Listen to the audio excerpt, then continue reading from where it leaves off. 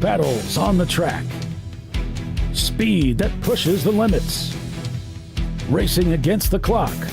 This is where drivers test their skill, endurance, and courage. Welcome to the heart-pounding world of auto racing, where every second counts.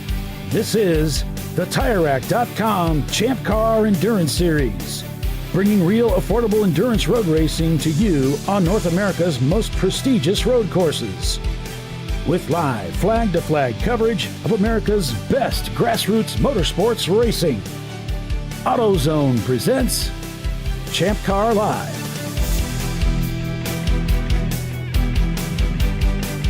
Hello everyone and welcome to ChampCar.Live, presented by AutoZone. It's the TireRack.com ChampCar Endurance Series. This weekend's race, it's the Siliconsky 14 Hours of Daytona at Daytona International Speedway. So let's take a look at Daytona International Speedway, courtesy of Google Earth.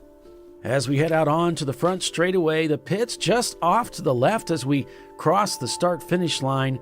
Drivers will pick from a number of driving lines, diving down into turn one at a very high rate of speed into this very tight, decreasing radius turn one, and whistle through an even tighter turn two as they barrel down into turn three, a wide, constant radius corner leading to a very fast and, for most, a flat-out turn four, bringing the cars rushing into turn five, a corner very much like turn three. A good exit at track left. The cars will cross over to the right, lining up for the all-important and tight left-hander turn six, where we see a lot of overtaking opportunities. Then it's up finally onto the tri-oval, the cars gathering great speed as they head into the quick bus stop chicane. A fast exit brings them back onto the tri-oval, into high gear now and around that 31-degree banking as they head back to start-finish, and that is a lap around Daytona International Speedway. 3.56 miles is the distance, 12 turns, and that is what the teams will be facing for the next 14 hours of racing this weekend. And welcome everybody to ChampCar.Live, presented by AutoZone. Well, if that doesn't get you excited, I don't know what would. It's so dramatic coming out here to this epic racetrack. It is Daytona International Speedway. It is the Siliconsky 14-hour Enduro at Daytona this weekend. Welcome, everybody, to ChampCar.Live, presented by AutoZone. It's the TireRack.com ChampCar Endurance Series annual return to the big one, Daytona International Speedway. Paul Veltum with Les Epps down in the pits, catching all the action, along with Kyle Lockrow. Kyle, good morning. Good morning, Paulie. Good morning, Champ Car Nation. We are back at the World Center of Racing. 106 cars getting ready to tackle 14 hours. Cars are rolling off the grid here on pit road. You folks are in for a show. A lot of excitement, a lot of fast cars. You're definitely going to see a lot of action, and we go through a lot of different changes throughout the day, a lot of transition periods. You have to treat this race like three separate races, Paulie. So make sure you folks keep it tuned in. Make sure you guys get your Champ Car marching ants up on another one and on another browser, and we'll get ready for some action. Yeah, and actually I think they're having some issues with marching ants. I don't think they'll be able to bring it up today, but wow, 14 hours of endurance road racing. This is what it's going to be, a beautiful day for racing. I don't know, is a bad day of racing better than a good day in the office? Absolutely. That's what I hear. Any day of the week. And so it's going to be a fantastic day. These teams are going to take these race cars out onto the racetrack, Kyle, and they're going to push them to the limit for 14 straight hours. They're going to keep changing drivers.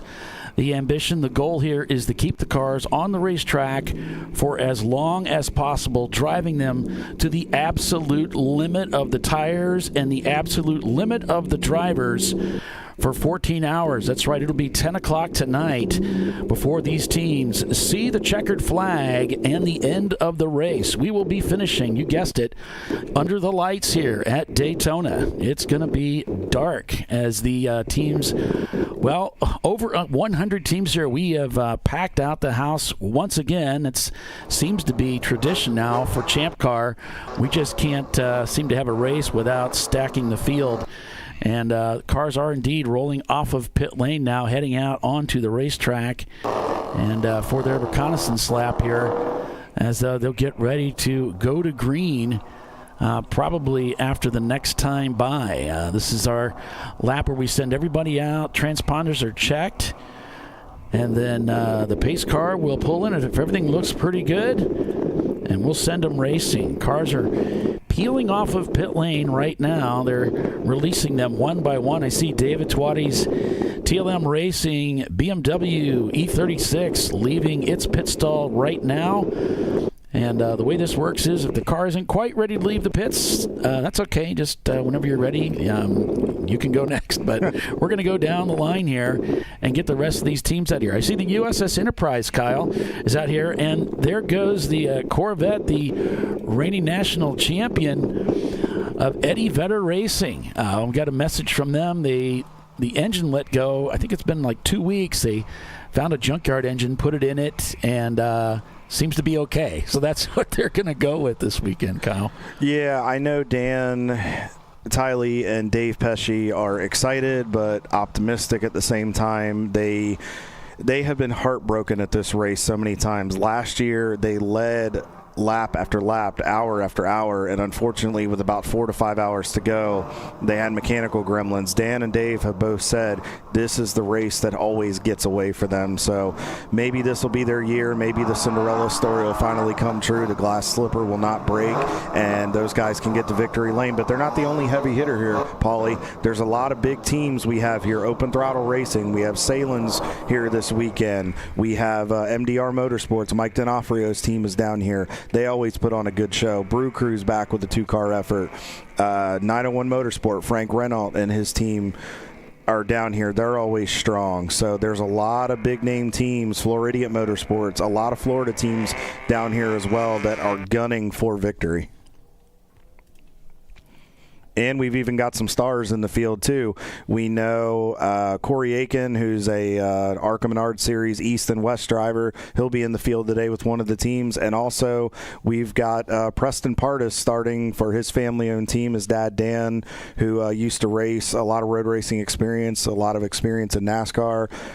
Preston is an O'Reilly Auto Parts driver along with the MX-5 series. So if there's somebody that could go out there and possibly steal something, I think it'd be those guys with their experience. But again, there's a lot of teams as we're on board here with our race sponsor. That's Mr. Tim Averill in the 165 BMW 3 Series Open Throttle Racing with Siliconsky. So thank you to Tim and his team for sponsoring this race here at Daytona and again at Watkins Glen in about a month and a half.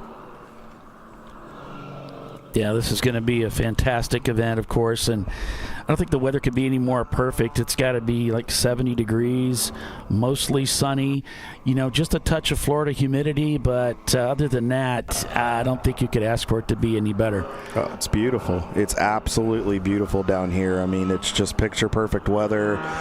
Beautiful sun. The little bit of cloud cover we have is scheduled to burn off a little bit later in the day. As you can see, the cars going around the track. So, folks, as you saw the Miata right there, I believe that might be one of the Edmondson cars.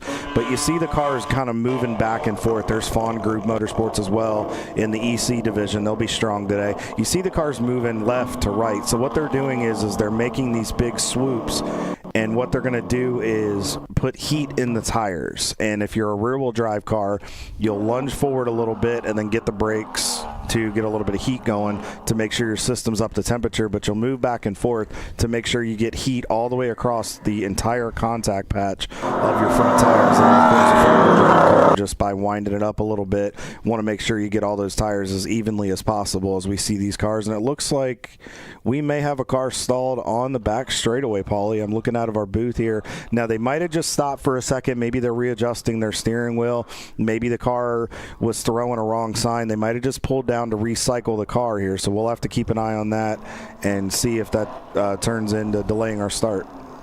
Yeah, cars are coming across the start-finish line now for the very first time today, and there was no practice yesterday, Kyle, so some team owners like that. Some team drivers definitely don't. They like to knock off that ring rust and get out there and drive, but this time they're just going to have to go at it cold, and we may see some cars that are going to break down because they really haven't been on the track yet. But, we'll just see how it goes. Absolutely. It's always one way or the other here at Daytona. That lack of practice, I think, really does throw teams for a loop. They know it. A lot of teams try to get to Road Atlanta, or this year they tried to get to G2 or Dominion to really just dissect the car. But sometimes when you get it down here in the heat with the dew and just the moisture in the air, you're only about 5 miles from the ocean, the Atlantic side here in beautiful Daytona Beach. So sometimes that can throw off your system in your car a little bit. And there's always those little gremlins that like to sneak up at those big races, unfortunately. Yeah, on board the pace car with Les Epps. He's here again this weekend covering pit road action and paddock action, and he always does those great videos for the recaps to get you up to speed on what happened over the course of the weekend. So he's in the pace car, getting us some of these great rear shots coming out from behind the pace car there. As we continued around the racetrack, some cars still leaving the pit lane. And just a sold-out crowd this weekend, and then, of course, sold-out tracks in the future as well. So ChampCar must be doing something right. Yeah, I'd say they are, Paulie. I mean, we've just continually had sellouts. Daytona's one that always sells out. It's such a bucket list race for so many of these drivers, teams, competitors that are here. Guys and girls want to get out there and say that they've been on the same stage as a Dale Earnhardt, as a Richard Petty, as Hurley Haywood, Scott Pruitt, Max Pappas, names, synonymous names, Mark Donahue, Dan Gurney, Mario Andretti, so many of those names that have been here to Daytona. I mean, Scott Russell, if you're a two-wheel guy. So it really just is a place that it's hallowed ground, in my opinion. Yeah. Yeah, it's one of the big ones, that's for sure. So the car is still circling around the racetrack. And if race control is happy, the pace car will come in on this lap, and we'll cut them loose to begin 14 hours of endurance road racing here at Daytona International Speedway. Welcome, everyone. If you're just joining us, it is the Siliconsky Daytona 14-hour Enduro, and on ChampCar.Live, presented by AutoZone. It's the TireRack.com ChampCar Endurance Series. Look at that banking there, Kyle. 31 degrees banking in some of these corners, 18 up on the tri-oval there. And just an amazing experience racing around this epic facility. Over 3.5 miles in length. Just absolutely huge. Yeah, I mean, it's such a big facility. Yeah, 3.56 miles in total, 12-turn configuration that we run here for the this is the same layout that they do the Rolex 24 on here in late January. So yeah. If everybody's always wondering, do you use the same pits? Do you use the same layout? Absolutely. I mean, there's only one pits here. There's no club pits like we use at Road Atlanta. You are on the same grounds that the gentlemen and ladies who ran the Rolex 24 in January. You're going to be in the same sandbox, so it's a lot of fun. Paulie, I think one thing that'll really throw these teams today, and I think that's something they got to keep in mind, the banking. This is one of the only tracks that we go to on the tour where there's banking in these corners. So loading up on the right side and a lot of wear on the right sides could be a little bit of an issue for these guys today. So they really have to watch their camber and caster adjustments in the car, and they need to make sure that the air pressures are monitored as well, especially as the ambient and the track temperature rises as we get into the afternoon hours. Yeah, and some of you have noticed the video's a little bit choppy, and just a lot. We got an airport nearby. So it's kind of something that we run into is with the quality of the video feed, sometimes not quite as good as we would like it. Right now it looks like it's cleaned up a little bit, but it's kind of hit and miss as to how the quality of the video. It was so bad back in the day. This is actually our 10th year of ChampCar.Live. It was so bad back in the day, I really didn't want to come back to Daytona. It was just absolutely awful, but it's improved quite a bit with the equipment that we're using now. So welcome, everybody. Thanks for joining us. And we're getting ready to get started here as we reach the top of the hour. Looks like Pace Car is pulling in. Pace Car has pulled in, and we get ready for the green flag. And there's the green flag flying. And so it begins. 14 hours of endurance road racing here at Daytona International Speedway for the TireRack.com ChampCar Endurance Series. 100 cars come down to take the green flag and barrel into turn number 1 for the first time today. Big move by the 378 there. Fiesta Racing in the 378. You'll see them come by here on the outside. They passed about 4 cars on the start. There is no rule on the start where you can't or cannot pass before the start-finish line, and those guys were on the jump and on the charge and just moved up into second in the overall. So nice job. And they may be going for the lead here. Yeah, I don't know if there's any RX-7s in the field this weekend, but I wouldn't be surprised because there are so many cars out here. A little bit of stack up as we go through the International Horseshoe, which is turn 3. Now we're at our camera here in turn 5 as you see them headed up through the kink, headed down to 5, a lot of straight line, hard braking, and then you head to that kind of double apex corner, a little bit of a late turn in, late apex. It seems like it's a double apex. Corner kind of goes on forever, which is known as the West Horseshoe, and then from there you transition on to turn 6. It's a left-hander, and then that's really a double apex corner where you turn in and then you'll start working and climbing onto that 31-degree banking and continue to make a lap here at Daytona International Speedway. Yeah, Team Infinity is right there. Now, that's a former winner of this race, and so to see them out there, that car is quite a weapon out here at this event, and he is already going to the high side for the pass, and he's working his way towards that leader. He's got that leader in sight. That's Team Infinity in the J30. Yeah, Ed Stein and his guys out of West Palm Beach. Dave Costello from Ormond Beach, a local guy here this weekend, back with that team. I know they have their normal cast of 4 drivers here, so it's good to see them starting up front. If they can keep that thing out of trouble, I think you're going to see a new leader here in probably a short amount of time, because Ed will make sure that Infinity is wound out. Yeah, they are definitely chasing down that leader now. We've already gone to caution here, folks. So full course caution, which means we'll probably be going to a purple 35. And we're going to be checking those race logs to see if we can find what the story is there. Just went under a code 35 here at Daytona, folks. So looks like we got just about 1 lap under the in the books here, and we'll have to see what's going on and see if we can get you some information. So as we have a little bit of a lull here in the action while we get that information, we have 106 entries this weekend, 6 car classes represented. We'll get you some manufacturers here in just a little bit, but we have 13 A-class cars, 6 B-class cars, 38, which is normal here for Daytona, 38 C cars, a lot of BMWs in that C class that tend to show up, 19 D class cars, this is a big one for D class cars, 3 in the F class, and 27 in EC. This is one where a lot of teams bring those big boys out to Daytona to come play, and a lot of the EC cars, a lot of fast cars, so you'll see a lot of the closing rate. It'll be interesting. Yeah, it looks like over in turn 3 there, Kyle, one of the cars has come to a stop. They've already got a rollback there ready to pick them up. And he's just pulled politely over to the left side of the racetrack. And I can't tell if that's a Pontiac or a Camaro, but number 26. That is Reeves Racing in their Camaro. So unfortunately for those guys, a little bit of a problem here. Hopefully it's just a small issue that won't be a permanent issue here. It looks like everything's okay. Driver seems to be okay. He's moving around in the car, trying to get it rolling.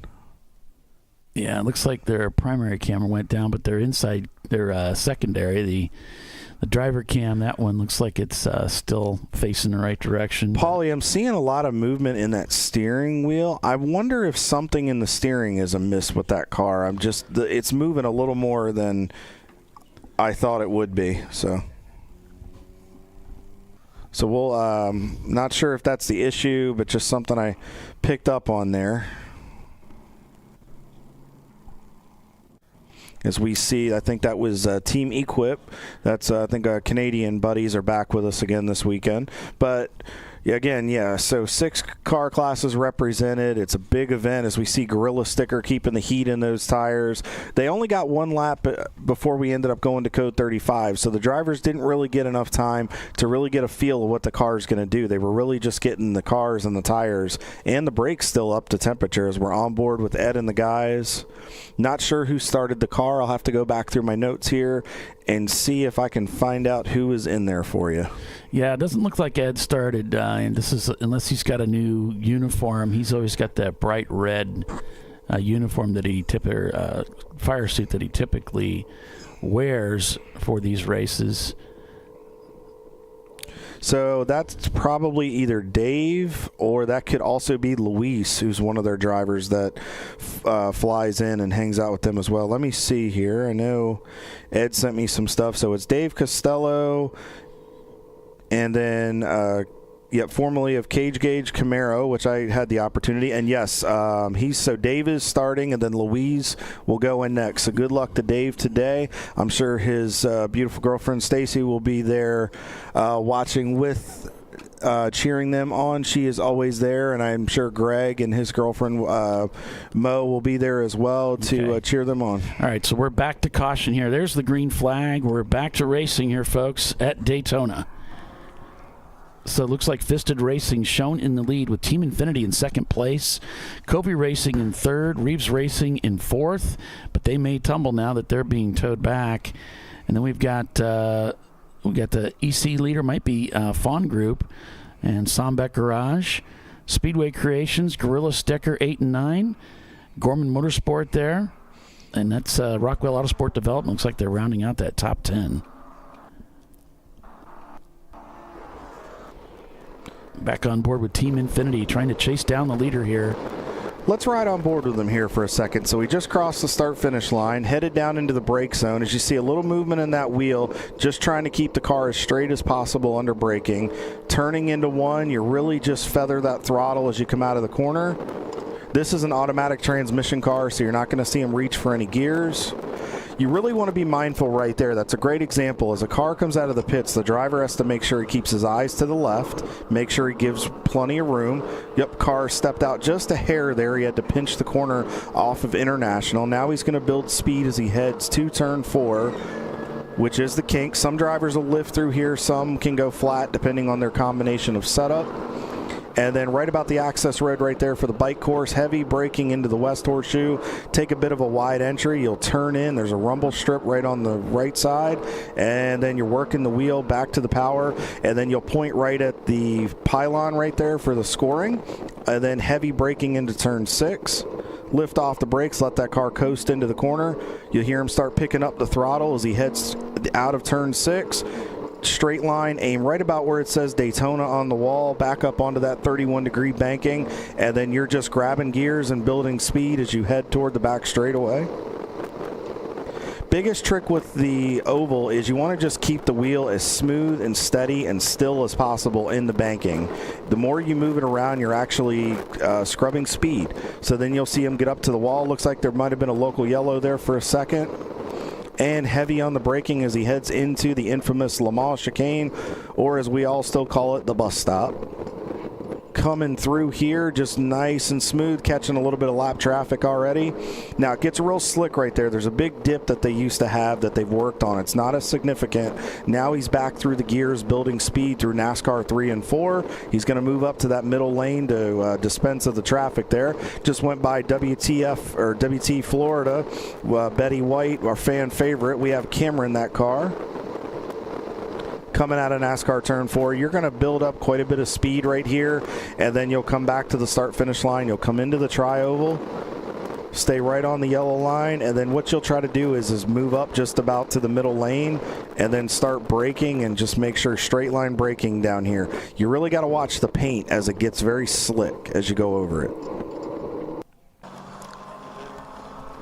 Eddie Vedder working with that Corvette, trying to keep things going out there. and looking to get back up to the front here. And yeah, this would be quite a feather in their cap if they could do well at Daytona. As you said earlier, Kyle, they just don't seem to have lady luck with them when they come to this racetrack.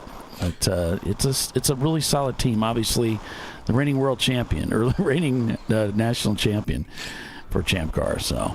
And multiple wins last year, Paulie. I mean, if you look at their record and what they accomplished last year, yes, they had the issue here, but they were poised to win this race. But they had 4 wins last year. They won the second race at CMP. They won the opener at Road Atlanta. And then, if I'm not mistaken, they won the opening day at AMP in the fall, and then again they won the overall and the championship at VIR. So 4 wins last year, and the team was very, very competitive. We'll go back and try to find a little bit more of their stats, even into some years past later in our broadcast. But the team is always strong. They're very consistent. Even if they don't win, they're up there in the top 5 as long as it stays running. Yeah, I think this is open throttle, but I'm not 100% sure. Whatever it is, man, I was watching him drive off camera, and he's having a good time. This car is quick. Yeah, not sure which car that is, Paulie, to be perfectly honest with you. It's kind of hard to tell. I don't believe that's one of the open throttle cars. I could be wrong, though. Let's watch him braking as he heads down into turn 1 here. Into 4th gear. See Whoa! How that back end's loose. That's why I like watching him. And when you got a car real wide there, taking lots of extra track and beyond there at the exit of we're going into 1 rather. You got to wonder for 3 if there's some fluid down there. And the only reason I say that, folks, is he went a little bit wide, but so did the car in front. Now, you can get a little bit of fixation if you're the driver behind. If a driver makes a mistake in front of you, if you don't move your eyes around, you can do the same thing they do if you get fixated on the car. But it just seemed like the car was moving a lot more under braking than it should have. So I wonder if there might be a little liquid on the racetrack. Yeah, this driver likes to hang that tail out there, so let's follow them a little bit. It looks like maybe a local yellow over there, Kyle, in that part of that 5-6 area of the racetrack. And we had a report that Team Salem had stopped off the racetrack as well in the 943 car. That might be them in turn 6 right there, Paulie. There is some safety equipment off to the right just at the turn-in point. Now we're full course caution, Kyle. Yes, it is Team Salem, Paulie. I can see the Porsche. It looks like they're trying to get the car going, but it may be, yes, it looks like it may be on a tow. Is it on a tow rope? Yes, it is on a tow rope. Oh, man, Paulie, one of the previous winners here at Daytona, Team Salem. Yeah, being towed off the racetrack there, Kyle. That's got to be a huge disappointment for them. And, of course, you know, you come to the racetrack, folks, if you're not familiar with this sport, the amount of prep time, Kyle, the amount of effort and energy and money that goes into setting up these cars, you know, you haul them in here. We're back to caution. I don't know if they're going to take us from caution right back to green or not. But, boy, that's hard to see for any team. Yeah, you got to wonder, though, Paulie, but the fact that those cars were sliding in there, yes, that driver can hang that tail out a little bit. I wonder we'll have to find out what happened. Find out what happened to Team Salem. See the cars coming out of that bus stop there. See one of the open throttle BMWs trying to get by. I believe that's the Running Bulls BMW on the bottom. Yes, it is. So the trick with the banking, folks, here and another part with the Speedway is drafting does come into effect. And if you're not familiar with drafting, the first thing you need to do for your education is you need to go home. And if you're home, after the race is over, you need to watch Days of Thunder. And you need to learn from Tom Cruise how to draft properly. And if you know what I'm talking about, it's an infamous scene in the movie. I won't ruin it for you. Make sure age appropriate are watching. But it is a fun movie. But it does teach you a lot about drafting. 2 cars working together can go faster than just one. The first car pokes a hole in the air. The second car can pull up behind. And the 2 cars can work together to go faster. But the banking does open an opportunity for you to draft off other cars and be able to stay within reach to get to competitors sometimes if you're at a little bit of a horsepower disadvantage. Board with the Team Infinity here. as they are trying to work their way around the racetrack. Fisted Racing shown as the leader, so Team Infinity in second. Reeves Racing still in third place, so they must have got that car going.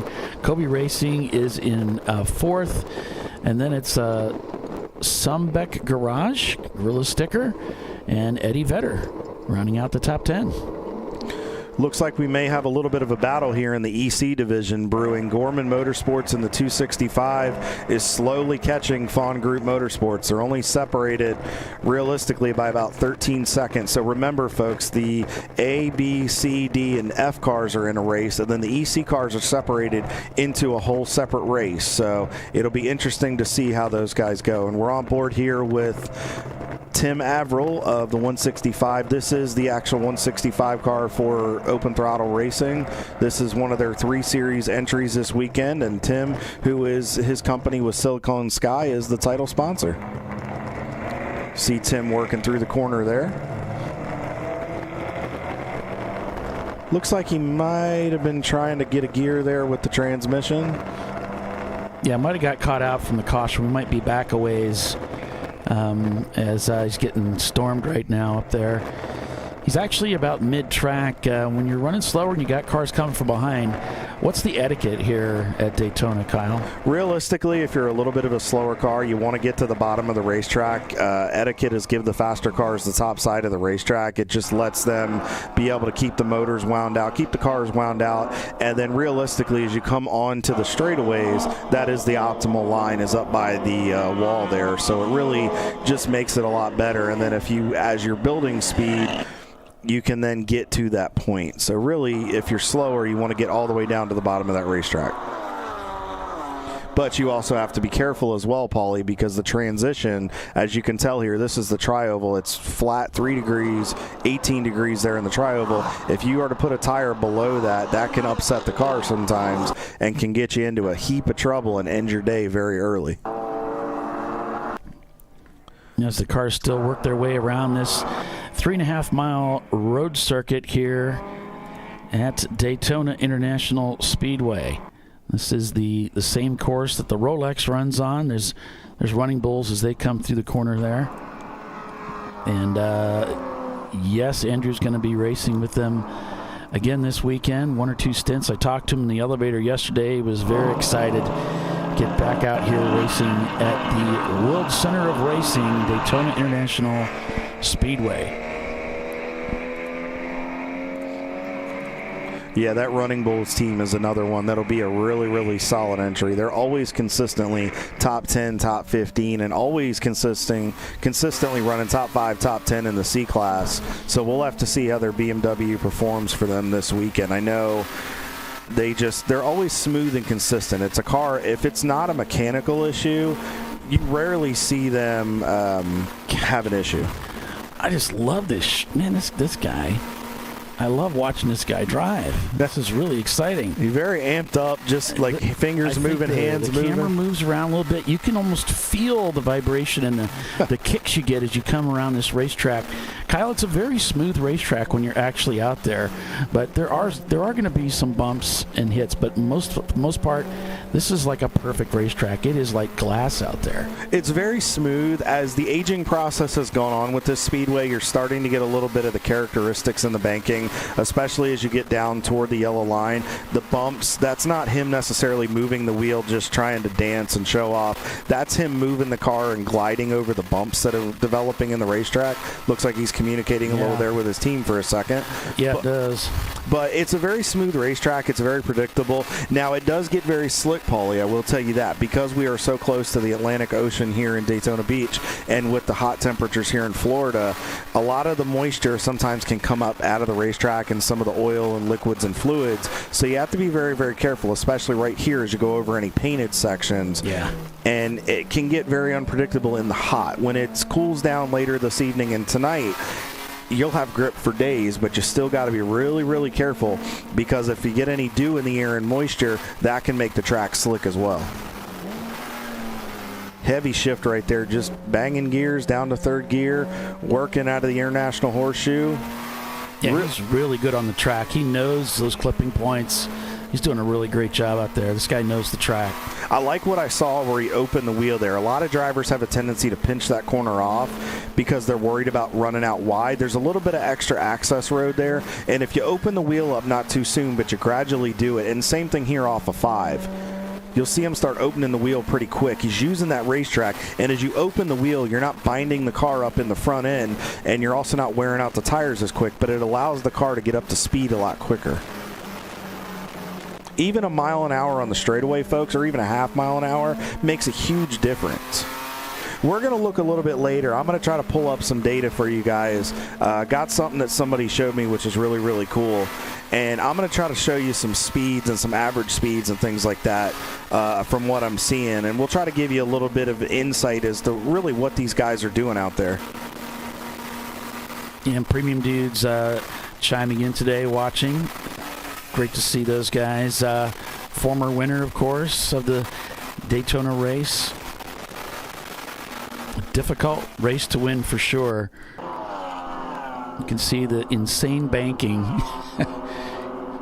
Can imagine crawling up that banking was myself today in the dewy. I'm gonna tell you what, it's never. I don't know. I don't know that I want to do that. You again. made it though, Paulie. You're here. You made scary. it. That's the important part. I need a harness. So. It was a little questionable yesterday when you and I went up there. Oh, you should have gone up there this morning when there's dew settled nice on and the slick racetrack. for you. It's even better. Did you have your racing slicks on, or did you get your grippy performance tires on? Oh, that's a good idea. There you go. If we could have shoes made with racing slicks, huh? Maybe we can talk to TireRack.com about that. They can hook us up with some rubber. Yeah, or some makes a tire. Or some Goodyear, some Goodyear BF Goodriches, whatever shoe. works. Goodyear makes a shoe. Have you seen them? I have. Yeah, I wonder. We might have to look into something Guys, like we're that. Connecting the dots over We are. We're just marketing machines up here. We call races. This could work. Yep. Veltum Lacro Marketing Enterprises. So what's going on with Open Throttle here? Not sure what's going on, Paulie. I saw Tim kind of messing with the shifter. I don't know if maybe they're having a transmission issue with the car. Not sure what's happening here. So hopefully it's just maybe a little minor issue that they're working through. Well, there's nothing on the race control logs about car 165. And I'm not sure what's going on here. We got a black flag on being reported for car 803, and that's the, I believe it's T1X Racing. I got a Ford Mustang. They're going to be black flagged and brought in, but there's no explanation as to why. And looks like car 30, level 30, by Robertson Racing, blew through one of the either the bus stop or that turn 1 to turn 6 cut through there. And so it was at the bus stop where they got the shortcut. So they caught that. And looks like car 606 was stopped on the racetrack, or off the racetrack, that is. It's one of the Section 8 machines. It's having some trouble over in turn number 5.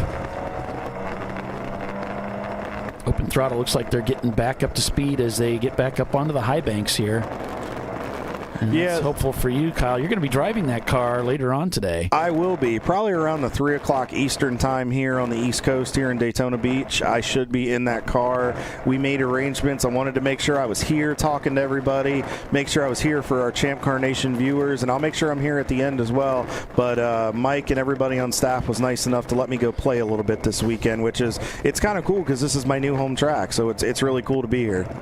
That's right. You moved here recently. Yep, so. we just relocated to Florida, so it's kind of cool to get to say Daytona is my one of my home tracks now. But I do still love Dominion and some of those places up in the Mid-Atlantic area where I grew up. So looking at the standings right now, we've got Fisted Racing leading over Team Infinity. And then we've got Reeves Racing behind them, followed by Covey Racing, Marathon TLM, and Gorilla Sticker in play down there in 80th place, it looks like. So, Yeah, and folks, if you see your favorite team or favorite driver, like for example Jackie Ickx in the 166, they may be running 91st right now, but a lot of times in these races, you want to just take it easy. You might be back there in the order a little bit, but sometimes discretion is the better part of valor. If you just take it easy and you're smooth, you won't have issues later in the race. Take care of the car, take care of the brakes, really take care of yourselves as drivers. You want to be there at the end of the race. This is not the time to really race hard right now. You just kind of want to get into a groove, get into a rhythm, continue that baton passing with the car, and then as we get down into the last few hours of the race, that's when you really want to put the hammer down and go get those positions you need. Yeah, it looks like Reeves Racing is in the pits right now, and the drivers having a good time in there. But that's what you want in Champ Car. That's why everybody comes here. You want to cheer as your past cars. It looks like he's taking a page out of the Rodney Earwood playbook there, having a good time in the seat as we go on board with the Smoky guys. Smoking Horse guys, 564 car. Yeah, Joey S. at the wheel. See that wide entry they take here, folks? And the reason for that is you want to straight line your exit. So what I mean by that is if you take a late turn in, you open the wheel sooner, as I was talking about before, and then you can start to build speed faster, and it allows you to carry more speed down the straightaway, which in turn, a better exit off the corner might let you get by somebody or get a run on somebody to then present yourself to make a pass. So right here, Joey's going to get down a little bit behind that Miata, get a little bit of a draft, and he's going to pull back up to the right a little bit. Running about the second lane here on the racetrack. Technically, you can go 4 wide in the banking. It's a little questionable. 3 wide is about the limit you kind of want to do, but we've seen it done before. But it takes a lot of trust between competitors and drivers, and the drivers in that position on the banking, you really have to hold your line, and you can't do anything unpredictable because that can end up in a bad day if you're not careful. See him just gingerly rolling into that power. It gets very slick in that bus stop, so you want to make sure you're rolling into that power, that wheel is straight, make sure you transition over that bump toward the exit, the last part of the bus stop. Make sure you're smooth as you exit the corner, and then you can really put the power down and build speed through NASCAR 3 and 4. Still on board with him here. You see him just kind of tucked in behind some of the lap traffic. Now he's popped out just a little bit. Running the high side to keep it wound up. He's backing off a little bit early. Not a bad thing. It's never, if you're in a heavier car, never a bad thing to back off a little early and save those brakes. We got a lot of racing here today, and this track can be very brake intensive, especially into turn 1 and into the bus stop on brakes, especially if it's a heavier piece of machinery. Yeah, even through here, he's just gingerly working through. Track might be a little slick right now. It's a little cooler this morning, so there may be a little dew on the racetrack, a little bit of that moisture. Paulie even said it was a little treacherous walking up that banking, so it's better to just take it easy, tiptoe, let the ambient come up, let the track get some rubber and heat in it, and then we'll go racing later today. I like the line he is. You don't see a lot of aggressive movement with the steering wheel. Very smooth, very precise inputs. That'll pay off later today.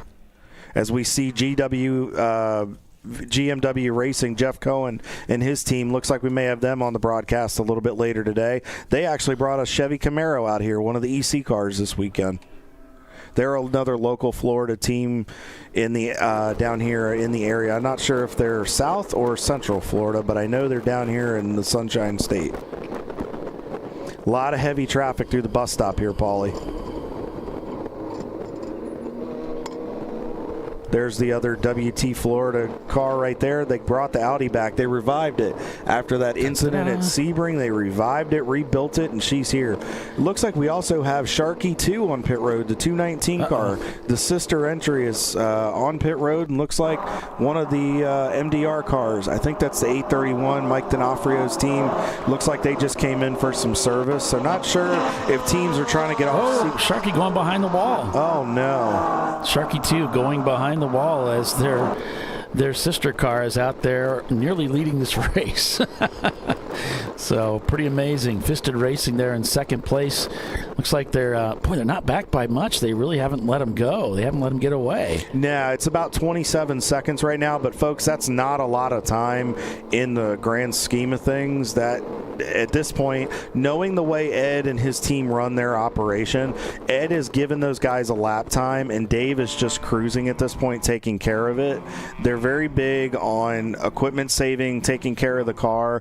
They work on a smaller budget than some of the other teams in the paddock, so for them, maintaining and being easy on equipment is how they can go to more races in the season. Yeah, they're just working their way through this traffic, and you can just see the litany of traffic out here.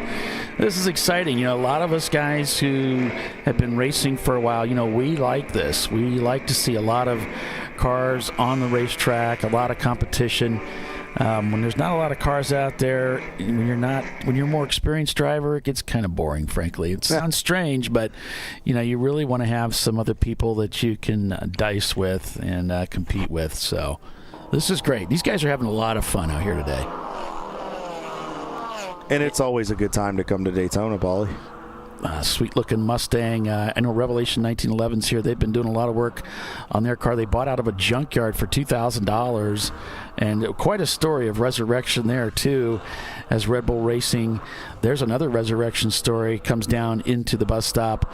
These guys are headed down into the bus stop and braking hard to dive into that left-right combination. Paulie, you've driven this track. Why don't we give the folks a little bit of insight here to the bus stop, because it seems very simple, but it's a complicated piece to get through on this racetrack. This is like the place where people wreck. That's a good way to This is the place where everybody ends to the outside. They used to have a little more grass over there, I think, Kyle, didn't they, in between at the bus stop? And they've kind of closed that up a little bit and added more asphalt to give drivers a little bit more of an opportunity to get the car stopped before it gets to the wall. But, this is a place where, when I first came here, the team owners sat us down and said, look, when you go to the bus stop, just don't overcook it. Don't lose control, tank slap it, and end up against the wall in the bus stop. Everybody does that. You don't want to be that guy. And so we always did kind of ease it on the way in. And, I mean, a lot of bus stops, you do want to hustle some speed in, but you want to throw away usually that first corner, don't you, Kyle? And then really it's all about maximizing the exit. There's a certain way you can kind of get in there. You kind of, like right there, one of the Bruker cars, he kind of tossed it in there a little bit. You give it away a little bit, but you don't want to give it away. You kind of get in a hair shallow, but it sets you up to be able to turn to get through the second part, because maximizing the exit is really when you make the speed. Getting into the corner, because it's such a tight entry, if you miss it, it completely screws up the rest of your lap. So, yeah, you just kind of want to float it in a little bit, be smooth, a little bit of trail braking as you go through, and then once you feel the car take that set and it squats, you just want to put the power down and really get out of the corner. Yeah, these guys are heading down to the start-finish line here. This is the fastest part of the racetrack. You can see, and Brew Crew's up kind of high there as they come around, and then they'll be coming across the start-finish line, and then they sort of eye. There's a light, if I remember right, to the right-hand side that's up on the fence that I'd kind of eye and begin braking as I cross over that start-finish line and just ease it down into turn one here. It's a decreasing radius. It's a little tricky. This is probably one of the trickiest parts of the racetrack to learn, is getting into turn one without losing too much time and without blowing the corner, ending up very wide. Yeah, it's very off camber as you get farther into the corner, so you really have to make sure you're steady and stable. If you're pitching the car in a lot and trying to throw it in too much, it can kind of get you in trouble. So you really want to make sure you're on top of it, you're careful, and you want to just make sure it's smooth movements on that steering wheel, because if you spin down there, yeah, there's runoff, but there's a tire barrier waiting on you if you're not careful. So we see the cars coming out of the International Horseshoe. That's that excess I talked about, folks. If you look to the right side, right where one of the open throttle cars is, there's excess amount of pavement right there that you can really use if you need it, and it allows you to open that wheel and get down that straightaway and not pinch the corner off. Yeah, it looks like Eddie Vedder is in the pits at this time, so they've already brought that machine in. So thanks for questioning that, guys, in the chat. Appreciate you. Got a lot. I got a lot of plate spins, but yeah. So they have come into the pits. They're already working on that machine. Unfortunately, looks like they may be chasing an electrical gremlin. Paulie, you saw him kind of messing with some of the switches and wiring. Yeah, and some back garage saying my cousin. So he's watching today.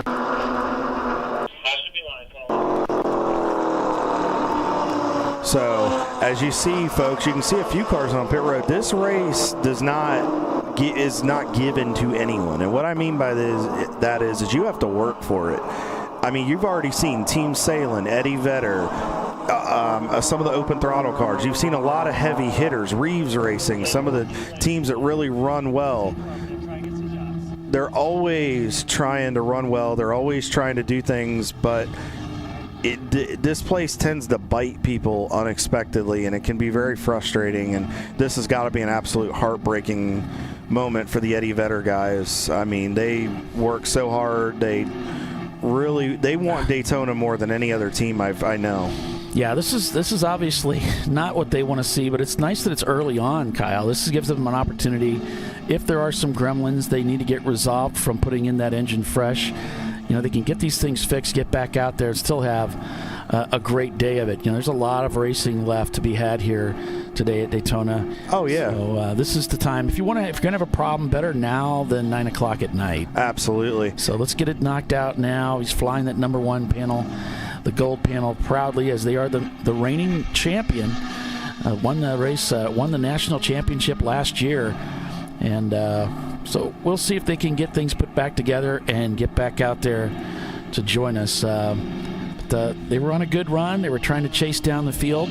But Team Infinity has really been the team that's putting on a clinic right now. And it's very dangerous for them to be up at the front here. The other team's got to be getting a little nervous. We saw Salins having problems early. If you're just joining us, the 943 car pulled off the racetrack by a tow truck. So Team Salins having issues here early. And so is another one of the heavy hitters, the Eddie Vedder Racing team. Back with Team Infinity as they're trying to chase down the leader and only about 4 seconds in the rears.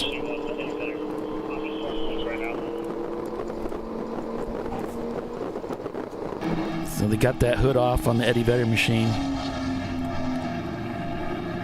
Looks like it might be electrical issues, and Les is trying to feed us some information as it comes.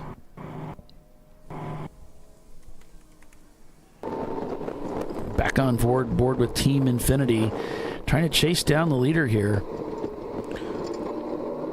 Just easing through there. You can see the bumps. The characteristics, Paulie, are really coming. I have a feeling there's a repave eventually that'll come for this place, but I'm not sure when. But you just really see the car bouncing through turn 6. There's the tunnel right there to go underneath the speedway to get out, the driving tunnel. So that's another part of the bumps as well from where they dug out that tunnel. So real quick, folks, I wanted to break down our manufacturers this weekend. And everybody's always wondering what's running, what can be running ChampCar, what are we allowed to use? So our oldest entry this weekend is actually a 1968 Ford Mustang by Nuts Found Racing, and then the newest car is a 2021 Hyundai Veloster by Fawn Group Motorsports. So right there, almost 60 years separation, about 55 years and change separation. It's really incredible how many different cars are eligible for ChampCar. So if you're interested and you want to build a car and you want to come out and play, you can visit ChampCar.org, go to the BCCR rules and regulations, what is good in ChampCar, what isn't good in ChampCar. That'll give you all the ins and outs, and you can reach out to Jimmy Letchworth, Ray Frank, and Andrew Sides, and Dan Diggs, and all the guys at Work Tech. They can give you more information if you're interested.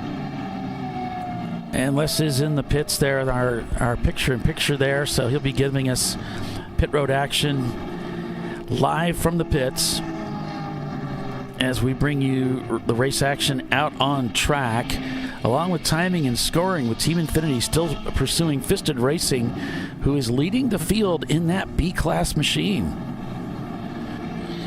Fisted Racing, they've been with us for a little while.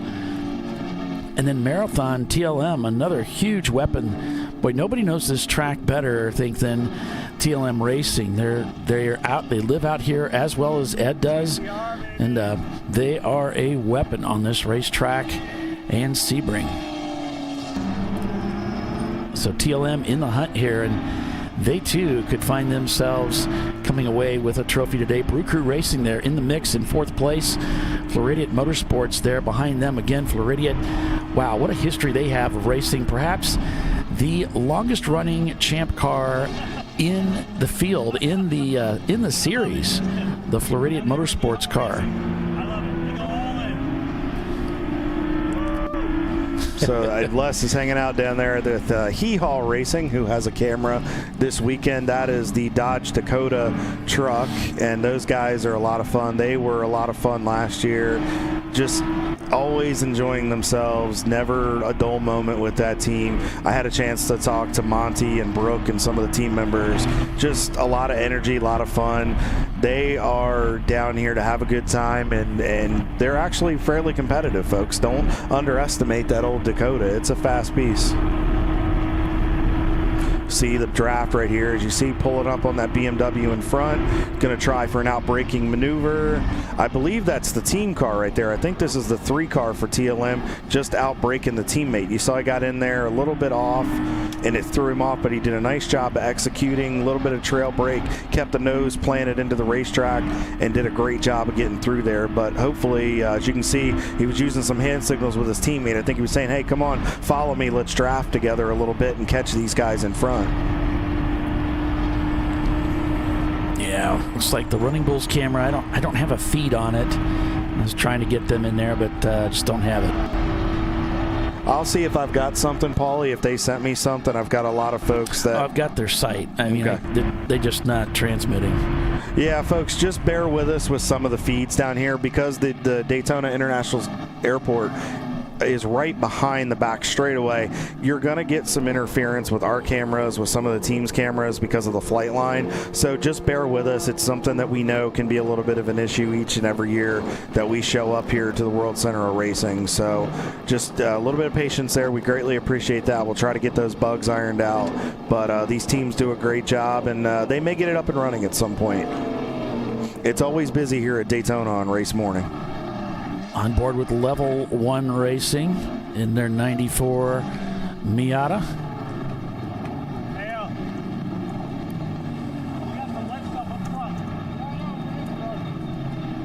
Nick at the wheel there. A little bit of pinwheeling. And someone noticing the entire C-Class podium is within 20 seconds on track of each other. Yeah, still early in the event. You know, we just got started here. And I'm looking at the lap times here, the top 3. I just saw it. I think it was a 2:17 by Fisted Racing, and then Team Infinity running about low to mid 2:20s, which is about normal. I mean, honestly, they don't want to push that car super hard. As we see, they just let one of the EC cars go by. That's GMW Racing, Jeff Cohen's team. They're making some ground up in that EC division, so we'll have to keep an eye on that. Les getting us some awesome shots on pit road as always.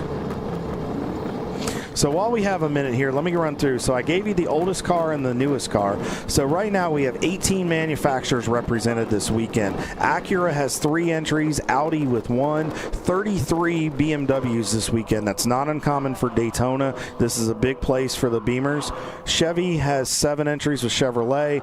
Mini Cooper 1. Dodge has 1 with the Dakota Hee Haw Racing. Ford has 15 entries this weekend. Honda with 2. Hyundai with 1. Infinity with 2, or excuse me, I think Infinity has 3 this weekend, and then Lexus has 2, Mazda with 15, so they're tied with Ford, leading the charge, second on the board.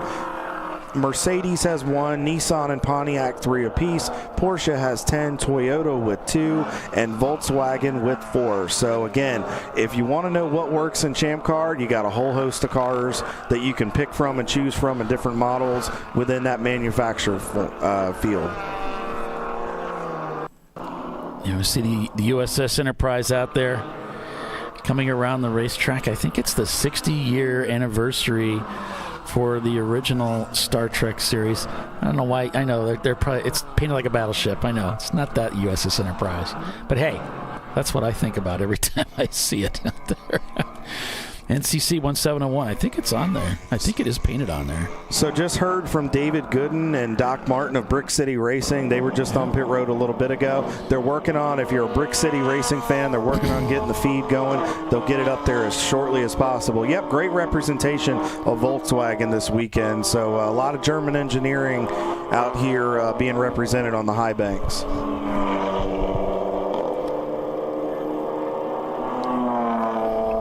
You can just hear those engines screaming, that BMW, as it comes up out of that bus stop. And that's a lot of it, folks. Maximizing, as Betty's telling everybody, they're number one. As Section 8 Racing comes up behind them. Looks like the teammate to WT Florida, to Betty, is on the apron there. That's their Audi, the 2002. Good to see they got that car back running again. How many Mazdas? You were just asking me that question. We have 15 Mazdas entered this weekend.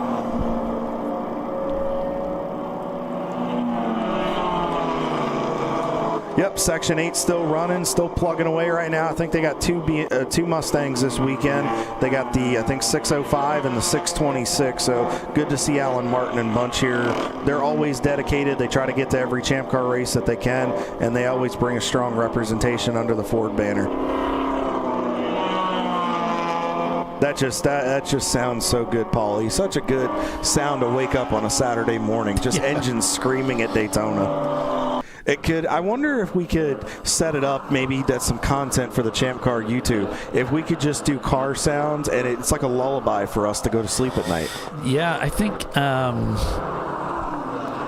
I know you're saying that kind of tongue in cheek, but there's one of the sports market magazines that comes and shoots our events. They've done this for years. They just come and shoot. They set up cameras in a few corners. They're usually at Daytona. And there's no commentary. It's just the sound of engines coming by, and it's what's the swimsuit magazine? Sports Illustrated. Sports Illustrated does it. Yeah, they do it, and it's just really cool. So it's kind of nice to have some ambience. You know, it is good. It is good nap music or nap sound. My wife always falls asleep when we watch an F1 race. I'm sure it has nothing to do with the quality of the racing. Looks like the bonnet. The bonnet's not going back on the Eddie Vedder machine. We'll head back down into the pits with Les. He's there for everything. Look at the size of this racetrack. It's just absolutely epic. It's such a beautiful shot. You can see the tower there where Kyle and I are perched. They kind of checkered flagged all of these seats. So it's just a really cool racetrack. It's amazing. And I believe on a race day when they come for the Daytona 500 and usually for the Rolex, I heard they broke a record this year. I know Frank Kelleher, the track president, he won't be joining us on the broadcast this weekend. They're tied up.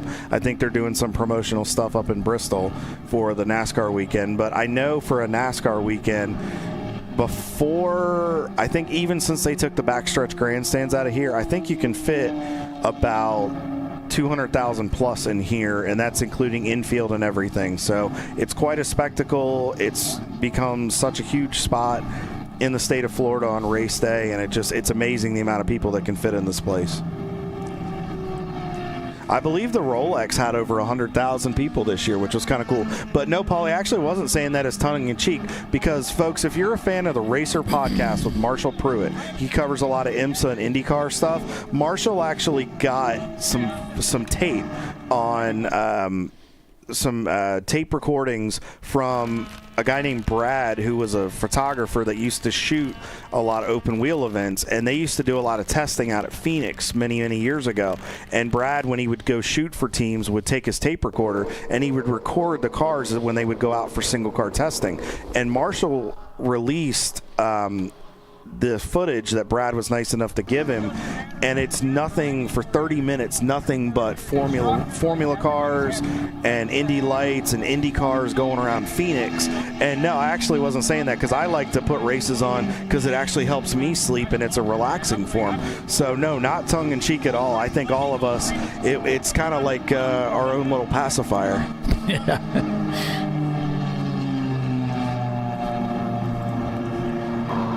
So it's Team Infinity in the hunt here for the lead of the race. Fisted Racing leads the way, though, with TLM USA in second, Brew Crew in third, Marathon TLM in fourth, followed by Floridian Motorsports, Brew Crew Racing in the number 86, Reeves Racing in seventh, followed by Fingdog Racing, who just made a pass on Covey Racing to move into 8th place. Ninth, it's Covey. So, yeah, that's a quick snapshot of the front end of this field. We do have a number of cars in the pits. The USS Enterprise is in the pits right now, and it looks like they might be getting ready to send the Eddie Vedder Corvette back out onto the racetrack. You can see, it looks like they're buttoning it up here, not 100% sure. Open throttle racing out there, still turning laps. It looks like, not sure why, if they're down on the apron here, Kyle. So maybe there's an issue here, not sure. Yeah, not sure what's going on with that. It seems like there's just been a few issues here and there. Like I said, I saw Tim was struggling with the transmission a little bit, so not sure if maybe it's a transmission or a driveline issue. I don't hear anything scraping, so maybe they're just trying to get the bugs worked out of this thing.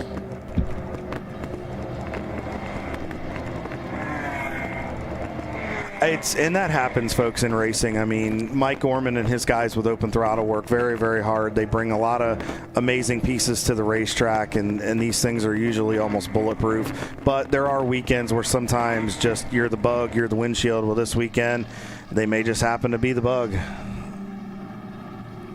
So on board here with BC Racing, Joe at the wheel of the 211. Headed down the back straightaway, you can just see some of the vibration in the car from the speed, and a lot of that is the air buffering as he's down to fourth and down to third to work through the bus stop. Now, the curbs, you can use a little bit of the curbs here, but you don't want to get too far, because these curbs, they've redone the bus stop and some of the curbage here at Daytona, and some of it is they've made them more aggressive. So if you're on it oh no, TLM Racing's in the pits, Paulie. Yeah, it looks like they've brought it in. They're having some issues with that. And they're not the only one. There's a little bit of company down there, Kyle. We're seeing, that's the Marathon coach car that's in the pits right now. We're seeing a number of cars that Les has shown us here in the Les's More Cam down there on pit road. And it looks like, it looks like the banner car coming in as well. So looks like they did decide to bring that car into the pits there, Kyle. As crew jumps over the wall, tending to that machine. Looks like they're headed to the back. Doesn't look like a standard pit stop. The crew is shouting over the wall. They're looking at that right rear corner. There may have been contact over there. It looks like it's a flat tire. And the jack's going underneath it. Yeah. Looks like some junk. I hear the shout for a spare tire. And Les is on the job there, catching that racing action. This is our event sponsor, the Siliconsky guys. And you can find out more information on their website about Siliconsky. We'll have them up here and get a chance to talk to them and find out more about that product. And as they work on that right rear, that could have been due to boy, look at that tire. Yeah, it looks like some contact. What do you think? Looks like some contact there. That rim is bent pretty hard on it. It's got a flat edge on it there. That's not looking like it was just a tire that went down, Kyle. It looks like it's bent on both sides. I wonder if he hopped up over something. Might have hopped up over the curb. Might have had a little bit of contact there. If you catch those curbs wrong, they can do a little bit of damage to those cars. So you really got to be careful. So what they're probably going to do is, since they're in the pits, they've got the tire off. They may also be checking for damage. There could be rear suspension damage where there could be a trailing arm, something with if they're running a track bar, there could be something that's there. That's Mike Gorman, team principal and owner, looking at it. Mike's going to be doing a little bit of driving this weekend if everything works out, but they're going to make sure there's nothing coming loose that didn't damage it, because if something in the axle or suspension broke, it might have dropped that rear end where it may have actually been rubbing on the tire and bent the rim. That could have caused the tire to go down, but it also could have been side-to-side contact. And it looks like Eddie Vedder, she's going behind the wall to the garage to get a little bit of service done to them. Hopefully they can get it repaired. Back on track with Team Infinity there, and second place, and boy, they're just a couple seconds away from Fisted Racing now. They can just taste the lead of this race as they're braking for the bus stop here. Down into 11, I believe that is, they go. Yep, heading through that bus stop there. You saw the BMW, so he got in there. He was just taking it easy. He probably could have powered up and gotten closer, but again, no need to lean on that thing really, really hard. And he has the legs on the straightaway as he's working by Prefect Racing, and there's one of the BMWs, I believe, as well. Coming out of NASCAR turn 4, headed back to the start-finish. On board with Prefect. Yes, they came by there. So that might change the lead here as they come through. It looks like they were 0.3 seconds behind that last time through there, Kyle. So it's tight. Yeah, it's absolutely just not separated by a whole lot. And that's what you see here at Daytona is it's kind of a rubber band. It'll stretch out for a little bit, but then all of a sudden it'll come right back together. But it also depends on your strategy. I mean, we're an hour into this race, just about 6 minutes to the top of the hour here, 9:54 Eastern here on the East Coast in Daytona Beach. So we're about halfway through, realistically, through a fuel run. Actually, for some teams, a little over halfway. So now you've been out there driving a little bit. The driver has an indication of what the car is going to do. The ambient is starting to rise a little bit. The cloud cover is burning off. So now teams are starting to get feedback from the drivers as far as what adjustments they want to make, air pressure, any type of adjustability they have, maybe track bar, some type of camber caster adjustments in the cars. They might have some other electronic devices that they can adjust. You never know. So you want to have adjustability into your car because we're going to go through 3 or 4 different stages today in transition periods as it gets warmer, it gets to the hottest point, and then as we get into the evening and then into the nighttime hours.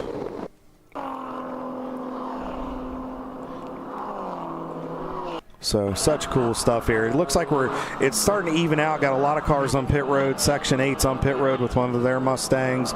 Brick City Racing and the 242 is back on the pit road. It looks like the 252 is on pit road as well. Looks like one of their, I think it's a Camaro or a Firebird, is in the pits. The Enterprise is in getting some service. I talked to Tom Chalemi the other day, who's one of the team principals with the Enterprise. He said they do about hour stints with that car, plus with the size of it and as much of a guzzler as it is with fuel, it just tends to eat up a lot, so they have to pit a lot quicker than most teams. So Fisted Racing continues to lead this race over Team Infinity. Last lap they were separated by about 1.6 seconds, or they're separated by 1:17 now, actually, as TLM USA has moved into second.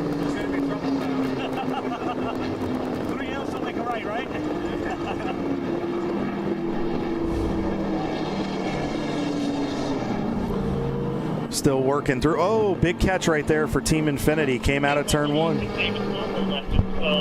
don't meet very many people named Les here, so we're having a good time.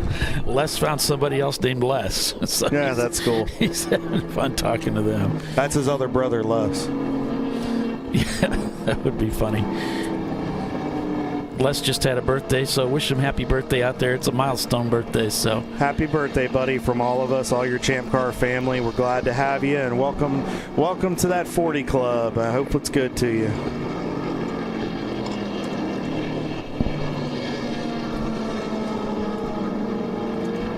Yeah, so Fisted Racing just gapped Team Infinity by a couple seconds there. My left times get lower. Team Infinity there in second place. Reeves Racing behind them. Then it's Covey, some back, Gorilla Sticker, Eddie Vedder. They're behind the wall right now, so. Paulie, I'm noticing I'm watching Team Infinity. I can tell the ambient is going up, and I can tell the track's starting to get slick. They've come out of the corner, and Dave is having to catch the car a lot more than he was 30 minutes ago. So I think that right rear is starting to get a little bit warm. They're going to have to keep an eye on that. May have to let some air pressure out of it on the pit stop because you don't want to risk overinflating these tires because then the car is going to slide and not catch all the contact patch, and it's going to bounce a little bit like a basketball. You know what's surprising me right now about about this race so far. We're coming up on the top of the hour here. We've been on the racetrack for a full hour. We've only had a couple brief cautions. We have been really went to purple 35, I think, just once. That's pretty unusual. We usually see a lot of cautions at the beginning of the race. Yeah, we do. Maybe this sets the tone for the rest of the event, where we have a lot of teams who are really banking on a lot of cautions early. You're not really getting that, guys. You're getting a lot of green flag racing. I think the rules set in for this race with no new cars has helped as well, because it forced teams to really take the time to go test, to go run a race or two before this and vet the cars before they got here. And I think the drivers knew they needed to come down here, and Daytona takes a special etiquette. You have to get out there, you have to really take it easy on the car, and you have to really just respect your competitors. And we've seen a lot of respect. We really haven't seen a lot of contact. I think the drivers got the message after last year, and I think they wanted to come down here and get a lot of green flag racing in. So with that, we're going to take a quick commercial break and be back in just a few minutes. We're at Daytona International Speedway with Fisted Racing leading the way, followed by Team Infinity and Reeves Racing. Stay with us. We'll be right back.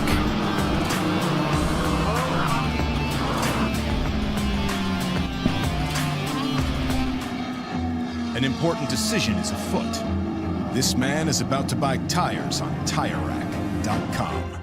Tire Rack is the leading online retailer of tires in North America and a repository of advice and expert reviews.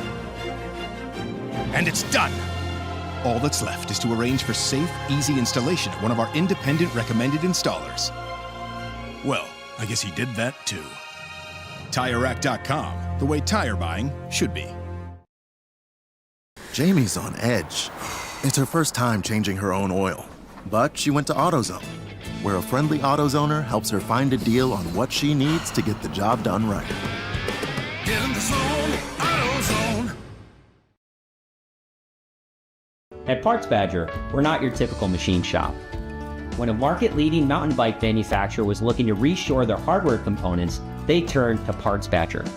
Within weeks, we had deployed a dedicated manufacturing cell, ramped up production, and had guaranteed capacity to meet their demand.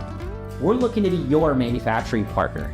See what we can do for you and your company at PartsBadger.com.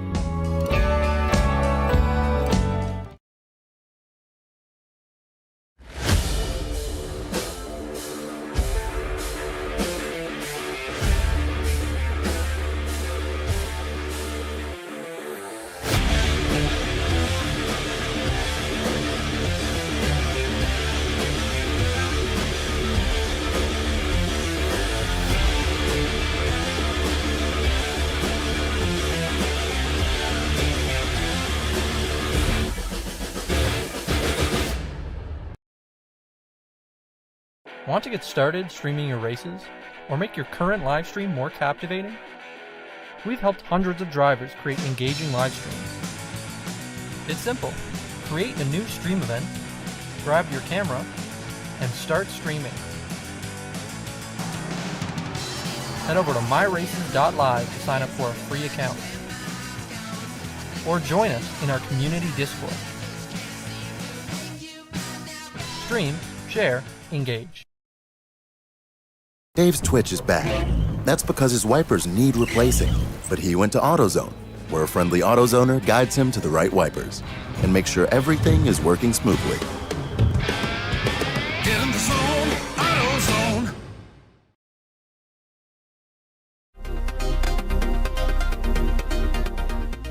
Welcome to TireRack.com, revolutionizing tire buying since 1979. With our unmatched selection of branded products, finding what fits your vehicle and is right for you and how and where you drive has never been easier.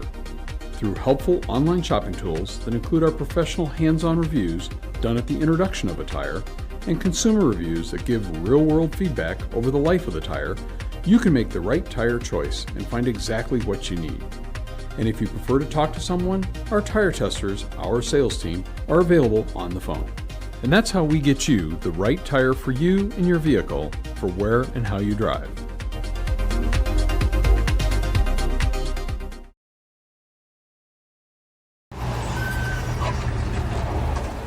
George is fed up. And so is Junior. They weren't planning on having to replace their brakes today. But they went to AutoZone, where a friendly AutoZoner, Renee, helps them find a great deal on Duralast gold pads and rotors. No headaches, just the right parts, and friendly service. Get in the zone, AutoZone.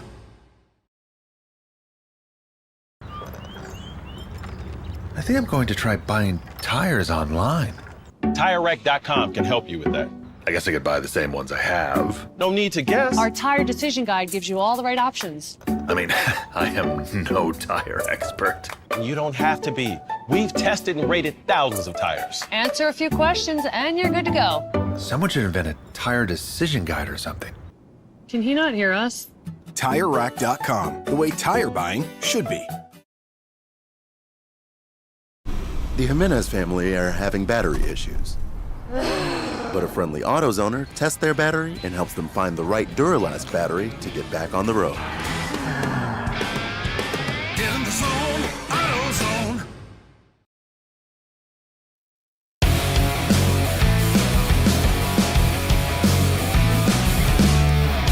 All right. Welcome back, everybody, to ChampCar.Live, presented by AutoZone. Team Infinity has been overtaken by TLM USA, as they have now brought that BMW, according to what I have here, into second place. Now, let me go through and verify that. Sounds a little suspicious to me. I'm just not quite sure. No, yeah, that's what it shows. The TLM USA number 172 has moved into second place beyond TLM USA, or beyond Team Infinity. Brew Crew in fourth place there. And Floridian Motorsports has moved into fifth. So thanks for joining us, everyone, here. The first hour already in the books for the 14-hour endurance race here. It is the Siliconsky 14-hour enduro at Daytona International Speedway. The USS Enterprise still in the pits. The Eddie Vedder Corvette has been pushed behind the wall. So already we are seeing some attrition. The open throttle racing number 165 still in the pits with the hood up as well. And we are green still here at Daytona. So a quick rundown. We've got Fisted Racing leading over TLM, Team Infinity in third, Brew Crew in fourth. Floridian Motorsports is behind them in fifth. Then it's Brew Crew in the number 86 car in sixth. Fing Dog in seventh. Transam in eighth.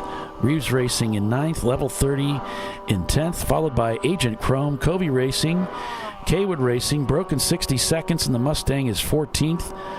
Then it's Kaywood Racing, Treasure Coast, Level 1 Racing in the 412. Then it's Mr. H Motorsports, Sublime Motorsports, Rolling Roadblock, and the Rocketeers T-Rex 7 in 20th place. I wonder if that's an RX-7. I don't know. Could be. Which one are we talking about, Paulie? It's a 91. It's probably not. It's an RX-7. Someone asked earlier if there was an RX-7 in the field. You know how those guys yes, stick together? Yes, there is. Rocketeers, T-Rex Motorsports, RX-7, I had a 13B. I had a feeling. You know when you get, that feeling when you get a feeling? Did you get that funny feeling? I had it, and then it was there, and then I was like, well, wait a minute. I could be wrong. I'm going to backpedal this a little bit. And then you confirmed it was all true all along. So, yes, we do have an RX-7 in the field. So you might notice the sky's darkened just a little bit. It's now partly cloudy out there. It's still pretty. We still got sunshine. But, there's a little bit of cloud cover moving in to shade things a little bit. But, some smoke coming from one of the Gorman machines there as they come into the pits and pick up their clock. Looks like Fisted Racing, your race leader's in as well. Yes, indeed. That's going to hand things over to TLM USA. A lot of these guys are pitting early, Paulie. I mean, it is a feeding frenzy on pit road. Yeah, that's 64. That's Cherry, one of the other open throttle cars. Now, I don't know if this is a planned pit stop because I believe those cars can go I believe those cars can go about an hour and a half-ish, maybe a little more on fuel. So this doesn't look, oh, it's got smoke coming out of it, Paulie. It looks like from the front end of it, so not sure. Oh, another. Les is on his way down there, and we're catching one of the Mustangs coming in. Revelation 1911. No, I don't think so. It's oh, no, it is the Revelation car. Yeah. The hood was silver yesterday. Now it's black. Yeah. Okay. They pulled a sneaky on us.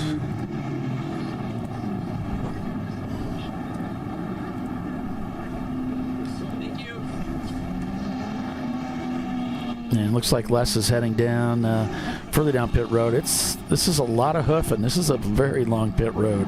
Les is going to be a tired boy by the time this stays. There's the Enterprise being serviced there.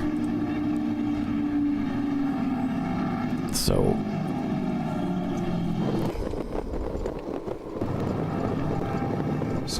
we got another open throttle car. Oh man, what a bad lap for the open throttle guys. There's another car off to the left there at the entry to turn 6.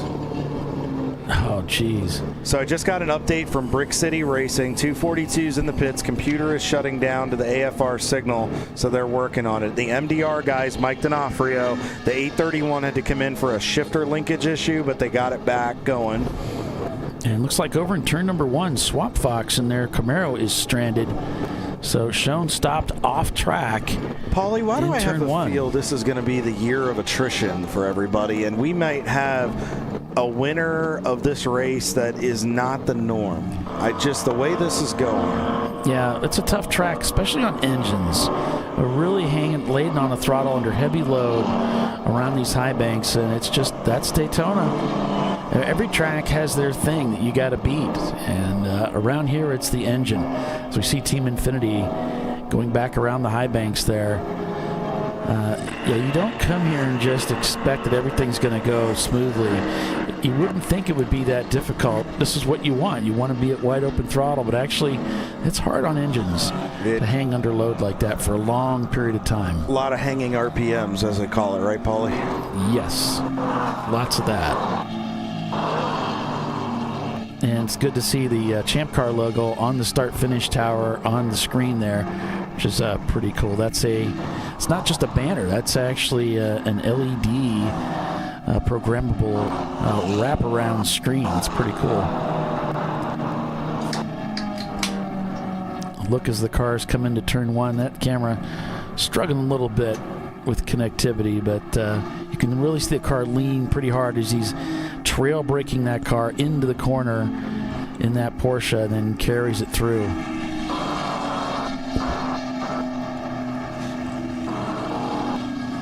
And we've got a car reported 4 off. We've got several cars being reported 4 off and continue.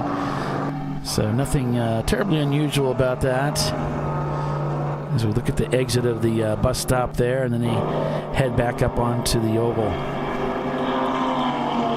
So we'll go back on board with Team Infinity as they are sitting in this in second place. Looks like they're back about 15 seconds from Team USA, TLM USA. So, Paulie, I'm looking at some cool data. I was talking about this before, and one of our ChampCar competitors came up with something really cool for me called the Panda Caster from Trash Panda Racing. He brought me some cool data. Jason Siebert and his team from Trash Pandas, he put up where we're going to have some data. Right now, there's 29. The leaders have done 29 laps so far. The fastest lap is a 2:13.08, and right now there's 79 cars running on the in for the overall race, and that's excluding our EC cars. So it's kind of cool to kind of see what's going on, and he's got it broken down. We got some manufacturers right now, so let's break down our A class. Right now we've got 5. The A class is all Miatas in the top 5. In B, you've got a Miata leading, a Ford in second, and then you've got, I believe that is a Lexus in third. And then in the C class, you've got rounding out in your top 10. 8 out of your top 10 cars are BMWs with a Porsche and a Mazda mixed in. Class D, you got Infiniti, a Porsche, Chevy, Ford, and I believe it's Lexus. And then for your F class cars, we've got Acura, Volkswagen, and then another Infiniti. And then we'll do a rundown here in a few minutes of your actual what the teams are in there. Looks like the 448 cars on pit road as well. Looks like they're doing a little bit of work under the hood here. Heard them revving the engine up, so I wonder if they're checking. Maybe they weren't running at full song.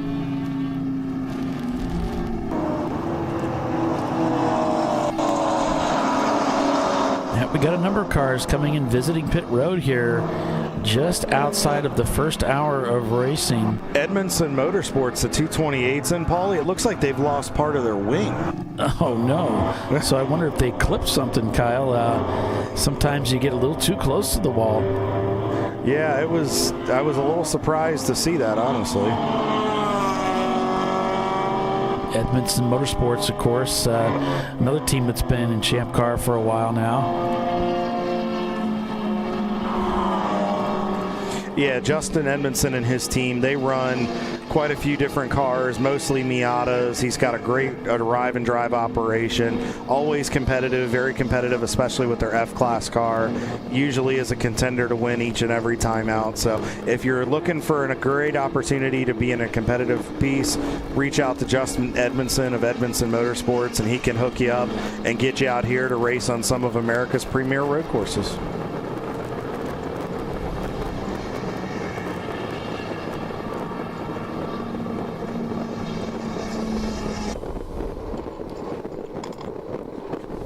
So much going on all the time. Oh, just saw the Enterprise get loose through there. Now, those heavy cars have to be really careful when you're going through the bus stop, and especially as you go through tight corners because of the weight. That weight transition side to side really makes a difference with how you carry yourself through the corner. It looks like also broken 60 seconds racing.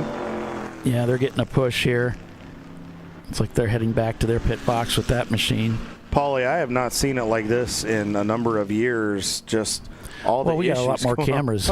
We don't usually see it because we don't have the cameras to see it. But just the cars, I mean, I know some of them are in for service. I mean, we're an hour 15 into this, but just the mechanical issues these guys are having this year.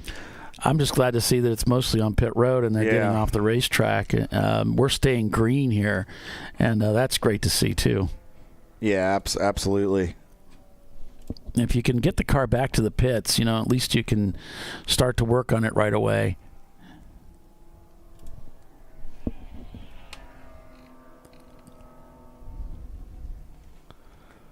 See it coming through the tri over here. Under braking, headed down to turn one, back on board with BC Racing.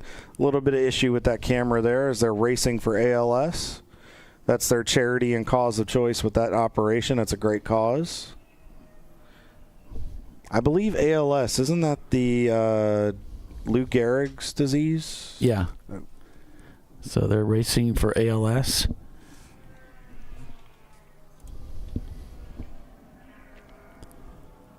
Such a good cause. So many people get involved in that. And Lou Gehrig, I mean, just what he did, raising awareness for that and getting that going. Feel good. I'm a little frustrated right now because this is definitely the most fuel burn we've ever had. We usually make it about an hour and a half. Okay. You want to talk about that, or not good? About an hour and 5 for your stint. How the tires feel and everything? Great. I mean, just working through traffic, trying not to be too aggressive. There are some people that are too aggressive, and you got to kind of fight. I just try to let people know that I'm there before I actually make the move, because there's us normal BMW guys that are kind of like, let me move where you want to, and kind of get in the way. A lot of the guys are very aware, which is good. There's been a couple times where I wasn't very happy. One crap moment in the bus stop because somebody moved from center track to track out right at the corner, and I'm like, right. So, I mean, you led the race for a while there, so it's like doing great, man. Letting them know where it's at. I mean, the car's always fast, right? So we typically always have stupid problems like this. Nobody's ready. Had a hose clamp blow right there first thing in the morning. I'm amazed we haven't had more purples. Typically, it's why I drive first. I'm team captain. Right. And just make sure there's nothing wrong with the car. Usually it's the heaviest traffic and a bunch of purples. Yep. No purples. Well, two. Yeah. Two purples. Yeah. So that probably led to a lot of the fuel burn too, though. Yeah, that doesn't help. But I mean, we raced at Road Atlanta and VIR, and both times we're making an hour 35, hour 40 on fuel. Okay.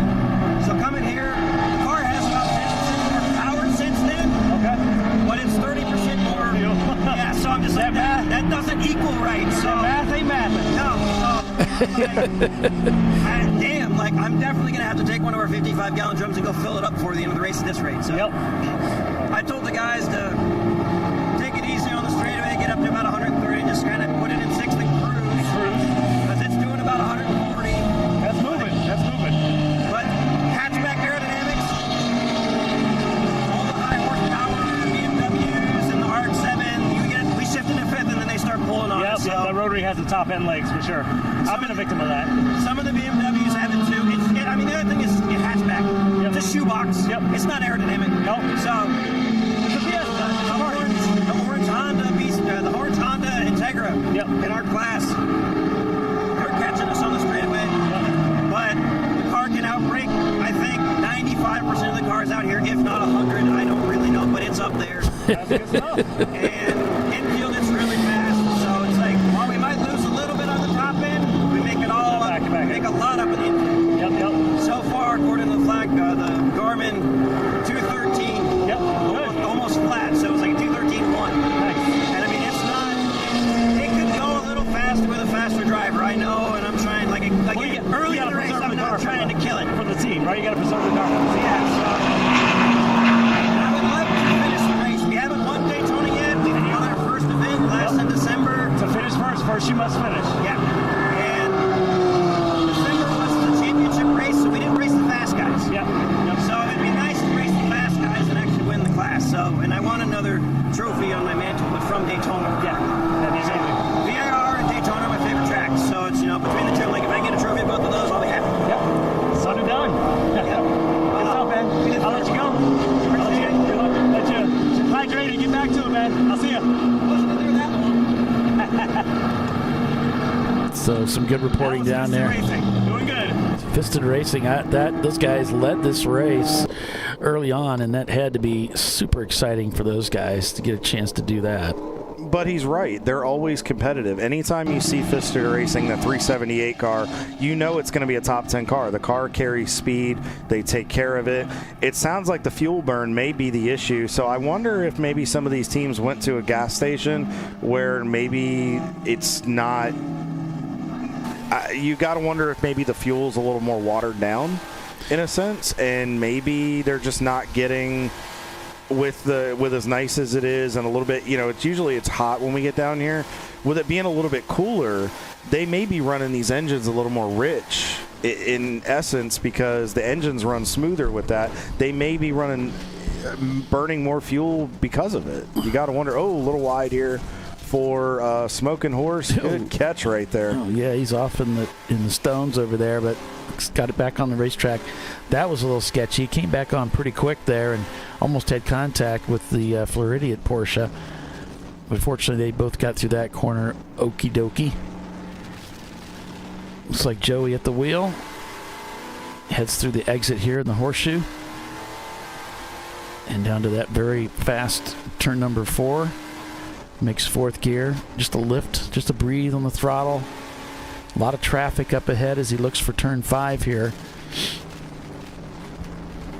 Just looking for a way through. Who's going to get through here? Looks like it's the Porsche. He's going to try and follow through by the TCR car on the left there. And the etiquette of road racing, what you kind of want to do there, if you got somebody in front of you that you know's got some good pace, let them poke the hole and get under somebody. And if you can stay with them, let them do the work. It's a way to kind of save your car. And then you're not the one moving all over the place and putting a lot of crazy... there's a cone on the racetrack at the exit of 6 there, Kyle. I wonder if maybe that led to some of the tire issues. Wonder if a few people might have run over the cone. Yeah, unfortunately, open throttle still behind the in the pits there. It looks like, so maybe more than just a wheel issue there. That might be a little more serious after that contact that they had with whatever it is that they got into. Yeah, I'm thinking it's something in the suspension, maybe an axle. Just the car seemed like it was sitting lower than it normally does with that tire down. So you got to wonder if maybe something broke and it was rubbing on the rim, and that's what cut that tire. Yeah, 901 Motorsport looks like they're doing a driver change already here as they're getting ready to send out another driver for a stint, but you did hear him talk about how we're using more fuel than he thought we were going to. We're not getting the purples we were hoping for. We're not getting those long cautions we were hoping for. Everybody's just racing. And that's not what they were calculating. No, I think it's throwing a lot of people off. So that may throw the pit cycles off a little bit. That might lead to an extra pit stop later in this race, unless the teams just tell their drivers, like they talked about, to back it down a little bit and get as much as you can. But again, I mean, with the consistent beating on engines here and just the high slinging of RPMs, you're going to burn more fuel than you would at a lot of places we go to on the tour. So Fisted Racing, I'm still showing them leading this race on one of my feeds, but that's not the case. It's TLM USA leading over Team Infinity. Then it's Floridian Motorsports, Brew Crew, Fing Dog, Transam, Agent Chrome now peaks up into the top 10 with the Rotary Rocketeers, the Rocketeers T-Rex 7 there, shown in 8th place. Oh, a little bit of a slip of a misshift there. Got to be careful. Didn't quite get it sunk in. Kobe Racing in 9th, 10th at Sublime Motorsports, according to what I have here unofficially.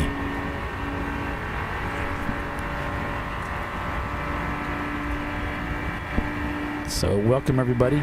Thank you for joining us. Great to have everybody here. And we are at Daytona International Speedway. Looks like TLM just sets their fastest lap time of the day. It's a 2:15.9 on that last lap.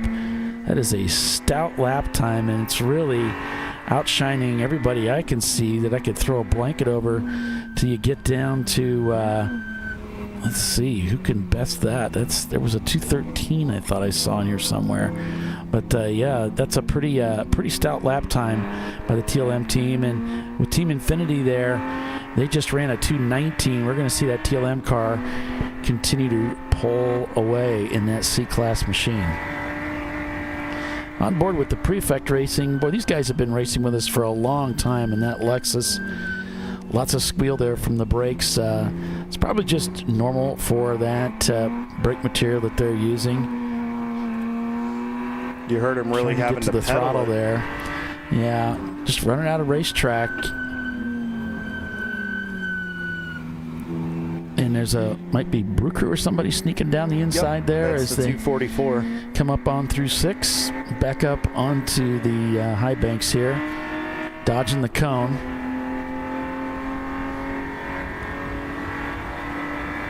And he's just going to hug down the inside, and that's pretty common. Looks like he's got a faster car. Camaro coming by the outside. Might be an EC car. Might be a class car. That's really the way to go. You know, once you get out onto the ovals, just to try to aim for that down. If you're out there kind of by yourself, just aim down for the inside, and that way the outside's always clear. Yep, through the bus stop here, back on power as soon as he can. Eat a little bit of curb there at the exit, that's fine. Back up onto the oval here. Here comes the next gear change. This is the heavy banking here, 31 degrees right here. As the car accelerates, you start to feel that G-load push down on top of you as you go through the oval. Car flattens out here as he heads down the tri-oval section. This will take him to the start-finish line. The pit's on the left there. 18 degrees across the start-finish line, and he'll start braking for turn 1. You think it's a little annoying racing with that all the time? I think he's trying to tell us he's. I think he's trying to tell us somebody's squalling. Yeah, a little bit. And it looks like the open throttle guy might be getting out of the car, so they're over there in the pits. We do have a 30-minute limit as the amount of time you can spend in the pits before you need to take it behind the wall. Less in the pits with the 226 Mazda Miata being serviced. Several guys underneath. One of Edmondson's cars. That's their A-Class car, I believe. Yeah, it's Edmondson for sure. Drivers getting in the car, folks, so I'm not sure if this is it doesn't look like it's a permanent thing. It looks like they're just going through it, but I wonder if they're having a cooling issue. They're working around the radiator. Definitely could be a cooling issue here with All this green flag racing out here at Daytona International Speedway. Back here in a packed field. Stay with us. We'll be right back.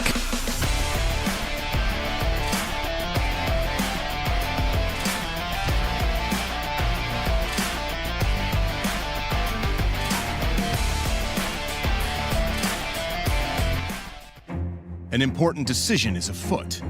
This man is about to buy tires on TireRack.com. Tire Rack is the leading online retailer of tires in North America and a repository of advice and expert reviews. And it's done! All that's left is to arrange for safe, easy installation at one of our independent recommended installers. Well, I guess he did that too. TireRack.com, the way tire buying should be. Jamie's on edge. It's her first time changing her own oil. But she went to AutoZone, where a friendly AutoZoner helps her find a deal on what she needs to get the job done right. Get in the zone, AutoZone. At Parts Badger, we're not your typical machine shop. When a market-leading mountain bike manufacturer was looking to reshore their hardware components, they turned to Parts Badger. Within weeks, we had deployed a dedicated manufacturing cell, ramped up production, and had guaranteed capacity to meet their demand. We're looking to be your manufacturing partner. See what we can do for you and your company at PartsBadger.com.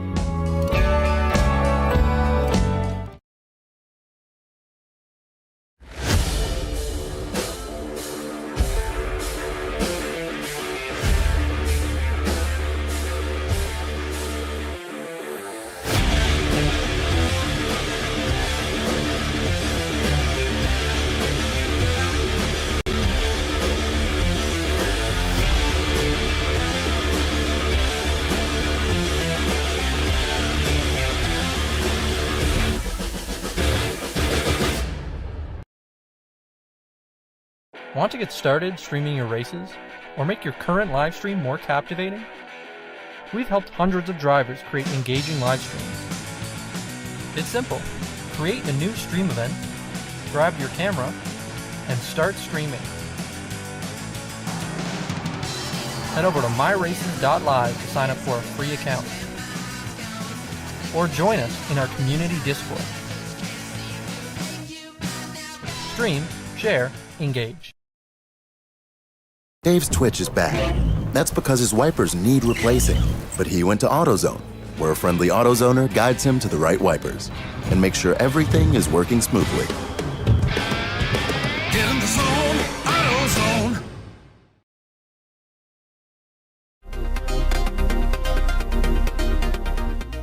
Welcome to TireRack.com, revolutionizing tire buying since 1979. With our unmatched selection of branded products, finding what fits your vehicle and is right for you and how and where you drive has never been easier. Through helpful online shopping tools that include our professional hands-on reviews done at the introduction of a tire and consumer reviews that give real-world feedback over the life of the tire, you can make the right tire choice and find exactly what you need. And if you prefer to talk to someone, our tire testers, our sales team, are available on the phone. And that's how we get you the right tire for you and your vehicle for where and how you drive.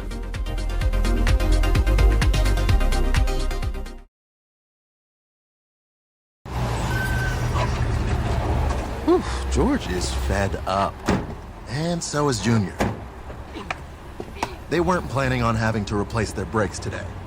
But they went to AutoZone, where a friendly AutoZoner, Renee, helps them find a great deal on Duralast gold pads and rotors. No headaches, just the right parts, and friendly service.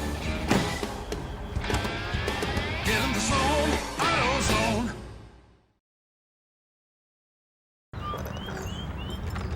I think I'm going to try buying tires online.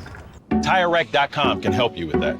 I guess I could buy the same ones I have. No need to guess. Our tire decision guide gives you all the right options. I mean, I am no tire expert. You don't have to be. We've tested and rated thousands of tires. Answer a few questions and you're good to go. Someone should invent a tire decision guide or something. Can he not hear us? TireRack.com, the way tire buying should be.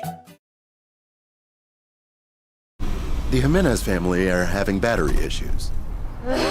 But a friendly AutoZoner tests their battery and helps them find the right Duralast battery to get back on the road. Get in the zone, AutoZone.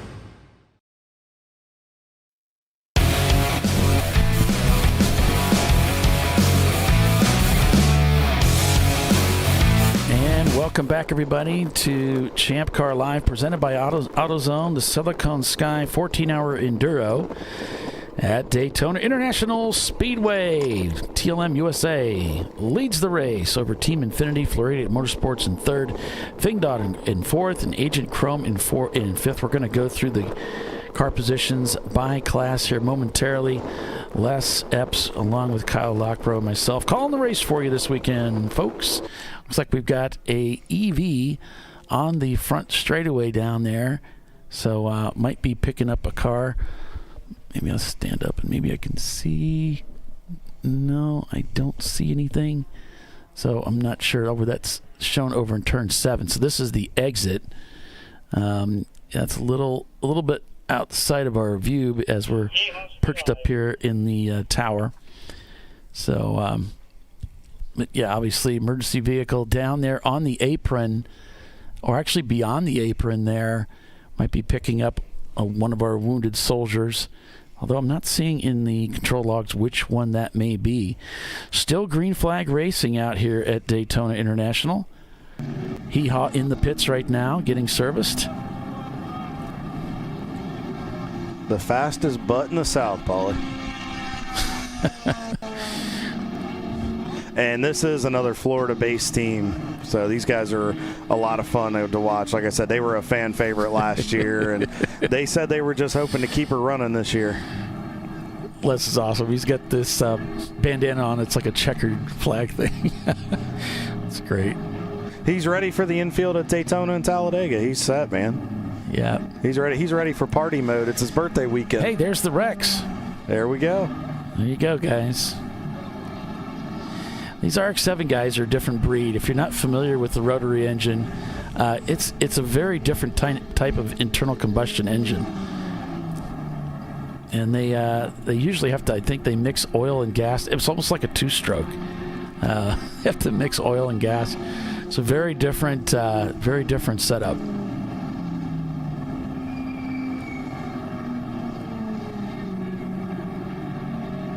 See the fueling process. So if you're new to ChampCar and you've never watched with us before, so the way pit stops work, if you take fuel on a pit stop, you have to stay in the pits for a minimum of 5 minutes to do your stop, start to finish.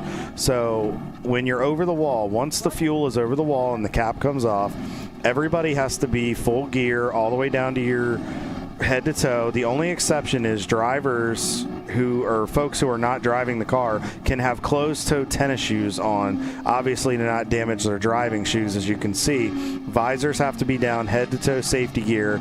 The only 5 people over the wall are the fueler, the fire bottle, driver in, driver out, and then one person to assist. Once you're done fueling, fuel is all the way over the wall, and the cap is on and locked in place. Then helmets can come off, as you can see here with Hee-Haw. Now they're just checking the problem pieces, making sure everything's where it needs to be before they send the car or truck back out onto the racetrack.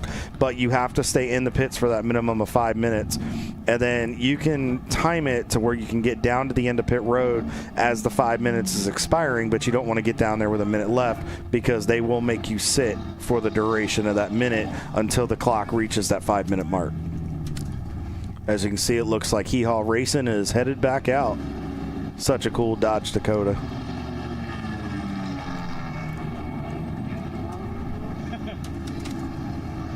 Yeah, there's no G on the end of that. No, and I said racing yesterday, and they said no, racing, right. And they made me. They said we're going to practice right now. They said say race, and I said race, and they said in. I said in. They said now say race in. I said race in. They're like, all right, now you're Hee-Haw approved. And I'm not kidding. But they come to the racetrack and they know they're not here to win necessarily, but again, they take that Del McCoward approach. They may not win the race, but they never lose a party. They're going to have a good time. Absolutely. Yeah. I think that's cool. I hope that more and more Champ Car teams adopt that. I sometimes feel like you got some guys taking it a little too seriously. and kind of miss out on some of the fun. Sometimes you get into something like this, you look back on it years later and you think, I actually did have some fun back there. I think I would have had more fun if I could have just relaxed a little bit. We've got a car down on the apron here, rolling slow as Floridian Motorsports goes by. And there he is. Excuse me. Well down on the inside apron there to stay out of the way. But it's got quite a journey ahead of them here as they're just coming through NASCAR 2, I think that is. But one of the cars is getting pushed down pit road. I think that's the 412 car I think Les is talking about is being pushed down pit road. I think he said that they are out of fuel. So it looks like they might have run that, I think that's a Nissan Z. Looks like they might have run that Z dry. Oh, no. And that's hard. And what's going to be the other problem with that, Paulie, is when you run that fuel dry, can you get the car restarted? Yeah, with some cars, it'll smoke the fuel pump. We know that happens a lot in the Porsche Boxsters. It's not necessarily on all cars, though, but yeah, it can do some damage running it out of fuel completely like that. But they've got the car back in there, and I'm wondering if that's why we're seeing another car just slowly moving down around the apron, that they're not the first team that's finding themselves running out of fuel. The team that led early on, Fisted, saying, we can't believe we're using a lot of fuel here. We didn't expect all this green flag racing early on. It's unexpected because last year they said in the first 2 hours we were under, I believe we were under code 35 for about 56 minutes of it. This year, maybe not even 10 minutes of code 35, and we've been chugging ever since, and we're almost 2 hours into this thing. It'll be interesting to see, because these cars and drivers are used to getting those breaks at the beginning of the race. You got to wonder how much attrition that's going to add into later as we get into this race. So it might behoove as we see the guys going out now. It looks like Luis is in the car. Dave Costello was in the car, and he did an awesome job running up in the top 5 there. So Luis is going to come out. Ed has told me Luis is a very predictable driver, as is Dave. But Luis is one of those guys, nothing really rattles him. He gets out there, he gets into a pace, Ed gives him a time, and he just hits it lap after lap after lap. And that's what you want. I mean, you want to just preserve the car. I mean, there's no sense in showing anything right now because we got over 12 hours of racing still left to go here today. So. And we have a new leader. Floridian Motorsports has overtaken the lead of this race in their 1985 Porsche 944. Floridian Motorsports leads at Daytona. Agent Chrome there in second, Sublime Motorsports in third, Covey Racing fourth, and Rolling Roadblock is in fifth place. We're going to take a look at the standings by class. And again, this is all unofficial. Late to Apex leading A class with level 1 in second place and Blue Steel there in third place. And then as we go on to B class, we got Fat Crack Racing, Fisted Racing, and the Rocketeers team. That's your top 3 there. And then we go into the most popular class, that is C class, with Sublime Motorsports leading over Rolling Roadblock, and then TLM USA, and then we'll move into the American Iron, the big engines, the V8s, D class, and that's we had a camera in one of the D class cars for you. That was the Eddie Vedder team, but that car, it looks like it's broke, and they're still working on that machine now, so we'll keep an eye on that. Floridian Motorsports leads D class with Kaywood Racing in second and Team Infinity in third. And yes, we do have some F class cars out here. Covey Racing, WT Florida Racing, and Sharky 2. That's your top 3 there in that class, as there are only 3 cars here this weekend running F class. So not a huge showing for them, but thanks for sticking with us and joining us. Make sure you hit that like and subscribe to the channel. Nearly 400 people watching right now, 2,900 so far. And but if you want to subscribe, you'll be able to comment in the comments there within 1 day. We just do that to get rid of the spammers. So feel free to comment or to subscribe, and then you'll be able to comment and join others in the discussion in the chat. Paulie, we got a couple cars stopped. There's a car stopped, I think, on the back straightaway, a couple of them, I believe. And then there was a car stopped. It looks like it got going. It looks like it might have been maybe the 10 car or one of the Rockwell cars, but it looks like he's back going. Somebody was off near the tire barrier there in turn 6, but it looks like there's a couple cars off on the back straightaway. Now, it could be giving me some false information, but it looks like it might be the 775, and it looks like there's a 1. It looks like it may be a 3-digit number. Okay, I'm not seeing anything in the camera views, so they might be just off camera there. Yeah, definitely. You're right. Got to give a call to Covey Racing right now. One of our F-Class cars at Daytona running in 4th position in the overall. Let's take a look at, speaking of that, just to give you perspective, let's take a look at some of their lap times compared to the top 2, Agent Kroom and Floridian. So last lap time for Covey Racing was a 2:25.36. Best lap on the day was a 2:22.7, averaging a 2:30.8 right now. Last lap speeds, everybody always wants to know how fast these guys are going. Their last lap average was 88.2 miles an hour. Their best is 89.8, and their average for the race right now is an 84.9, so right a touch under 85 miles an hour.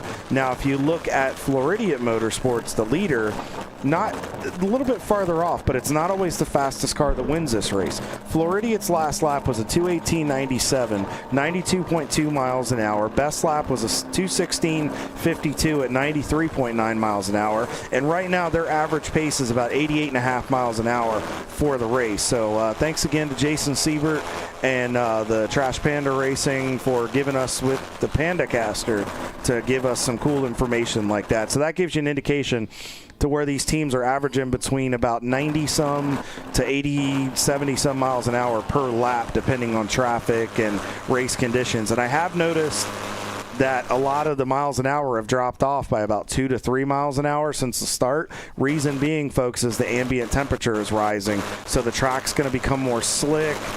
You're not going to have as much grip as you had earlier in the race. So that's something that the drivers who get in for second stint and on and on and on are going to have to watch. And it looks like it might be Brick City Racing. They may be stalled off of the International Horseshoe. I'm not really sure. No, it may not be Brick City Racing. It looks like similar to their paint scheme, but there's a car stalled just out of the International Horseshoe off on the left side here. Nope, that is the 242 car. So it looks like we may be going to a yellow here. Maybe they can get it running. So Champ Car will give them a little bit of time to try to, if the car's in at least a somewhat safe spot, they'll give them a little bit of time to cycle the car and get it running and see if they can get back to the pits. It looks like no luck to this point. So unfortunately, we may have to go to a code 35. Okay. I'm just getting hammered. So, folks, if you're trying to get us information and trying to relay stuff to us, just bear with Paulie and I. We're not trying to leave you guys out. We're trying to decipher a lot of information, plus give you guys all the ins and outs as we're under code 35 here for the Siliconsky 14 hours of Daytona here at the Daytona International Speedway in beautiful Daytona Beach, Florida. Beautiful weather today. Another Chamber of Commerce day here at the World Center of Racing. Let's take a look at our weather forecast for the day and give you guys an indication of what we're going to be looking at as we get farther into today's race. So bear with me a second. I'm going to try to pull this up. All right, we are at a beautiful 72 degrees right now here in Daytona. It's always going to be a little bit cooler here because we're so close to the ocean, but we are looking at getting up to a high of 75 about 3 p.m. today, which is a little bit cooler than what we usually get when we come to Daytona. Partly cloudy. There's a little bit of cloud cover, but not much. It is absolutely gorgeous. No chance of rain, and I'm going to knock twice when I say that. It's Florida. Anything can pop up, but there is a 1% chance of rain. The low tonight around the end of the race will be about 68 degrees, so it is going to be a gorgeous day. Not going to be super hot. Even with that, I still recommend your drivers stay hydrated. Make sure eat a banana, drink some pickle juice. Make sure you keep those cramps away. Oh, pickle juice. Pickle juice. Man. It's a trick from an old ARCA teammate. D.L. Wilson, Donis Wilson out of Texas. He needs to be spoken to. No, actually, he needs to. It works because I was skeptical in it. I tried liquid IV or something. Well, you've got that. You've got Pedialyte. There's other choices. Pickle juice actually works. It's the brine in the pickle juice that does it. So does hospitalization, but that's not our first choice. There's other options out there. Oh my gosh. I love pickles, though. I often joke about that with my wife. It's like, you should try some pickle juice. And of course, she can't stand pickles, so that's a lot of fun. But thanks for joining us, everybody, here on ChampCar.Live. Purple 35 right now. We've got a car being picked up back there around turn 3. And so they're working on that right now. I'll get us back to racing here shortly. All the action from the pits. You can see got a driver there ready to hop in one of the cars. And everybody's just, there's so many people just really well outfitted, aren't they? They got their toolboxes, they got their easy ups, and they got all their supplies. There's a lot of drinks on the table ready to go. So just a lot going on here. Les picking up a little H2O. So keep himself hydrated. Not pickle juice, though, surprisingly. Well, you never know. It's Les, and he's always positive. There could be some pickle juice mixed in there. I doubt it. I'm sure that's true. Hey, he might. You never know. So, all right. So I just got an update from Findog Racing. The 775. Chris Pashley is in next. Shout out to his boys watching at home, George and Lorenzo. Steve, I'm not sure if Sally, I'm assuming Sally may be with Open Throttle, or not Open Throttle. She may be with Section 8. I know she's driven for those guys before, but I didn't know if she was on the entry list this weekend, so I can't know for sure. If anybody out there knows what Sally Mott's up to this weekend, let us know. Steve 15 would like to find out.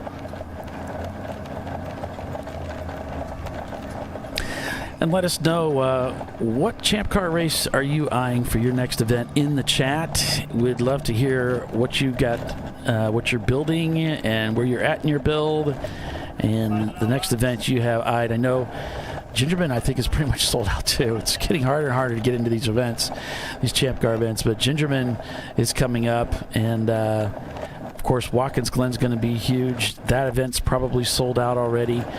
There's other great events, though, on the docket. We've got Lime Rock this year. We've got Pocono. We're going to be, of course, at Road America. We're going to be at Atlanta Motorsports Park. There's almost always room to get into those events.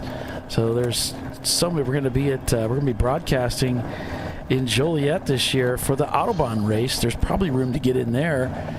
So there's a lot of great races on the schedule. Make sure you check all that out at ChampCar.org. We race all over the country. Of course, we'll be at Circuit of the Americas at the end of the year. That'll be a cool event, and you know that's going to be one that, if it's not already sold out, will most likely sell out. All right, so I got an update from Morrison Motorsports a little earlier in the day. 17-year-old stud, Lance behind the wheel to start. Jared Douglas is now in the car. They started 57th, and they were up to 25th when I got this update about an hour ago. Hope you guys are having a great race. Continue to do your thing, and keep those updates coming.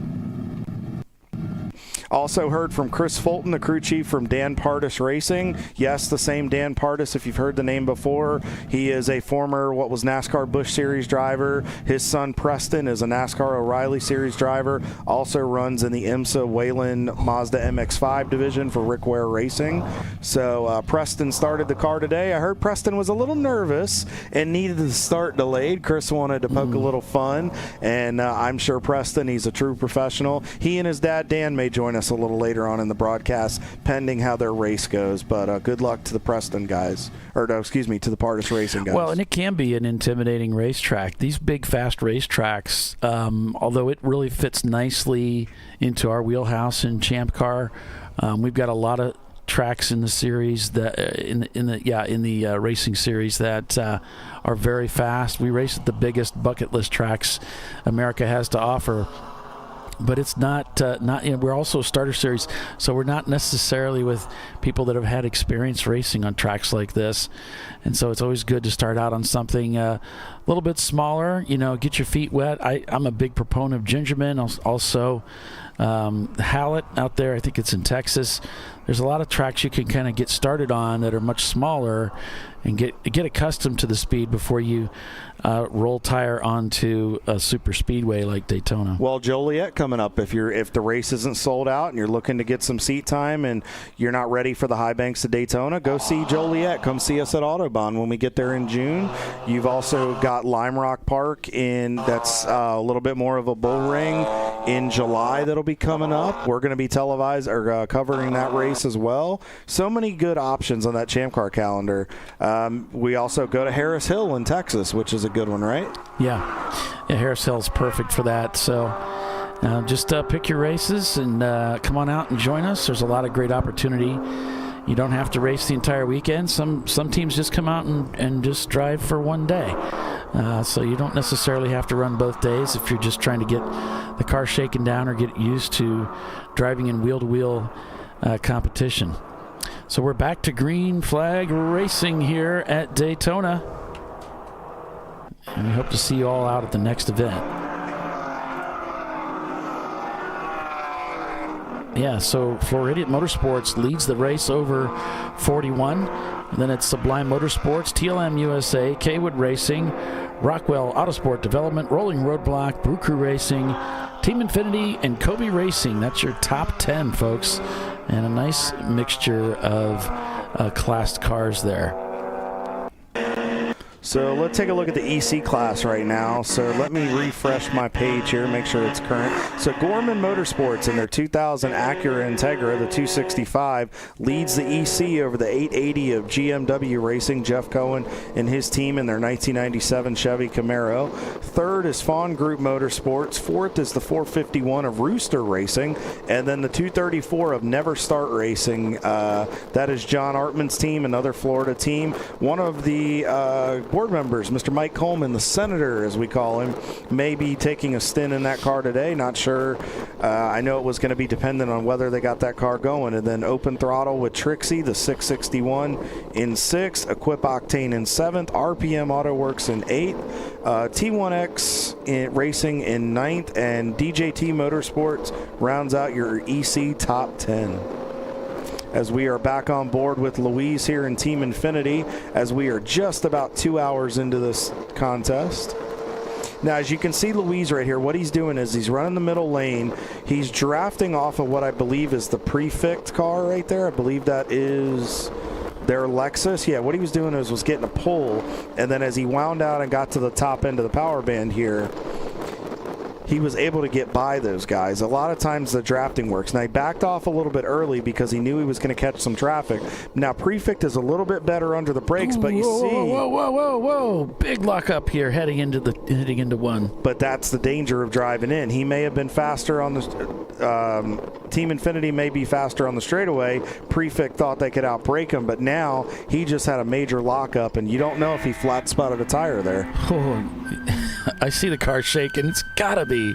My goodness, he had that thing locked up for like 100 yards. Yeah. Now he's really wide too. Yeah, had to hit a downshift, get it down to third gear. If I was the team right now, I'd probably get on that radio and just, all right, driver, need you to tone it back a little bit, take it easy, don't need to light up tires, because a lot of teams, we don't know how many spare sets of tires they've got for this weekend.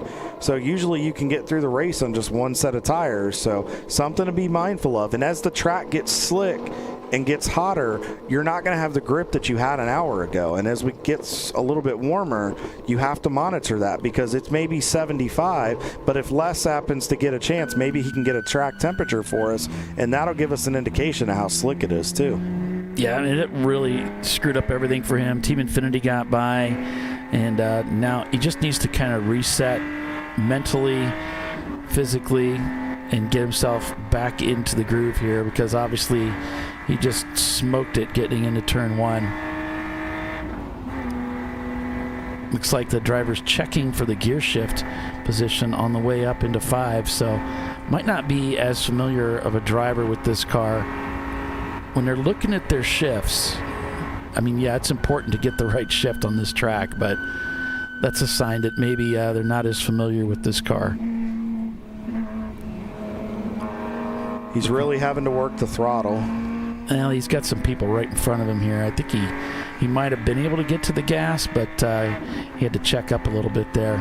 So the trick with getting through there is a lot of times when you're in traffic like that, you want to try to anticipate your closing rate. And what I mean by that is, yes, it can be a little bit questionable depending on if they slow down more than you estimate. But what you try to do is back off a little bit earlier getting in, because you want to try to catch them as you're exiting the corner. Like right here, for example, you got a gaggle of cars. And if I was that last car in line, I would back off a little bit earlier, be on the power earlier than them, and then you'll get the run as you get back onto NASCAR 3 and 4. If you get back to the power quicker and you're getting up to speed, you may be able to actually get some positions here. Yeah, and as you go into a corner with a bunch of cars like that, understand that's what a lot of guys are going to want to do. They're going to want to ease off the gas a little bit and then hammer it when they have the car straightened out to get a good exit. Oh, no, he's heading to that wall, heading to the wall. Oh, and he does spear the wall there. You caught it here live on ChampCar.Live. We have a car that speared the wall but almost kept it out of there, didn't he, Kyle? Yeah, he was a little bit sideways under braking. I think he wasn't completely slowed down when he turned in. I think he thought the car would level out for him, and it just would not get off of that right rear. Yeah, we'll go back to the replay here. We were just talking about etiquette, how to get in there, and we've also talked about that bus stop chicane is one of the spots where guys just get in there, get a little twisted up, and then you're in a whole lot of trouble there, Kyle, because that's where the wall is. Did you see how shallow he was getting in there? You even saw a little flutter of the brake pedal, like maybe he wasn't quite getting the brakes the way he wanted to, and just kissed the wall there in the bus stop. He did look more shallow, because if you look at a lot of the cars, they're taking more of an angle getting in there. He looked like he was about a lane and a quarter down, and then when he attempted to turn in, so I think he got in shallow. And again, Mustangs are traditionally very heavy vehicles. I think it rolled over, and I think he just rolled off the tire and he couldn't catch it. And I mean, and that easily happens, folks. That is a tight corner. They've reworked this bus stop a few times, and it's very tricky right now. Well, they're giving him a chance to get the car fired up and get it out of there, but if he can't, they're going to have to yellow the field, or at least yellow that section of the track, and get over there and get them picked up. So want to give an update real quick. I just heard from the Floridian Motorsports guys. I believe that should still be your race leader. Charlie Brown is in the car right now. Everything seems to be going well. They got a lucky break on that pit stop timing. They were able to get in, I think, on that code 35, get some service done, and they're back into the fight. So we'll check in with them here in a little bit over that corner to see how things are going. In the meantime, we'll head back out onto the racetrack here.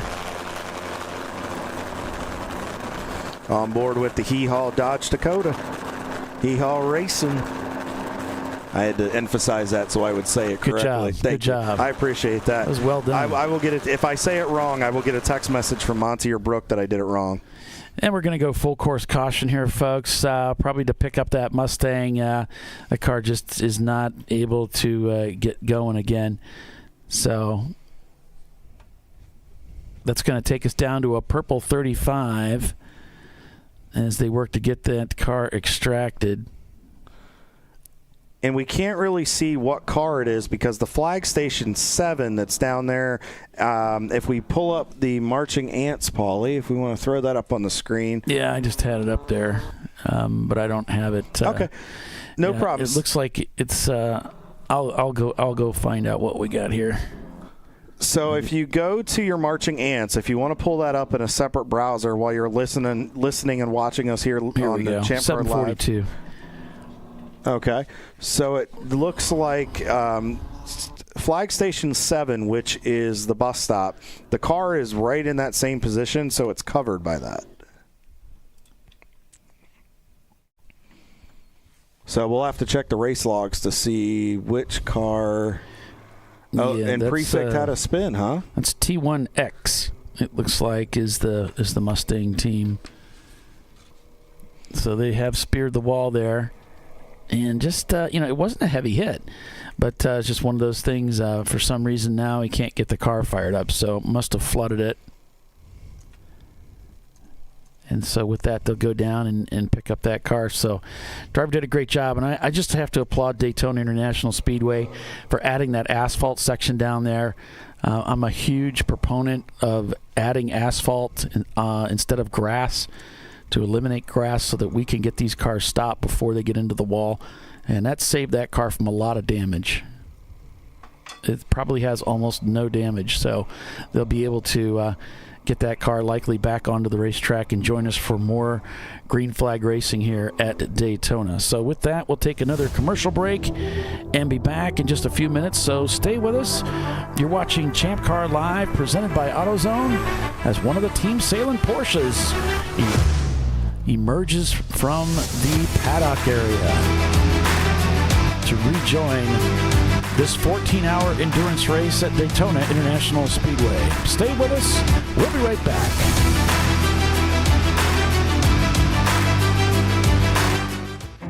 An important decision is afoot.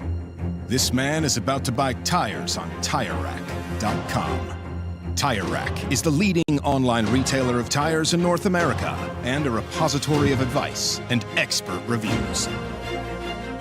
And it's done! All that's left is to arrange for safe, easy installation at one of our independent recommended installers. Well, I guess he did that too. TireRack.com, the way tire buying should be. Jamie's on edge. It's her first time changing her own oil.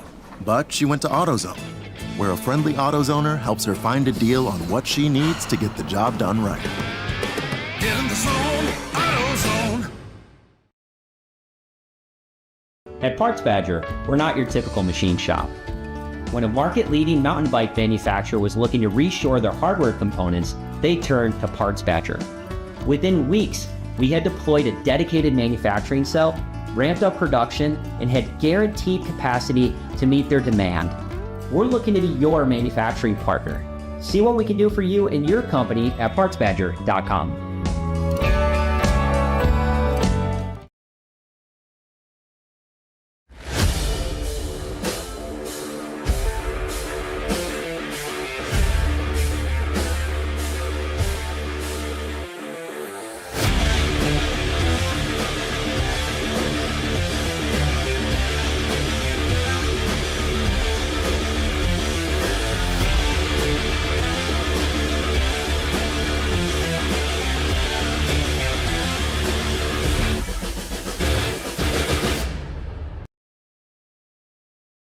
Want to get started streaming your races or make your current live stream more captivating? We've helped hundreds of drivers create engaging live streams. It's simple. Create a new stream event, grab your camera, and start streaming. Head over to myraces.live to sign up for a free account. Or join us in our community Discord. Stream, share, engage. Dave's Twitch is back. That's because his wipers need replacing. But he went to AutoZone, where a friendly AutoZoner guides him to the right wipers and makes sure everything is working smoothly. Get in the zone, AutoZone.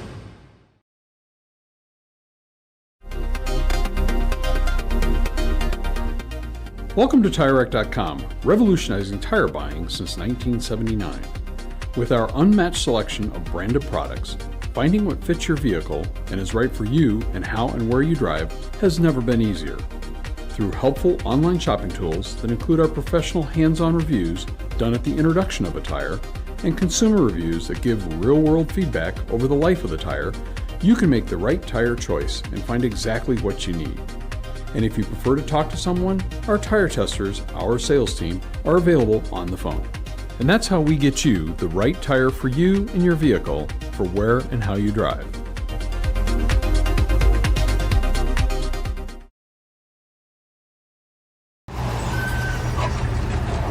Whew, George is fed up. And so is Junior. They weren't planning on having to replace their brakes today. But they went to AutoZone, where a friendly AutoZoner, Renee, helps them find a great deal on Duralast gold pads and rotors. No headaches, just the right parts, and friendly service.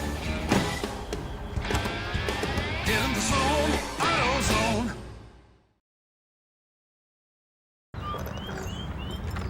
I think I'm going to try buying tires online.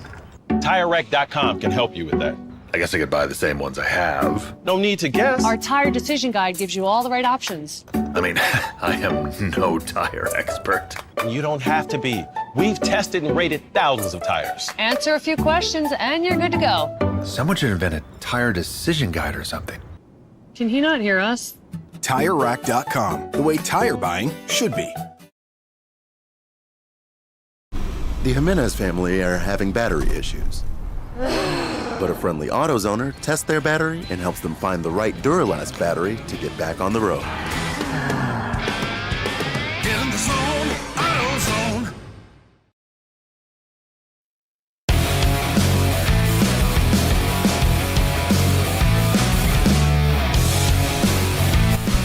All right, welcome back, everybody, to ChampCar.Live, presented by AutoZone. It's the 14-hour enduro race, the Siliconsky 14-hour enduro at Daytona International Speedway.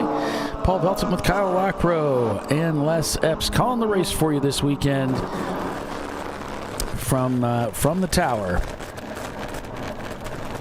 High above the speedway here. ChampCar.Live, presented by AutoZone. The TireRack.com ChampCar Endurance Series, where we race at bucket list tracks, and your opportunity to get probably the most bang for your buck. You get great seat time because a lot of these guys, you know, they can, the way the rules are set up, you can spend up to 2 hours at a time in the race car driving these tracks before you need to take at least a 1 hour break. So that's a lot of seat time, a lot of bang for your buck, as they say.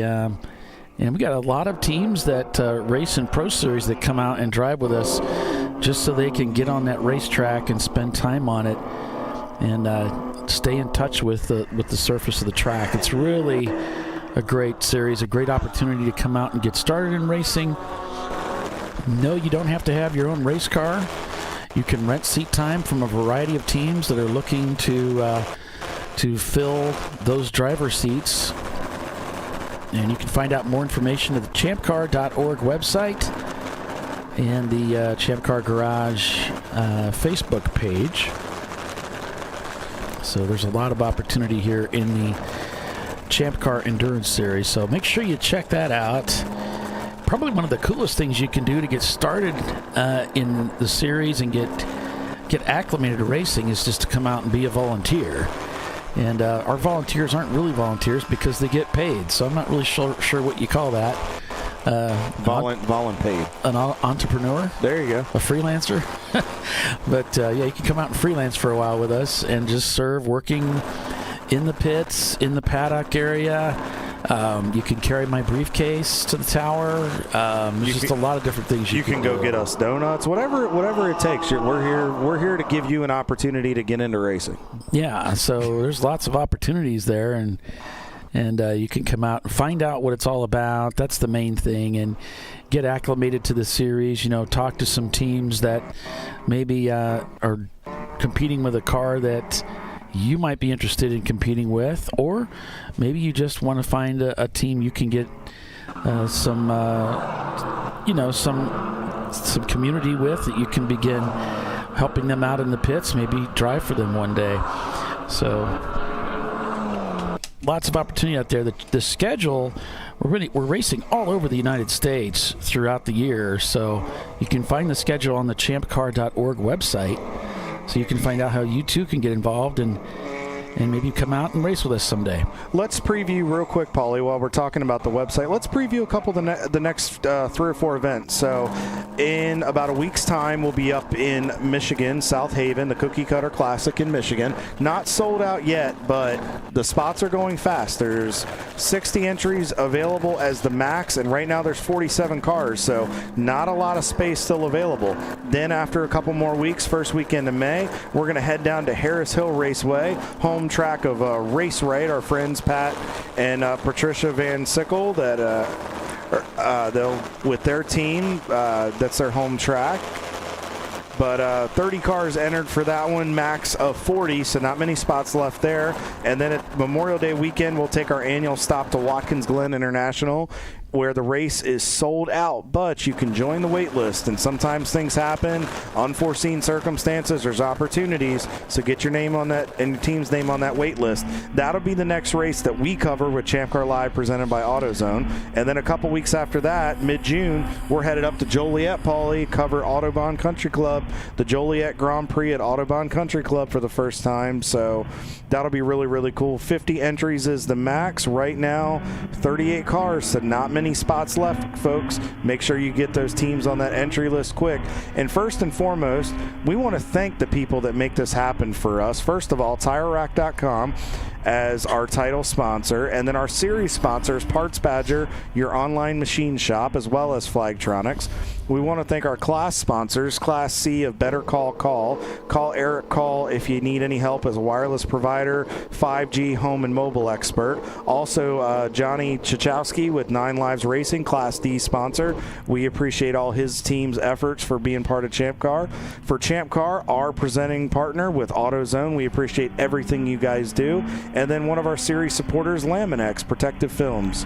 Made in the United States here, lens and paint protection. Use Champ Car for 20% off, except for bulk rolls, but give them a call today and let them get you protected. Paulie, we have our first guest in the booth with us. Okay. Mr. Phil Cummings, a.k.a. Scratch with a K. Welcome to ChampCar.Live, presented by AutoZone, sir. Hey, I appreciate you guys having me, man. It's a great time. Now, I know you are a motorsports enthusiast. Your blood is not just blood. There is fuel and oil and all kinds of stuff in there. So give us all kinds of stuff. So you're, a lot of folks may be going, hey, I've heard this voice before, that may be local here to the Daytona, Ormond Beach, and New Smyrna area. Give our viewers a little bit of your background and how you kind of got into racing. All right. Yeah, well, as you know, because you were a guest a little while back on my show, The High Banks on WSBB in New Smyrna. That's 106.9 on FM and 1230 on AM. So I do that racing show there. I've been a race fan since I was a little kid. The first time I had been to this track, which is the first time I'd been to a race, was 1979 for the Daytona 500, where the big fight broke out over there between 1 and 2, between the Allisons and Cale Yarbrough. So I've been a race fan all my life, and man, what a pleasure it is to be up here in the booth with you and getting this perspective of it. This is a perspective I haven't had yet as far as racing goes, so this is new to me, but what a great time. This has been very enjoyable so far today. I'm really digging the racing. And, you know, my background is a stand-up comic, so, you know, I tend to find the funny in a little bit of everything. So far, I'm just enjoying the racing.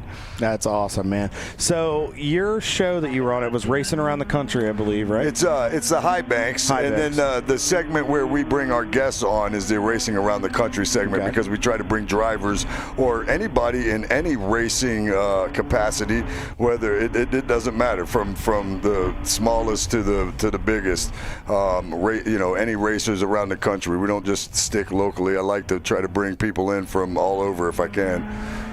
That's awesome, man. So you've been to Daytona for stuff before. So what do you think of this, checking it out from the tower? What is it that you like so much about the road racing? Because it's a little different than the NASCAR stuff you guys traditionally watch. Sure. I'm a big fan of road racing. I mean, even in NASCAR. And as you know, a lot of people have been talking lately about how there should be less road racing in NASCAR and things like that. I find it more challenging. I enjoy watching the lefts and the rights, and a little more driving to me. I mean, don't get me wrong, I'm not trashing circle track racing, because I love circle track racing, but yeah, I love the lefts and the rights. I love street courses. I love the road courses myself.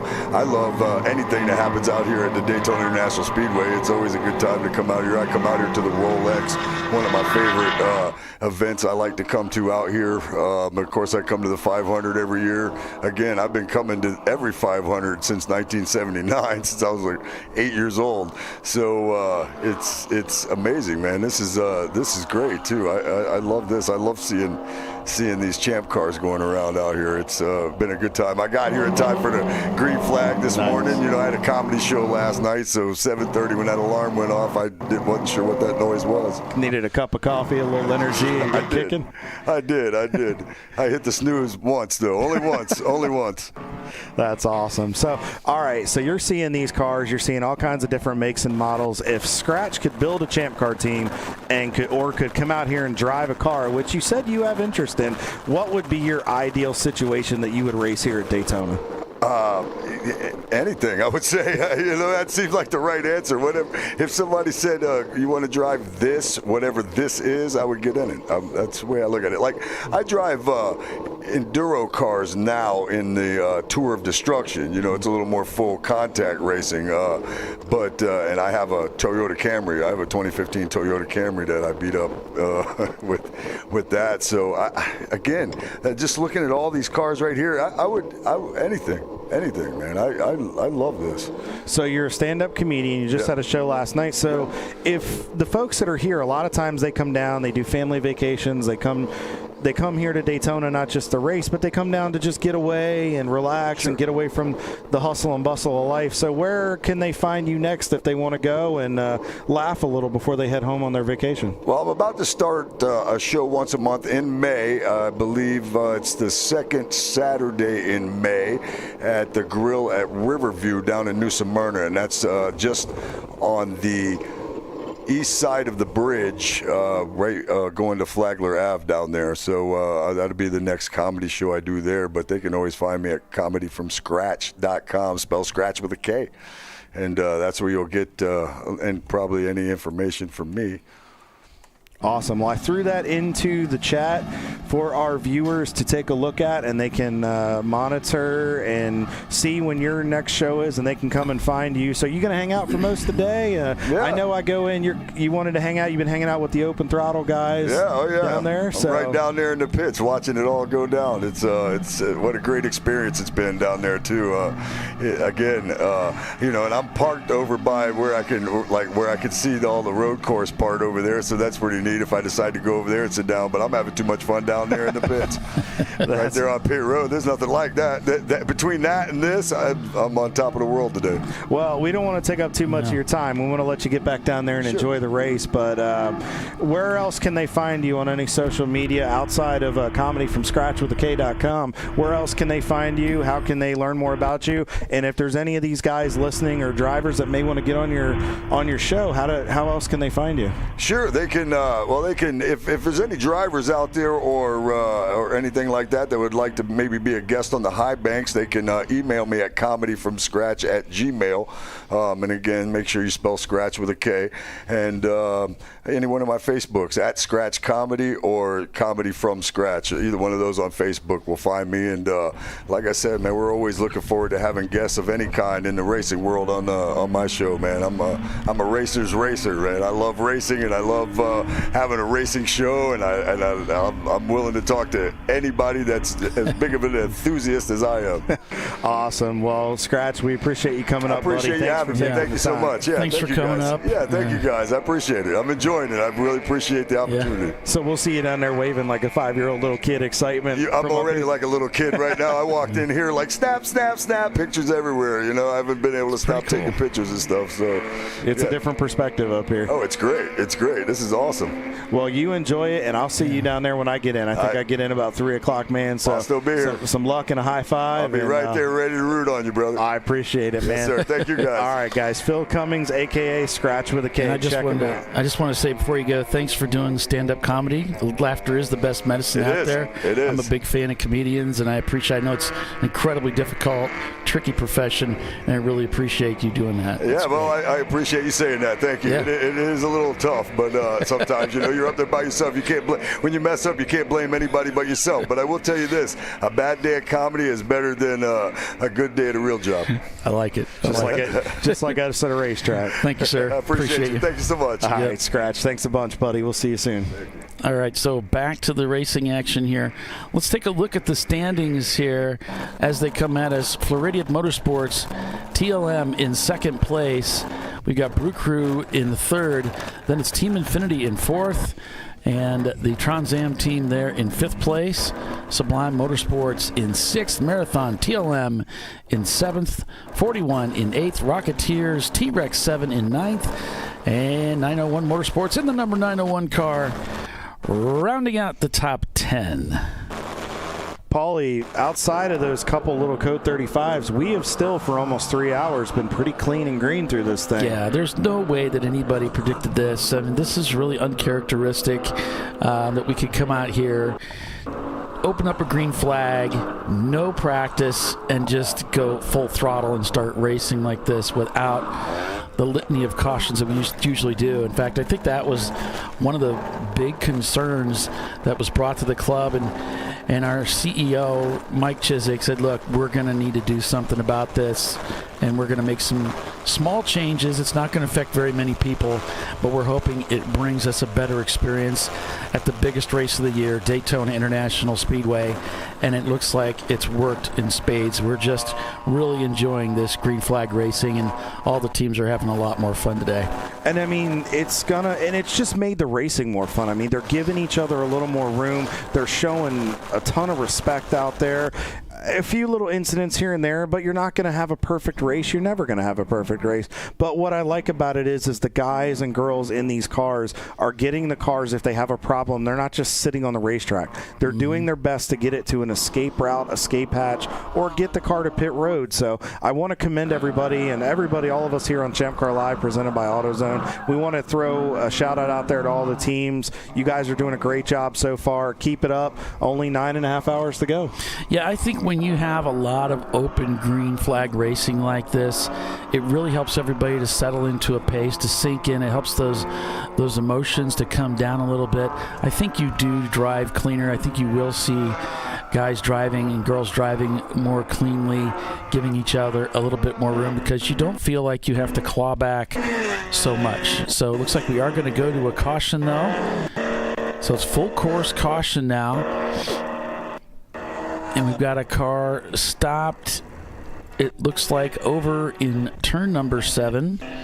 And it is car number 7. Uh-oh. And that's the Apex team. Yeah, Apex Racing BR. And so we'll try and chase down turn 7 here, see if I can find it. Yeah, tough break for one of those guys. That's one of our B-class cars. They were running 4th in class right now and having a solid race so far. Just bummer for those guys. They were 39th in the overall. They've run 49 laps on the day so far. Their last lap at speed was a 2:25.5 at 88 miles an hour. Their best lap of the day was a 2:18.5 at 92.5 miles an hour. So they were showing good pace, but it looks like they've run into some issues here. And it looks like we see TCR is on pit road. Dan Frodel and his team. I think he's got 2 or 3 cars down here this weekend. Well, we've also got another car that's stuck. It says 4 off, stopped, and stuck. So we've got another car, number 206. I don't have that on my sheet, but both of these cars are over in turn 7, which sounds like the 2 cars might have gotten together. So that, no doubt, has brought out a purple 35. Now, what this purple 35 thing is, this is where all of the cars, if you're familiar with Formula One, think virtual safety car. This is where all the cars slow down to 35 miles per hour and maintain position. So this was brought about some years ago, and the concept was, if we can slow the cars down and have them hold position, we don't have to bring our pace car out, stack up the field, and roll around 2-3 laps, and then finally bring the pace car in when everything's done and restart the field. We can actually get the field going again much more quickly, and this provides even more green flag racing for the competitors. So that's what's going on right now. This purple 35, as we call it, means all the teams will slow down to 35 miles per hour. Each of the teams have an indicator inside the cockpit called Flagtronics. You can see it flashing just below the rim of the steering wheel there of this car, telling the driver, hey, we want you to slow down to 35 miles an hour. It uses GPS, so they can track how fast, and the tracker can tell you how fast you're going. The GPS unit, the electronic units in the car can tell you how fast you're going. So there it goes back to caution. So that means they can accelerate up to 70% race speed. As long as there's not a waving yellow in a corner, they can accelerate up to 70% race speed. They cannot pass. There's still no passing permitted until it goes to green. And now there's a little bit of a delay here. I'm showing we are now green, and there's the green indicator on the Flagtronics for Team Infinity. So now they can go back to racing at normal speed, and passing is permitted. So you'll notice we don't go from purple 35 back to green. There's a transition period where we go from an incident, we go to yellow, we'll go to 35 if it's warranted, and then go back to caution, and then back to green once the incident is clear and it's time to go back to racing. So that's the process that's used, and it's been working out really well. And so we got hats off again to ChampCar for using these things to make the racing just that much better. So, Paulie, our race leader, I believe, is still Floridian. Am I incorrect in that? Let's take a look. Yeah, so we got Floridian leading over Brew Crew and Team Infinity in third. So I was looking back at the last few races for the Floridian guys. Traditionally, they just run down here in Florida, but they qualified with for the national championship last year. So they ran Daytona last year where they finished 5th. They ran... let's see here. Then they ran the Sebring 14-hour, and they finished in 3rd. And then they finished 19th in the 24 at VIR. So these guys in their last 3 races have had 2 top 5s and 2 top 10s. So that's pretty consistent. And that's what you need to do to be able to qualify for that national championship, in addition to being in the top 75 in points. Yeah, you want to be targeting somewhere around that 13 to 14 points by the end of the year. Oftentimes, if you can get into that range, you've got a good chance of making the event, but you're going to be close to the bubble there. So if you can get a couple 6th place finishes, if you can get a 5th and a 6th, if you can get a 4th place finish and a 6th place, you've got a really good chance of making the national race at the end. You ever got a car trying to gather it up? Hee-haw, almost completely lost it down there in the bus stop chicane. I would say that fastest butt in the South got a little loose there, Paul. Yeah, it looks that way, but that long wheelbase probably made it a little bit easier for them to gather it up there, Kyle, as they got through the bus stop unharmed. So kudos to that driver for being able to keep it under control. So I'm also looking at the order, Paulie. Look who snuck up into the 2nd position. Brew Crew Racing in the 244 car. We talked about them last year. They were consistently in the top 5 all of the race last year until they ran into a little bit of an issue.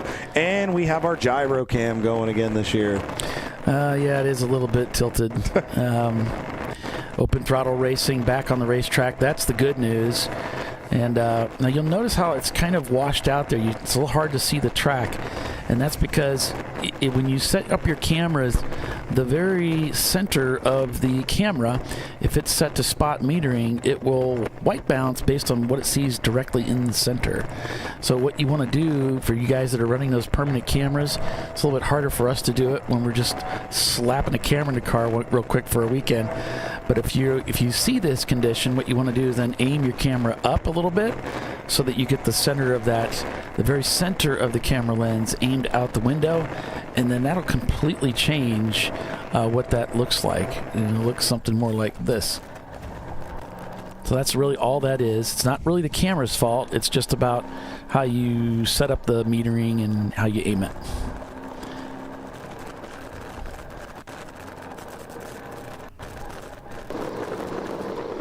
But Team Infinity. But yeah, Brew Crew Racing, Paulie, has snuck up into the top 3. Yeah. Last lap was a 2:24.39, and right now on pace, running faster than the Floridian Motorsports team.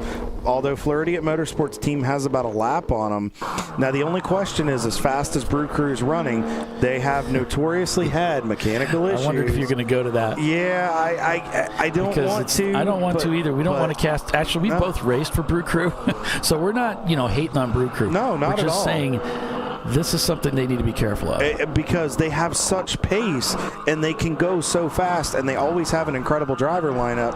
But the problem is there's some type of gremlin that always shows up that ruins. Like last year, they were running in the top 5 here almost for the first 7 hours of this race, and then something happened and it completely ruined their day. So it's something they got to be mindful of. I'm sure Kate and Arjun are on the radio with these guys.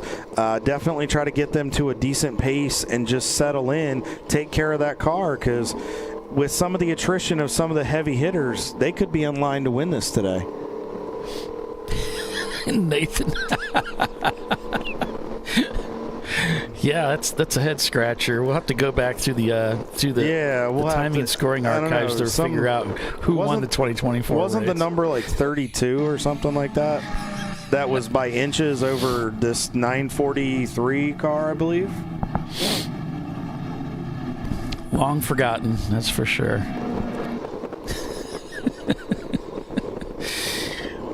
Speaking of 500 or not 500 Daytona winners, back on board with Team Infinity. It's great to see them win a few years back as well. In fact, I think he won the year before Premium Dudes took that win. Yeah, I think Kerry might have had a decent view of that finish as well.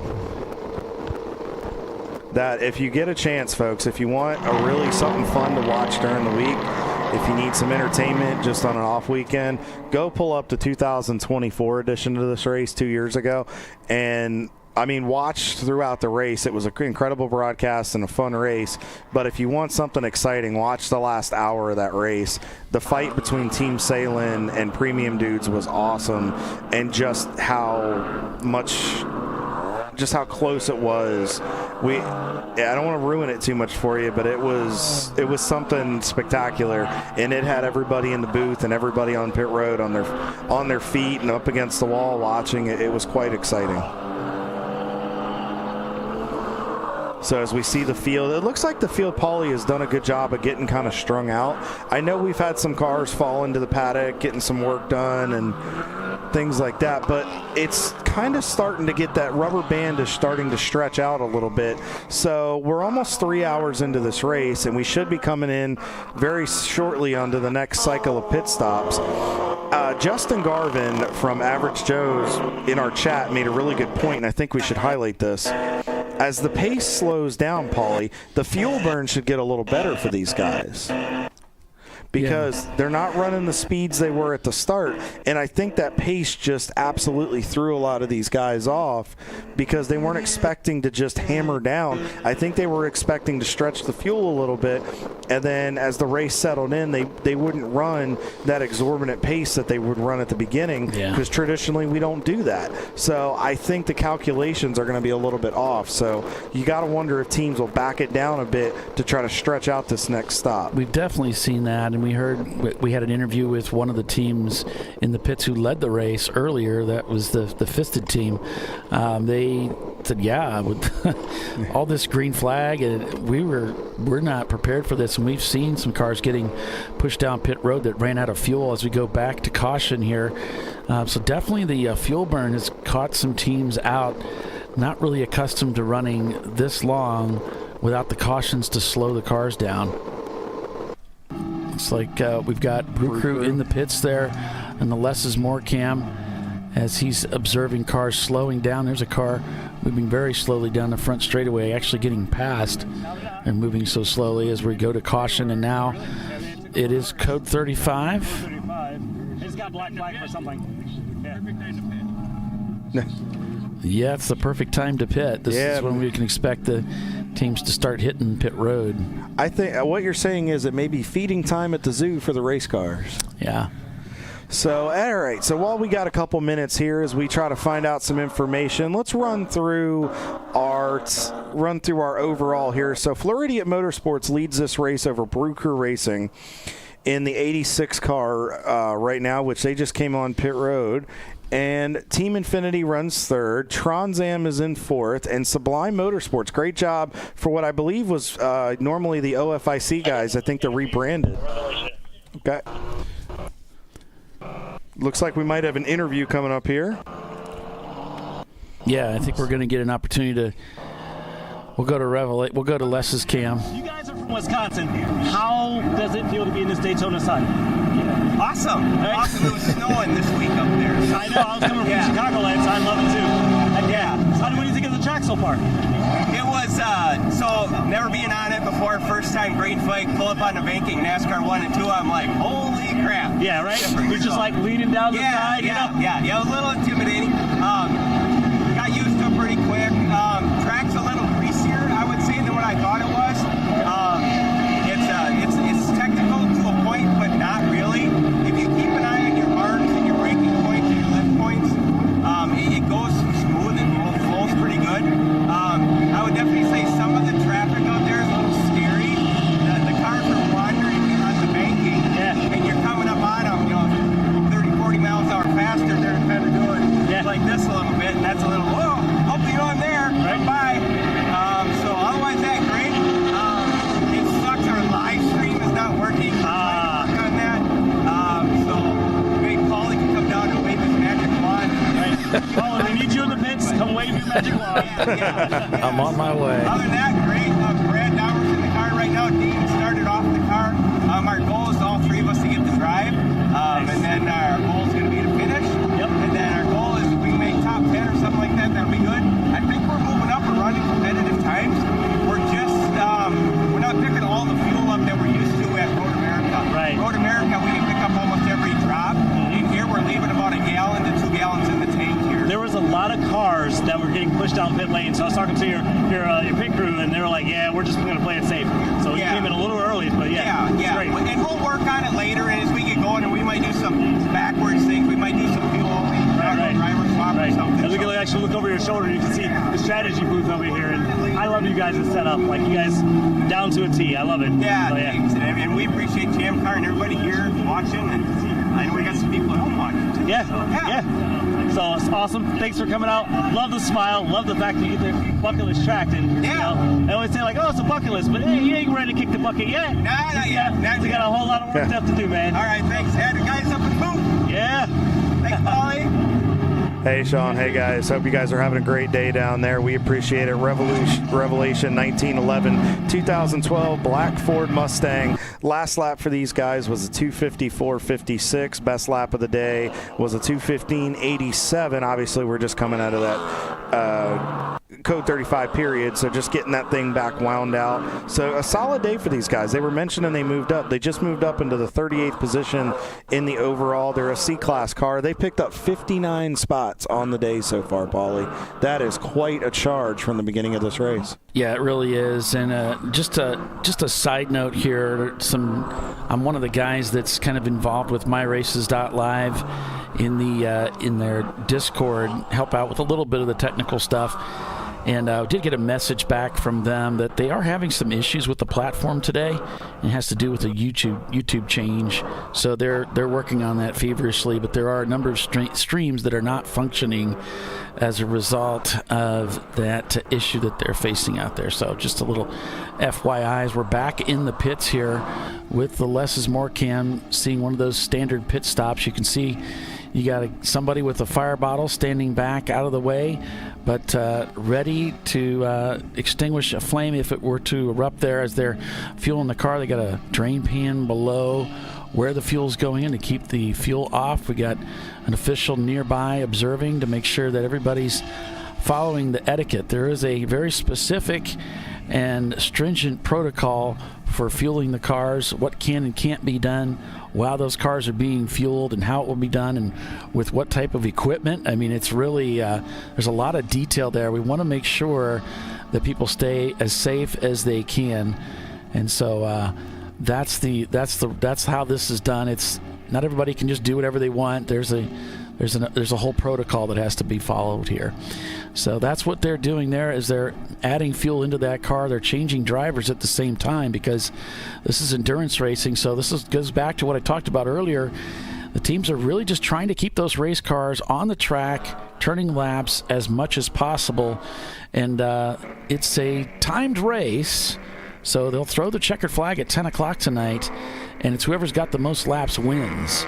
And that's really how it's done. So you want to put that car on the racetrack and keep it out there as much as you can, turning laps. So it's a little different than other racing series in some respects like that. This is all about keeping the car out there, turning laps. You don't actually have to take the checkered flag at the end of the race to secure a win or any other position, because it's all about the number of laps that you turn. So a little bit different, but interesting, and it works really well for the ChampCar Endurance Series. So a quick rundown. Floridian Motorsports leads over Brew Crew Racing, followed by Team Infinity, and Sublime has just moved into 4th place. They just passed the Trans Am team for 4th place. Marathon TLM in 6th, Rocketeers in 7th, 901 Motorsport in 8th, 41 in 9th, and Blue Steel rounding out the top 10.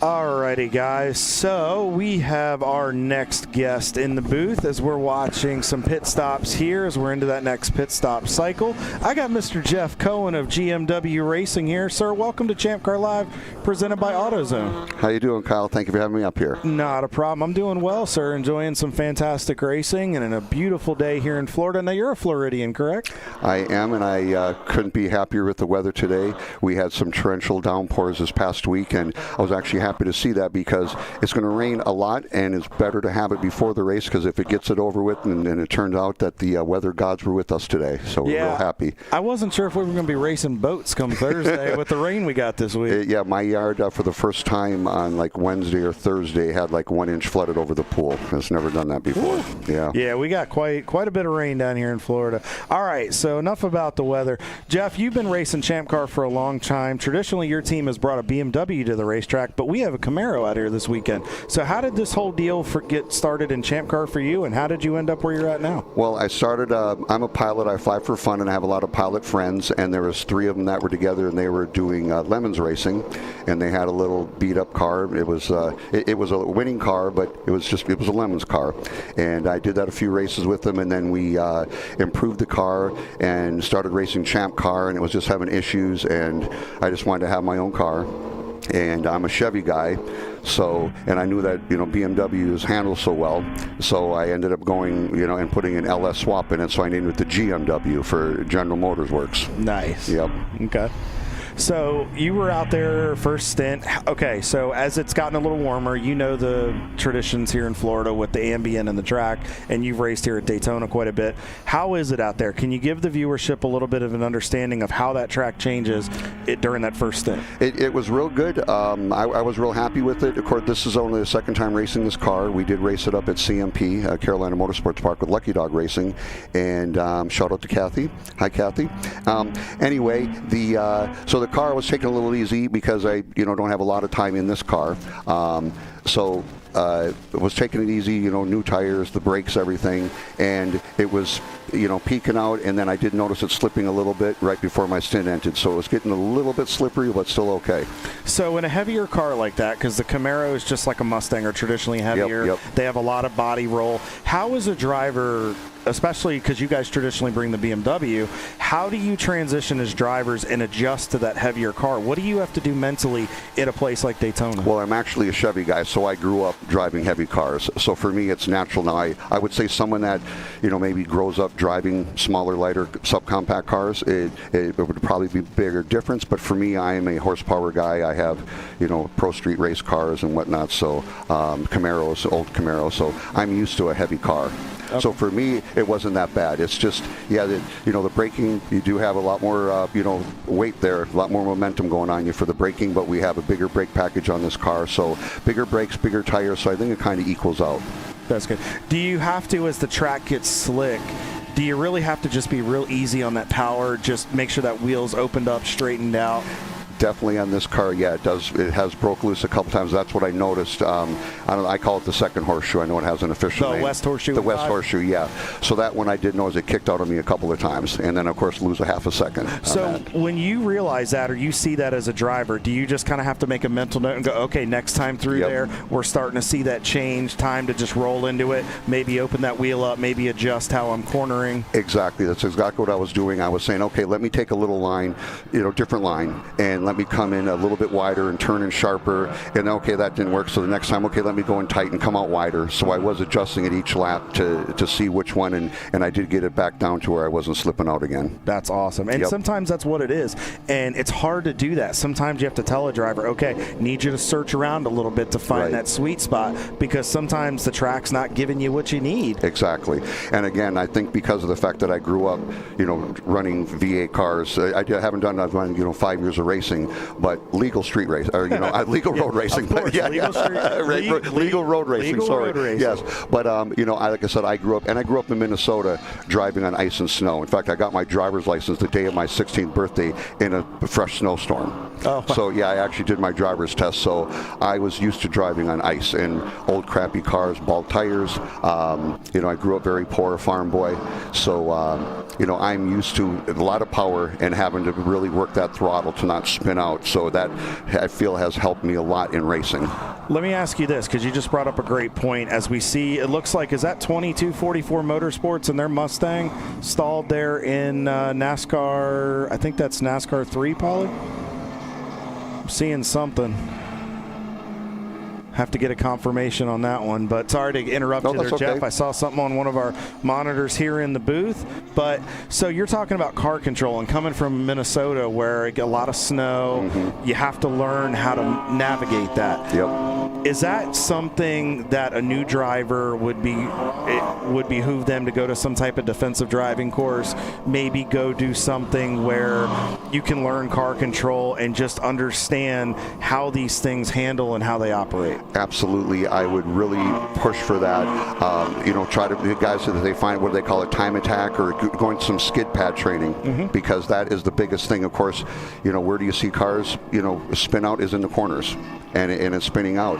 So I think especially new drivers would really benefit from doing skid pad training. Awesome. Yeah, I completely agree with you. Jeff, I don't want to take up too much of your time. I know you got a radio in hand. You're always well, I was hoping to get Alan live and see if we can do a little live broadcast with him. All right, well, let's see what we got here. If you want to ring him up on the radio. Hey, Alan, do you copy? Loud and clear. All right, we got you live here on ChampCar.Live. What do you got to say? Where are you at right now? I'm coming right on to NASCAR Turn 1. The track is starting to get pretty dang hot out here, I have to admit. But, man, running these high banks at a 2010 Camaro is pretty gnarly. That's awesome. Yeah, we were just talking about that. I was telling him that the track was getting a little slippery on me. I was having to readjust in that West Horseshoe. I can see you coming around right now out of NASCAR 2. Yeah, that's right. Coming into bus stop, you have to pick your lanes wisely, because when they're coming up, see, like on these two cars, just, when we're in the EC car, you just got to be careful, a little more attention, and that's what EC brings to the table. We usually have that try to pay more attention to how the track's progressing, pay attention to how the other cars are acting, and just do our best. And I did just notice something that Alan was talking about. I noticed he backed off a little bit. Paulie and I talked about this earlier in the show. He knew that he was going to catch that slower car in the wrong spot, so he rolled out of it a little bit, showed some patience, rolled the center of the bus stop, and then got to the power, and he's staying right with him, and he may be making a pass here coming off of NASCAR 4. So, Jeff, thank you to Alan. Thank you guys so much. We want to let you get back down there.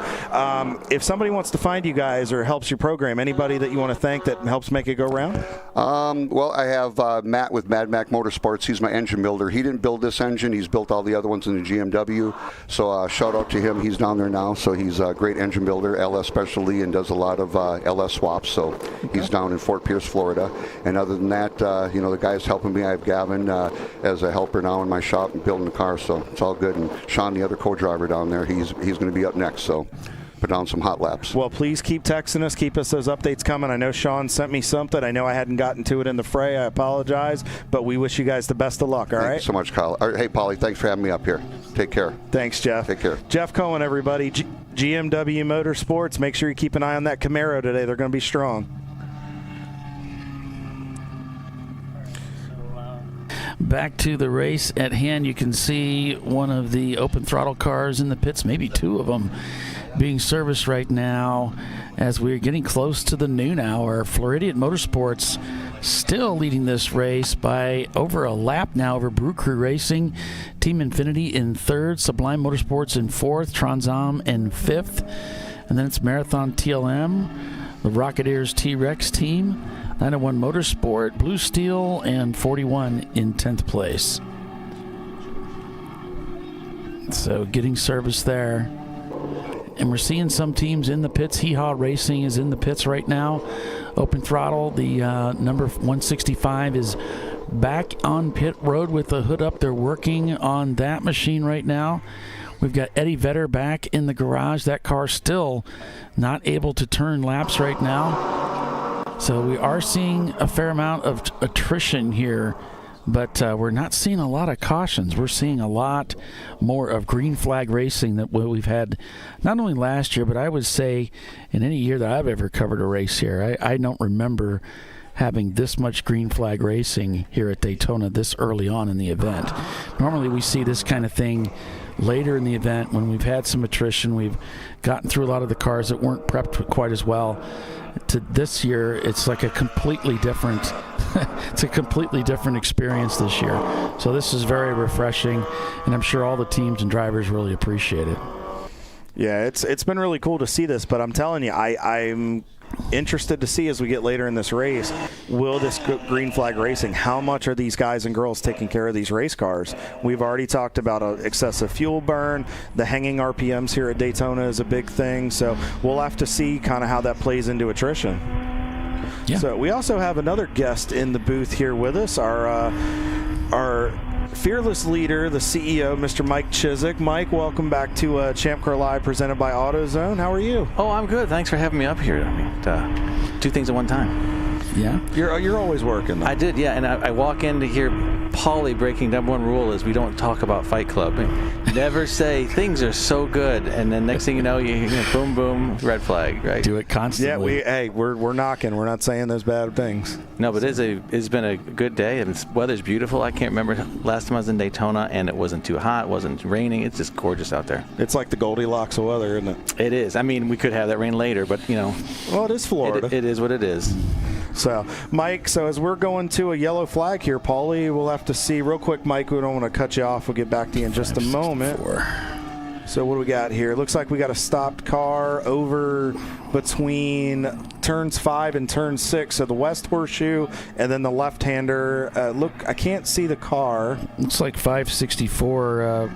Maybe the Smoking Horse. Yep, Smoking Horse guys. Mustang car. It's off to driver's left just before you get into the brake zone, and we are now back under a code 35 here. Not sure what happened. We'll have to get some information. So, Mike, we had talked about that just a little bit ago while we have you up here. There were some new rules put in this year to try to help eliminate some of the code 35s and other issues we had in the past. How, from your perspective, how are you seeing, based on what we've seen in 3 hours, what's your take? Well, I think you guys already hit on a few minutes ago is that there has been a lot of green flag racing. And so Paul was alluding to the fuel burn and how it's going to change strategies. Well, that right there tells me that we've got less broken cars, and guys are getting more active green flag racing, and that's the goal we were trying to do, is a little more elbow room pit road and a little more green flag racing. So I'm very pleased so far. Yeah, absolutely. It's been a lot of fun to watch. So many good battles on the racetrack and just a lot of lead changes, more so than we've seen in years past, which is showing the competitive nature. It looks like that tire rule is really helping too. Exactly. I was going to say, we were mentioned last night in the member meeting that guys noticed that the tire rule has kind of brought the top guys closer together in lap times and made the racing a little more intense and tight, and we're seeing it again today. And so, again, I think that's another good win. Yeah, some good decisions have been made. Not that they're all mine, I just was the one to push the button. But you mentioned it last night. We had a board of directors meeting. We have a good board of directors here with ChampCar that they work together, put their heads together. A lot of knowledge, a lot of experience here in the paddock for many years that understand what it takes to go fast and what it takes to also put on a good competitive race. Absolutely. There's a wealth of talent here between the membership and the staff and the board, and we have a lot of good attitude to work together, and we put all our ideas out there, and we have a good product. So I'm very pleased with how this has been coming together. All right, so we're 4 races into this season. We started off strong at Road Atlanta. We went to a couple new venues, G2 and Dominion. We're back here at Daytona, and then next week we'll head off to Gingerman and start our summer stretch. Kind of give us a Mike Chiswick state of the sport. How are we looking as far as the series right now? I couldn't really be happier with the way this year started. We didn't sell out G2 or Dominion, but those are first-time tracks, and we still had good turnout. And then Gingerman has got more this year than we've had in the last few years, so that's a close to sell out. Obviously, coming after that, we've got Harris Hill and Watkins Glen, and Watkins Glen is sold out. So we've got, let's just say, not a lot of room left in the races on the schedule. So if you were waiting to see if you want to run in one, better get into it quickly. It's going to sell out. And what this does for me and my job in scheduling for next year is maybe I got to add a date or two. We got to have some more room for the new members and the new cars and the entries, and that is a good thing for all of us. And I noticed we were pulling it up and we were briefly talking about it. Even I think Harris Hill at 38 of the 50 spots are already filled, so 12 spots left. So I like to cut Harris Hill off at 40 because the guys who've been there know that it's a very tiny paddock, and 50 would just be uncomfortable. It gets a little tight. If you're telling me we're at 38 and I don't check this every day, I'm basically calling it sold out. And so that's another good weekend, right? Absolutely. So as we're going back to a yellow here, should be going back green here shortly. So I know this is a question we talk about. Any new tracks that we may be looking at, anything that the members might be looking at, any fun venues that may be expected? Oh, yeah. I've already had some tracks email us and said, hey, we'd like you guys to come out. And, of course, I'm not going to tell anybody that stuff right now. The schedule is always held close to me. Not even my wife knows about it. And then we'll announce that October 1st and get to see where we're going next year. But you can at least say there's some new players in the discussion. Yes, there is, yes. All right. That's my job. Perfect. So what do you think of just the racing here so far? Do you think we'll see another tight finish like we saw here 2 years ago? Oh, yeah, absolutely. I mean, these guys are close together, and they're shuffling, and we've already had a couple engine pops and stuff. So don't walk away. I think we're going to have a very close same lap finish here at 11 o'clock tonight. Awesome. Well, we'll let you get back to it, Mike. Thank you for coming up and spending a little bit of time with us. We greatly appreciate it. Thank you to Mike Chiswick and all of our board of directors for everything you guys do for keeping this series going strong and letting us come out here and have a lot of fun. It really does mean a lot. So with that, we'll take another quick break and be back in just a few as we are back to green flag racing here for the Siliconsky Daytona International Speedway Enduro 14. Stay with us. We'll be right back.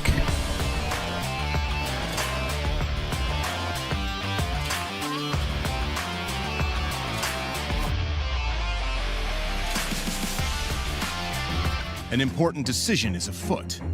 This man is about to buy tires on TireRack.com.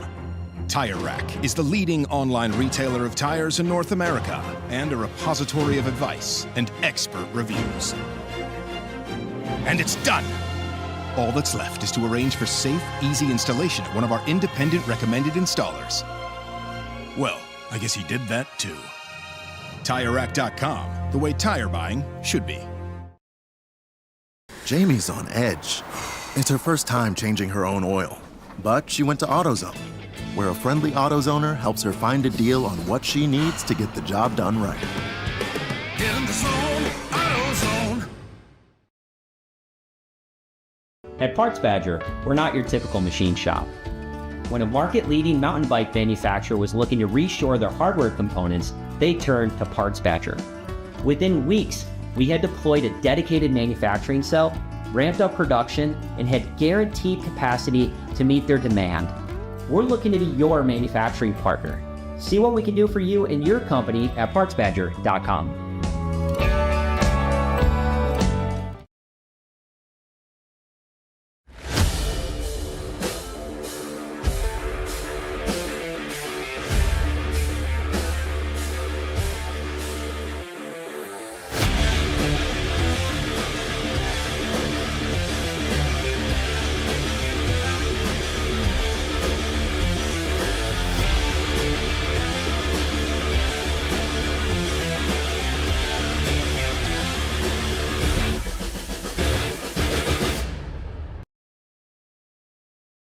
Want to get started streaming your races or make your current live stream more captivating? We've helped hundreds of drivers create engaging live streams. It's simple. Create a new stream event, grab your camera, and start streaming. Head over to myraces.live to sign up for a free account. Or join us in our community Discord. Stream, share, engage. Dave's Twitch is back. That's because his wipers need replacing. But he went to AutoZone, where a friendly AutoZoner guides him to the right wipers and makes sure everything is working smoothly. Get in the zone, AutoZone.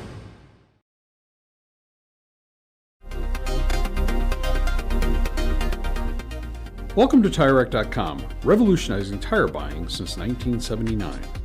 With our unmatched selection of branded products, finding what fits your vehicle and is right for you and how and where you drive has never been easier. Through helpful online shopping tools that include our professional hands-on reviews done at the introduction of a tire and consumer reviews that give real-world feedback over the life of the tire, you can make the right tire choice and find exactly what you need. And if you prefer to talk to someone, our tire testers, our sales team, are available on the phone. And that's how we get you the right tire for you and your vehicle for where and how you drive.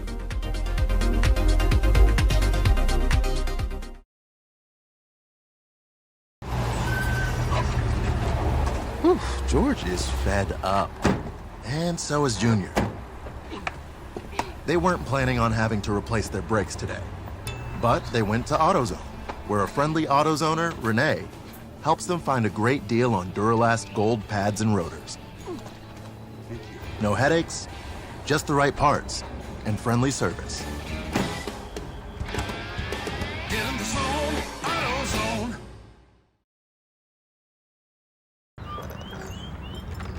I think I'm going to try buying tires online. TireRack.com can help you with that.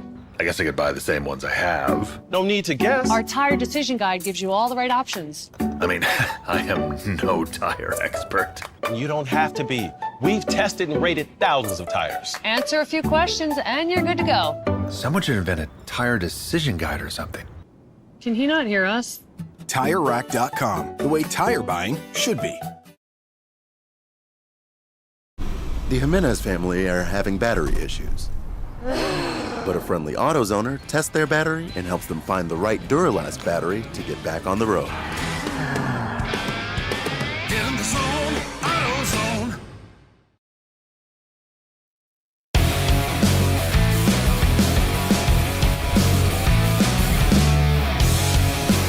All right, welcome back, everybody, to ChampCar.Live, presented by AutoZone. We are Green Flag Racing here at Daytona International Speedway. Floridian Motorsports leads the field in their D-Class car, along with Team Infinity behind them in second place, back about a couple of laps. Then it's Sublime Motorsports, Trans Am, Marathon TLM in fifth, Rocketeers T-Rex 7 in sixth. Then it's Brew Crew, Blue Steel, 41 and Kaywood Racing. That's your top 10, folks. All right, let's take a rundown through our classes here, Paulie. Let me see if I can give some information. So in A class, Blue Steel in their Mazda Miata leads this race over Agent Chrome, and then Level 1 Racing in third, Late to Apex in fourth, and BC Racing is in fifth. Mazda has a lockdown of the top 5 spots in A class. Now let's shift over to B class. Rotary Rocketeers, the T-Rex guys, the 250 car, their Mazda Miata, or I'm sorry, their Mazda RX-7, I apologize, guys, is leading in B class over Fat Crack Racing in, I believe, their, I think it's Acura, I believe is what they got. And then Fisted Racing has fallen down the order to third, Apex in fourth, and WTF Florida, the 314, the Audi, is in fifth. In C class, Sublime Motorsports has taken over the lead. I believe that's the old OFIC racing team rebranded as Sublime Motorsports. Trans Am, originally Hong North, rebranded as well, up into second. Marathon TLM, David Tawadi's team in third. Brooker Racing, Arjun Saunaranjan and his team still running fourth. And Rockwell Autosport in the 715 is up into the top 5. in the C class. Now let's shift over to D. Floridian Motorsports, your overall leader and leader in D class over Team Infinity, who is in second in the D class, and I believe they are second in the race overall. Yes, they are. Just wanted to get a confirmation as we're getting a shot of the 165. It looks like that issue they were having may have been resolved, and they're headed back out for some more fun. So let me finish this off here. Kaywood Racing in third, 2244 Motorsports in fourth, so that wasn't them that had the issue down the order. And then Mr. H Motorsports in the 443 is in fifth. Let's check on our three buddies in F class. Covey Racing continues to lead over WTF Florida. Hey, Betty White's up to second in class there, Paulie. Here we go. All right, everybody's number one in F class. And then Sharky too had some issues earlier in the race. They've been off the racetrack for a little while, but third in the F class. And then let's check on our buddies over on the EC side of the house here. And we just had him on our show, Mr. Jeff Cohen, GMW Racing. They are leading by 2 laps over Gorman Motorsports. RPM Auto Works is up to third. Never Start Racing, John Artman and team, up to fourth in their 2008 Nissan 350Z. And the 451 Rooster Racing rounds out your top 5. Yeah, thanks for that, Kyle. Appreciate the update. And let us know who you are here watching and holding out to or hoping to see do really well this weekend. We'd like to hear from you. The chat's moving so strong. I'm having a little trouble keeping up with it. Wait, so many enthusiastic Champ Car Nation fans. It's so hard. There's a lot of cool conversations, sidebar taking place. So that's always fun to see, too. So thanks for joining us on this gorgeous morning, gorgeous day out here. It's afternoon now. We've crossed over the noon hour out here at Daytona International Speedway.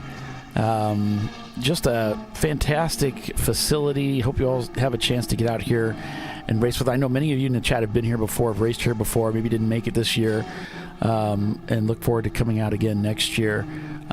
So hopefully we get a chance to see y'all out here next year. And so many great racetracks and venues still on the docket this year for Champ Car. We're just getting started this season, and so hopefully I get a chance to see you folks at the track. So we see Edmondson Motorsports is doing another pit stop. Justin Edmondson and his team here. That's one of his A-class cars, the 228 car, getting some service as we see the cars heading right towards us. We just saw there's an Infinity Shark, Floridian. Looks like Floridian may be getting ready to put another lap on Team Infinity. They're up by 2 laps here, Paulie. They're walking away with it, but they're running, it seems like, a decent pace. Floridian, it seems like they've backed off a little bit. They're running about high 210s. Running last lap was about a 218. So I think everybody's just kind of hanging out right now. Sublime Motorsports is up to third in the overall, 6.5 seconds back of Tron, 6.5 seconds back of the Team Infinity guys. So that rubber band is starting to come back together a little bit. Yeah, 10 hours and 50 minutes still remain in this race. So still lots of racing left to be had as that Florida sun is beating down on this racetrack, beating down on the cars. And, of course, the drivers are starting to feel that heat work its way into the cabin here. We can see we've got a drink bottle inside the cabin of this car, and that's pretty common. A lot of these teams will come and they'll maintain hydration by using a water bottle from inside the car, and they can draw through a plastic tube inside the helmet to get the fluids, keep those fluids coming into the driver. On board with the less is more cam, of course, in the pits. Les Epps down in the pits, bringing us all the racing action from pit road. We can see, it looks kind of like business as usual down there. Not a lot of drama right now, just cars getting fueled up and being sent back out, give them a pat on the butt and get them back out on the racetrack. Yeah. There's car 564, pretty cool livery here going on. Smoking Horse Racing right there. Pulling the vent out. Giving that a little bit of wipe off there. Making her nice and clean, making sure there's no excess fuel that'll light up.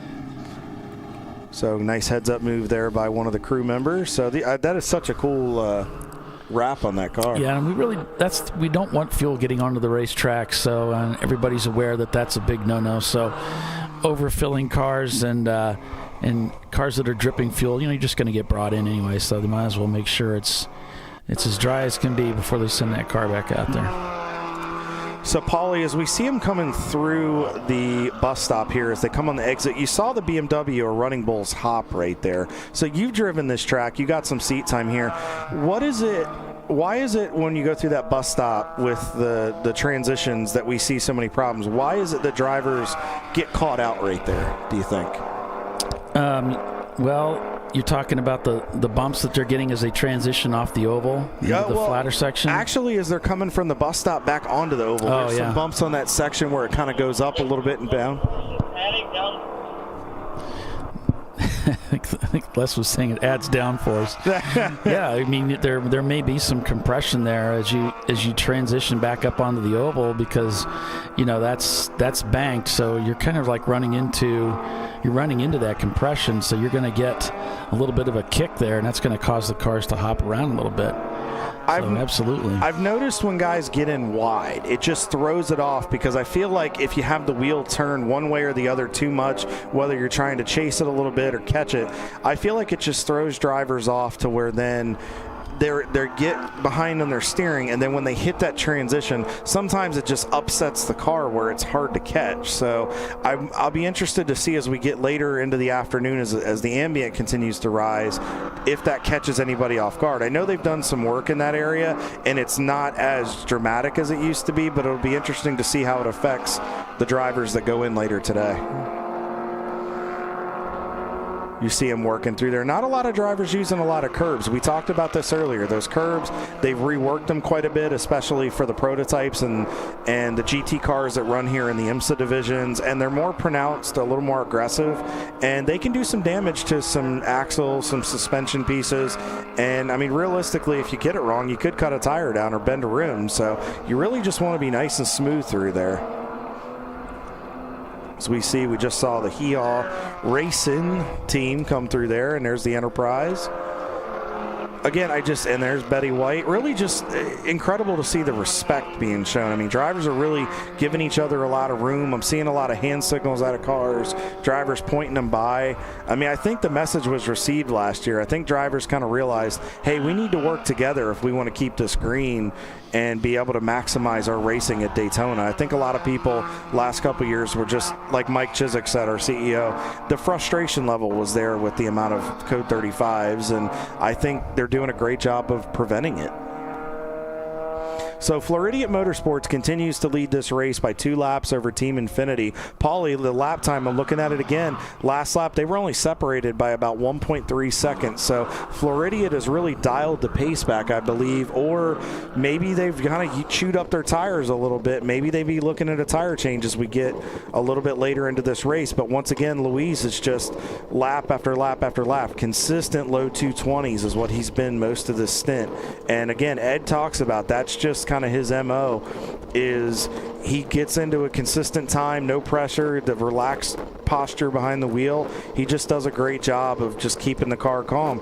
Want to give a call to the Trans Am guys. They're within about 44 seconds of Team Infinity, and they're doing a great job of chasing them down. They're now the leading C-Class car. They've dispensed of Sublime Motorsports, so we'll have to keep an eye on that. Brew Crew's kind of falling down the order a little bit, but we have a lot of cars close together. Blue Steel and the 157 car are close together now, so we'll have to keep an eye on that to see what's going on. So that 157, that's the Agent Chrome car, and they're not separated by a whole lot. They're on the same lap. Yes, there was a 6-second difference in lap time, but that also could be, folks, they get the Agent Chrome guys could have gotten caught in traffic, or they might have just backed their pace down a little bit. As we see, the 2 car of Sublime Motorsports is in the pits for some service. We'll have to see if this is routine or if this is a scheduled stop. Don't see any urgency going over the wall here. This may not have been planned. I don't see anybody with helmets going over. Looks like they're going in the right side of the car. checking with the driver to see what's going on. So it looks like we might have another leader here, maybe having another issue. Oh, boy. We're on board with Floridian right now. Trans Am is in the pits as well. Oh, we get a transmission issue is the call from Les. Yeah, you got to be real careful. We don't have a camera with them. There was a car we heard earlier that had that zinging when they missed that shift. That's something drivers have to be careful about too. Your adrenaline's up and you want to yank the shifter back into gear and feel like you hit it perfectly, but sometimes you can do it too quick and it's not, like you say, Paulie, the synchros aren't matched up and it may not go into gear. So you really need to be careful that you don't miss that shift because, I mean, you already have hanging RPMs here at Daytona. You don't want to do further damage to that engine. Yeah, as you're trying to pull it back into gear, sometimes if the sinks are a little bit worn, it'll feel like it's sunk in because it stops, but it actually isn't. And then you release the clutch and you hit the gas and it zings the engine because it's not in gear. So we've a little bit of smoke going into 3. A car went very, very wide out there. Looks like they gathered it up and kept things going. Yes, I know we got the frame quality in some of the frame rate in some of these corners is a little low. We are seeing some bandwidth issues. Is that Gorilla sticker slow? Yeah, it looks like they're pulling off here. Where at? I just saw it here in our camera here at coming to turn 5. Oh, okay. It looked like a white BMW. It reminded me of one of the Gorilla sticker cars, and he was pulling off. I saw a finger out the window, so he might have been pointing, because there's an escape route right there at the West Horseshoe at the entrance on the left where you can get off the racetrack to the access road that'll take you back to the garage area. So you might not see him on this side, yeah. So he got pulled out. I looked out of our broadcast booth, Paulie. They got through. The corner marshals let them get through, so it looks like they're headed back slowly to the garage area. I want to give those guys an attaboy for getting off the racetrack and not having a code 35. Well, we do have a report of a car impacting the wall over at turn 5. That's car 378. That's the low percentage pass team. That's Fisted Racing. Oh, okay. 378.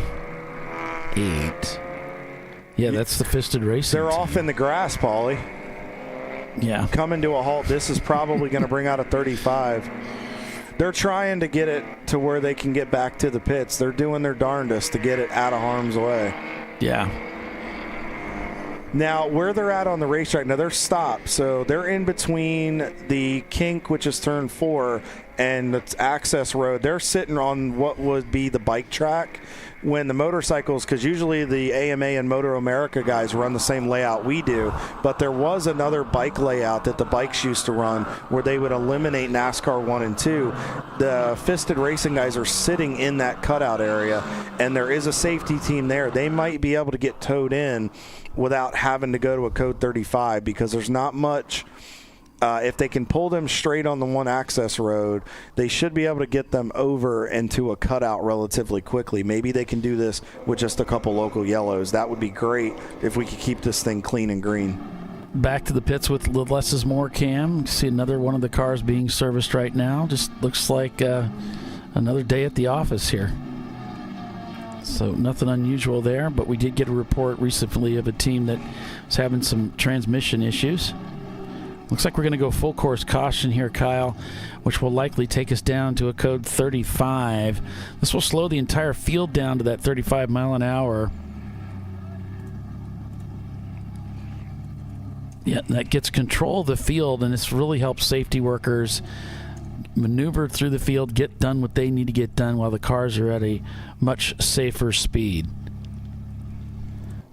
And hopefully this should be a short code 35. So it's number 8 being released there. Yep, Trans Am headed back out onto the racetrack. So, Paulie, speed limit on pit road, just like we go to every racetrack on the tour, it's 20 miles an hour. So let's talk a little bit. We saw them kind of dive out all the way over. So when you're on pit lane, there is a drive lane, there is a transition lane, and then you got your pit stalls. So the way Champ Car wants you to do this when you're here racing with us, especially here at Daytona, is you see the on the left side of your screen, just before the tri-oval infield grass, you'll see the lanes. That is the drive lane in that small lane. You'll drive down pit road. The middle section, which is real wide, is your transition. ChampCar does not want you to start transitioning over until you get within about 5 to 6 stalls of your box, and then you'll transition into your box. And then once your service is complete, you'll get back into the transition lane, and then within about 5 or 6 boxes, they want you obviously clearing traffic and being mindful of who's around you. Then they want you to transition back out to the drive lane, maintaining that 20-mile-an-hour speed limit all the way to pit exit until you check in with the official down at the tent, and then they clear you to go back out onto the racetrack. Yeah, very well said. Once you reach pit out, they're going to want to check that wristband. They're going to give you a cursory check of your belts, make sure they're over the Hans device or restraint device as best as they can. It's not their responsibility to make sure that you're safely secured in the car. That's the responsibility of you and your crew. And then they'll check your clock and cut you loose at the appropriate time. Rotary guys on pit road. Is that the 250, the rotary? Yep, Rocketeers. The RX-7 getting a little pit service done here. Just looking at the rear brakes, and you got a lot of rear brakes. So obviously just a quick check for maintenance issues here too at the same time. You know, we're more accustomed to doing 7-hour races, 8-hour races. Doing a 14 means you're doing 2 7-hour races back to back, and that's where a lot of teams will go and change brakes and do other types of maintenance in between the races. Here you won't have that opportunity unless you do it on pit road. You're going to have to do it live during the event. So they're looking at some of these things as the attrition of the race, as the race wears on, rather, I should say, as the race wears on. So we had a question earlier about Sally Mott, who is the MX-5 driver, the young female, I think she's 20, that we had her in the booth at VIR. She is racing this weekend with O Squared Racing, so good luck to Sally this weekend in her racing endeavors. Thank you to the source that shot that over to me. We greatly appreciate it. So Floridian Motorsports leads the race overall, followed by Team Infinity back about 2 laps, followed by Marathon TLM in the number 3 car. And then it's Brew Crew Racing in the number 86. And then it's the Trans Am team. We just saw them leave. They're in 5th place. And then it's the Rocketeers team in 6th. Blue Steel's behind them in 7th. Then it's Kaywood Racing in 8th. Agent Chrome in 9th. And Rockwell Autosport Development has now crept their way into 10th place in their Porsche Boxster. Watch out for these guys, a former national championship team. These guys have the ability to work their way up through the field and capture victory here this evening. So we're going to want to keep an eye on them. Sublime Motorsports there, shown in 11th right now. We've got Gorilla Sticker shown behind them in the 516 car. The 22 car, let me get this pushed out if I can. There we go. So, yeah, Sublime, it's 2244 Motorsports in 13th. 901 Motorsports in the 901 is 14th. Kobe Racing is 15th. That's the top 15. If you want to follow along with your favorite teams, you can do so by going over to race-monitor.com or the Red Mist app, and you can you follow your favorite teams that way in the score, because there are so many cars out here. We obviously can't give you all of it, but we try. We're very trying. As you know, the Pylon's doing a good job of cycling through everything to at least give you some idea overall of where the cars are located. So we'll keep you abreast to some degree of the front runners in each class. So cars moving at 35 miles an hour, and once they feel that the track is safe, secure, ready to go, they'll send us back to green flag racing. You see some emergency vehicles working their way. Change of transmission. Okay, so Sublime has been reported. That was Les from the pit road giving us on-the-spot information. Sublime taking their car behind the wall. They're going to do a transmission swap today so they can get back out there and get back to racing. So I did see that Fisted Racing was on the rollback. It looks like they've got them back into the blue garages here at Daytona. So hopefully we will get to go back racing here relatively quickly. I see a safety truck over at the bike access road over there. So it looks like he may be headed back to his post, and hopefully we'll get to go back racing here very shortly. So, Paulie, we've seen that with transmission issues, motor issues, just all kinds of crazy things happening to these teams. Do you think the pace is just wearing these guys out so far? Well, yeah, you have to wonder, but it's so hard to say. Typically you do have some measure of attrition when you at any race, at any endurance race, you're going to have some failures like that. So it could be that these teams were sort of counting on more caution, more rest time, and it's starting to push the drivers a little further than maybe what they anticipated. Car 160 in the pits there. That's the Running Bulls team. So Michael Bulls and his team back with us this weekend. I believe Andrew Sides, one of our officials, is racing with them again this weekend. Yeah, I talked to him in the elevator at the hotel. He said he was going to run a couple stints today. And Matt Harper's here this weekend. He's also running with them. So good to see that team back together in action after that terrible accident about a year ago. As we go back to caution, and that means we'll be going back to green here shortly, Kyle. Yeah, so while we're winding these boys and girls back out, let's kind of run back in the order a little bit. So 901 Motorsports is back in 17th in the 901 car. Last lap, obviously we'll get you that once they get back up to speed. Best lap of the day was a 2:22.84 at 89.7 miles an hour. Let's roll a little farther back. We haven't talked about MS2 racing. Their 2003 Volkswagen Jetta running in the 15th spot, up 29 spots on the day so far, having a solid run. And a little bit farther back, let's take a look. We've also got Level 30 by Robertson Racing. They're running in the 20th spot right now, holding strong. A little bit farther back, we talked about the Bent Over Racing, the 985. That's the car that ARCA Menard Series driver Corey Aiken is in this weekend, so hopefully they'll have a solid showing with him in there. He's got some of that stock car experience. And then SRX Racing, the number 18 car, is up to the top 25 overall in their 94 Chevy Camaro. Let's look a little bit farther back. O Squared Racing, the 36 car, that 1989 BMW E30. That's the car that Sally Mott's in. I had just gotten a message from John, the car owner. Thanks for that Oseroff. Thanks for that information and confirmation on her location. We greatly appreciate it. We talked to Revelation 1911 earlier in the day. Sean Duncanson and his team from Wisconsin. I bet they're a fan of the Packers. And then Nuts Found, and cheese, the Packers and cheese. Nuts Found Racing, and then here's where we lose the viewership when I start trying to be funny. And then we got the 97, one of the TCR Motorworks entries this weekend in their 96 BMW. 31st in the overall right now. Best lap of 2:21.55 so far. Hee Haw, the crowd favorite in the Dakota, is running 36. Solid showing for those guys so far. AKT Racing in the 139. Broken 60 seconds is back there. Tough break for the Fisted Racing guys. They've fallen down the order. And then Cussin Racing in the 1988 Volkswagen Cabriolet. I think that's what that is. Cabriolet, thank you. Yeah. I'm not very cultured. You got to help me, Paulie. It's French. It's French, okay. But and then we see some of the Edmondson cars are back here. Jackie Hicks has slowly worked themselves up into the 47th position in their Boxster. They had their Miata at Sebring last time we saw that team.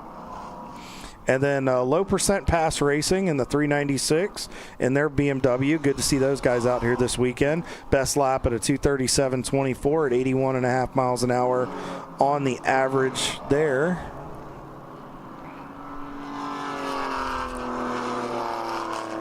So the Agent Chrome guys continue to lead in A-Class. The Rocketeers in T-Rex lead in B.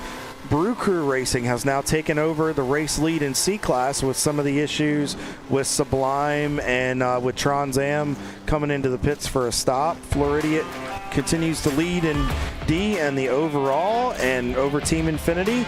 This is ChampCar.Live presented by AutoZone. We are here in beautiful Daytona Beach. Hang with us. You've been with us so far. We'll be back.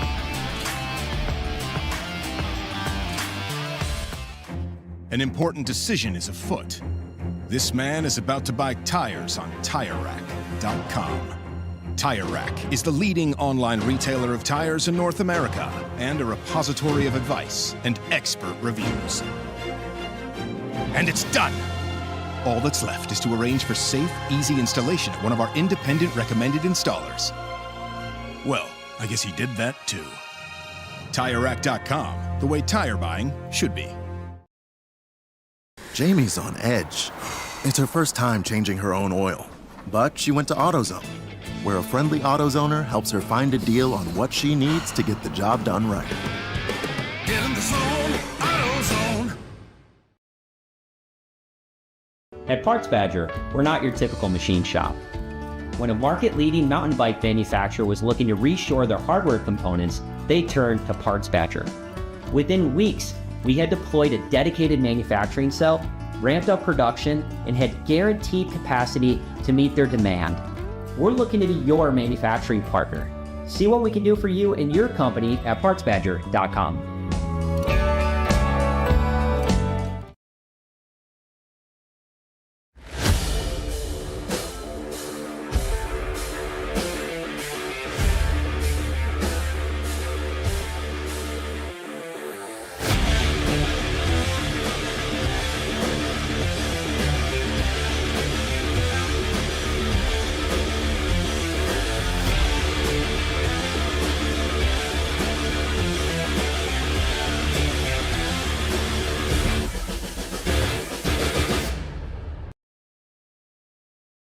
Want to get started streaming your races or make your current live stream more captivating?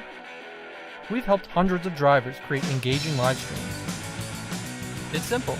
Create a new stream event, grab your camera, and start streaming. Head over to myraces.live to sign up for a free account. Or join us in our community Discord. Stream, share, engage. Dave's Twitch is bad. That's because his wipers need replacing. But he went to AutoZone, where a friendly AutoZoner guides him to the right wipers and makes sure everything is working smoothly. Get in the zone, AutoZone.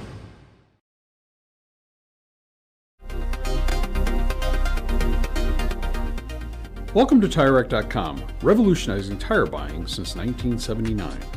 With our unmatched selection of branded products, finding what fits your vehicle and is right for you and how and where you drive has never been easier. Through helpful online shopping tools that include our professional hands-on reviews done at the introduction of a tire and consumer reviews that give real-world feedback over the life of the tire, you can make the right tire choice and find exactly what you need. And if you prefer to talk to someone, our tire testers, our sales team, are available on the phone.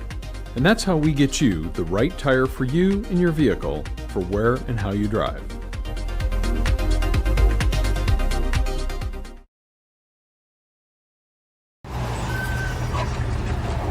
Whew, George is fed up. And so is Junior. They weren't planning on having to replace their brakes today. But they went to AutoZone, where a friendly AutoZoner, Renee, helps them find a great deal on Duralast gold pads and rotors. No headaches, just the right parts, and friendly service. Get in the zone, AutoZone.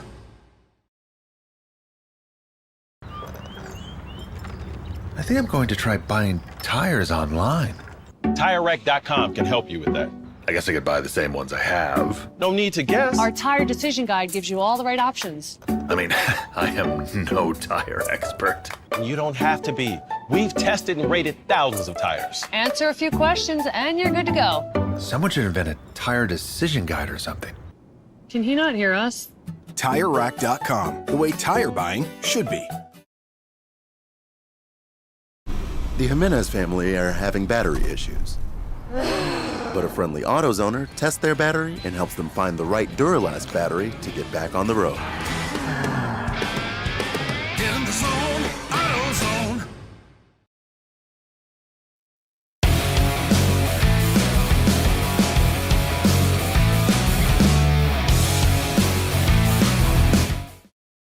Welcome back here, folks. Welcome back to ChampCar.Live, presented by AutoZone. Purple 35. Looks like a 605 car. I believe that's one of the Section 8 Mustangs being tended to here. Let me verify that for you. So 605, yeah, that is indeed one of the Section 8 cars. Looks like no flag. There's like an update coming through on that just now as I speaketh.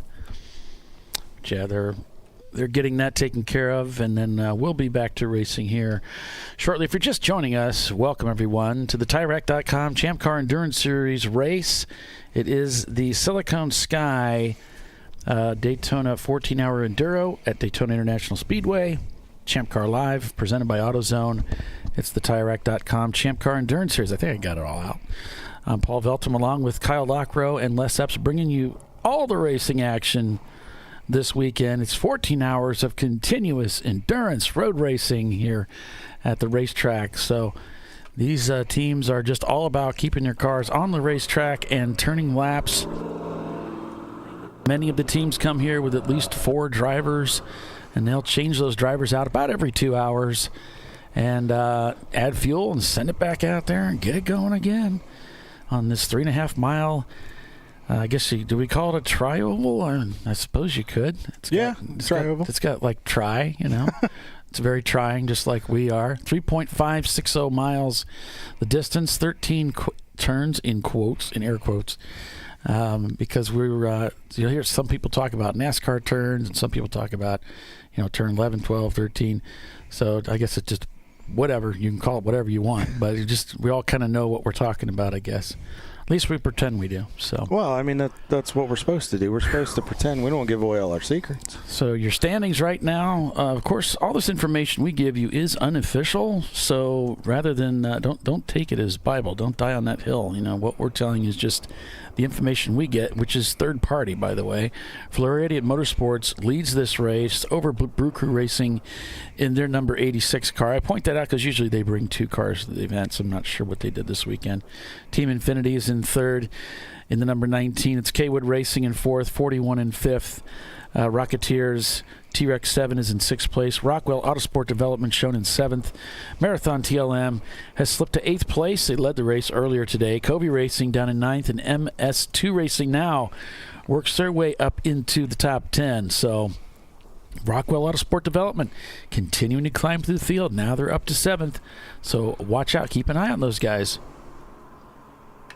Kyle Lockrow going to be going into the car here not too long from now, about an hour and a half, 2 hours. He's going to be leaving the booth and headed out to climb inside this BMW right here. Yep. Should be a fun ride. Yeah, I did the seat fitting yesterday, and it was a lot of fun. I love driving for Mike Gorman's guys. I got to drive for him about a year and change ago at Sebring for the finale for 2024. It was an interesting weekend.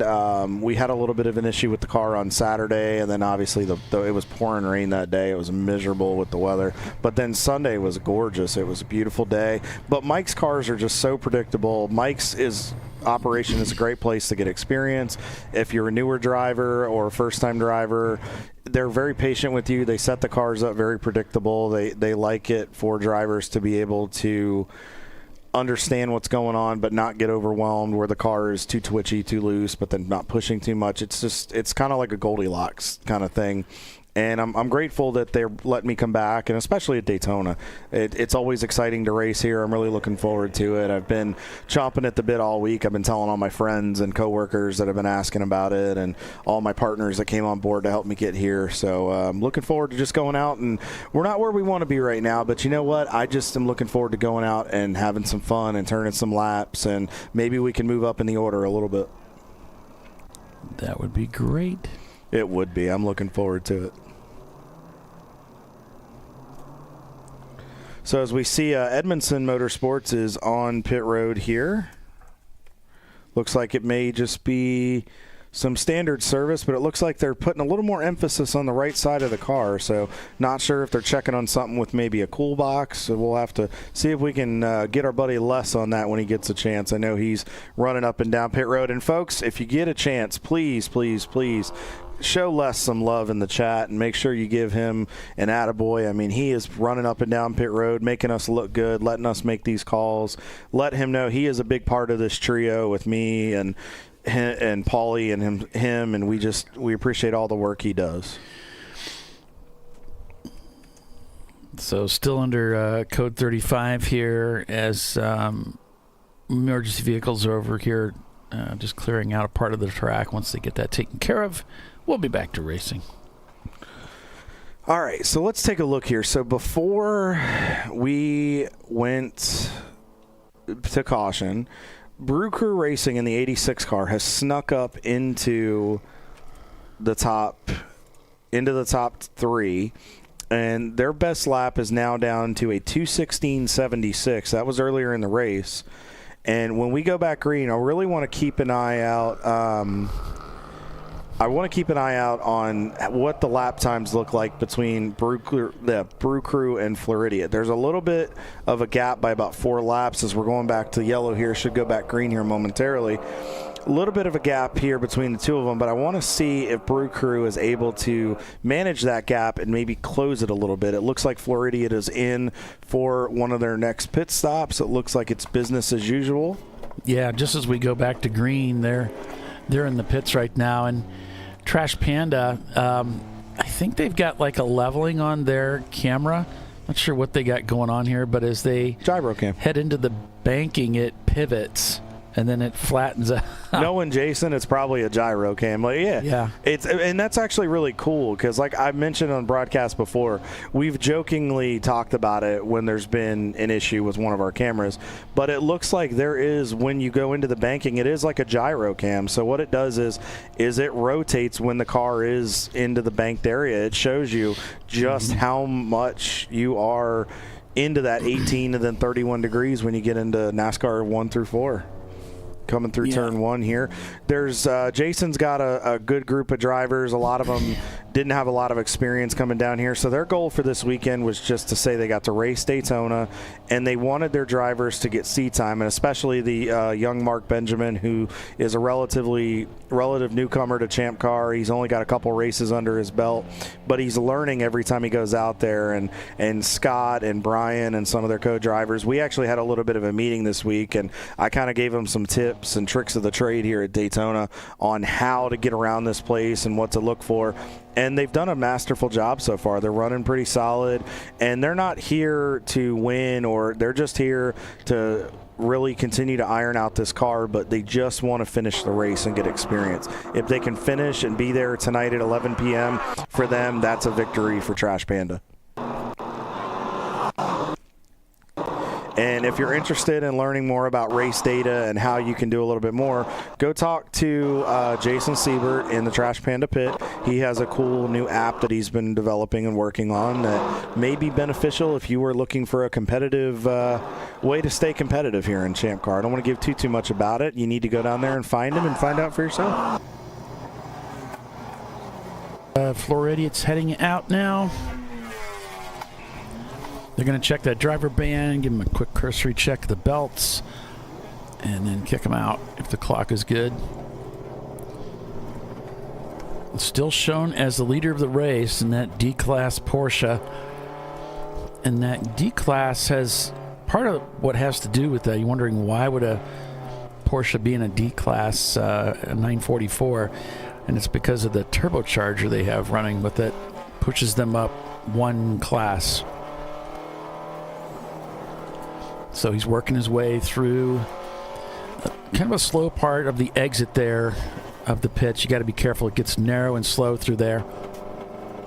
When you come out of the pits, you have to be really careful. And the reason being, one, you may have a new driver in the car who hasn't been out there yet today. But what you have to be careful about is, even for the small time you're on pit road, your tires and brakes cool off a little bit from sitting from just basic temperature. So what you have to do, it looks like we got a stalled car here. It looks like a BMW over there by turn 5. it's off to driver's right. We'll have to try to get more information as we can for you. You saw it live here on ChampCar.Live, presented by AutoZone. But what I was saying is you want to make sure that you're really careful. You have to give the tires and the brakes and the car a couple laps to get back up to temperature. Plus, the driver just getting in the car needs to feel the track out, understand what feedback they're getting from the car, and kind of know how to put a plan of attack together for their stint.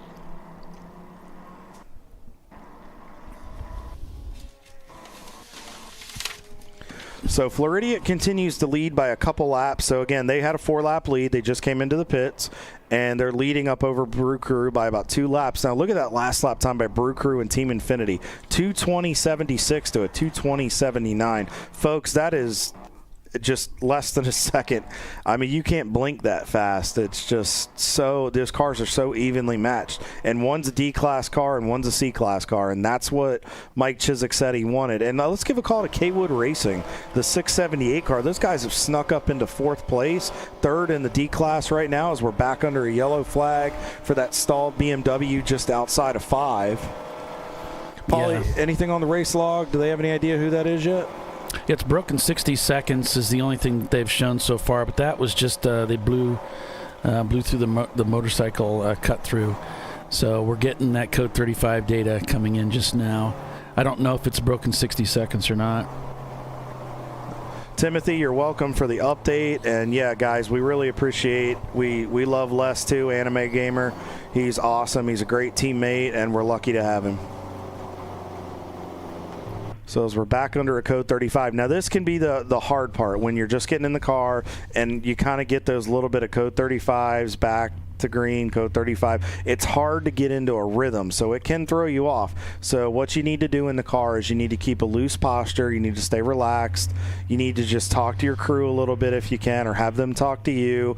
Keep your mind going. Just think about methodically how you want to attack your stint, and come up with a game plan. When you're under caution, you can also run some lines in corners. You can kind of see what's on the racetrack, if there's anything you need to avoid, stay away from. Just think about things a little bit at a slower movement before you get back up to pace.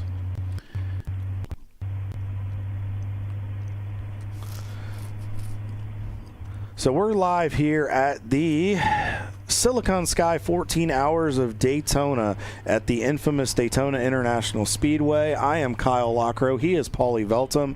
Lester Epps, Les Morecam is live on pit road, giving you all the action right now. It has been an interesting race so far. We are almost at the 4-hour mark, and it has been one of those races where you do not want to be in the top 5. Everybody that's gotten up in the top 5, a number of them have all of a sudden had a bunch of issues where things have happened. We were going to have some more guests on the show to this point just to talk to some people and tell some cool stories, but I just heard from Tom Chalemi from the U.S. Enterprise. He was going to come up and talk to us a little bit. They ran into an issue. So it has not been a good day to be up in that top running order at that point, but hopefully it'll kind of even itself out a little bit, and it'll be a little bit easier on some of these teams because they're getting put through the ringer right now. Still want to give another call to Covey Racing. That F-Class car last lap was a 2:36. Obviously some of that may have just been slowing down for that caution, but just a masterful job at Daytona of an F-Class car running in the top 10 right now. And I think some of the new rules and some of that stuff are really, like Mike said, evening the playing field, where we're seeing some new players come into the fight. MS2 Racing is up into the top 10 in the 27 car. We're seeing Wayward Sun Motorsports working themselves up into the top 40. They're in 41st. They're just sniffing the outside of it. Betty White and their team, they're slowly still running. The 314, the sister cars, in 51st. Kiss the Wall Motorsports is still out there running. Map Green Fuel Tech is in 62nd right now. GWP Racing in the 448. We've seen them on and off pit road a little bit. Mm-hmm. Reeves Racing at one point, we saw they had gotten back up to the lead. Earlier in the race, it had been a little bit of a tough day for those guys, but they've kind of fallen down the order a little bit. the sister car for Brew Crew's inside the top 20. The 244 is putting on a pretty good show. They were up in the top 5 earlier, but now they've kind of switched roles. It looks like we're going back green here, Paulie. Yep. They've gotten things cleared up, so they're going to send them back to green flag racing here again. I just got an update from the Revelation 1911 guys from Sean. Possible rear end failure, more to come. They're dissecting it, so we should get some more information as time goes on. Yeah. Back on board with the fastest butt in the South here, Hee Haw Racing. These guys are still chugging along. As you see, he's just trying to work that outside. He's faster than some of those cars. He was sitting up on the top. Yeah, a little bit of buffer there in that camera. Yeah, we'll go on board with the leader of the race, Floridian Motorsports, and just keep an eye on things here from their viewpoint.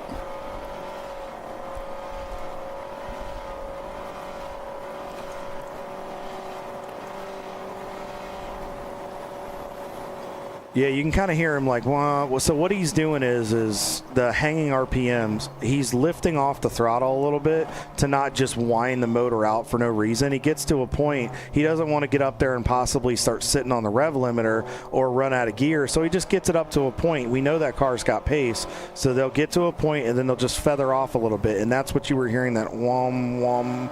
He's just rolling in and out of it, trying to hold it at a steady pace, get to an RPM that they're comfortable with, that they know the motor, it's not going to damage the engine, and then he backed off a little early for the corner and just trying to take care of it. I mean, we still have 9 hours of racing to go.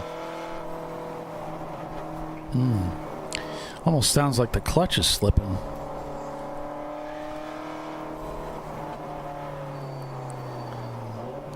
We'll have to keep an eye on their lap time when they come by next time. That's one of the Brew Crew cars, folks. That may be either the 244. If that's the 86, they just got a lap back on Floridian. We'll have to see here. Let me see if I can check. There's a bunch of cars kind of grouped up here. That was the... Well, it's kind of hard to tell. That was, I think, the 244. So that is the sister Brew Crew car, but even after that pit stop, they haven't. Yeah, they were running a lot faster than that before. So, Paulie, they may be having that clutch issue you're talking about. It really has not been a good day to be up in the top 5. Well, these clutch issues, it's the issue that they're having, if it is indeed what's happening, is it's not getting the bite that it needs. So it's slipping a little bit. So what he's having to do in that case is he has to ease the gas pedal down. It's really hard in a turbocharged car because as a guy who owns a turbocharged car, when the turbo comes in, it adds power and it kind of does it at its own discretion after you get into the gas. And so you would have to modulate the throttle. You would have to pull back on the gas as the engine revs come up to keep the clutch engaged. Now, this can be caused by just wear, where the disc itself becomes thinner. The brake material is kind of what's on the clutch disc itself. And there really isn't that much on there. It's a surprisingly small amount of material that's on a clutch disc. But it can also be caused by oil contamination on the surface of that clutch disc, so it may not be due to wear at all, and if it's oil, it's really difficult to baby it. And that takes a lot of discipline as a driver, Paulie, when you get in those situations. How, as a driver, did you handle those situations when all of a sudden you started to experience something like that? Yeah, it was like my first race ever was at Blackhawk Farms in a Formula V, and I had that exact problem, and so I did the same thing he's doing. You're trying to find, with your gas pedal, you're trying to find where is it not slipping, where is it just about ready to slip, and you back off a little bit and try to keep it in that range so you're still getting forward momentum and you're not making it worse, because the more you slip that clutch, the more it's going to burn up, the more damage you're going to do to the flywheel surface of the flywheel and everything, so you don't want it slipping. And you have to remind yourself to just roll, and you can't be aggressive on the throttles from what you're telling me, right? You have to be real easy, because with that slippage, can't you spin the tires and potentially snap an axle or something like that? Well, it's actually the other way around. When it's slipping, it's not biting. So you stand on the gas and you don't go. So you have to baby the throttle. And it's kind of like racing in the rain with a very powerful race car. You have to be very ginger applying the power to keep that 1-to-1 ratio going on between the surface of the clutch disc and that flywheel. Paulie, their last lap was a 2:27. Brew Crew was a 2:28. We can hear that issue, so it sounds like something's going on. This may be the opportunity that Team Infinity and Brew Crew need to close that gap on Floridian Motorsports. Yeah, now, and I'm not familiar with an 85 Porsche. If it's all cable, it's possible they could come in for a pit stop, do an adjustment, and get back out there. That's what we did in the old days. But with a car in the 80s, it got to a point where everything was self-adjusting, so it really didn't help you to do any adjustments. But that's what we did back in the old days, like in the 70s. And so I don't know if that would help them with this Porsche, an 85 Porsche, if there's any room for adjustment, or if they're just going to have to deal with this or change out the clutch at some point. Now, I just saw a Brew Crew car go by right there as they're lapping by Hee Haw Racing in the Dakota. That looked like the 86, Paulie. So if so, that puts Brew Crew only one lap down. Now the question I ask is, where is Team Infinity? Because they're a lap behind Brew Crew. This may tighten up that race for the lead here, because Brew Crew and Team Infinity are only separated by 1.5 seconds, and Floridian's time has dropped by about 5 to 7 seconds on average since we noticed this issue. Yeah, I mean, a skilled driver can make this work. They can keep things going, but Timothy just pointed out that on the VWs, which Porsche is a VW, sorry guys, on his Rabbit, it sends gear loop through the center of the input shaft right onto the clutch disc when the throwout shaft bushing wears out. So if they're getting oil contamination, that's the way that's the experience. One of the clutch issues I had was oil contamination.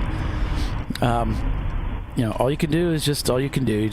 They may be able to baby it and keep this thing going. They may be able to take it all the way 14 hours by just babying the throttle. And it's really going to come down to how good the drivers are with really being aware and have that mechanical aptitude to know how they need to drive that car and just ease the throttle down. But it makes it doubly difficult with a turbocharger. I can guarantee you that.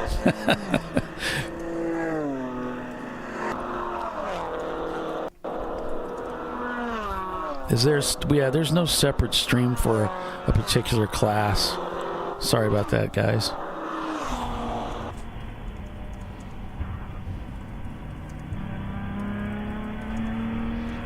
On board here with the TLM team. We'll try to keep you abreast of the EC class, but you can also, by going to race-monitor.com, you can keep an eye on the standings there. So the link that I just sent Noah, and Noah, thank you for commenting on that. That was a great question. But yeah, it's one separate stream for just the entire race. The link is that timing and scoring, right, Paulie? So they can keep track of strictly the EC cars. Yeah, there is just for the it's not the live stream, but there is something for timing and scoring. So Noah, if you have a team that you're following or favorite driver that's competing in EC this weekend, you can see where they're running in their race. We just split the EC cars from the A, B, C, D, and the F class cars. So, I mean, they're still in a race within a race. So with that, we'll take another commercial break as we hit 1 o'clock. We've been racing for 4 hours, 10, 11, 12, 1. Wow, it's amazing. We're clicking off the hours here. 10 hours of endurance road racing remains here at Daytona International Raceway. The annual return for the TireRack.com ChampCar Endurance Series continues. Stay with us. We'll be right back.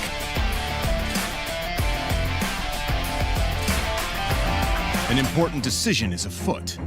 This man is about to buy tires on TireRack.com. Tire Rack is the leading online retailer of tires in North America and a repository of advice and expert reviews.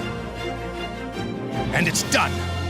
All that's left is to arrange for safe, easy installation at one of our independent recommended installers. Well, I guess he did that too. TireRack.com, the way tire buying should be. Jamie's on edge. It's her first time changing her own oil. But she went to AutoZone, where a friendly AutoZoner helps her find a deal on what she needs to get the job done right. Get in the zone, AutoZone. At Parts Badger, we're not your typical machine shop. When a market-leading mountain bike manufacturer was looking to reshore their hardware components, they turned to Parts Badger. Within weeks, we had deployed a dedicated manufacturing cell, ramped up production, and had guaranteed capacity to meet their demand. We're looking to be your manufacturing partner. See what we can do for you and your company at PartsBadger.com.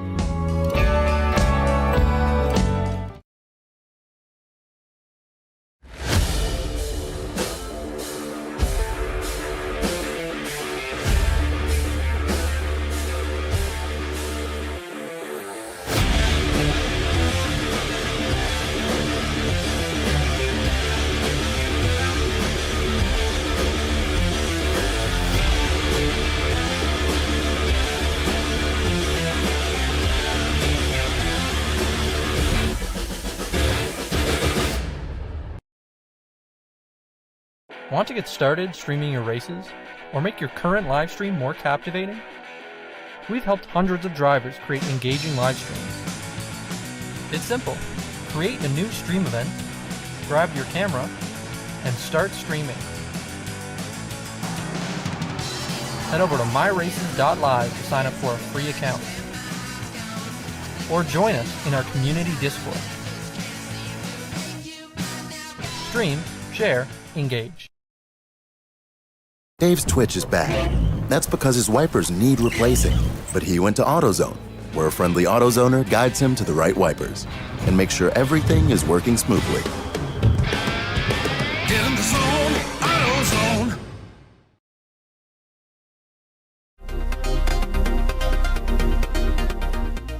Welcome to TireRack.com, revolutionizing tire buying since 1979. With our unmatched selection of branded products, finding what fits your vehicle and is right for you and how and where you drive has never been easier. Through helpful online shopping tools that include our professional hands-on reviews done at the introduction of a tire and consumer reviews that give real-world feedback over the life of the tire, you can make the right tire choice and find exactly what you need. And if you prefer to talk to someone, our tire testers, our sales team, are available on the phone. And that's how we get you the right tire for you and your vehicle for where and how you drive.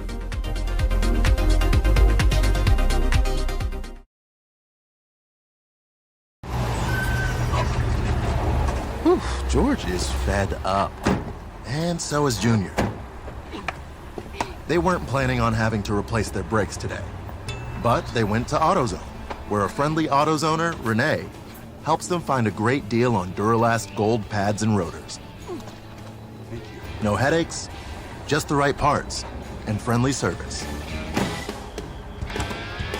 Get in the zone, AutoZone.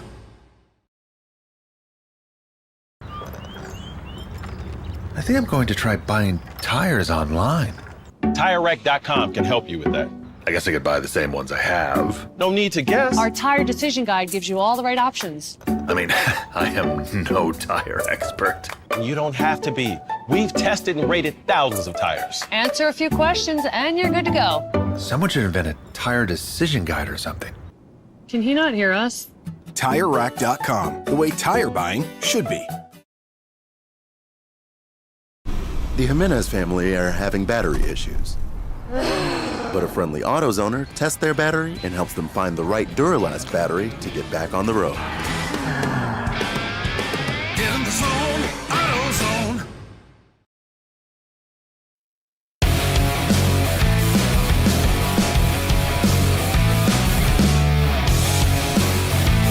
And welcome back, everybody, to ChampCar.Live, presented by AutoZone. Floridian Motorsports leads this race.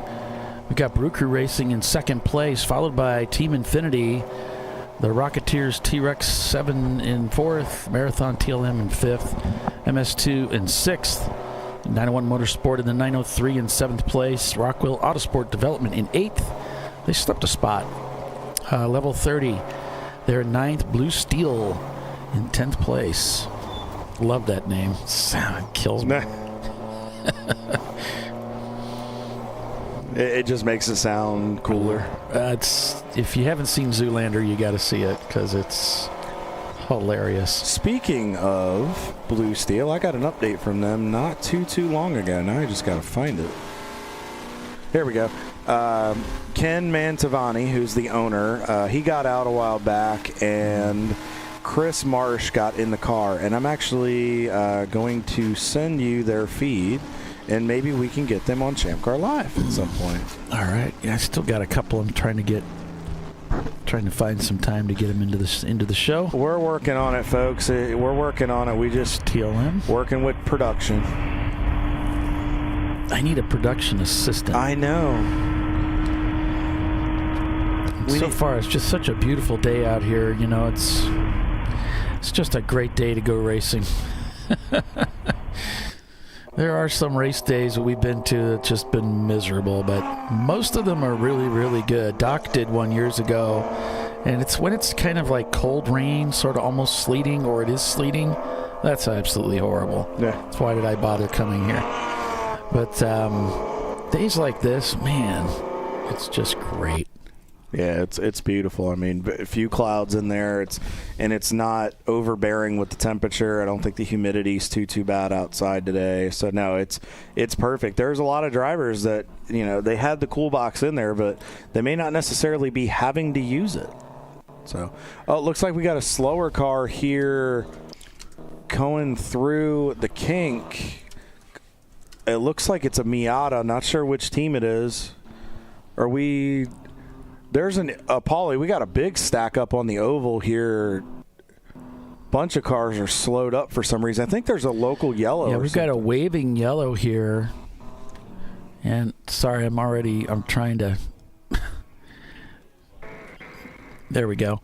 So we got a waving yellow over here because there is an issue that they are concerned about.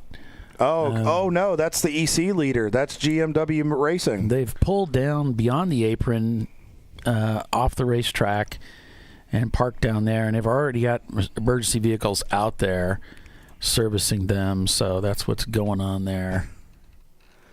Man, not a good day to be in up front, man.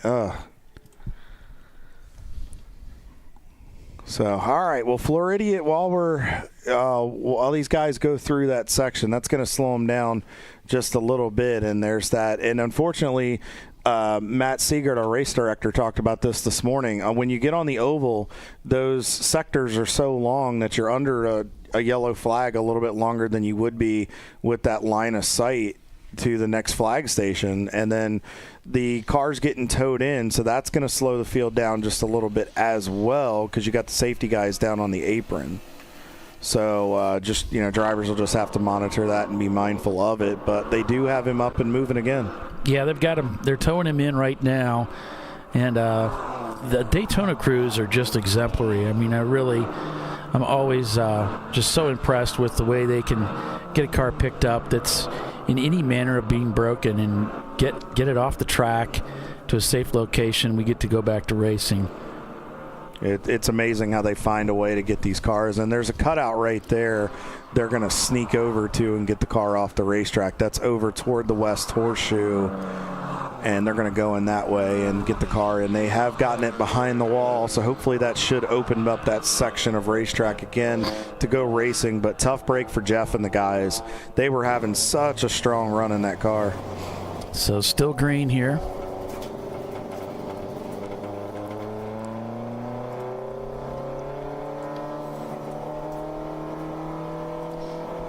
He's just waiting for the yellow to clear there, so this camera a little bit behind.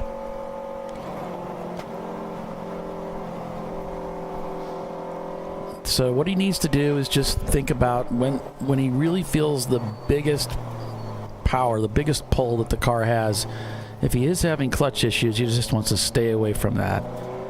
That's what's going to cause the clutch to slip. So you can still brake really hard and attack corners. That's not a problem, but...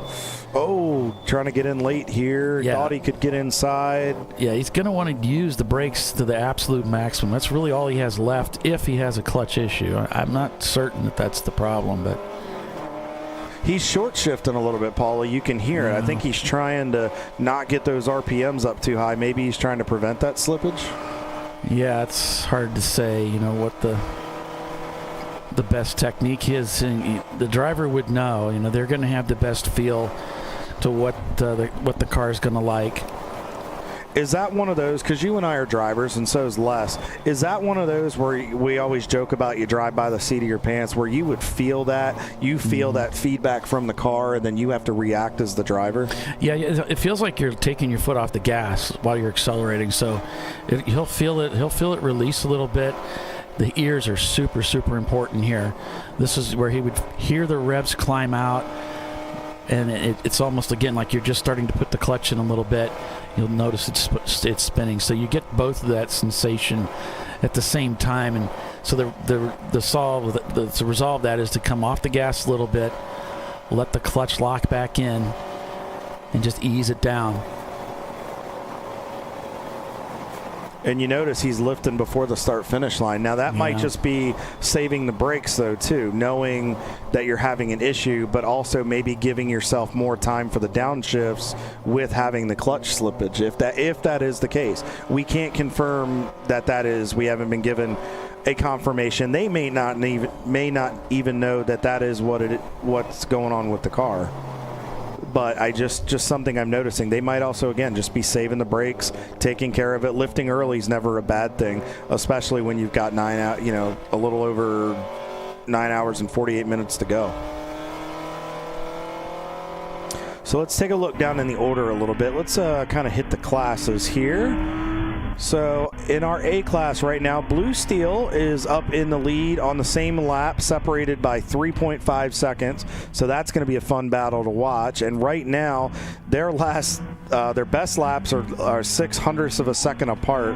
Last lap, they were separated by just a touch over a second between Blue Steel and Agent Chrome. Level 1 Racing has worked themselves up into third in class, the 412-94 Mazda Miata. They're it's showing about 10 seconds back to the overall, but let me see if I can add here where they are to class. There we go. That looks a little bit better. So they are separated by about a lap to Agent Chrome, and then they're on the same lap as Late to Apex. Yeah, I saw your comment there, Timothy. It is funny what's on the camera label, but that is actually a live stream feed that you guys are seeing, just so you know. That is really cool, isn't it? On the Floridians camera. So anyway, AKT Racing Team is rounding out your top 5. They're about 2 laps back of Late to Apex. So a good run today for Late to Apex guys. Haven't talked much about them. And just outside the top 5 is Morrison Motorsports. They're 27th in the overall. They've gained 38 spots on the day. Blue Steel's gained 51 spots on the day. Send It 404 has gained 42 spots on the day, so great job to those guys. Treasure Coast Miata, we talked about those guys. That is the Bent Over Racing guys, I believe, as well. Or no, I'm sorry, I might have that mistaken, but either way, they've gained 23 spots on the day, and Sunbeck Garage Racing has gained 6 spots on the day, so good run. So now let's flip over to the B class. Rocketeers T-Rex 7s continues to lead by about 6 laps over Fat Crack Racing, and Apex Racing has worked themselves up into third. So Rocketeers are 4th in the overall, so keep that in mind. Fisted has run into some problems. They're still running, but they've fallen down the order quite a bit. And then WTF Florida, that is not Betty White. That is the 2002 Audi TT sister car. Here's some traffic. You can see him. Yeah, he's getting frustrated in there. This is where patience is key, Paulie, where you're going to get caught in this at least a couple times during the day. You can't let your frustration get the best of you. And I know my wife is down below laughing at that, knowing me when I get in traffic. She's probably going, yeah, you're one to judge and say anything about patience. So, but you really have to. You don't want to make a mistake and then it leads to bigger problems. Right here, you just have to ease up, find the hole that opens right here. There it goes. He's able to go with the shark. There's the 314 we're just speaking of, and then the 969, I believe that's the Fat Crack Racing guys. Just have to be patient here, work the left side, work the outside of the corner, slowly roll onto the power, able to dive through. Now it looks like the Shark's going to outbrake the Camaro right here, or is that a Firebird, Paulie? I think that's a Camaro. That's a Camaro. Like, Thank you, sir. I appreciate that. So it looks like the outside lane worked a little bit there for the Shark. I think TLM wasn't able to get the traction, but now they're back to single file. So now he can go back to working at one car at a time. So get into the slipstream draft right here. Obviously, that Camaro is probably going to have a little more on the top end than that BMW, but in the draft, he's able to stay right with him. He kind of offsets a little bit, so he sees his brake mark. He's going to outbrake the Camaro getting into the bus stop. Slowly catching. Now, if he can ease up a little bit, he may catch. He's going to catch the open throttle car in the wrong spot right here, and he's probably going to get pinched in. Yeah, he's not real happy in there right now, but that's the hard part of racing. You have to really understand how you can and can't catch these cars, and a lot of that just comes with trial and experience and understanding and watching and really dissecting the flow of the traffic. Yeah, he had to be real careful right there. He put his left side on that apron. If he'd have gotten any lower, he could have spun himself out. So always have to be careful. You want to make sure you know your proximity to that yellow line. And we did get some drama for the 903 car. The 903 of 901 Motorsports had a spin and continue, and that's the team that's currently now in 8th place. So they need to be careful to watch themselves out there and not make mistakes here like that as the heat of the day comes on them. And that's something else that probably, because the TLM car, if this is I believe this is the 3 car, they're up in 5th place right now and 2nd in the C class. But some of those other cars, they got to remember, some of those BMWs are heavier. As the track gets hotter and slicker, there also may be drivers in there that haven't been out there today. This driver may have already been in the car, so they might know what's going on. So you have to think about those situations as well. And it's hard to do that because you want to get after it and you feel like you're losing time. But, I mean, you have to work the traffic. You have to understand what you need to do to be fast. Now, he's got a car coming up on top of him here. May try to make a move as they get into 6. I don't think he's close enough. Not sure. I wonder if that's the MS2 racing car.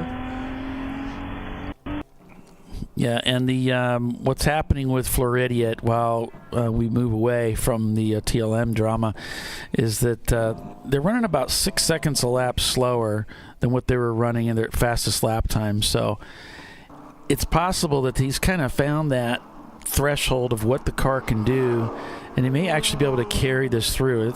Granted, it's a tall order. It's 10 hours of racing, but it is possible that they could carry this through for the next 10 hours if it doesn't get worse. So this is where the driver management is really going to come into play. I'm seeing a waving yellow down there in the bus stop, Paulie. I'm not sure what's going down, but I'm seeing a little yellow here, and usually we keep an eye on that. All right, let me finish this out real quick. I know I'm taking a lot of the time with it. Brew Crew Racing leads in C class, 2nd in the overall over Marathon TLM. MS2 Racing in 3rd in class as we're going to a yellow period. Yeah. Rockwell Autosport in 4th in C class, and 901 Motorsport, the 903, it rounds out your top 5. Now let's take a look at our D class cars. Floridian Motorsports, your overall leader and your D-Class leader over Team Infinity. Mr. H Motorsports has worked up into 12th in the overall and 3rd in D. K-Wood Racing doing a great job, 13th. They've fallen down the order a little bit in the overall, but still 4th in class. And 2244 Motorsports, John Corley and those guys putting on a great show for that car. They lost 4th gear a little bit ago, so I'm sure having to manage that is no easy task. And F-Class, let's check on those guys. Covey Racing continues to lead by a healthy margin over the cars behind them, right down by about 16 laps over Betty White. And then Sharky, too, is falling down the order. They've had issues today. I don't know if they've been back out since that initial issue. And then let's take a look at our EC guys. Gorman Motorsports continues to lead by a lap over Never Start Racing, so John Artman and crew continue to move up the order. RPM Auto Works in third, Open Throttle Trixie 661 in fourth, and Rooster Racing is up into the top 5, a lap off of Open Throttle Trixie in the 451, so they'll keep an eye on those guys and see what happens. And we are back under code 35. Now, you see some of these guys are riding up on the banking, and some are riding down on the apron when we're under this caution. And it's usually better when you're under caution to go ahead and go drop down onto the apron. You know there's some garbage down there, but when you're up on the banking, especially in the steeper banking, you got to remember the oils for the differential and the engine are moving to the left. And so this isn't really a good thing to do. They really should be dropping down onto the apron at low speed. So, Paulie, I believe that car over in NASCAR 3 and 4 is the 222 of 2244 Motorsports. They had reported and told us that they had lost fourth gear. I'm wondering if all of a sudden they went from 4 gears to no gears. And Sublime, sorry, Kyle. Go for it. Sublime Motorsports is looking for a set of E36 M3 or E46 front-end links. They are in Garage 57. So for E36, M3, or E46 front-end links, Sublime Motorsports is looking for those over in Garage 57. If you think you can help them out, please pay them a visit. So, and that is the number 2 car, right, Paulie? Sublime Motorsports, I believe. Take a look here. Yep. That's what I got on my sheet. So it should be a blue BMW. So if you see any of those guys, they definitely could use a little bit of help. So if you have happen to have some spare parts or know where they could be found, they would greatly appreciate it. Yeah, this is coming over the WhatsApp. So if you guys have the WhatsApp, it's pretty handy to use us to stay connected. So thank you, Kelly, for that idea. It's worked out really well. That's not a Kellyism, is it? Have we heard about Kellyisms today? Kelly Childs, she brought up that idea from another series. All right, looks like we're going back to caution here. Yep. So Floridian Motorsports continues to hold this 2-lap margin. Again, we suspect that they're having an issue. We don't know for sure. And it looks like Bruker Racing is in the pits, Paulie. The 86 car is on pit road for some service. Not sure if this is in the window or not. Back to green.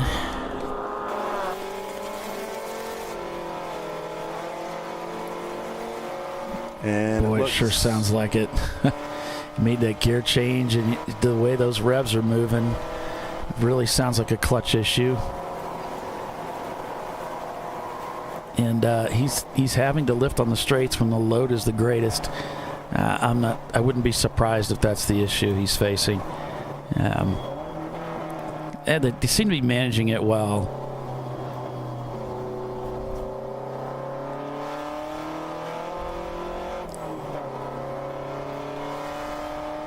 I mean, whoever the driver is in the car, if you guys want to let us know, I know I've been chit-chatting with those guys. If you want to let us know who's in there, I mean, we'd really want to give them an attaboy. They're doing a great job of managing this. I mean, you guys are still running second running in the lead 2 laps up on Brew Crew. I mean, you guys are doing a really, really good job just getting through this issue. So hats off to your team. Yeah. You can hear him really waiting on the downshifts too, Paulie.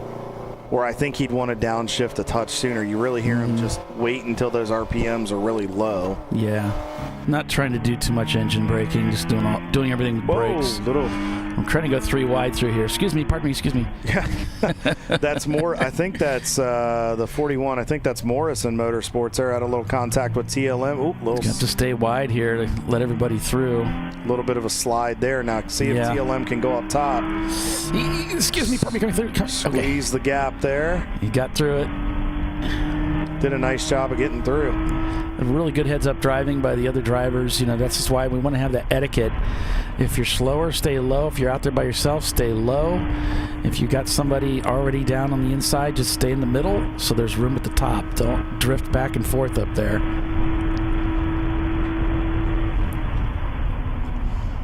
You see him downshift, braking into the bus stop, using a little curb there. Yep, there's Team Infinity up ahead. And still a strong showing for those guys this weekend. In third place right now is the Team Infinity car, the Shark car. Ed would probably be very happy with that. They're only 19 seconds back of Brew Crew. Mind you, Brew Crew is in the pits for their stop. So they probably will end up getting second place because they're coming off a NASCAR 4. And Brew Crew, I can see them sitting in their pit stall. So they'll probably take over at least until they get to their next pit cycle. And yes, they have now taken, as has Rocketeers. They're all on the same lap now. So we got the 3 of the top 4 on the same lap. The question is, can they catch Floridia Motorsports? It's 2 laps is not an insurmountable gap to overcome. Right. The question is that, oh, there's Betty. You guys are number 1. You're handling your issue with charm and grace. That's true. Keep it positive, I always say, right? That's kind of the less thing right there. Keep it positive. Keep it positive. Just got to smile. See him just really taking it easy. Go on board with Never Start Racing. They've got their feed running today. Yep, so that's John Artman's team. We'll have to find out if the Senator's taking laps in that car. I know Mike Coleman was going to be driving for Frank with 901 Motorsports, but I had heard he might get in here and have a little fun as well. So we'll have to find out if the Senator's hanging out with his constituents from Never Start Racing. Trash Panda out there turning laps today.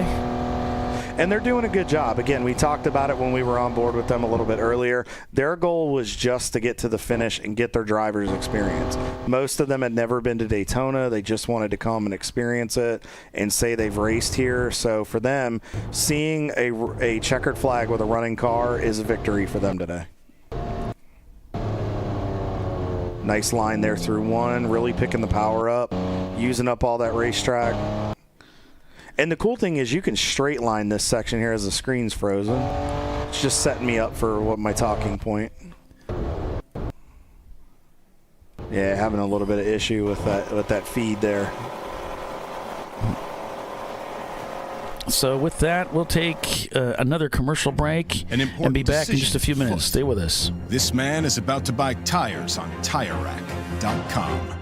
Tire Rack is the leading online retailer of tires in North America and a repository of advice and expert reviews. And it's done! All that's left is to arrange for safe, easy installation at one of our independent recommended installers. Well, I guess he did that too. TireRack.com, the way tire buying should be. Jamie's on edge.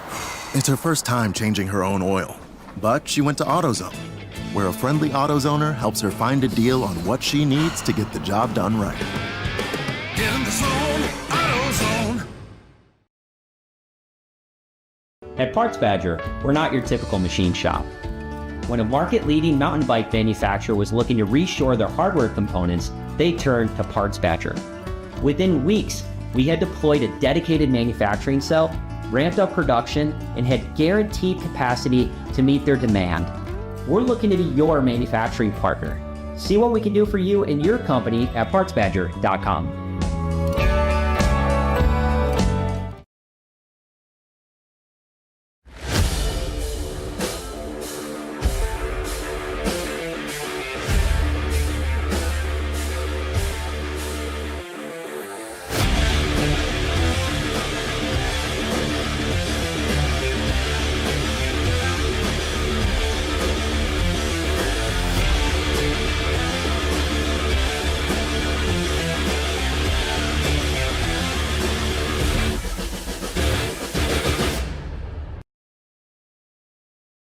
Want to get started streaming your races or make your current live stream more captivating? We've helped hundreds of drivers create engaging live streams. It's simple. Create a new stream event, grab your camera, and start streaming. Head over to myraces.live to sign up for a free account. Or join us in our community Discord. Stream, share, engage. Dave's Twitch is bad. That's because his wipers need replacing. But he went to AutoZone, where a friendly AutoZoner guides him to the right wipers and makes sure everything is working smoothly. Get in the zone, AutoZone.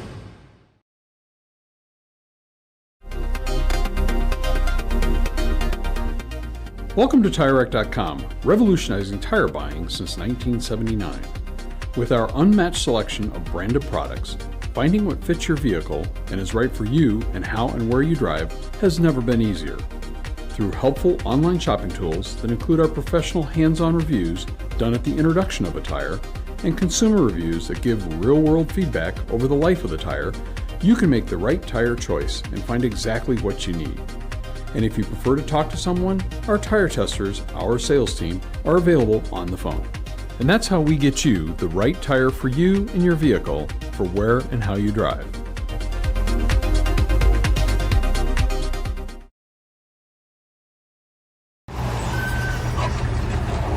Whew, George is fed up.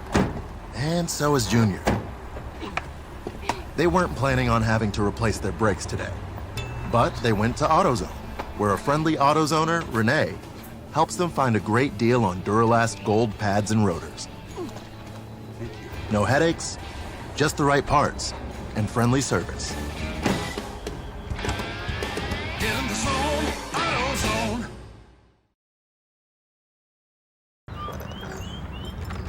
I think I'm going to try buying tires online. TireRack.com can help you with that. I guess I could buy the same ones I have. No need to guess. Our tire decision guide gives you all the right options. I mean, I am no tire expert. You don't have to be. We've tested and rated thousands of tires. Answer a few questions and you're good to go. Someone should invent a tire decision guide or something. Can he not hear us? TireRack.com, the way tire buying should be. The Jimenez family are having battery issues. But a friendly AutoZoner tests their battery and helps them find the right Duralast battery to get back on the road. Get in the zone, AutoZone.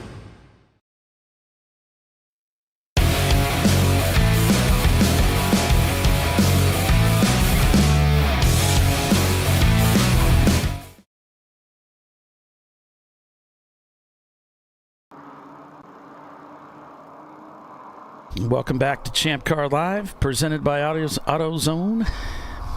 I do like AutoZone, by the way. I use them quite a bit.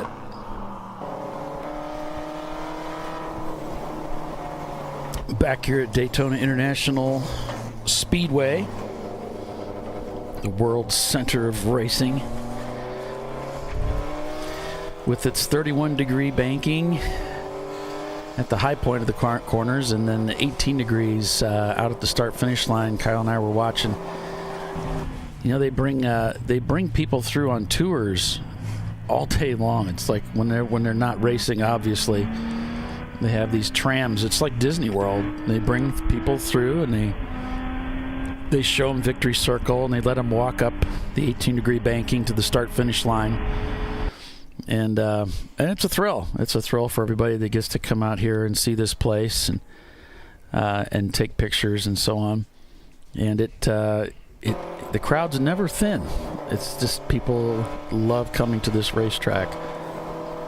Yeah, it's such a cool place that a lot of people can come and visit.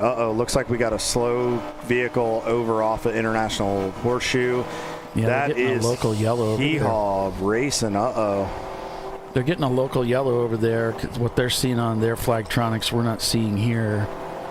So it's just local. Hee-haw racing. Yeah, they're moving, but it's just not at the pace they were before. So I think at this point they may just be trying to nurse it around. And and get it back to pit road. So looks like some smoke over here. It's starting to clear. Yeah, something's. We got we got a smoker here, trying to catch up with him.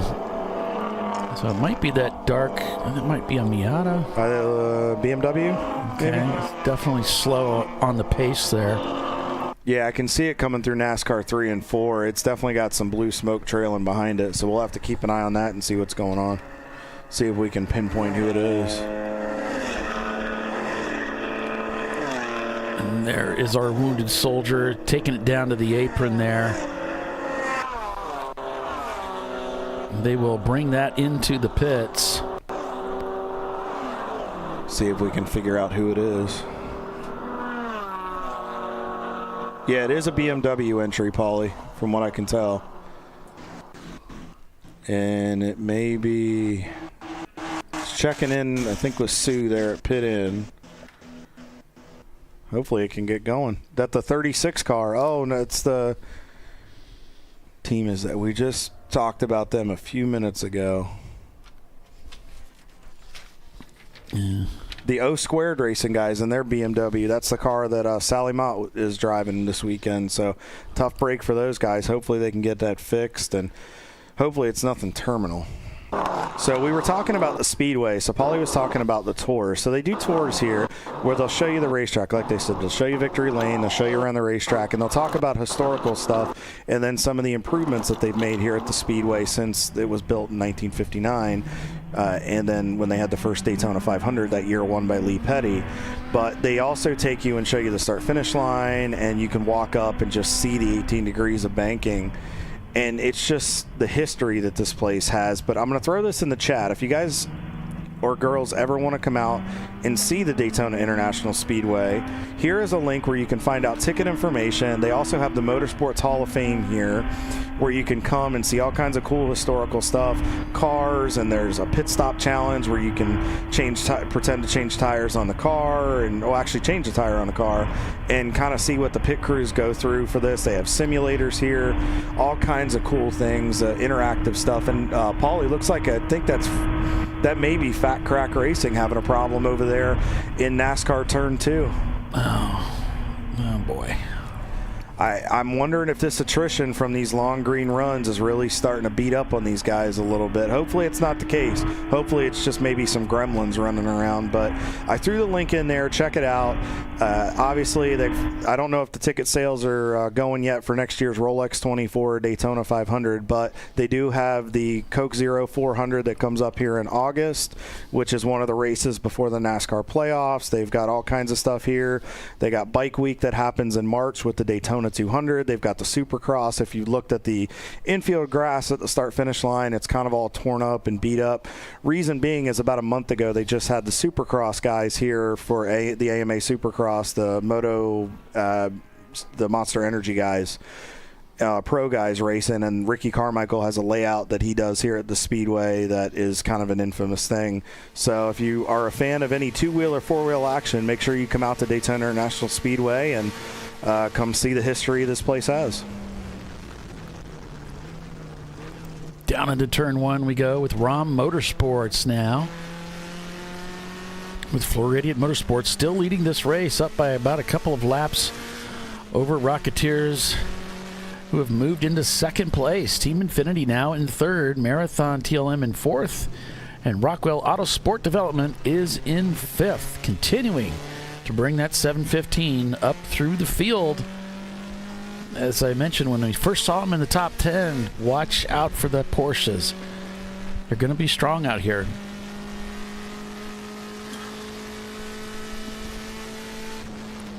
You can see officials over in the timing and scoring tower here.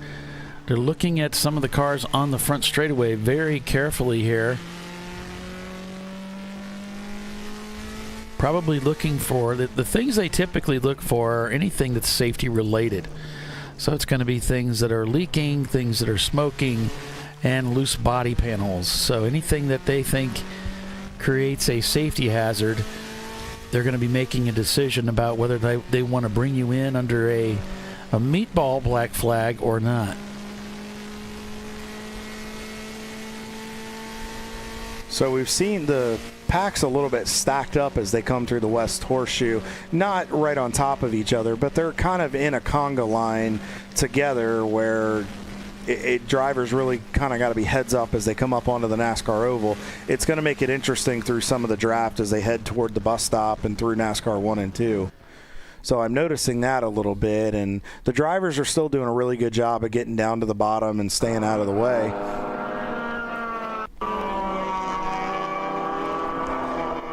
Yes, they are. Going back on board with Floridian Motorsports. Still your race leader. I mean, these guys are, they've gotten the lap time down to a 2:17.64, but Rocketeers, Paulie, they're 2 laps back, but they're about 6 seconds on average a lap faster. So we'll have to keep an eye on that and see what happens here. Yeah, Rocketeers at 2:17.3. Nice job, guys. That's a really stout lap time.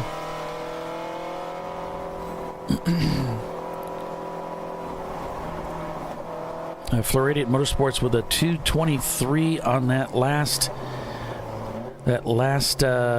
lap. Their fastest lap time at 2:16.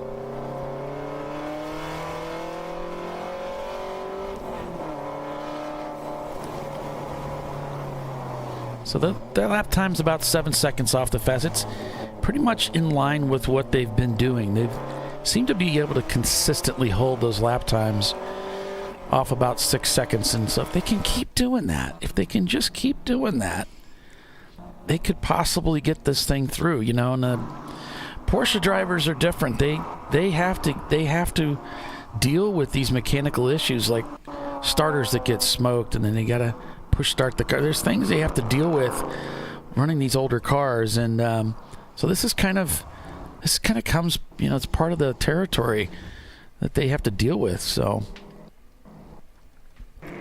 hopefully they can manage this thing.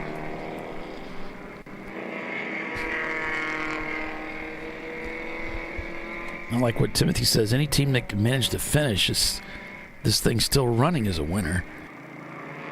I would have to agree with that.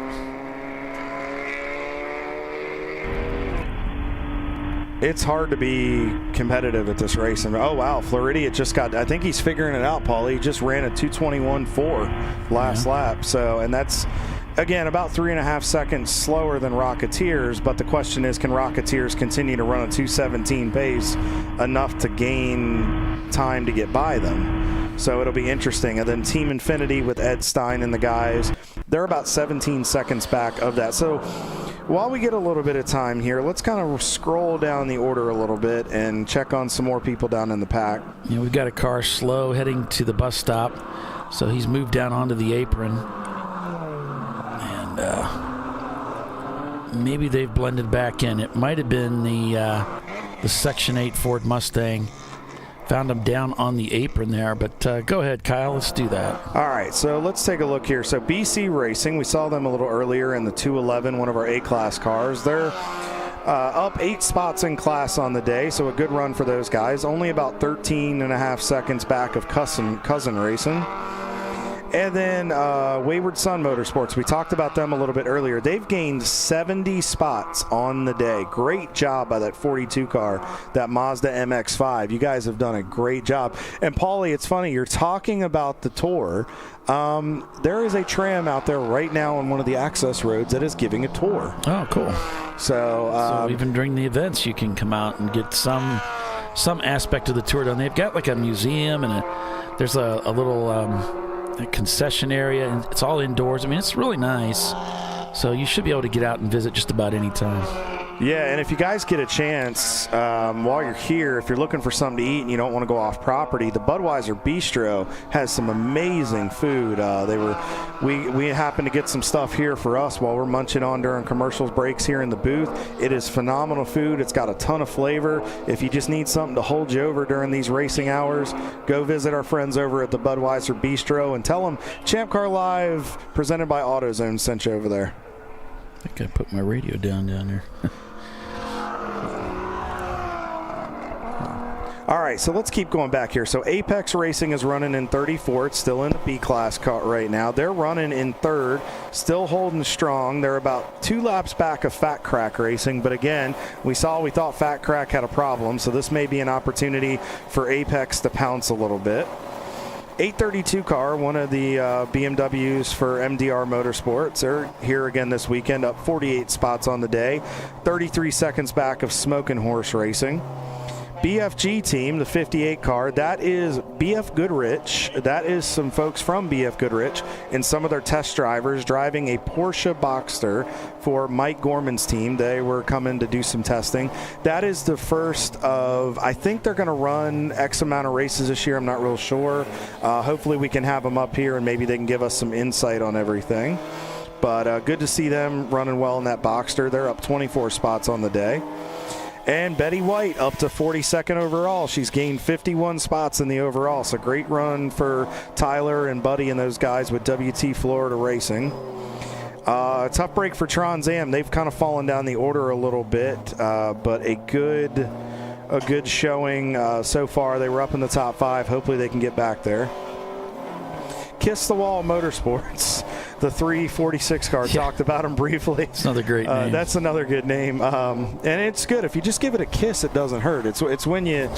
Oh, big catch there by Floridian. You saw it here on ChampCar.Live, presented by AutoZone, folks. The race leader just about lost it coming out of Turn 6 on the NASCAR 1. And yes, Fat Crack Racing is being pushed. It looks like they are getting ready to go... Not sure if they're going behind. Yep, they're getting ready to go behind the wall. So tough break for those guys. Hopefully they can go back and get it fixed. So here we're back on board with Floridia. Under braking. Hits a downshift. 6 here. Rolls into the power. And it just steps out, Paulie. Ooh. Oh. Paulie, do you think he got his right side? I saw him pretty close to the rumble strip over there, and it's pretty aggressive. You think he got his right side on that rumble strip a little bit? Maybe slipped on the paint? Could be got a little wide over there because there's going to be a few marbles over there, and you don't want to get too wide, coming out of 6. You do want to kind of keep it tucked a little bit. You end up driving on a lot of extra racetrack.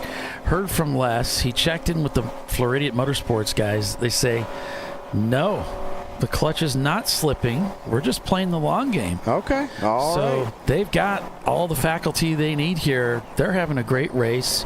And they're not worried about the clutch at all. So not a clutch issue. So that's a good update. Those guys, they've got a handle on things here. So we'll see if they can parlay this into a win. They know what they're doing. But again, they've been competitive in this race before. They've had a lot of good finishes. I mean, I think they finished 3rd here last year, or 5th here last year. So they know how to run up front at Daytona. And this is one of their home racetracks. Yeah, it would be really cool to see them come away with a win. It's kind of like when Ed won out here, just to have one of the classic teams come away with a victory at Daytona would be pretty special. Well, and Ed's, they're in the top 3 in the overall. If they can continue to have a good run, we've seen anything can happen. They're only 2 laps off the lead. If they can stay running, you never know. We could see the Infinity Shark atop the podium here at the end of the day. Maybe we could see the Shark car and the Floridian car and maybe 901 Motorsport. See some of the classic Champ Car cars up there doing well here at the end of the race. That would be pretty cool too. Yeah, it would be pretty cool. It would show that you don't have to have the monster budget to win and run well in this series. Oh, I think we know that too, though, don't we? It's just the guys with the monster budget, they're out here having fun too, but it seems like, I've talked to, if we talk about Salins, for instance, the Team Salin team, and I've talked to those guys, had them on the show before, and talked to Will Nonamaker. He said, a lot of it's just, we have a checklist we go through, and we've got a lot of experience. But they've done it. But they've done it at a pro level. Long. Yeah, they've done it at a higher level, and so they can, But they still have, like earlier today, their car's off the racetrack, so anything can happen to anybody, right? Any given day. It's never a guarantee for any team, and this shows right here. There's some small teams. You got Blue Steel, you got the Agent Chrome guys. You've got K-Wood Racing. You got 901 and 11th, MS2. I mean, you got some teams that aren't big budget teams up there in the top 15. I just got an update from the guys from Covey Racing. They have a potential electrical issue, so that is why they've fallen down the order. They're still leading the F class, but they're fighting some electrical gremlins, so we'll have to keep posted and see what's going on with that as we are slowly approaching the 5-hour mark, Paulie. Hard to believe we're almost 5 hours into this thing. So now, folks, we are at 1:50 Eastern time here at Daytona Beach on the East Coast. We are getting into the hottest part of the day. Right around the 3 o'clock mark is when it's supposed to be about 75 degrees between right about the next 10 to 20 minutes and then all the way up until about 4 o'clock. After about that 4 o'clock mark, the temperature will start coming down. Not substantially, but it'll start dropping just a little bit, a degree or two an hour, and then by the time we get to sunset, which is scheduled for 7:48 Eastern tonight, it'll cool off about 5 to 6 degrees, which will change the track. You'll start to see the sun go down behind the grandstands and the tower, which will change the characteristics of the racetrack. So we're starting to get in to the highest point of that transition period where the cars are just going to be sliding around and you're going to have the least amount of grip, and then you'll start to get back into where we'll have more grip for this evening. Oh, got a car spinning, Paulie. Just saw it happen in the International Horseshoe as I looked up outside of our booth. I think that's the 564 of Smoking Horse Racing. Over here? Over in the International Horseshoe, turn 3. All right. Let's see if we can get over there. Did a masterful job of saving it. Yeah, I don't see anything, but all right. They got it going really quickly. The driver did an awesome job of getting the clutch in. He kept it running and grabbed first gear and kept chugging. So, but I happened to see it out of the corner of my eye. But that can happen. Again, where you were braking this morning and where you were turning in, you might have to adjust that. We talked about that with Jeff from GMW Racing when he was up here. You have to be prepared to find those lines and make adjustments in your driving. Yeah, he said it just started getting slicker and slicker as the stint went on, especially at the end there when the tires were really good and hot. So had to make some changes. So we see a big gaggle of cars. I see Brew Crew and a few others. Oh, going to do a little 3-wide action here on the banking. It looks like, yep, Brew Crew in the middle. Got somebody going up to the top, and that's what you got to be ready for at Daytona.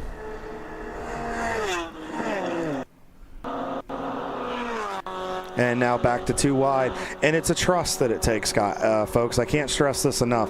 When you're on that banking, hold your line. You can't be erratic on that steering wheel. You just got to hold your line, and you got to work through it. You just have to wait. You really have to check your mirrors because, as you can tell, the cars aren't next to you left or right. They're above you and below you. So your reference points and your vision points are off compared to what it would be when you're in the infield. Back on board with Floridian as they're working through some traffic here. Just slowly managing that gap. Just trying to take it easy on the car. They seem to have a strategy. We heard, if you're just tuning in, we thought they were having a potential clutch issue. Les went down and confirmed with the Floridian team officials that they are already set and they know what they're doing. There's no issue. They're just biding their time and they're waiting to pounce later tonight. Hee-Haw was back in the garage area.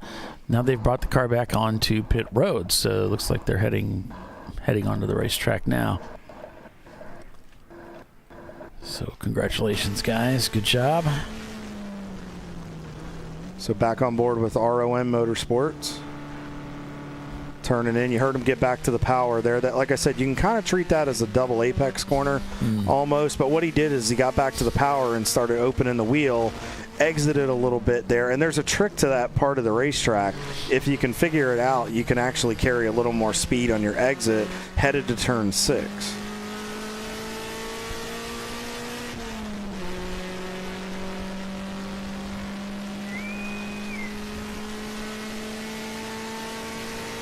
Now what he'll do is he's grabbing 5th gear. He's going to get into the draft. He's trying to figure out which car is going to go. He's showing some patience right here. He sees the BMW starting to get a little bit of a leg up on the Miata, and now they're back to single file. He proved me a liar, so it's all right. So he falls back in line, brakes a little early. He closed in quite a bit on the BMW. I thought he was going to brake a little earlier, but if he can get back to the power here, and he did, if he can stay with it, you heard him feather it, working through, got a great exit out of there. Now if he can hook on, throw the hook out and grab onto the back of that BMW and let him pull him through NASCAR 3 and 4, that'll be huge here. You see the BMW got a good run out of the bus stop, tried to get a run, and it's hard. If you pull out too soon to pass, you hit a wall of air. So you really have to time it, and you really got to make sure you're at the top of your power band and you can actually execute the pass. So it looks like that BMW and Miata are pretty evenly matched.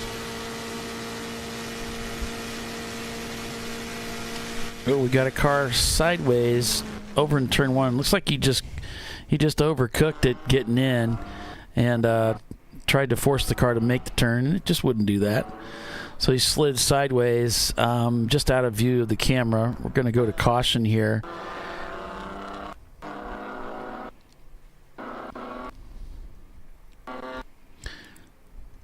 And we'll decide what we're going to do about that.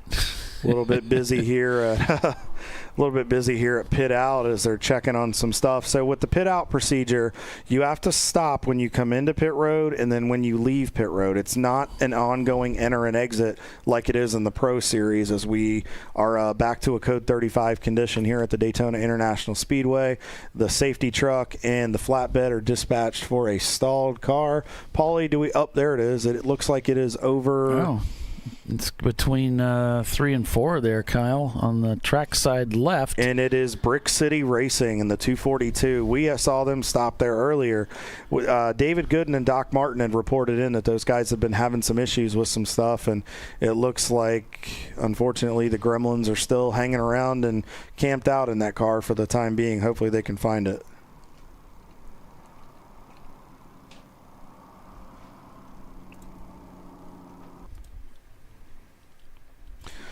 All right, so we are live here. You are watching ChampCar.Live, presented by AutoZone here at the Daytona International Speedway for the Siliconsky 14 Hours of Daytona Enduro. I am Kyle Lockrow. He is Paulie Veltum. Less is more Cam with Lester Epps is on pit road, giving you all the action. Thank you first and foremost to TireRack.com for their sponsorship of our partnership with our series. Thank you to Siliconsky for coming on board for this race, and they will also be our title sponsor when we get to the double sevens up at Watkins Glen next month for that trip up to upstate New York. So we're very excited about that. Thank you to Tim Averill and his staff with the Embracing AI initiative. We appreciate all the support. Siliconsky is just a small portion of that initiative, one of the companies that's involved in that partnership, and we appreciate their dedication to Champ Car. So while we have a couple minutes, let's go through the running order here. So Floridian Motorsports continues to lead this race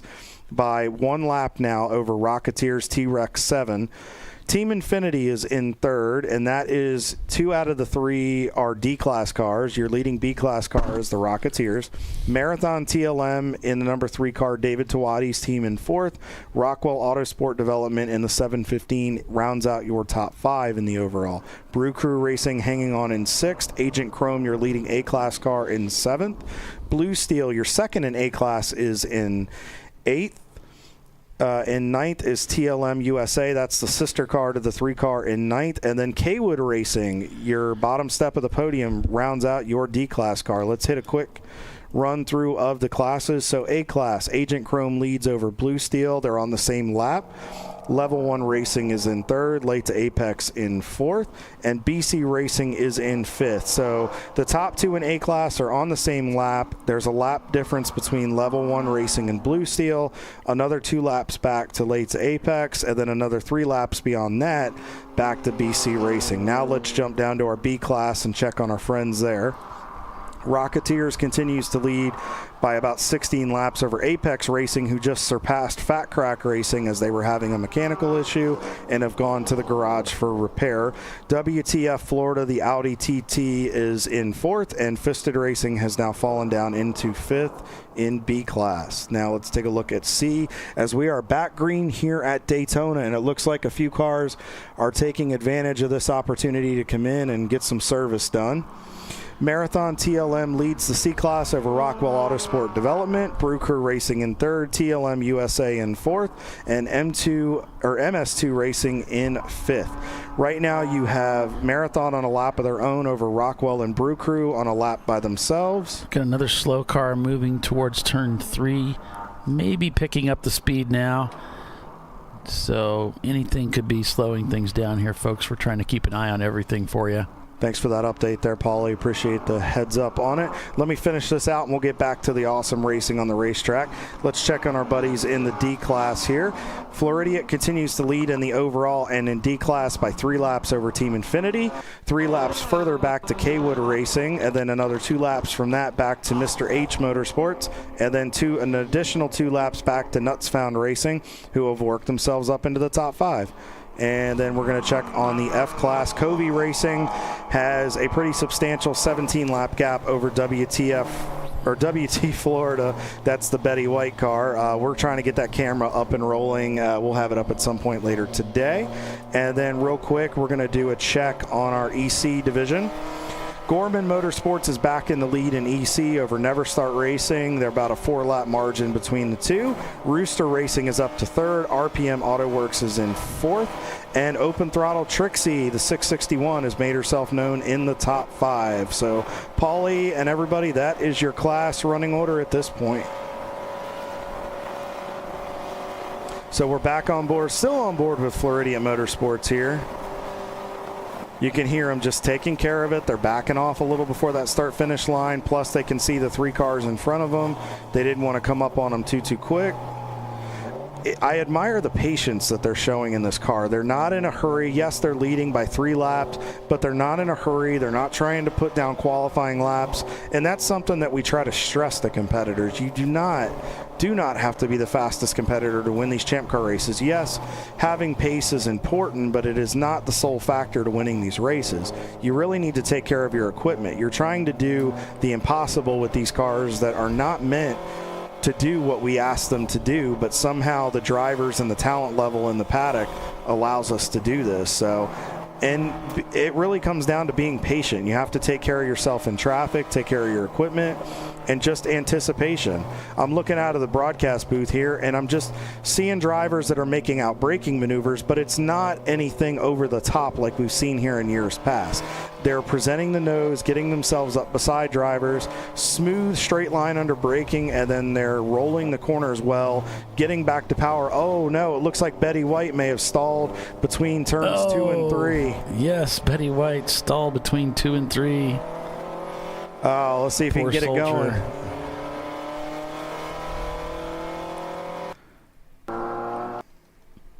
Oh, poor Betty. Yeah. You see it come to a stop here. He must have gotten it going for a minute, and then I guess it stalled out because I saw the car stop, and then I looked like he got it going, and I guess it stalled back out on him. So he's just to the driver's right at pit out and right there through the turn 2 section. So I'm sure Champ Car will give them a little bit of time to see if they can get it going. So I'm looking over into race control now. They're debating. They're saying, all right, let's give him a minute, see if he can fire it up, get it cranked. May have to cycle the car. And if he doesn't get it, I can already see the safety team ready to go and rescue Betty White from the demise.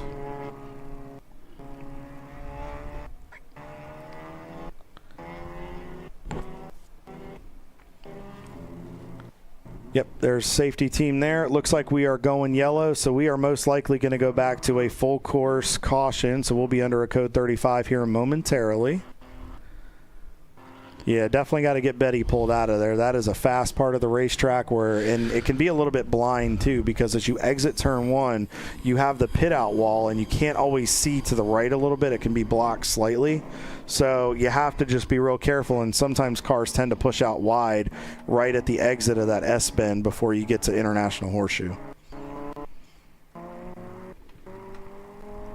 So it looks like they're going to go rescue Betty White here. Yes, we are now under a Code 35 condition at Daytona International Speedway. Okay, with that, we'll take another commercial break and be back here in a few minutes, so stay with us. You're watching ChampCar.Live at Daytona International Raceway up on the high banks. Stay with us. We'll be right back. An important decision is afoot. This man is about to buy tires on TireRack.com. Tire Rack is the leading online retailer of tires in North America and a repository of advice and expert reviews. And it's done! All that's left is to arrange for safe, easy installation at one of our independent recommended installers. Well, I guess he did that too. TireRack.com, the way tire buying should be. Jamie's on edge. It's her first time changing her own oil, but she went to AutoZone, where a friendly AutoZoner helps her find a deal on what she needs to get the job done right. Get in the zone, AutoZone. At Parts Badger, we're not your typical machine shop. When a market-leading mountain bike manufacturer was looking to reshore their hardware components, they turned to Parts Badger. Within weeks, we had deployed a dedicated manufacturing cell, ramped up production, and had guaranteed capacity to meet their demand. We're looking to be your manufacturing partner. See what we can do for you and your company at PartsBadger.com.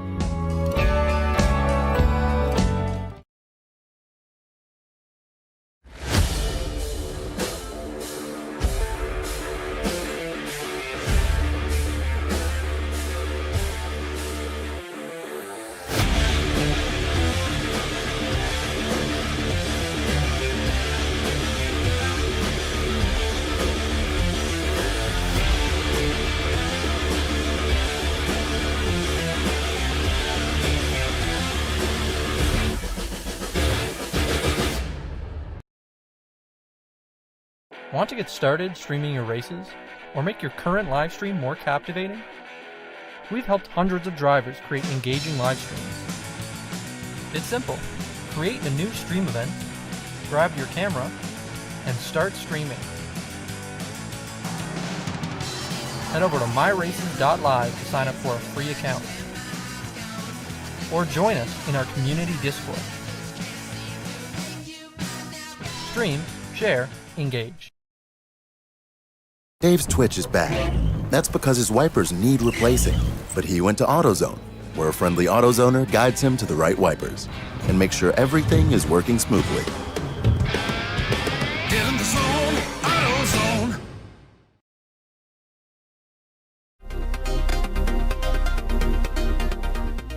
Welcome to TireRack.com, revolutionizing tire buying since 1979.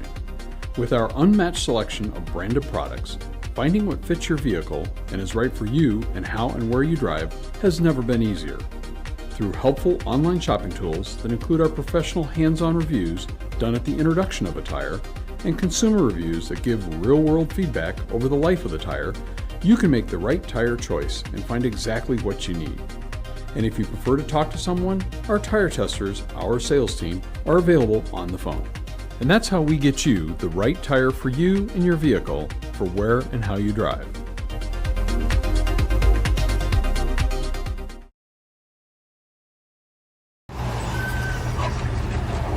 Whew, George is fed up. And so is Junior. They weren't planning on having to replace their brakes today. But they went to AutoZone, where a friendly AutoZoner, Renee, helps them find a great deal on Duralast gold pads and rotors. No headaches, just the right parts, and friendly service. Get in the zone, AutoZone.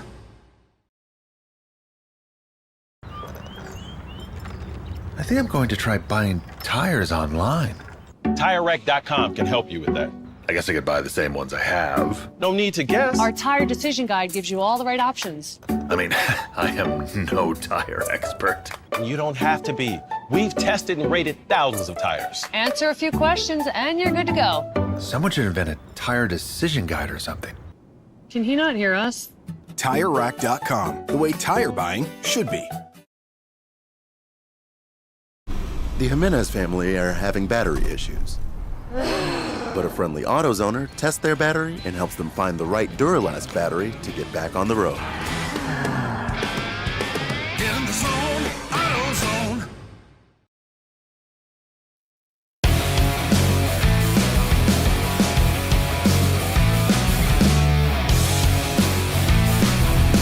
All right, I think we're heading back to green here, folks. We were under caution there.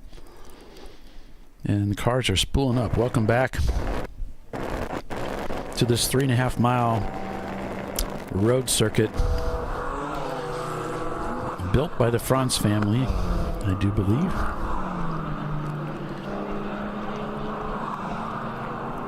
Many years ago, the story was the track was too fast. The track was built in an era where the cars really couldn't handle, the tires couldn't handle the speed. That prolonged speed around the racetrack, the tires would just let go, they'd burn up. And Richard Petty was famous as saying, we're going to have to stop every 8 laps and change tires. There's no way we can race out here. My, how things have changed.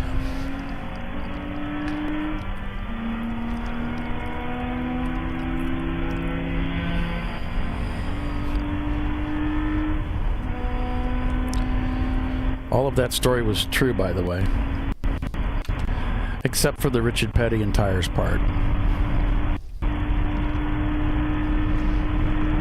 So it's Floridian Motorsports leading now by about 3 laps over the Rocketeers T-Rex 7 team. Rockwell Autosport Development. Now they're in 3rd place. Team Infinity's in 4th. Brew Crew's in 5th. Marathon TLM's in 6th. The number 41 team in 7th place, number 157. The team's just called 41, so hope we're not sending out confusion there on that. TLM USA in 8th place, Kaywood Racing in 9th, MS2 Racing is 10th place, Blue Steel 11th, Level 1 Racing in 12th, 901 Motorsport in 13th. And that looks like we're probably going to be headed towards an unprecedented amount of green lap racing, probably because they're doing a lot of these hot pulls, and that's helping us out a lot. You can really see the sun just beaming off these race cars as it's 2:12 in the afternoon out here at Daytona. And I'll do a check here on the weather and see how weather standing is, but I think we were going to be in the 70s today. And the cars are just loving it. Yeah, it's 77 degrees right now. Feels like it's 82. It says partly sunny. Yeah, right at this very moment over the racetrack, the skies are clear, but off to the sides there's a fair amount of cloud cover, so you can sort of see it from this image here how the sun is kind of hit and miss on some parts of the racetrack, whereas in other parts it's going from the front straight down into turn 1 here. You see this is completely bathed in sunshine.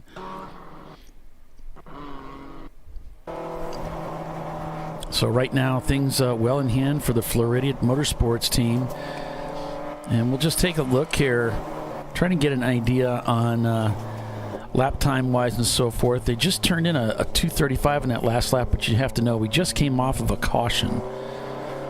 But when you look across the field, say the top 10, the cars that are the fastest cars out there, TLM USA with their fastest lap times at 2:15.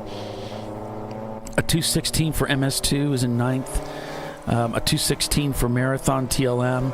A 2:16 for Brew Crew. A 2:17 for Team Infinity. A 2:17 for Rocketeers.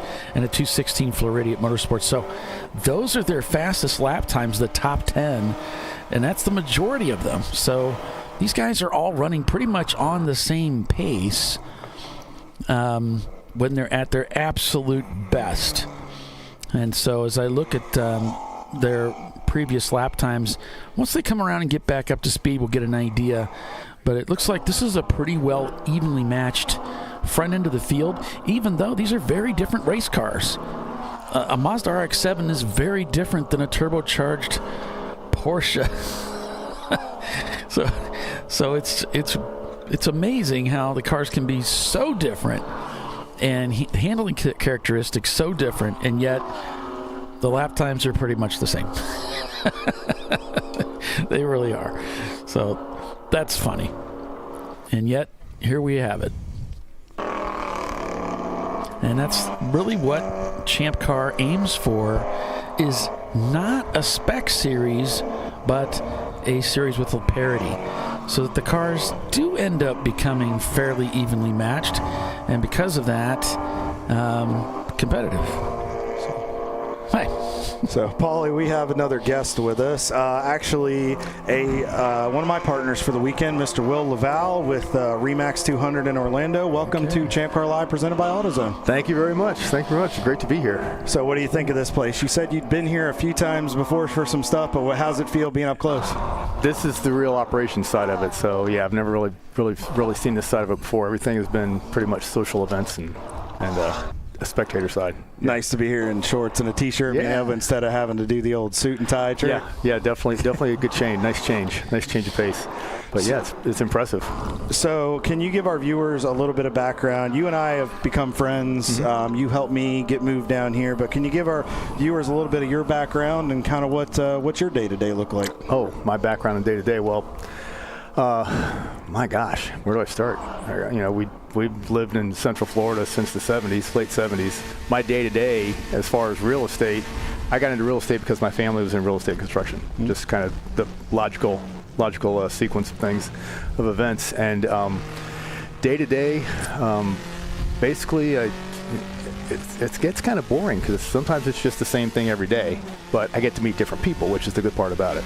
And I couldn't sit behind a desk anytime, any length of time. Because you're from Ohio originally, right? From Ohio originally. We moved from Akron, Ohio. We moved down to Winter Park, Florida in 1978. And basically have been there ever since, construction and real estate. And joined Remax about 7 years ago and haven't looked back. It's just, it's a great company. And my day-to-day is basically working with agents outside of our area that are referring clients down into the Central Florida market, or vice versa, me referring them out and helping people. And I establish relationships, and I always tell my customers, I'll work with everybody once, and if I've worked with you twice, that means I like you. There you go. Well, I appreciate that. You've helped us out on many, many occasions, especially with a few things. But so, what is it that racing that attracted you to want to do this, to want to sponsor a car? I love anything about automobiles, anything about motorsports at all. Mm-hmm. Cars, boats, planes, trains, everything. And the fact that you guys had such a up close and personal relationship with the industry, and I thought it'd be great to get out here and at least spend some time with you guys for one, and to be out here and see what's happening with the cars and with the race and how it really works from the inside out. You think you'd ever want to drive one of these things? Oh man, I'll tell you, I'm not a speed freak. You don't want to go do one of those driving experiences? I thought about it. Paul, we got to convince him. You can definitely do it. I mean, just you don't have to go onto a super speedway. Right. I'm not doing. I'm sure I've driven faster than I'm supposed to before. Probably within the last hour.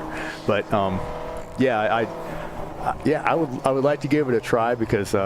But I'm not going to get out there 200 miles with my hair on fire. So 200 miles an hour, no. Yeah. Yeah, us not having our hair on fire is usually a good day. Yeah, I guess so. But it's felt like that for some of these teams today. They've been having some mechanical issues and some kind of gremlins and a lot of changing of leaders we've seen over the last few hours. So you were talking about you got into real estate. So you work for Remax 200 out of Orlando, right? That's your home office? Remax 200. We're in Winter Park, Florida. We have 3 offices. We have Remax Town and Country, Winter Springs, Remax Central, and Lake Mary. And who knows what we'll have next week. But we got about 150 agents and keeps everybody busy. Definitely. So I don't want to take up too much of your time because I know you want to get out there and watch. So where can the viewership find you? How do they, if they know somebody or they're looking to maybe get into their dream home, how can the Dream Finder help them find a home? You know, honestly, our office is always open. I'm always around, and you know, they can call me, they can email me, text me. I don't know, should I give a phone number or? It's completely up to you. Phone number, email, socials, whatever works for you. Phone number is the easiest way to get, or they can find me on Facebook as well. Facebook, I'm Will Laval, Remax Orlando. That's how I have my name on there. And phone number is 407-620-7785. I think I've had that number for about 25 years, so you can reach me there definitely. Well, you helped me out, and you helped my wife out. You helped us get relocated. But so, what is your slogan again? You helped us. I don't want to give it away. What is it? You helped us what? Well, make your next move your best move. That's right. That's it. Yep. And you're the Dream Finder. You help us find our dream home too. Well, I always tell you, you're going to know it when you walk into it. Yeah, Paul, it looks like we got a smoker, and I hope it's not our leader. Did it look like somebody's engine just expired there? Something. This is heading down through turn 2, and look at all that. I think that's Floridian, Paulie. I was going to say, was that our leader that just let go? It's kind of hard to tell. I see the leader. Somebody's pulling off. Maybe it's not Floridian. Somebody's pulling off the rate. No, that's what looks like the Tide car. But Floridian, it looked like they had a little bit of smoke trailing from them. They're still running, though. They're headed for NASCAR 6. I'm looking out of our booth. We're not going to give up. If you run it long enough, the smoke stops. They just got up onto the banking. We'll have to keep an eye. We'll get back to you in just a second. But we'll have to keep an eye on that and see, because, Paulie, their lap time just fell down to a 2:29.5. Last lap for Rocketeers was a 2:20.9. I wonder if that – they say there's not an issue. Maybe they're just pacing themselves. I mean, they're up by 3 laps, but – I just saw them come through NASCAR 2. They look like they're at full song. I didn't see any smoke. Maybe they backed off a little bit for the car that did pull off. Maybe they just didn't want to get mixed up into the fray there. I'm sure it was pretty nasty. Yeah, because they just went by right there on our screen, not seeing any smoke trail, and maybe they had a little bit of brake lockup getting into that corner, because we've seen where you try to get into turn 5 and the car slides a little bit because it's kind of a little bit of a downhill brake zone, a little bit off camber. Maybe it just kind of caught them off guard. Maybe there's a little fluid down there from the car that had the issue. You never know. So, Will, we want to close out with you real quick and get back to you. So you're saying they could help find you. You helped us find a great home where we're at, and if they want to get a hold of you, Facebook, they can. And you have a website too, right? Facebook website is what is my website? Kyle, you know it, don't you, Kyle? He's so enamored with all the cars, he's starstruck that he can't remember his own. He can't remember his own website. If you guys go on Google and you Google Will Laval, last name spelled L-A capital V-A-L-L-E. You can find him, Remax 200 Orlando office. He does great work. Will, thanks for coming and spending a little bit of time with us. Thanks for having me, Kyle. Thank you. We appreciate it. Thanks. All right, Paulie. So looks like Floridian is staying out of the fray there. Good. So they're hanging on. Rocketeers is still second. Autosport in third. Team Infinity in fourth. And Brew Crew Racing rounds out your top 5. They're continuing to hang on. They got a 3-lap lead over the Rocketeers. Looks like Brew Crew Racing blew one of the bus stops or something, so took the shortcut 3. And that's the 5th place car right now. That's the 86, right? So yeah, it's number 86 over in turn 7. So yeah, tough break for those guys, and it's gonna mess them up. But those are some mistakes we talk about, Paulie, where you can't have those because that'll just knock you down the order. Yeah, it's that kind of stuff that just drive you crazy. So that's hurting them a little bit. But Floridian just seems to be capitalizing on everything, and everything seems to be going really well for them. They're running a great race, and as we're slowly approaching the 5.5 hour mark, they seem like they have a pace. They know when they can back off, and then if they need to pick it up, it seems like they've got enough left in the tank.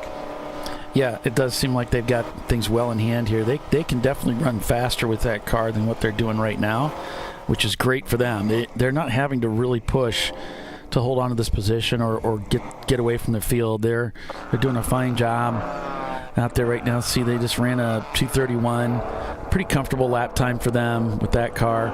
They're still up 3 laps on the field, roughly. 2:24 for Rocketeers. So they are one of the slower cars in the top 10.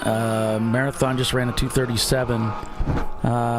Everybody else in that top 10 are turning the faster lap times than the leader. So they are going to be losing some ground if they continue to turn these lap times. But they've shown that they can get it closer to about a 6-second deficit from their fastest time. So, yeah, if they can just get back into those low 20s, and they would be able to hold station keeping there very nicely. We also don't know when it comes to pit stops, where their strategy is exactly. So they could be well ahead of things, or they could be just biding their time and end up really seeing some big challenge here at the end of the race. Certainly losing several seconds every lap's not advisable. It's not what you want. So we'll see how they can do. There's the Shark car, and they're still in this thing. They know how to win these races. So, yeah, and watch out, of course, for Rockwell. As I mentioned earlier, they're going to continue to climb. They're now in second place. And, to third place with the Rocketeers team up ahead of them. And so, yeah, I'm going to have to get this thing turned around here to give me the gaps. But, yep. So, and have you noticed this with Rockwell, how they just continue, how they would, in previous races in years past, they would jump out into the lead and they would just kind of stretch the lead out a little bit. Have you noticed that they've started this strategy of laying back a little bit and then they just pick them off a little bit at a time and capitalize on the mistakes? I feel like they've changed their trajectory with it, and I feel like it's been rewarding for them. Yeah, well, what Mike has told us is that he's seeing that kind of parity getting more and more so as they came up with these tire rules. That's made a change, and so now maybe it is harder for the more dominant teams to go rushing out to the front and gap the field by 3 and 4 laps. Maybe it's more difficult to do that now, and they're going to have to do the Elio Castroneves, and they're going to have to work their way up through the field, and then surprise, I'm here at the end. So that seems to be what they're doing. Surprised, but not surprised, though. Kind of surprised they catch them off guard, but not surprising knowing what they can and can't do with that thing. So it just, once again, showing the patience of an experienced team. They've run here in IMSA Michelin Pilot Challenge competition, and they're doing a full season this year with one of their drivers, Doug Oakley, who's I believe is here this weekend, and then they have another gentleman that is the co-driver in that car. But they take that experience and they bring it to ChampCar, and they kind of mold it into whatever strategy they want to work with. So, Paulie, I'm going to have to jump out of here. I just got the buzz that I got to get down there and get ready to strap into this thing because they could probably be in the next 20 minutes. So I will see you guys, ChampCar Nation. I will see you guys in a little bit. I'll let you know what's going on. Car 165. We'll see you guys soon. Yep. All right, Kyle, good luck. Have fun. And, of course, be safe, but have a good time out there, too. All right, so Kyle's on his way. And he'll be getting in the car in about an hour. Of course, they may be able to wait for an opportunity to get, if there's a caution that comes out sooner, they can take advantage of that. It's all in how the team chooses their pit windows and what their strategy is going to be for that car. And since we've been seeing a lot of hot pulls here this weekend, not so many full course cautions and purple 35s. Now everybody's going to be using more fuel than what they expected. We heard from one of the teams earlier. He said, we're probably going to have to go buy some more fuel. Maybe get us another drum of fuel because we're going through fuel much more quickly than what we expected that we would.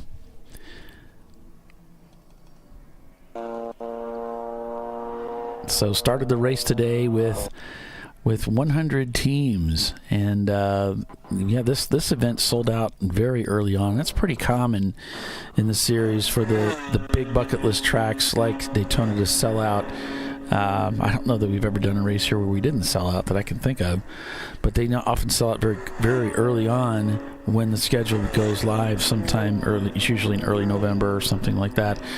Each year it might be a little bit different. So if you want to race out here, you gotta get everything pretty well iced, ahead of time the year before, so that you make sure you can get yourself a spot. So with that, though, we're going to take a quick commercial break. We got a lot of racing here on tap, so stay with us. You're watching ChampCar.Live, presented by AutoZone. We'll be right back.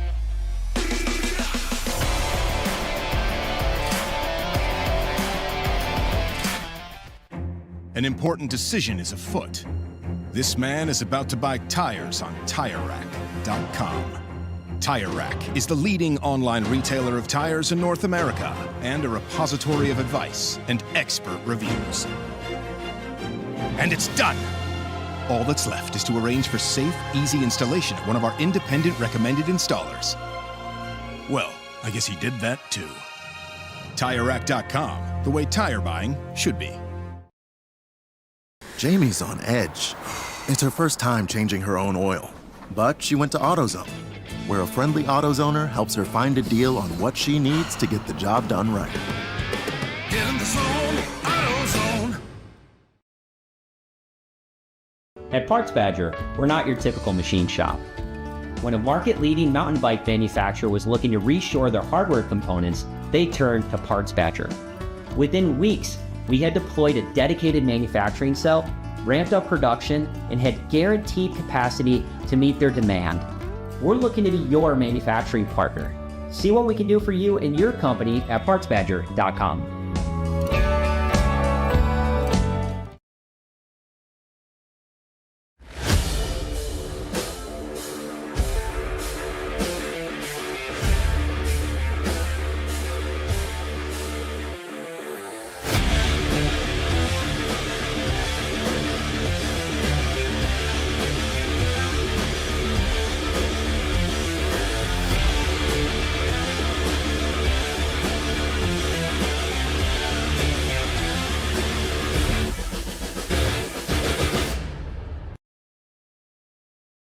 Want to get started streaming your races or make your current live stream more captivating?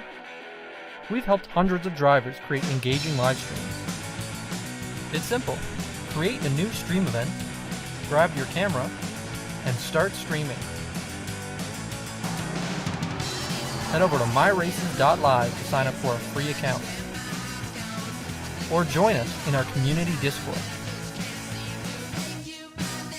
Stream, share, engage. Dave's Twitch is bad. That's because his wipers need replacing. But he went to AutoZone, where a friendly AutoZoner guides him to the right wipers and makes sure everything is working smoothly. Get in the zone, AutoZone.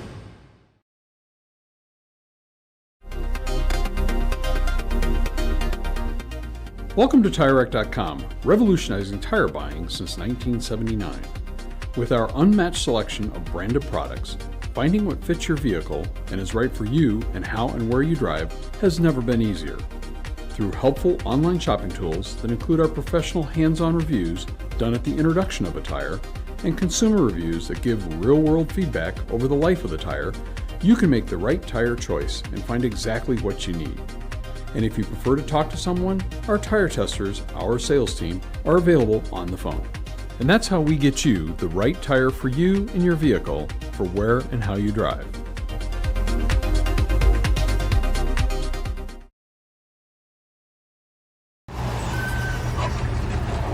Whew, George is fed up. And so is Junior. They weren't planning on having to replace their brakes today. But they went to AutoZone, where a friendly AutoZoner, Renee, helps them find a great deal on Duralast gold pads and rotors. No headaches, just the right parts, and friendly service. Get in the zone, AutoZone.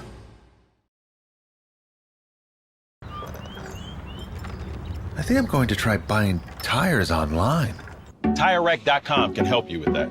I guess I could buy the same ones I have. No need to guess. Our tire decision guide gives you all the right options. I mean, I am no tire expert. You don't have to be. We've tested and rated thousands of tires. Answer a few questions and you're good to go. Someone should invent a tire decision guide or something. Can he not hear us? TireRack.com, the way tire buying should be. The Jimenez family are having battery issues. But a friendly AutoZoner tests their battery and helps them find the right Duralast battery to get back on the road. In the zone, AutoZone.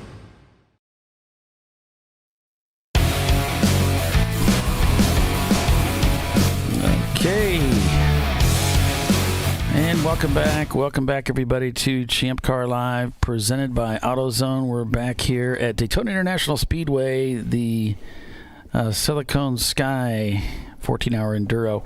We're under Purple 35 right now. Floridian Motorsports has taken that opportunity to come in and get a pit stop done. We've got the Rockwell car. One of the Rockwell cars turned around in turn 3 and stopped on the racetrack, or actually just off the racetrack in the grass. Drivers left. They've got a flatbed. I don't know what happened to him. It looks like he's facing the wrong way. Yeah, he turned around. Bill Strong in the tower here with me. Hey guys. Yeah, like he came down to 3, hit the brakes. The car turned around, made it into the grass, and he just stopped there. Well, it looks like they're getting ready to pull him back onto the flatbed backwards. Yeah, which is always not a good sign with a mid-engine car. So, don't know what the story is there. Maybe he had an axle brake. Maybe that turned him around, then he couldn't go anywhere. Yeah. Yeah, so whatever the case may be, that's what's going on. Timothy says, howdy, Bill. So, yeah, Bill Strong here in the tower with me as Kyle stepped away to go drive race car. How's it going, Bill? It's going good, man. Are we having fun or what? Well, spent this morning out sitting over at turn 2 doing some work over there trying to get our electronics working. But other than that, it's been a really good race. We see, Paul, man, you got some really good camera views, man. You've really upped your game here. I really like that. I bet those guys don't like it, though. Cars up on jack stands, the little Miata. It looks like he parked kind of close to the wall. I hate it when drivers do that. It's like, dude, I'm trying to, come on, really? You don't need to be that close to the wall. No. Yeah, we just had a few incidences. We had a fire on pit lane earlier. Did you? Yeah, the guys, I guess their vent was leaking or something and then broke, and then it came down onto the brake liner and caught on fire. But it was quickly put out on pit lane. Yeah. And I think they're back out there racing now. I believe. I think they left. But yeah, it's I remember Chelsea Vickery. She was one of our race directors here. A long time ago. She moved over to IMSA. Not up. She moved over to IMSA. Yeah. And I messaged her earlier today, and I says, last year it seemed like for the first couple of hours we had so many cars and stopping a whole bit. Oh, she was so angry. She was so mad. I told her, I said, hey, we've only got, not very many stoppages of this first part of the race, and everybody's saying it maybe not the cars, it might have been her. Yeah. I said, stop it, guys. That's not Chelsea. I think I said that. I stood up for you. Yes, I did. I couldn't believe those guys. They'll tell you that I said it, but they're all lies. Lies, all of them. She came unhinged. I just happened to be in race control when that moment happened where you just kind of brim over. Oh yeah. And I just happened to be in there. I looked up, I was like, geez, that doesn't sound like her. Yeah, we made some changes this year. No more new teams, no more, some of the big events and more experienced racers at some of these bigger tracks. So so far, knock on some wood. Yeah, we talked to Mike Chiswick earlier. He took full credit. Yes, he does. As he should, as the boss. No, he didn't. We talked about some things, and he said, I'm just the one that pushed the button and said, this is what we're going to do. No, we just stand behind Mike, looking at each other, going, what the heck? Well, the cool thing is when it doesn't work, it all lands in his lap. Yes, yeah. Yes. Or he just looked down at me. He was like, really? Yeah. Mike's pretty cool. He's great to work with. So, as you know, we've been working with him for a long time. Yeah. This is like 11th year with ChampCar.Live or 10th? I think it's the 10th. 10th year. Yeah, That's back right. to caution here. Looks like they got things pretty well cleared. Yep, they just got Rockwell off track. So Matt's pretty up on our race director this weekend. Matt is up on the getting the race back going. Yep. Try to give these guys as much value for their money as he can. I love this shot. That's so cool as they come down off that banking. So, Bill, yeah, I was up there turning on some cameras. I got a couple up on the high bank, like a 2. I saw that. And I'm thinking, this is what Bill used to do for me. This sucks. It does. It's dangerous. That tarmac was kind of dewy, a little bit wet, and I'm trying to climb up there. It's like, man. Do you remember when I asked you, I turned the car around so that with the lights pointing up the banking, so that you would watch me while I did it in case I fell and knocked myself out. You could at least call 911 or something. I don't remember that, but it does come to mind when you're up there. It's like I'm risking life and limb for these shots. Yeah, and then later on I found out we had access to the top of there's an access road up there. We could have just gone up. Okay. I do seem to remember that up there. I'll have to go up there next time. It's just not easy to get to. Oh, okay. So we got racing going on here, going into... Yep. Yeah, this is one of those nobody's here high right bank now. shots. Well, we only had 10 cars start the race, so that must be why. So there's the leader of the race. He's going into the bus stop. You know, the crazy thing is that, you grow up watching this on, the networks, the NASCAR and IMSA races and such, and they just look like they're going so fast, Yeah. And then you see Champ Car out here, and it's just like, why are they going so slow? But they're not slow, man. They're doing 100, going as fast as we 150 can. miles an hour, or some of these Miatas doing 120 miles an hour, which is pretty quick. In Florida, it's doing, 900 miles an hour, something like that. Yeah, I don't know. They're passing everybody. And look who's up. Fast. Look who's up into third place, man. I know. It's 3 Team laps Infinity. down. 3 or 4 laps down. Well, and Rockwell was right there until they just broke down. So that was they were clawing their way up through the field, really doing a great job. The 715 Porsche Boxster, but and I want to say Rotary Rocketeers. Those guys have been around with us forever. Yeah, and it's really cool to see. This is a different car. This isn't the same loud car, right? But it's really, it does everybody's heart good to see the RX-7 out there doing well. And second place. Yep, and then Brew Crew down in 4th. And the Marathon TLM. Both of the cars, the 3 and the 172, in 5th and 6th. And we got a lot of cars that seem to be blowing those, like the turn 1, they go into turn 1, but then they end up at turn 7, and then they blow the bus stop too. I've been seeing that a lot up here. I know we've been seeing the one, or we've been reporting turn 7. Okay, maybe it's that one. It's just been happening a lot. And then I don't think one. I don't know. Not really one. I'm over there sleeping, so I don't know. But yeah, it's an exciting race here. Weather's absolutely perfect. A little bit of a wind. Coming out of the west, I believe it's the west. Let me look at the flag. Nope, it's coming out of the south now, the southeast. So, we weren't riding our bikes the other day over in, I don't know where we were, at northern Florida. And the wind was so bad. It was so heavy, and it's kind of like that now today. As you can tell, my hair is just not its normal coiffed self. I had to do some work out there on the track. I'm just not used to that. I'm going to go let Les in. He's trying to get in. Yeah, I got it here. I'll just talk.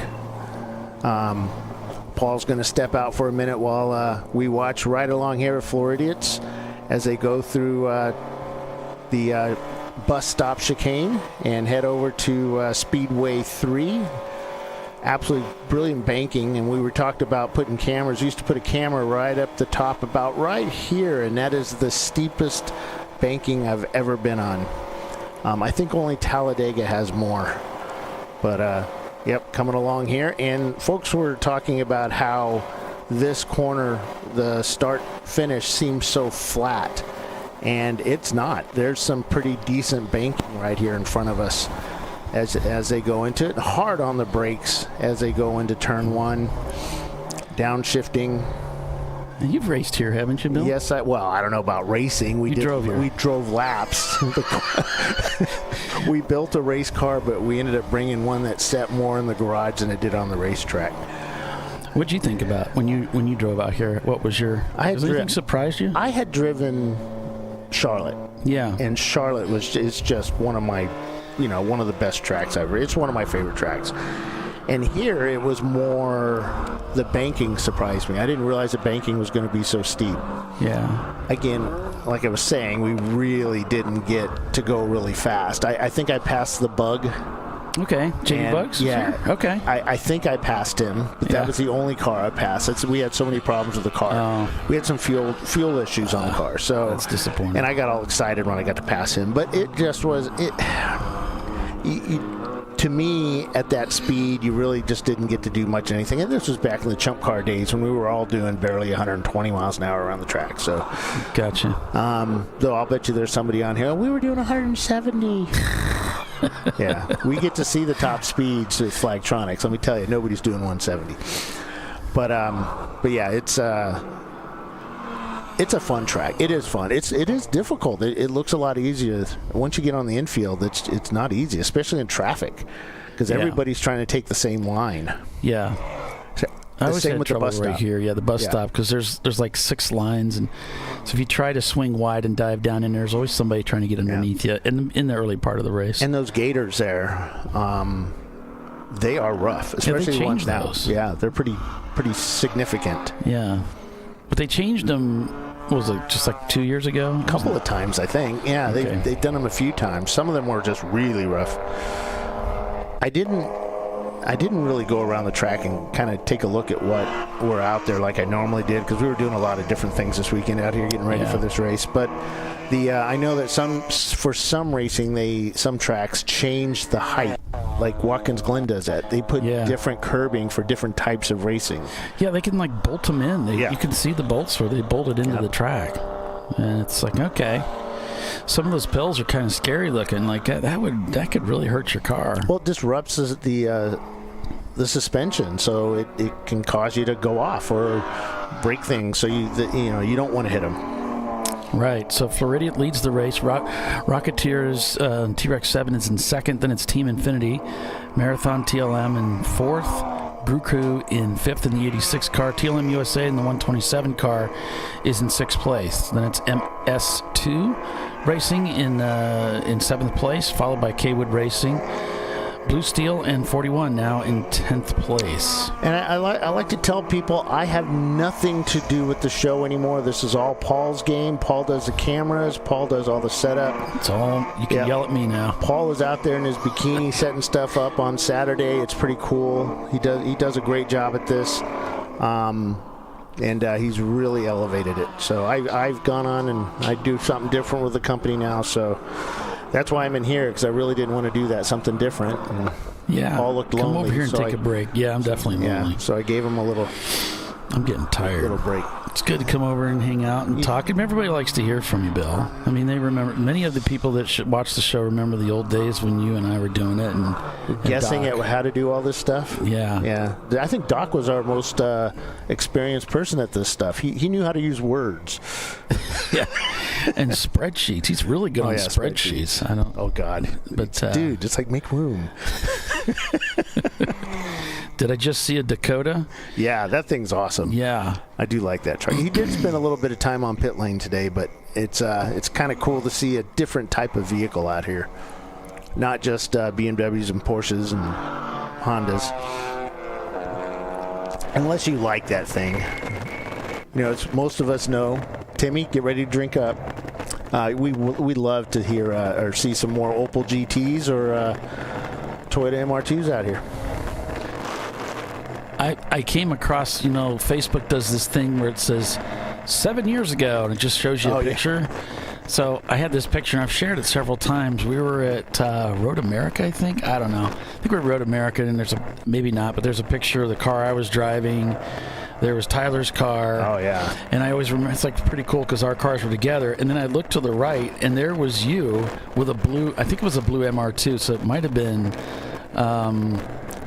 were we working? What was Waldo's car? he had that blue? Remember he had that blue MR2? Oh yeah. And I can't remember. It was a the Mark name of One. It was a Mark One. Yeah, it's like I could tell by the vent on the side. It's like that looks like Bill behind that. So you must have been hanging out talking to him or something. Yeah, I was just talking to him because I only raced my yellow MR2 at Road America, and that was like 2014, 15, something like that. Yeah, this was along that time. It was a long time ago. Yeah, somebody posted up a picture of Phil McKinney and I at this track, squished into the pace car. I thought I'd do a cool little. Back when we were doing the ChampCar.Live, I do a little bit from inside the pace car, and we couldn't shut the doors because Phil and I are kind of mature guys, and we had to have people shut the doors on us, and we were there armpit to armpit basically. Two guys squeezed into a sardine can. Yeah. Looking across the times for the front of the field, I'm seeing Floridian just turned into 220, Rocketeers at 221, Infinity at 219, Marathon at 21. So I'm seeing 21, 23. There's a 17. There's a 17 from TLM USA. So that's a pretty stout lap time. Their fastest lap time's a 2:15. David's probably in the car. So he might, in that sixth place BMW, might be able to climb up. And he is charging the field. Everybody else is either running a little bit slower, they're pretty, or right on pace. Conservative. Yeah, those top four cars are really right on pace with each other. So really the TLM USA car is the one unicorn car that we could see that climbing up through the field. So we'll need to keep an eye on them. Looking down through the rest of the field, I'm just looking at their current lap times, for instance. Yeah, I just don't see anybody else really hitting those low 220s. Who was that Ford Fiesta that was out front this morning? That was Fisted. Yeah. Yeah, and they ran out of fuel, and then they had some kind of a mechanical. I'd like to point out that they were also at that meeting last night, complaining about the lack of fuel, for their little Fiesta that should get 40, 50 miles a gallon, and we're trying to figure out why can't 15 gallons go. Why can't he go a full 2 hours on that thing? He said he can only go like an hour 15 or something. And then we saw why this morning. Because he can lead the race. Oh, my God. Yeah, he was quick. He said FTD at one point. Wow. It's like, okay, well, if he should just slow it down. He'll probably get better mileage, right? Yeah. Email bill.strong. No, I'm kidding. Well, they told us they weren't expecting all this green flag racing. They thought they were going to be all the purple 35s and everything's going to slow the field down. And he said, I usually drive the first stint because there's usually a lot of the yellows. It's like, I know what that's about. Yep. I do the same thing. Yep.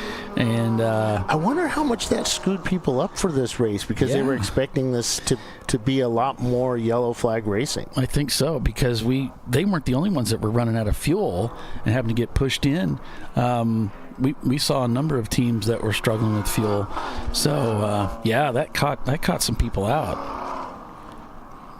All these hot pulls on top of that, they're just using up gas. Right. So it's caught some people out. And of course, if you're a Porsche driver, it's a death sentence if you run that thing out of gas. Yeah. And you're following along with Hee Haw Racing's 2000 Dodge Dakota. Yeah, and I had a Dodge Dakota that sounded like this at one point as well. It's kind of hard. Some of the banking, it's kind of hard, depending on where they have their antennas. Yeah. That looks more like a data throughput issue. Much like my show last night, by the way. Yeah, but if you guys watch the replay, it's fine. Yeah. I don't know, the DVR. I just to let you know, my computer, I tested everything out, and I walked away, and I guess the internet in the building kind of hiccuped or whatever, and it defaulted back to one of the tech hotspots over in another building. And I didn't realize that. It was not your fault. Oh, yes, that's right. It's not my fault. It was Mike Chiswick's fault. He was standing right there and didn't tell me what to do. Well, Mike volunteered you to do it. He did. It wasn't even your idea. So the story behind that was that I said, "Hey, Paul, the board's supposed to be me. The board's going to have their meeting and such and such." And he goes, "Oh." Paul says, Mike said you're doing it. Yeah, because I won't tell you what I said. Well, when I told you, you just laughed. Yeah, I just laughed. Paul's just totally screwed with me. No, I've got so much work we're doing. Just try to get, at the time we were doing the website, we got the supplementals I'm trying to convert over from PDFs to the website, which I know some people have complained about a couple things. Thank you for the complaints, because that's good. We'll be able to make them better. And as we look down on pit lane there, the 214, I think it is going down pit lane. Nice 20 mile an hour, not 30 or 40 like some of the cars were doing earlier today. But yeah, it's there's a lot of work to get these big races going. And where are we next weekend, man? We get done with this. A couple of us get to go north to go home, and then we clean out the vehicles and repack up for Gingerman Raceway up in Michigan. I think I'm leaving Wednesday, and Jimmy leaves Wednesday as well. I won't be there for that. Les, are you going? Les is up here in the tower. That's his hometown. You going to race with us? Yeah. Michigan, Chicago. You can grab that if you want to, Les. Les was going to come up and help me call the race. Here, I'm gonna go back and start paying checks to everybody. That's kind of what I got out of doing. All right. Well, so thanks, you Bill. Take this one? Hey, thank you guys, and please let Paul know how he's doing, man. Thanks. He's doing good, and I know all these guys. Kyle's doing pretty well too. Les, I don't know, man. All right. Thanks, Bill. Appreciate that. Les Epps. Sorry.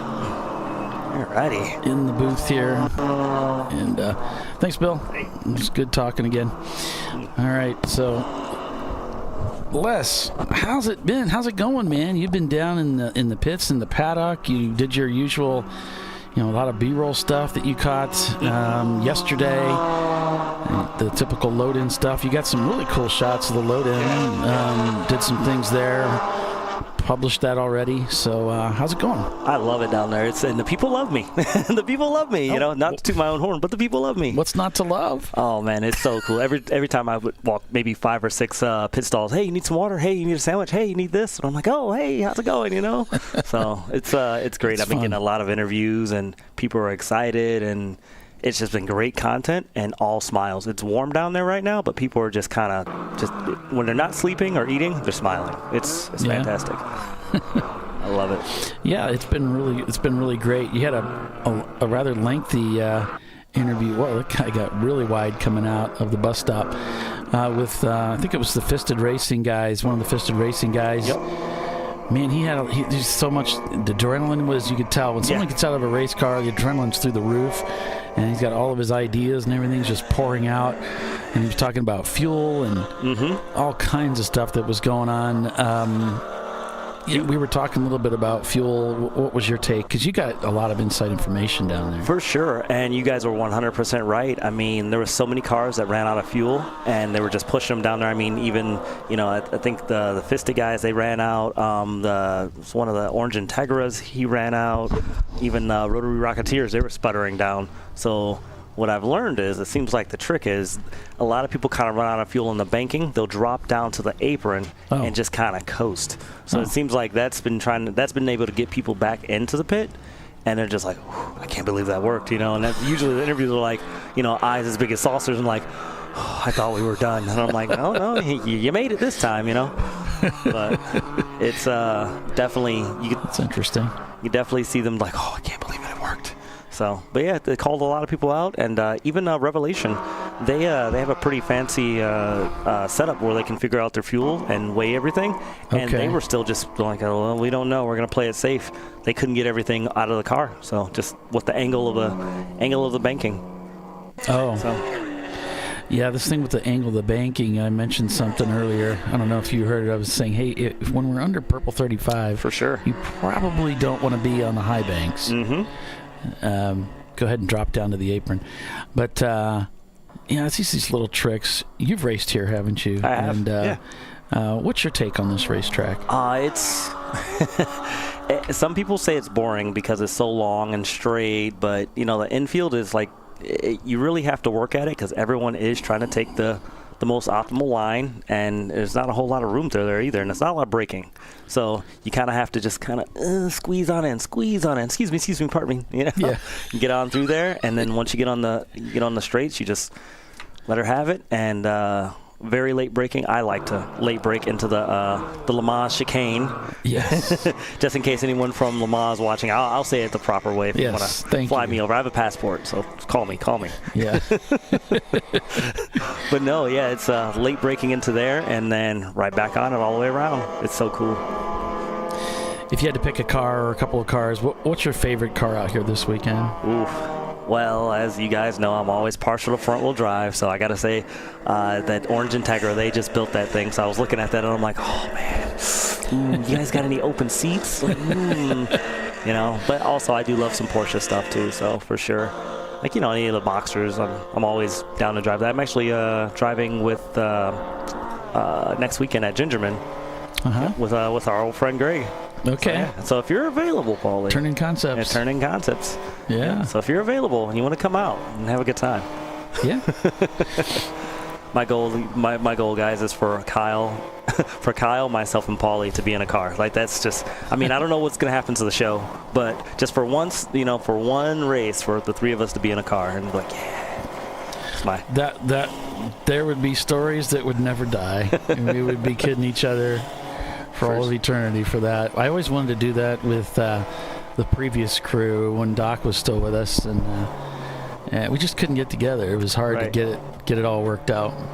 But looks like we're going to go to it's a local yellow down there. Okay. So you see the LY there on the Flagtronics. That's a local yellow over there in turn number 3. It looks like looks like there's an impact. Wait, let me look. Impact in 3. Okay, is that what it says? Okay. Oh. Impact of the wall. Yep. And so I noticed he slowed down as he got through turn 2 there. Mm-hmm. And that's car number 60. That's the broken 60 seconds machine. That's the Ford Mustang. I think that's a Fox body is what they call that. Yep.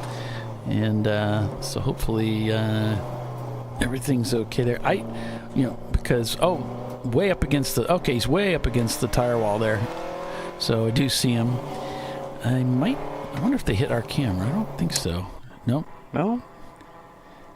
Might have got next to it. Right, yeah, looks like he went straight in, so maybe he lost brakes. Hopefully he didn't lose brakes or something like that. Yeah. You're coming in there at a decent clip. I mean, it's certainly not the fastest part of the racetrack. Definitely one of the more technical spots for sure. I've always had a little bit of issue trying to get to turn 3 because it's almost like a double apex in a sense, but yeah, it's kind of a wide turn, and the one phrase I was taught, which had me thinking, was he said, "Use slow hands." Oh, okay, slow hands. So you're not trying to. It's not like a typical 90. You go in, brake, okay, whip, back on the gas. It's not like that at all. You got to gently work your way through the corner. Right. So they're over there picking up the Mustang. Hopefully that car's okay. I'm sure the driver, of course, as well. And they can get back out there and get going here. So some green still flag green racing. though, yeah, still under green with Floridian leading the way, up about 2 laps on the field. They just turned a 223 to Rocketeer's 221, and Team Infinity's 222. So these cars are still staying pretty close to their same, staying on pace with each other. Marathon slowed down a little bit, 225 on that last lap. No doubt traffic plays an effect here. You don't always get the best line that you want. And, of course, if you catch a slower car going into an important corner, that really messes you up. It does, especially if you have a car that doesn't have the top-end legs, let's say. Yeah. So, for sure. So you've driven Porsches, you've raced Porsches and front-wheel drive cars, you've raced those too. And is it a big difference trying to hop from one type of chassis to another? Or, what was your experience when the first time you took a Porsche out on the racetrack? Pure nervousness. Yeah. Thinking to myself, I can't afford this. Oh, no. Let's not break it. Right, please do not break this. But, no, it wasn't really too bad. It's just, in my words, I had to get out of my own head, because if you try and technologically drive a car, you know, you don't do what's natural. And you don't drive by the seat of your pants. And then, because you know how to drive a car. Well, most people know how to drive a car. If you've driven to the track, you know the basics of turn left, the car's going to go left. If it feels like it's going to spin, stop doing one thing. And then it'll probably stop trying to spin, you know? Yeah. So it's, you think, oh, I need to counter steer and floor it, or I need to counter steer and do this thing, or tap the brake with my left foot. You know, you do too many things, you get a little confused, and then you're not driving with your instinct, you're driving with your mind, and your mind is a little bit slower than your instinct, and yeah. I'm sure there's some type of Mr. Miyagi stuff in there, you know? But, yeah, no, I just definitely had to get out of my own head with it and say, like, oh, I know how to drive a car. Okay, well, brake in a straight line. Okay. Brake a little later in a straight line. Okay. But, yeah, definitely, I don't want to make it seem like what we do here is easy by any means, or even at another level higher than this. But it definitely, you need to, you know, fill out your car and feel yourself, and as long as you're having a good time, you're going to drive better. If you get into your own head about, oh no, I'm doing bad, then yeah. Yeah, it's not going to be any fun for you. Yep. And I think you put it really well. It's not like what we do is easy, and that's true. We've had people come in. I remember, I think his name, I can't remember, what was the guy's name? Garner's Garage came in. He was kind of an enthusiast, but he never raced before, and he came out. I think it might have been this track, or maybe it wasn't MIS. I can't remember. And he got on the racetrack. He rented a seat with a Mustang, got out, and said, "Hey, I'm doing pretty good." And then a bunch of cars go whipping by him. It's like, I suck. I mean, I'm getting destroyed out here. I mean, obviously, it is a skill set that you build up and develop over time. And so we are on this other level for sure. But talking about with your fellow drivers, you're speaking of, hey, you just don't overthink it. You know, you just go out and drive the car. You know how to drive a race car. So this is a little different, but you're just going to go out and feel your way through it. I thought that Brad was a really, really good at instructing me on how to drive his car. It was the first time I'd ever driven a Porsche on a racetrack, and so I thought he did a really good job of explaining, you know, this is how you do it. So I don't know about you. I've driven for many different teams too, and that's how I approached each team. Was I don't know their car specifically. I go to the owner and I say, where are you braking? You know, how are you handling this car through these turns? What are you doing? And they know the car intimately, and you're going to get your best feedback typically, from my experience, from the guy that owns the car. Right, for sure. And for you viewers that don't know, it's Brad McCall from Round 3 Racing. So got to shout those guys out. They definitely have been very instrumental in the starting of my ChampCar career, at least. So, yeah, those guys are awesome. Yeah, they've been really, Brad was great, and I really enjoyed racing with him. So, and that's where I met you, actually. You were working with them, you were working for them as a technician, because you've got that technical background. Let's pretty much have helmet, have tools, have camera, have everything. We'll travel. I'll try anything. You know? Yeah. Yeah, you're that guy that's really looking for opportunity, and you've got all the skill set and the ability and the time to get out there and get it done. So if you guys are looking for a quality driver, I'm around. Les is your guy. He's not like me at all. He stays in shape. He's young and strong and capable and all of that. So definitely, this track is a little bit of physical to it too, because it's starting to get warm out there, and I definitely start to feel like, oh wow, I'm actually kind of warm today. And it was like last weekend in Chicago, it was super cold, so I was like, oh, okay, I like this. This is way better. All right, so with that, we're going to take a quick commercial break and be back in a few minutes, and we'll return and get you a rundown on the status, where the teams are at right now in the field. So stay with us. You're watching ChampCar.Live, presented by AutoZone.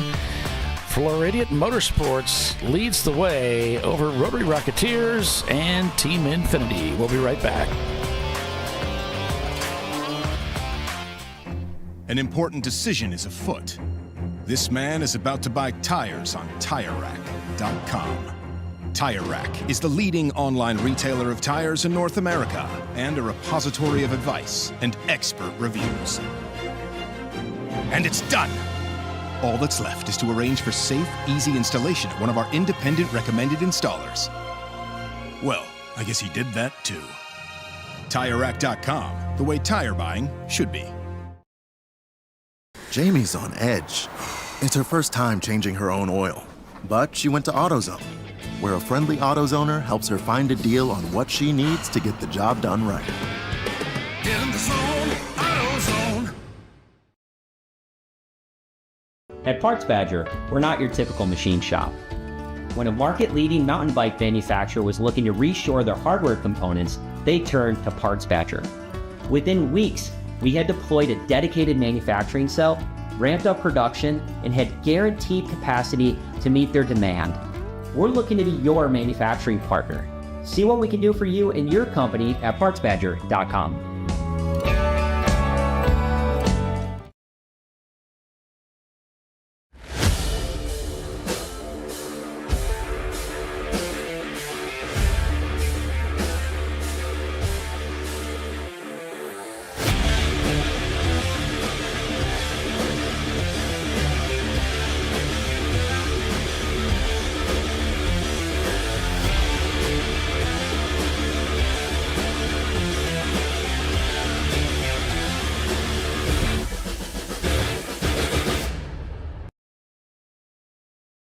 Want to get started streaming your races or make your current live stream more captivating? We've helped hundreds of drivers create engaging live streams. It's simple. Create a new stream event, grab your camera, and start streaming. Head over to myraces.live to sign up for a free account. Or join us in our community Discord. Stream, share, engage. Dave's Twitch is bad. That's because his wipers need replacing. But he went to AutoZone, where a friendly AutoZoner guides him to the right wipers and makes sure everything is working smoothly. Get in the zone, AutoZone.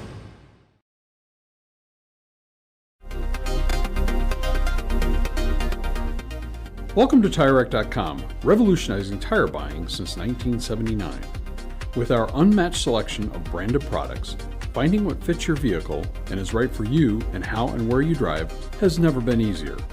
Through helpful online shopping tools that include our professional hands-on reviews done at the introduction of a tire and consumer reviews that give real-world feedback over the life of the tire, you can make the right tire choice and find exactly what you need. And if you prefer to talk to someone, our tire testers, our sales team, are available on the phone. And that's how we get you the right tire for you and your vehicle for where and how you drive.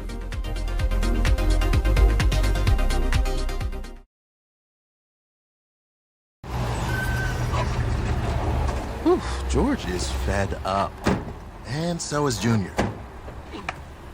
They weren't planning on having to replace their brakes today. But they went to AutoZone, where a friendly AutoZoner, Renee, helps them find a great deal on Duralast gold pads and rotors. No headaches, just the right parts, and friendly service. Get in the zone, AutoZone.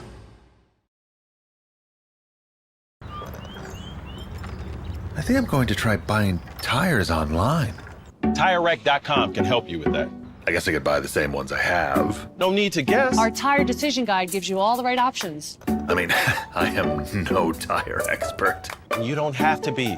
We've tested and rated thousands of tires. Answer a few questions and you're good to go. Someone should invent a tire decision guide or something. Can he not hear us? TireRack.com, the way tire buying should be. The Jimenez family are having battery issues. But a friendly AutoZoner tests their battery and helps them find the right Duralast battery to get back on the road. Get in the zone, AutoZone.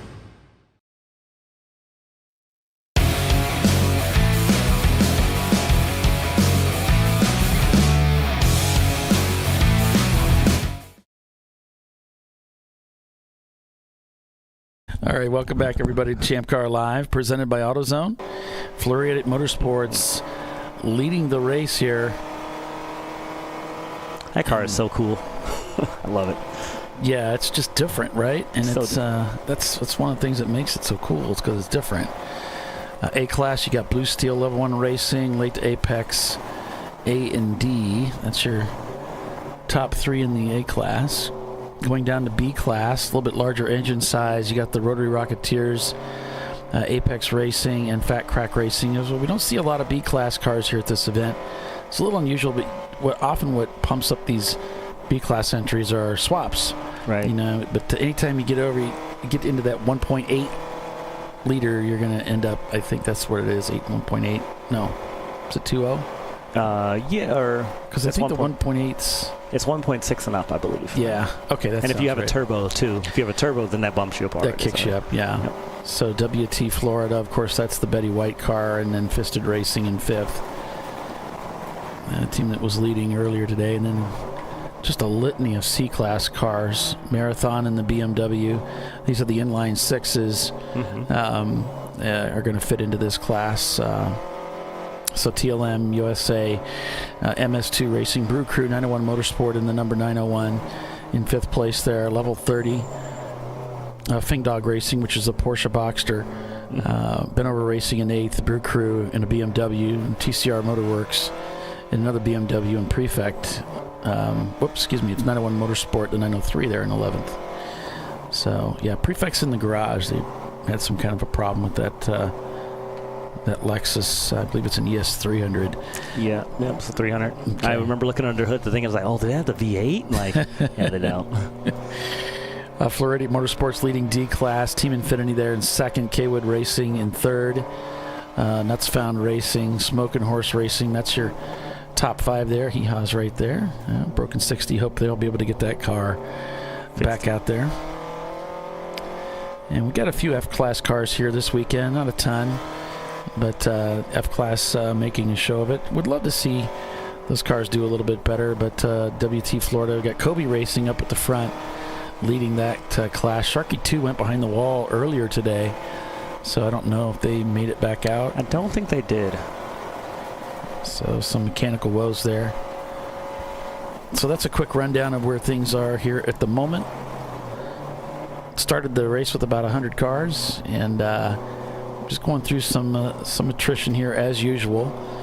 I see there's several teams in the back working on them. I know we heard one of the teams is going to be, you told me, Les, they're going to be putting a transmission in the car. Yeah, they actually made it back out already. Yeah, Sublime. Excellent. Yeah, Sublime, they made it back out already. They were looking for front end sway bar links, and I think they found those too. So it's a newer rebuild, and they seem like they're really kind of getting it together. So I don't know if they're going to, you know what, I'm not going to never say never, right? They might come back and win this whole thing. By golly, they're just going to. Right. They're going to work their way all the way up to the field and get this done. I found their race feed here, so I'll see if I can bring that up here for us. Awesome. I think, is this the camera that they bought from me? I think it is. I think it is, actually, yeah. So it has to work now. No pressure. It's got to work. It's funny, the number of cameras I've sold, I don't always get the feed from the guys that I don't always get it. All right, so it's going to be Sublime.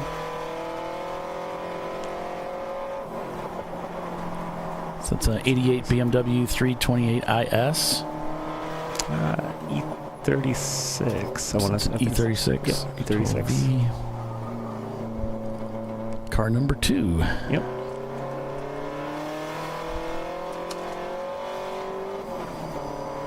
As you see, guys can see on screen right now, like coming up into this turn right here is my favorite turn of this track, because then you're like, oh, you know you're going to go into the straightaway. You just know it, and you're like, all right, wait for it. You don't want to understeer, and you don't want to leave. You don't want to get on the power too late, because then you're leaving a mile an hour on the table. But if you get in the power too early, then you're like, you wash out, and you're like, oh no, oh, it's so good. And then you're just flat. So cool. That's funny. Yeah, it's fun. you look closely, you can see the windshield wipers kind of bouncing off the windscreen there. Yeah. Yep, they start lifting. It's so fast. And you're downshifting, nice and smooth. A tad bit about a curb, a little bit more, and you bring it back around and back on the power again. You got the courtesy right there. I'm not sure what team that was, but they're from Brazil. It's like a Chevy that they have, like a Chevy from Brazil, and they built that car specifically to bring over here to ChampCar. I was talking to them in the tech shed yesterday, and they're like, and they actually didn't speak any English. I had David Kitsak actually translating for me. He speaks Portuguese, apparently. Oh, okay. Why not? Right, the things you don't know about people. I'm like, oh, all right. I thought you were from upstate New York. He's like, yeah, I speak Portuguese. I'm like, oh, okay, all right, David, gotcha. You see, maybe if he spoke Italian to make a little more sense. Right.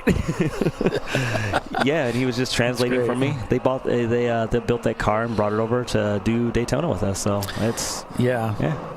I actually heard from them. They were asking if we could do if there was a way I could send another broadcast to them to call that didn't have the commentary on it. And I don't normally, it wouldn't, because of the type of equipment that I use, it would create a heavier load on what I do. Right. But if I had different types of equipment, it would be a pretty easy setup to do for them. But I don't want to try to right put everything at risk to do it. But right. Normally it wouldn't be an issue for, depending on the kind of equipment you use. It's called a clean. They call it a clean broadcast. So it allows you to send out a feed that a foreign right. can use that, and they can do their own commentary so everybody can understand them. Right. That would be super awesome. Like you see like it would be us, but with different like voiceovers. That'd be super cool. The lips are moving, right? And there's something else going on. Yeah. Less is more cab. Yeah. Whatever they use, right? Whatever that means in Portuguese. Yeah. It probably wouldn't make any. Maybe it wouldn't make any sense. They would, right. Like when the translation's like, what? I don't get it. They were super nice though, so it was definitely a newer build, and the car was clean and excited for them. Oh yeah, they were excited to be here and and be a part of this thing, and so that's great. As I say, racing knows no boundaries. Whether it's a map or a bank account, racing knows no boundaries. Yeah. So open throttle. So the deal is he should be getting in the car in about 10 minutes, especially if they get a caution here. They should be getting pretty close to that window, and Kyle will get in the car.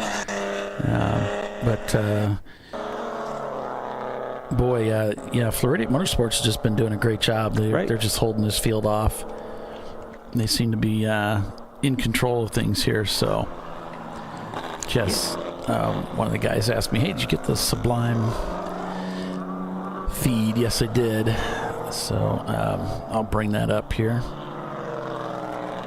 Yeah, when I was talking to Floridian, it's in the pit, and I was like, "Hey, is you guys clutch slipping?" And they're like, "No, no, we're like, good." Oh, okay. Is there anything wrong mechanically? No, I'm just conserving.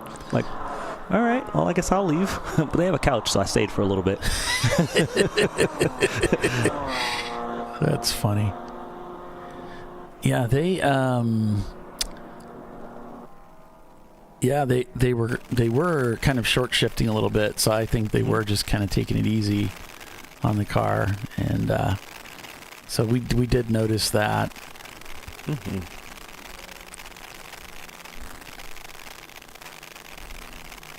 Silicon Sky. Nice.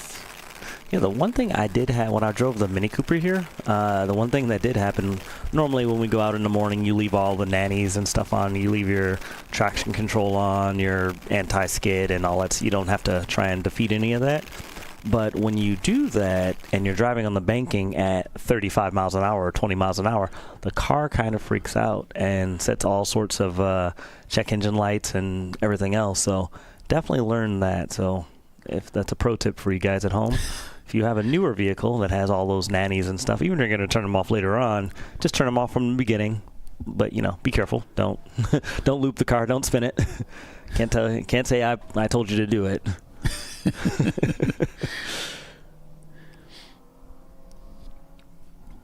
All right, so I'll get this going for you here, folks. And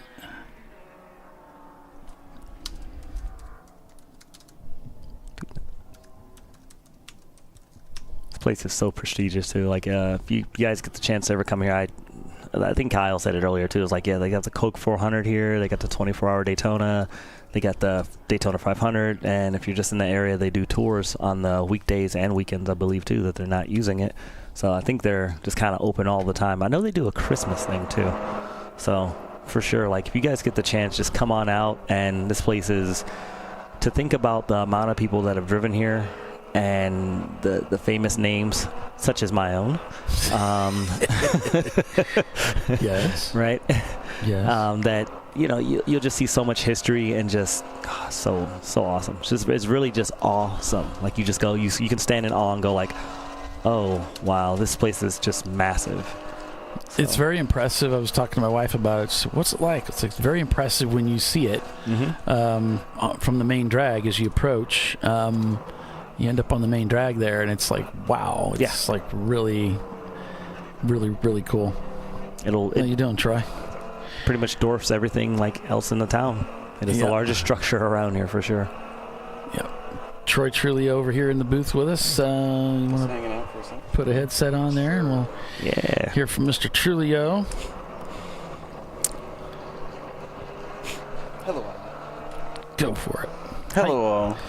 How you doing, Troy? Pretty good. What's going on? Not much. Yeah? Pretty good day.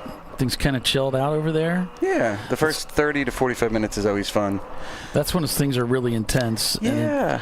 It's because why is that? Is it you're trying to cram in the transponders and all that, or? The members try to test me.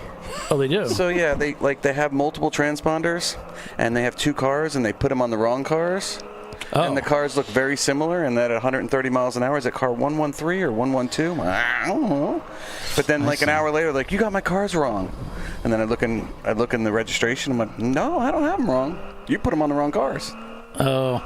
So yeah. That makes where it they fun. sign them up. When they sign up in the portal, they need to make sure it's associated with the right car. Right car. Yeah. Or they just put them on the wrong. Like they have two, and they just put them on the wrong car by mistake.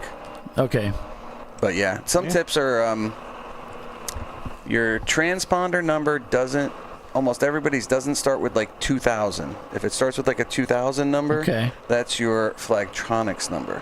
Oh, so some people will swap them, and when I see that, I know that they've done it wrong. But that's an easy fix. Okay. And then the Flagtronics numbers always start with 2000. So if your Flagtronics number is 170 and your car number is 170, I can pretty much know that you did it wrong. Yeah. That was a pretty easy one. So anytime the car number is the same number as those. No. Yeah, no. But if they get it in, I think a lot of people have it in their garage associated with their car. And I had my transponder number wrong for years because I never looked. When you say garage, you mean that's the portal. That's what they call it in the portal. In the portal, you go in the portal, you go into your garage, you have let's say car A is a Honda Civic. And then in the Civic, you have your transponder, which is 1, 2, 3, 4, 5, 6, whatever number it is. And you never check it. So just check it once in a while. That would help. That would make my life a lot easier. Usually it's not so bad, but when you have 100 cars and you're like, oh, and this one's kind of hard because they're going by the start finish at such a high speed. I'm trying to use my binoculars and it's difficult. There's no practice day either, so you're trying to help people out, but it's hard. It's much easier if they can get it right for you up front. Yeah, I did a lot of them yesterday because I had a fake line set up and a system set up in tech where I could tech a lot of them, and I got a lot of them, but still can't get them all. But that's pretty smart. So helped. You just had a fake line loop for them to run over, and then you could see what it reads. Yep. As they came in, I would read it, and I'd be like, all right, you're good. Or if they didn't, I could correlate it ahead of time. So I probably caught 10 or 15 of them. So Wow. I think the cars are doing. I was pleasantly surprised at the first hour or hour and a half where, compared to last year, I don't know if anybody remembered. Oh, I remember. Yeah, last year, but this year, it was almost. Because all these pit stops came in way early, and I'm like, okay, I don't have to worry about the 2 hour too much today at all because almost nobody could go 2 hours except for the Floridians. Yeah.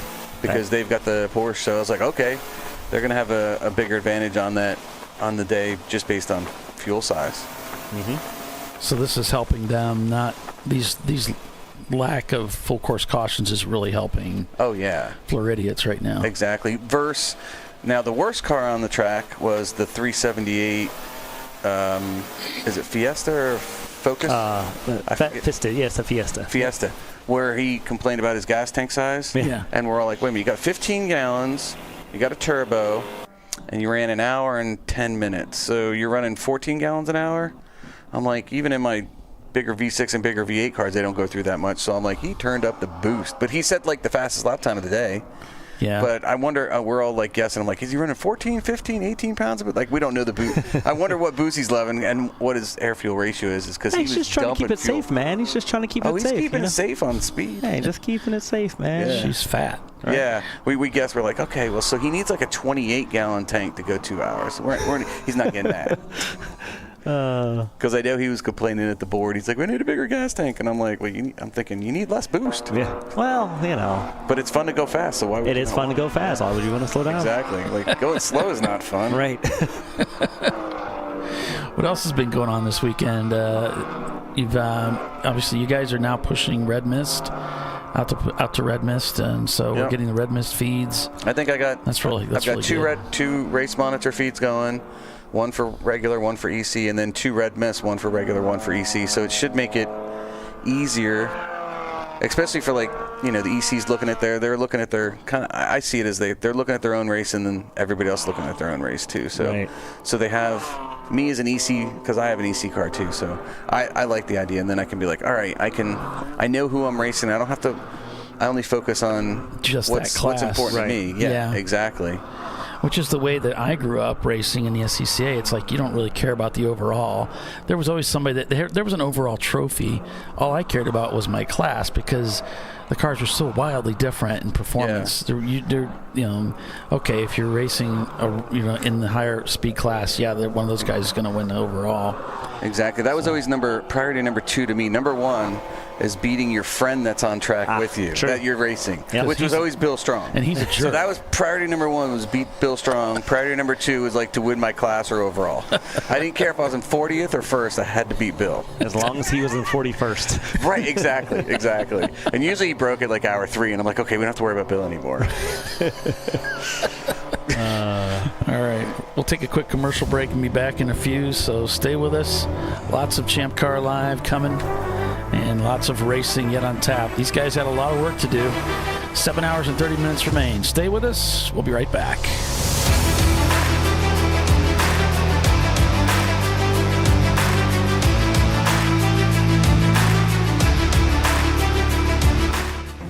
An important decision is afoot. This man is about to buy tires on TireRack.com. Tire Rack is the leading online retailer of tires in North America and a repository of advice and expert reviews. And it's done! All that's left is to arrange for safe, easy installation at one of our independent recommended installers. Well, I guess he did that too. TireRack.com, the way tire buying should be. Jamie's on edge. It's her first time changing her own oil. But she went to AutoZone, where a friendly AutoZoner helps her find a deal on what she needs to get the job done right. Get in the zone, AutoZone. At Parts Badger, we're not your typical machine shop. When a market-leading mountain bike manufacturer was looking to reshore their hardware components, they turned to Parts Badger. Within weeks, we had deployed a dedicated manufacturing cell, ramped up production, and had guaranteed capacity to meet their demand. We're looking to be your manufacturing partner. See what we can do for you and your company at PartsBadger.com.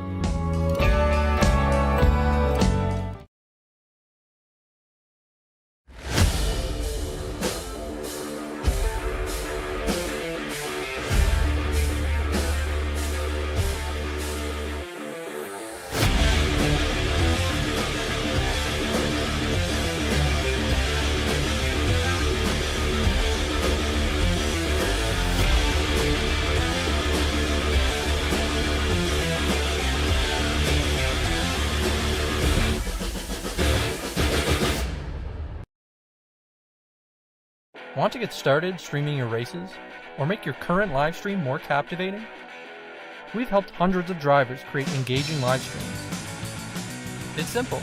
Create a new stream event, grab your camera, and start streaming.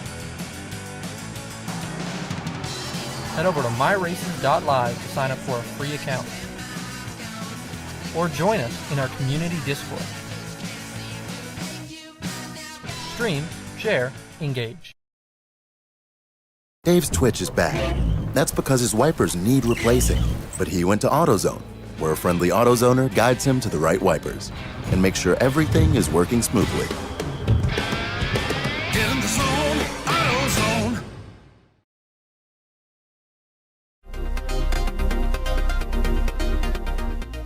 Welcome to TireRack.com, revolutionizing tire buying since 1979. With our unmatched selection of branded products, finding what fits your vehicle and is right for you and how and where you drive has never been easier. Through helpful online shopping tools that include our professional hands-on reviews done at the introduction of a tire and consumer reviews that give real-world feedback over the life of the tire, you can make the right tire choice and find exactly what you need. And if you prefer to talk to someone, our tire testers, our sales team, are available on the phone.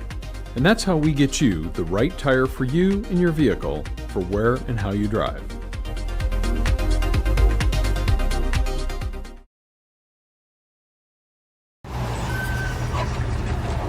Whew, George is fed up. And so is Junior. They weren't planning on having to replace their brakes today. But they went to AutoZone, where a friendly AutoZoner, Renee, helps them find a great deal on Duralast gold pads and rotors.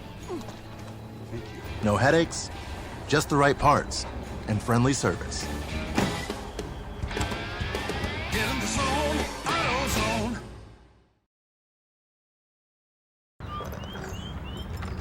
I think I'm going to try buying tires online. TireRack.com can help you with that. I guess I could buy the same ones I have. No need to guess. Our tire decision guide gives you all the right options. I mean, I am no tire expert. You don't have to be. We've tested and rated thousands of tires. Answer a few questions and you're good to go. Someone should invent a tire decision guide or something. Can he not hear us? TireRack.com, the way tire buying should be. The Jimenez family are having battery issues. But a friendly AutoZoner tests their battery and helps them find the right Duralast battery to get back on the road. Get in the zone, AutoZone.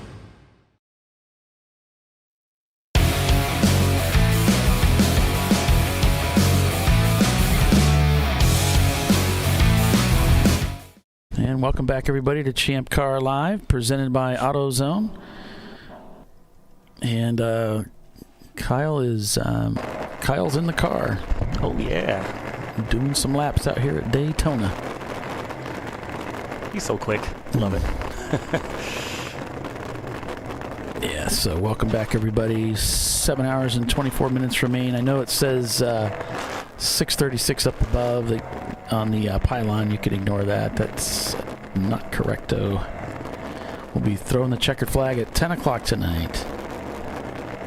It's going to be so stunning. Oh, another favorite of Daytona. When the lights come on, magical. Like goosebumps every single time you go. Yeah. Man. See like the illuminated Daytona sign. You see the Rolex sign, and it's everything from all your dreams, you know? You go, wow. Yeah. And we don't even run full lights here when we do our races, so it's even a little bit more cool. Yeah. Like you actually need headlights in your car, so if you guys are listening to this right now in pit lane, yes, please put headlights in your car. Check your brake lights, check your headlights. Do it now.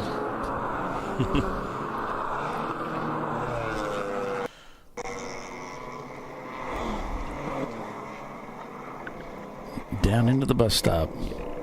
So a quick rundown here. We got Floridian Motorsports leading the way over Rotary Rocketeers. Well, it's Rocketeers T-Rex 7. Sorry, guys. Team Infinity in third place. Marathon TLM in fourth now in the number 3 car. And then TLM USA in the 172 in fifth place. Brew Crew Racing in sixth. And in seventh, it's not 41. It's Agent Chrome. Agent Chrome. And I think Troy was going to work on that. I don't know what the story is. But again, this is third-party information, so sometimes that stuff's not right. And so, yeah, hope you guys aren't banking on anything here. Right. Got some dip a tire off there in the dirt at the exit of 3. Super International Horseshoe. Super easy to do on the inside and the outside.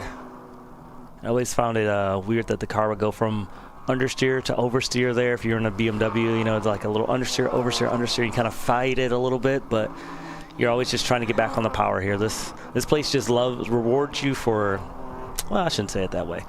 It feels good to get back on the power early here because it doesn't reward you for doing it, but it's still feels good for sure.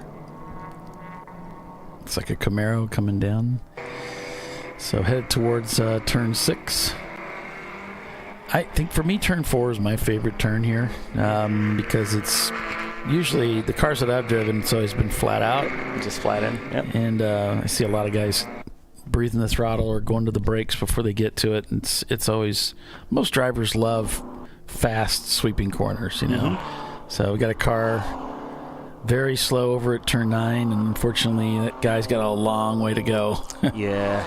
To get back. We were talking during the break, Les, and you were saying how pro tip was if you're running out of fuel. Yeah, if you're running out of fuel on the banking, what everyone's been doing, well, not that I'm going to say that it's right, but everyone's dropping below the double yellow and just kind of riding the apron around, and then once you get flat, it just seems like your fuel pump starts to suck up the fuel again, and you can make it right back around to pit lane. And it's been a calculation. A lot of people have been like, oh no, but they've been making it work out. So there you have it, folks. Yeah, that guy is crawling. You could see it in the background there. He's just barely making it.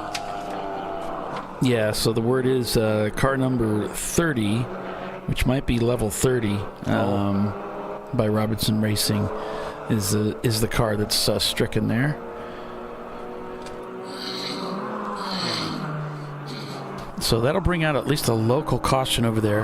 The cars won't be allowed to pass over in that part of the racetrack.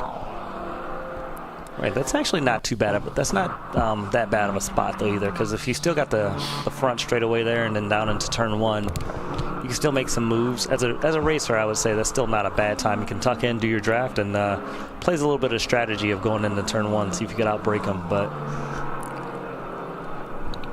it's a good time. Yep, looks like they're going to go ahead and send the crew. Looks like there's a emergency vehicle starting to head on track there, so there they go. Mm-hmm.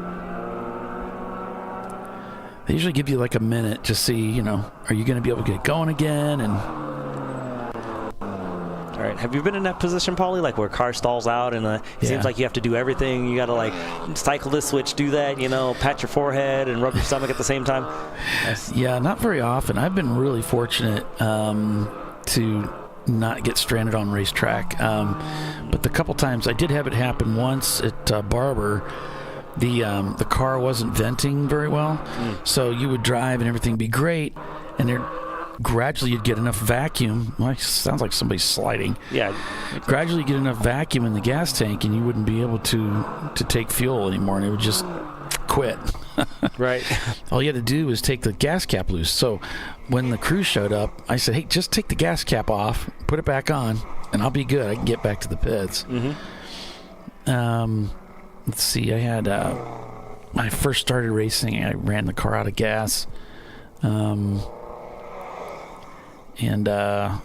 just trying to think, there was another time I got stranded out on track, but it's I've been pretty fortunate with the teams. It really infuriates Bill. Right. Yeah, he's been stuck a lot. Yeah.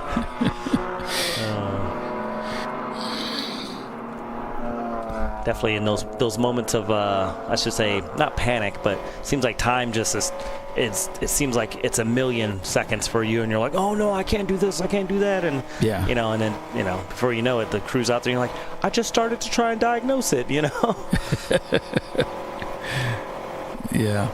But definitely works out. Once you get back in, kind of your lizard brain kind of calms down, and you go, oh, okay, all I got to do is this, and then Get back in your groove and just drive.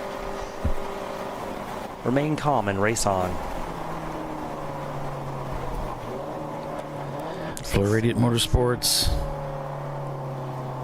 down to third gear. This is pretty much a third gear corner here. You're going to ease the power back in. Again, it's a decreasing race. It's a little tricky on the way in. Everything gets narrow, and you want to be careful that there's not somebody underneath you. But you can get 2 cars side by side through that section, but it's tight. It's better just to go one by, single file. One, yep. You really want to use it because it's kind of like an S's type feel through there.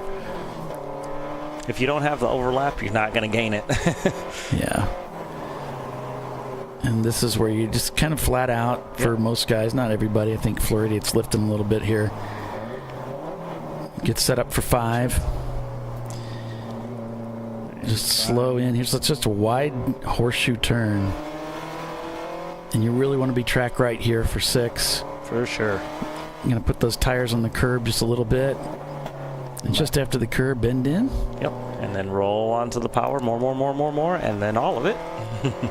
It's an awkward transition here. It's kind of a kick, but it never really seems to be a problem with the low horsepower cars we have. Now maybe, with an IMSA car, you might have to kind of tiptoe a little bit. I don't know.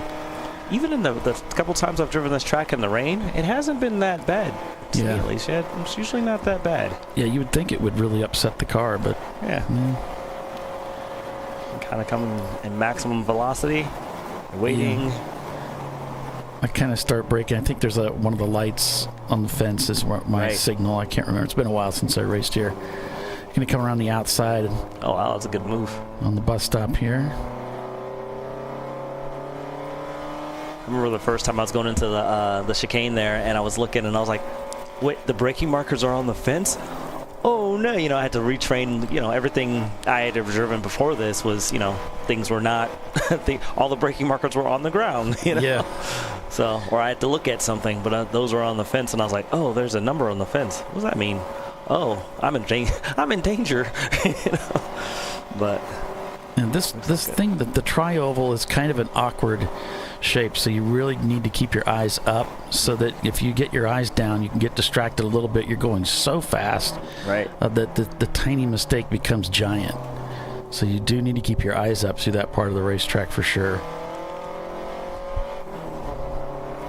And if it's a cooler day outside, or if you haven't gotten a lot of heat or heat in the tires or the brakes, like you can definitely cool down the car between from the chicane to turn 1. Like you could absolutely lose all the heat that you've worked a lap to build into. So that is important. Some drivers will actually do a little left foot brake tap just to make sure everything's still there, and it works out. Looks like we got both TLM cars in the pit, and so they're in the pit right now. Oh, they were both really doing good too. They managed to get the 2 cars together in the standings. I haven't seen them do that in quite a long time. Looks one of the Camaros getting topped off, it looks like. So I'm not sure where the TLM cars are at. They're down here. So yeah, they would be barely visible just outside it. They'd be maybe visible on this shot. I don't know. Yeah, so they are far right. Yep, far right. Okay. Got MDR Boxers rolling back out. This pit lane's pretty flat, isn't it, Wes? Yeah. Last rather. There's some of them that do have that pitch. You got your Mid-Ohio, your Road America. Now, what's the little red? Is it a Fiat down there? No, it's a Golf. It's an 88 Golf. I actually talked to the guy earlier. Okay. It's an 88 Golf. It has a 2.5 liter swap in it from a new Golf, and the 5-speed transmission from it. So it weighs nothing and has a lot of torque, and that's what he said. Basically, it has a lot of torque, and it just works. So that's cool. Yeah. And it seems like they said they've ran with us quite a bit, but I haven't ever seen them. Yeah. But they had some stickers, so. It could be they been running some smaller tracks or something, maybe. But that we don't. I haven't been to. I don't know. But no, the car was definitely seemed really well put together. For sure. Oh, he's in his pit box, so I'm not going to see him from this camera. Okay.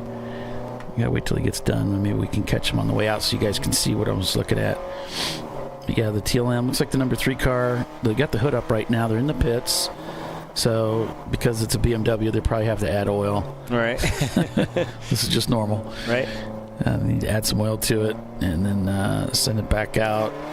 And David had one of the most epic race finishes with that car at Sebring when he blew a head gasket. And it was like on the last lap, I don't know, and it was all this smoke from the water, just all this smoke as he came into the pits and the race is over, and he's like, right. You know, it was like it's kind of like right there with walking away from an explosion in slow motion, you know? Like I used all the car. Yeah. Sure did, sir. It was great. He seems like he always has a great time at Sebring also. Like this past Sebring, our New Year's race, they had dynamic, we called it dynamic power steering. Basically, he was saying that he would be in a turn and then power steering would go away and then come back and then go away and then come back. So he never knew what to expect from the car, but they still wound up, I believe, in like second in class, first in class, or second in class. They did really good. Yeah, it looks like Trash Panda is in the paddock right now. They're working on their car back in the garage. We'll go on board with Kyle here. I know it's kind of hard to see, but hopefully it'll be kind of clean here as he's letting the car come down the inside here. I don't know. I think he might be going into one.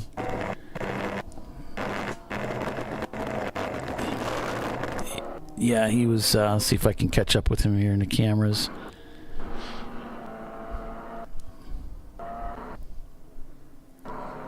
Yeah, there he is. Yeah, there he goes. He let somebody down on the inside of one there. He said his goals for this weekend were just to have fun, and I was like, okay, right. Well, I brought champagne, Kyle, so if you want some, you got to try and win. So, motivation. Well, we'll go back on board since our track cameras are kind of glitchy right now. Yeah, it looks like all the cameras are a little glitchy right now. It's that time of the day. Could be, obviously the heat, and like you guys were saying earlier, we are definitely right by the airport. So, yeah. Floridians coming around there. Yeah, it looks like their cameras are working pretty good. And when it gets like that, sometimes if you just run a lower resolution, if you knock it down to 480, if you're running 720 or you're crazy enough to try 1080, if you knock it down in a live stream to a 480p, you might get a cleaner frame rate like this. Right. So it might not be quite as crisp, but it's a lot more enjoyable racing. You really need those frame rates to be good for racing. Right. It's not always the resolution, it's the frame rate, like you were saying. Yeah. Most people aren't watching, if you are watching us on your big screen or your 72-inch TV at home, your box TV at home, we appreciate you. But most people are watching us on a cell phone or a tablet, so. Yeah, I don't think there's a website, Dylan, where you can look at each class individually, where you could sort them. I think that's what you're asking. Can I do like a position sort by class? I don't think you can do it from Red Mist. You might be able to do it in Race Monitor. Let me see here if there was a way. Let me see. Let me just see if there's a way to sort them. If you go to, I think in Race Monitor, if you go to a little cloud there, something like that, right? Doesn't that do a thing? I seem to remember something. I think it's that. And is it this? Scroll down. Yeah. So if you go to Race Monitor, Dylan, and go to the Siliconsky 14 Hours of Daytona, and when you bring it up in the right-hand corner, I'm not sure, but I think this is working for the class filter. In the upper right-hand corner, they have it actually shows we're under yellow, but in the there's a little box, and just below that is kind of like a couple bricks or a cloud or something. Yeah, you click on the cloud and it resorts them, and I think it's sorting them by class. So that way you could look at the different classes that way. Oh, how we miss Race Hero. Yeah, it was awesome. You're welcome.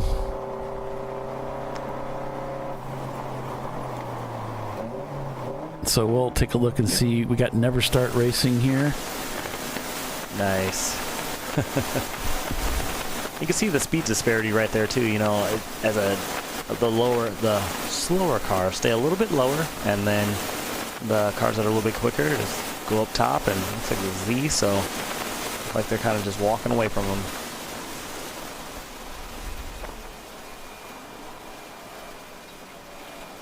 Time to dive in. Pretty sure this is a Miata team. No. Oh, no, doesn't sound like a Miata. I think sounds like a BMW. I was gonna say I think it's a Z because I'm looking at the gauge. Oh, that's file. right. Yeah. It's a Z car. Yeah. I forgot. It's a 350. Nice. Paulie, are you the type of guy? So, say you were coming into a question for you. If you're in 5th gear and you're coming into turn 1, you need to be in 3rd gear. Are you the guy that goes from 4th until it goes into 4th? And then into the 3rd, or are you the guy that's just going like, and I'm in 5th, and then you just give it one massive rev and bang into 3rd? Yeah, I can. I would skip gears, but I was watching this thing. Adam Carolla did it. He was really big into Datsuns and Nissans for a while, and he did. He was driving with John Morton. I think it was at Laguna Seca, and he asked John that same question. The legendary John Morton. And John said, "No, just go through the gears. Don't be skipping gears." So I guess that's just gonna depend on amateur drivers. It might be better just to follow the gate. Right. Yeah, it's true. Because you make a mistake in there. Yeah. Might be better just to follow it. Right. Just go through the gear changes. The KISS rule, keep it simple. Yeah. So right.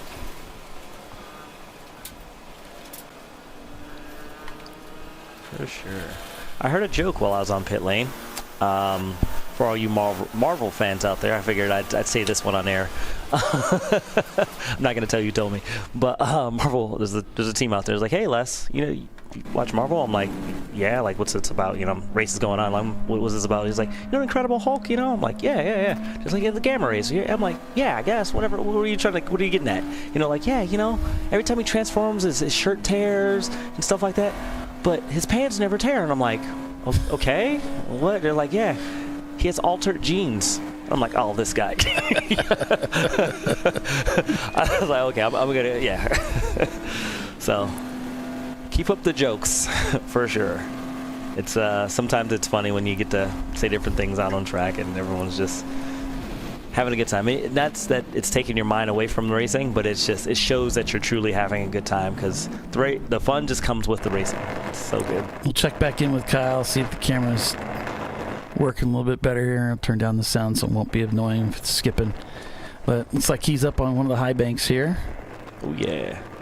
On the tri-oval, it looks like. Here comes the front straight, the start-finish line. Mm-hmm.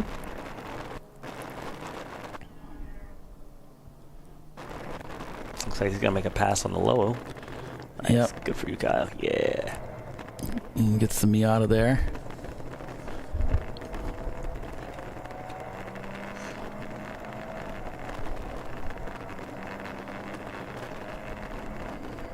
Seems like he is loving his new home track. Coming up to 3, yeah.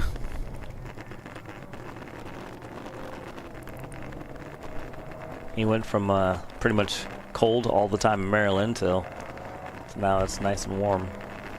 It's sunny in Florida every day.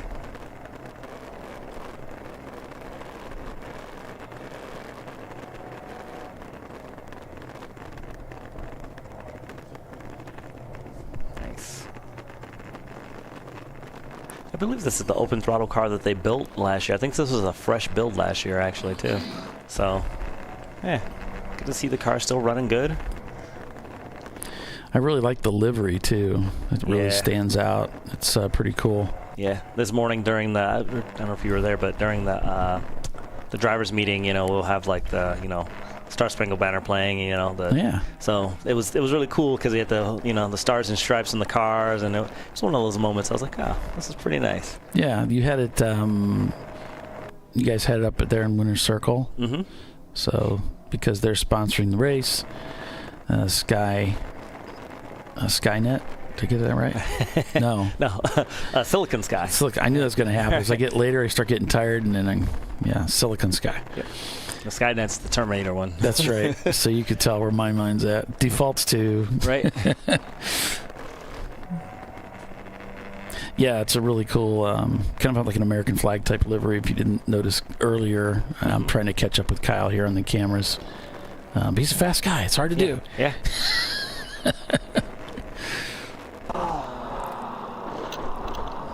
That's a good shot right there, too.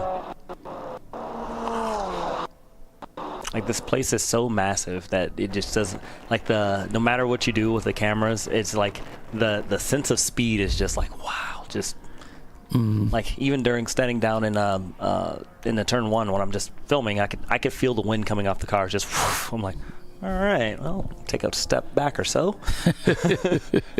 But definitely so good. All right, well, we'll try to catch up with him here. See if we can find him out on the racetrack.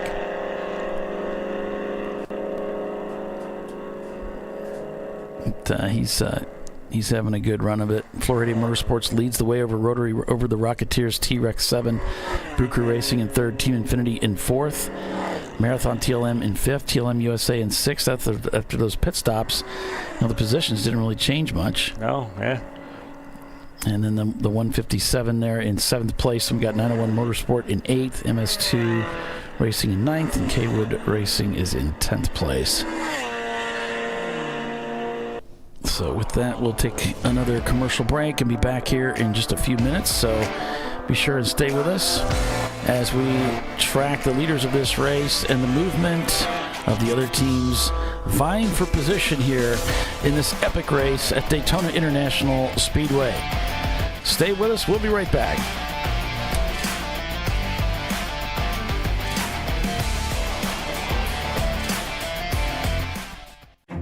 An important decision is afoot.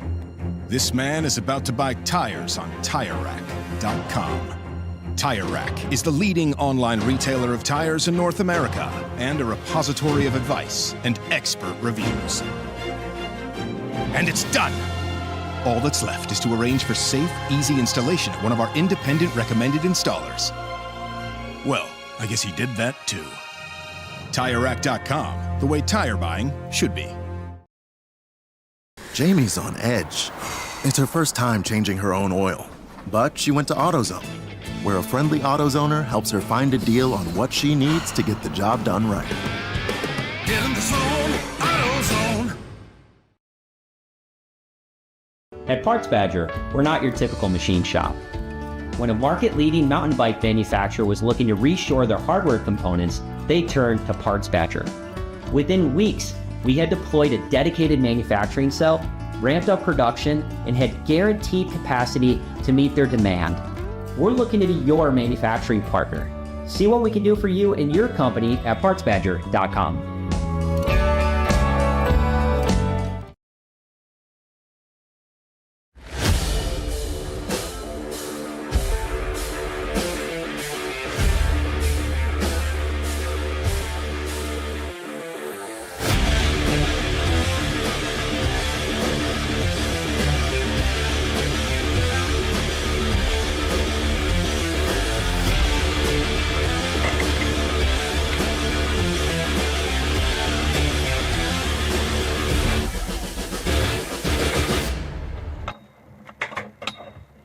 Want to get started streaming your races?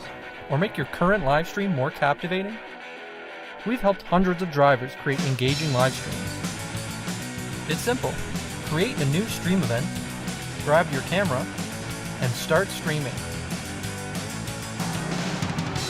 Head over to myraces.live to sign up for a free account. Or join us in our community Discord. Stream, share, engage. Dave's Twitch is back. That's because his wipers need replacing, but he went to AutoZone, where a friendly AutoZoner guides him to the right wipers and makes sure everything is working smoothly. Get in the zone, AutoZone.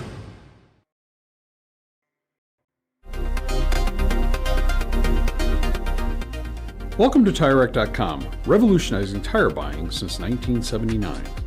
With our unmatched selection of branded products, finding what fits your vehicle and is right for you and how and where you drive has never been easier. Through helpful online shopping tools that include our professional hands-on reviews done at the introduction of a tire and consumer reviews that give real-world feedback over the life of the tire, you can make the right tire choice and find exactly what you need. And if you prefer to talk to someone, our tire testers, our sales team, are available on the phone. And that's how we get you the right tire for you and your vehicle for where and how you drive.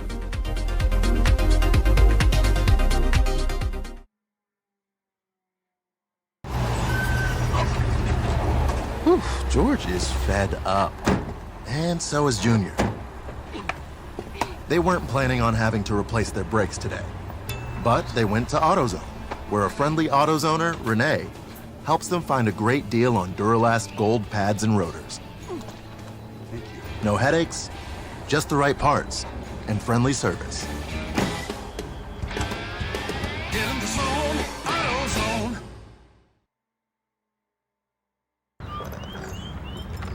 I think I'm going to try buying tires online. TireRack.com can help you with that. I guess I could buy the same ones I have. No need to guess. Our tire decision guide gives you all the right options. I mean, I am no tire expert. You don't have to be. We've tested and rated thousands of tires. Answer a few questions and you're good to go. Someone should invent a tire decision guide or something. Can he not hear us? TireRack.com, the way tire buying should be. The Jimenez family are having battery issues. But a friendly AutoZoner tests their battery and helps them find the right Duralast battery to get back on the road. Get in the zone, AutoZone.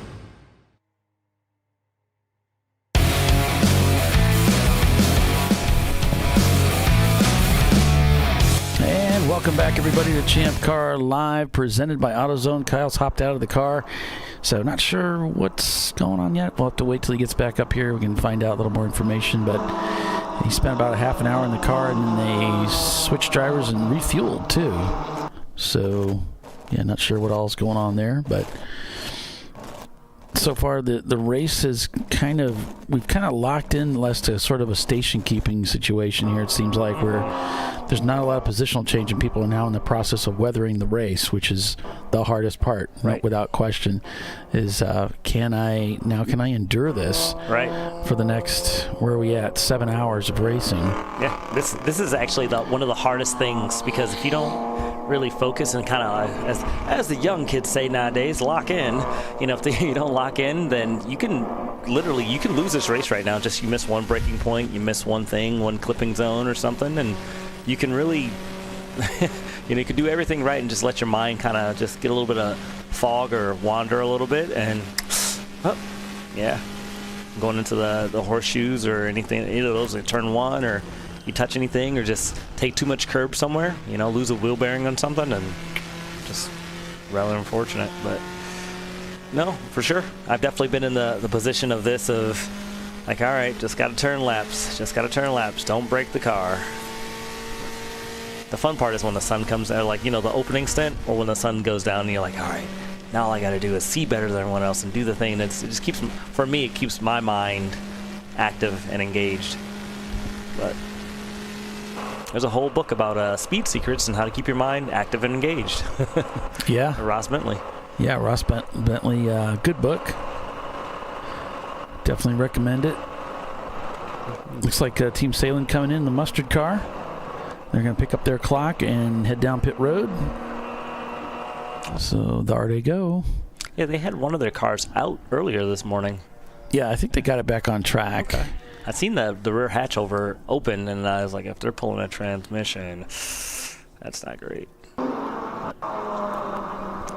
There we've got a few customers on pit lane here. It's a very long pit road, so we've got a number of teams on pit road right now, getting some service work done. I will say as a driver, I love how long the pit lane is for this, because you don't have to worry about double stacking cars or anything like that. You kind of get your own pit box, and when you come in, you get hopefully you get a dedicated crew to help you, and it makes that experience that much better, because when you're kind of trying to dice in, or you have to like kind of double stack a car, you have to really worry about, can your teammate get out, can the person behind me get out, or I hope they don't hit me, I hope they don't damage my car, you know, things of that nature. So yeah, that is.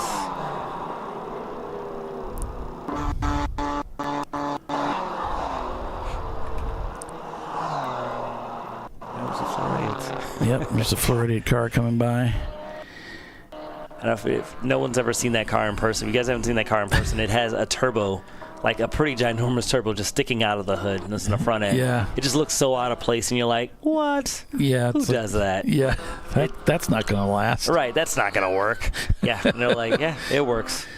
It does work really, really well. It defies, defies logic and, the common sense that most of Champ Car guys look at. It's like, well, that's like, you can't just hang a turbo on an engine. That's not going to work. Right.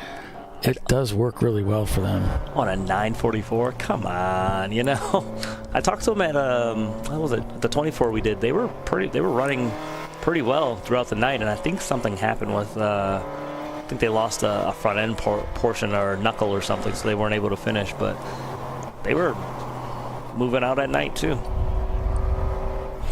So Brew Crew's in the pits lanes with us too.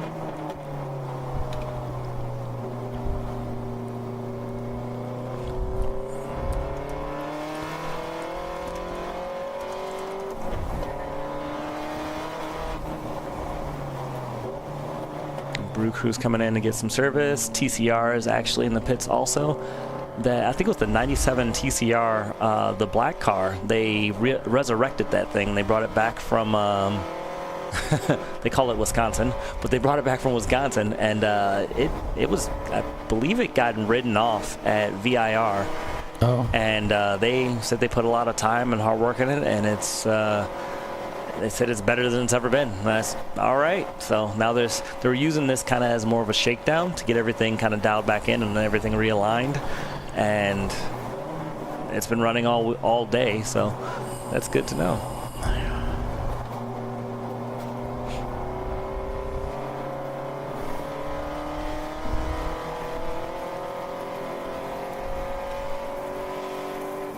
We got Floridians going up into the high banking here. Shifting to that final gear, and then just rolling into the power.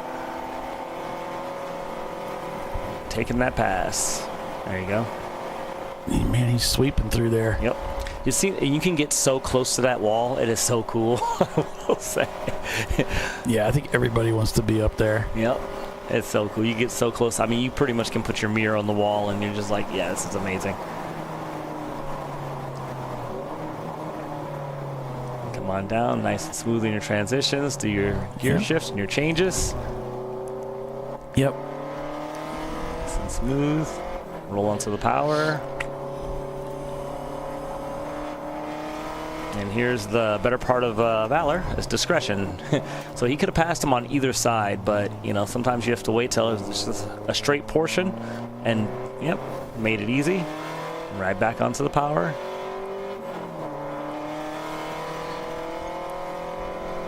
Yeah, we talked about skipping gears earlier. Mm-hmm. One of the problems with the skipping gear issue on the downshift is that you can lose track of where the revs are at, mm-hmm. And end up over blipping or under blipping, and you could just cause yourself some grief there. You would have to know where you're going with the gear change, rev wise. You have to really gauge things well.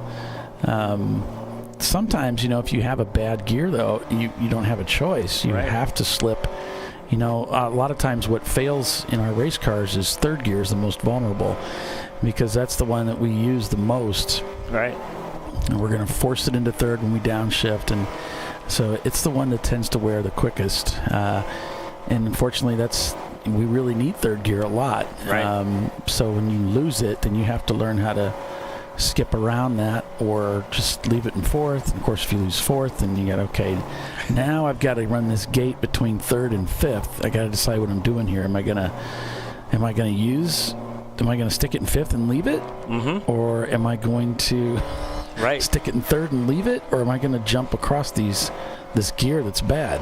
Right, and that depends on the kind of car that you have too. So if you have a Honda, notoriously they're really bad in the K series. Those transmissions just don't tend to put up with any type of abuse. So if you abuse a K series transmission, like, you're going to wind up losing a gear. Even if you're probably doing everything right, it's still, the transmission usually doesn't like putting up with a whole lot of power. I mean, was it Tuath? Yeah. I think at Road America, I think they were missing second gear, third gear, and fourth gear. They were going like first and fifth. I was like, oh, okay. You could do that, I suppose. Yeah. But yeah, I know Claire was getting pretty frustrated with that, and it's just not again. We just don't want to deal with that anymore. So I get it. For sure. And it's never a good idea to lock something up or anything like that. But I think it's not a very wise plan to have something mid-engine and be missing a gear and try and go into that, or just try and skip around that gear, because if you get it wrong, you can lock up the transmission and both rear wheels lock up and you're going for a ride. Looks like Trash Panda's back on pit lane, so they're trying to get their car back out there. And Raw Motorsports looks like they are behind the wall. He's trying to wave somebody down here. So he might have pulled onto an access road or something. Right. He's trying to get somebody's attention. That's a good idea too, because you got to pull off and just save yourself, save the yellow flag, save the code 35, get back to your service and get back to your team and get the service done. And you're all good to go. And it looks like Open Throttle has possibly changed drivers again. Oh, goodness. They got a guy in a white suit now. I might be mistaken. I see the black gloves, so maybe it's the same driver. There's some mystery there. We'll have to ask Kyle what the plan was when he gets back up here. Let's see here. We got Sublime Motorsports here. Seems like, their new transmission seems to be holding up just fine. Nice. So talking to Rodney Earwood, and he now outright owns this car, and he's like, we came here to have fun, and I'm going to put a transmission in it. And the crew said, the car's still kind of hot, maybe we'll just kind of hang out and have lunch first. He's like, nah. Grabbed some gloves, and they got right to it. So he said he is back in it, all in. So I think he took a few years off of racing, so it seems like he's back in it full throttle. Okay. So is he here this weekend driving? Yeah. He brought the car down, trailered it down, changed the stickers, and Sublime Motorsports is his daughter. Sublime is his daughter's favorite band, so that's why Sublime Motorsports. Oh, okay.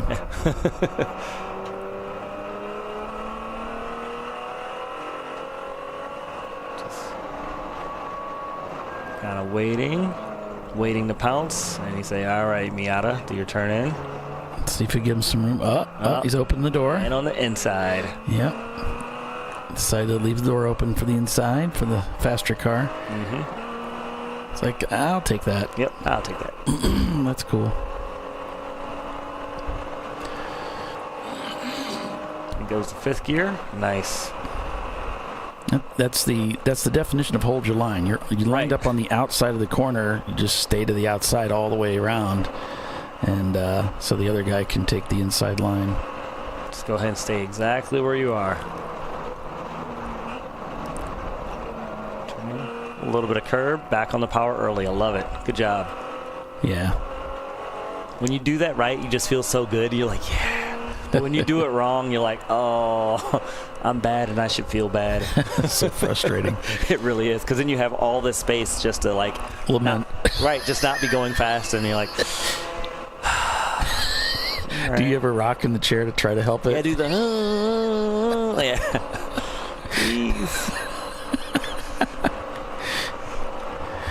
Florida Motorsports leads over the Rocketeers T-Rex 7 team. Team Infinity there in third place. And that Rocketeers T-Rex car, I will say I've raced against it before. And that car is just, it moves out so good. Once they hit their final gear, 5th gear, I mean, it's gone. And it doesn't seem like it uses that much consumables from their pits. I mean, it looks like they use some fuel and a little bit of oil, but their tires and brake situation looks fantastic.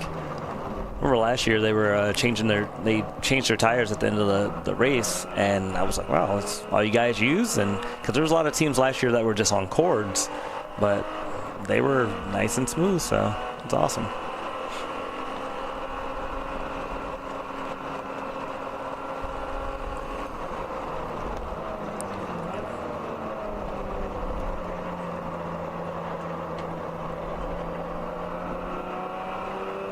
Got Sublime still putting in the work. Love it.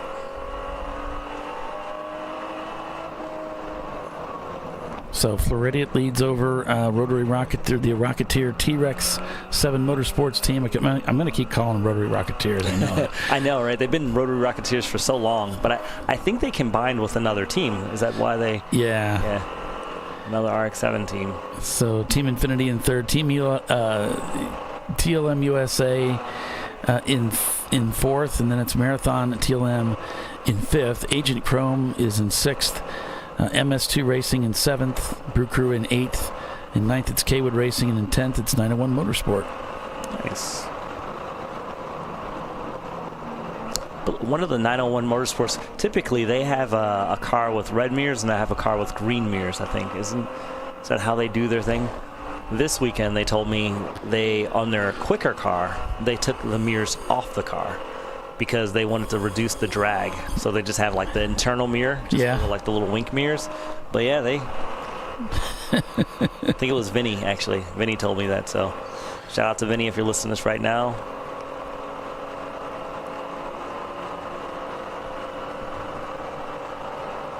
Speaking of 901, I think they're actually in the pits right now.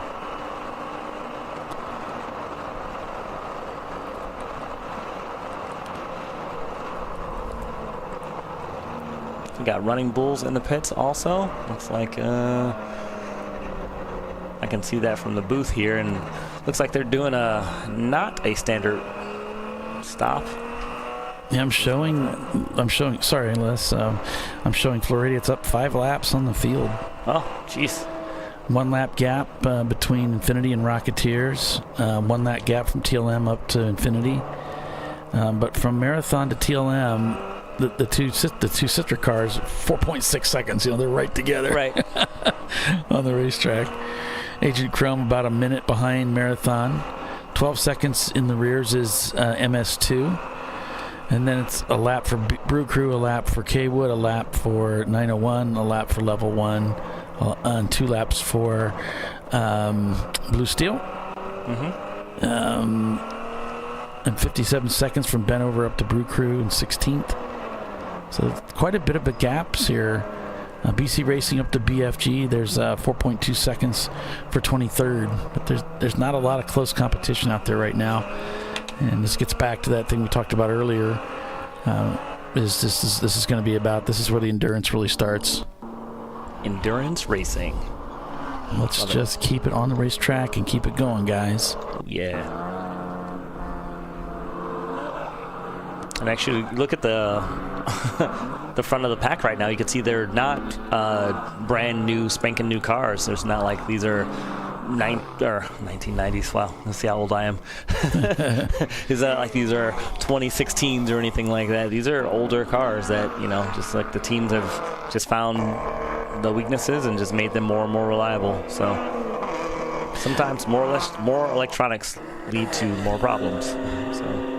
Yeah, and I would love to see a bunch of the classic Champ cars do well this weekend, like Floridian. We've got some other Team Infinity. Some of these guys that have been around for a long time racing in the series, and right. Older cars, they don't typically win in races, but they're always out there. 901 Motorsport, be good to see them do well. I can see Running Bulls now leaving their pit, and they're heading on their way back out. It's a good looking car. I always just like to see that. It's great. Yeah, that new build is just really standing tall. Yeah.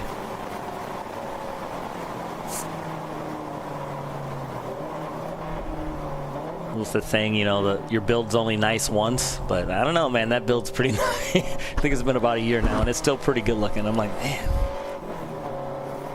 Yeah, I don't know if he did a wrap on that or because at least they got the logo on there. Right.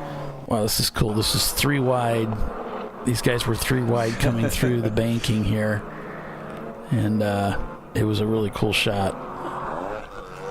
These guys right here. Mm-hmm. It's Fisted Marathon and Porsche the Boxster. They're right together here. Yeah. Looks like they're gonna do it again. Yeah. Different cars make make speed in different ways for sure. So. Right as they come off the corners, it's just that was a cool shot. Yep. Here we go. Yeah, there's Fisted. They definitely have the top end legs on them for sure. But I think that Fiesta's gonna definitely have the brakes on those other cars. Not sure. Oh, the Boxster. It'll be kind of a 50-50 between the Boxster and the Fiesta. But we'll see what happens here coming into one. Bringing it back around.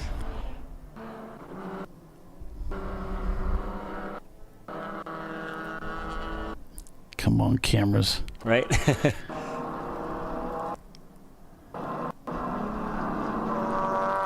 Man, these cameras aren't participating in as well as we hoped they would. Yeah, they got a little warm. There's Team Infinity. Mm-hmm. The Shark car. That car is so well built.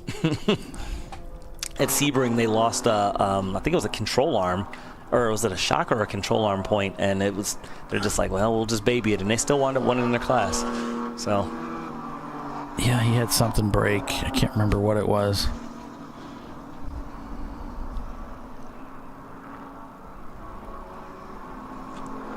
Yeah, Ed's a super nice guy too. Always smiling.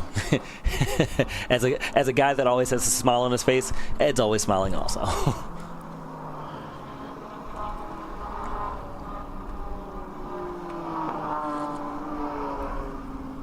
I talked to Hee Haw yesterday, and this is the first time they've ran that car or ran that truck since last year, and they changed quite a few things on there too. They changed they put a better brake package on it, so they wanted me to say that for sure. And they did a rear suspension points too, so they changed where they mounted their rear shock. So it's like a whole different pickup point, and they took the points for that and everything, and it worked out good. Seems like it's working out good. Yeah, Revelation, when I was down there talking to them yesterday, they had made some pretty significant changes to their Mustang, and he'd offered to come up and talk to us and tell us their story, and he's like, so how do I get to the tower? And I was like, I don't think I could explain it. Yeah, it's really complicated. Yeah. I'm sorry. I gave him about half the story, and I said, I'm going to have to write a book in between the right. He said, we need a shepherd. So yeah, you do. You need someone to guide you up here. If you haven't been up here before, there's a lot to it. I'm sure I would not be able to give it to you in a text form that would make any sense. Right. Definitely my first time coming up here, I was like, I'm so lost. And I actually coming up yesterday just to set up stuff, I got lost, and then in the elevator it has like cameras, and I was telling you, Paulie, I got off on the wrong floor, and then like I got back in the elevator and I was like, I'm sorry, Mr. France, I won't dilly dally no more. That's so funny. Yeah, shoot. Like, who's this guy just wandering around? I'm sorry. So it looks like Floridia did come in for a pit stop. Doesn't seem to be any urgency here. No.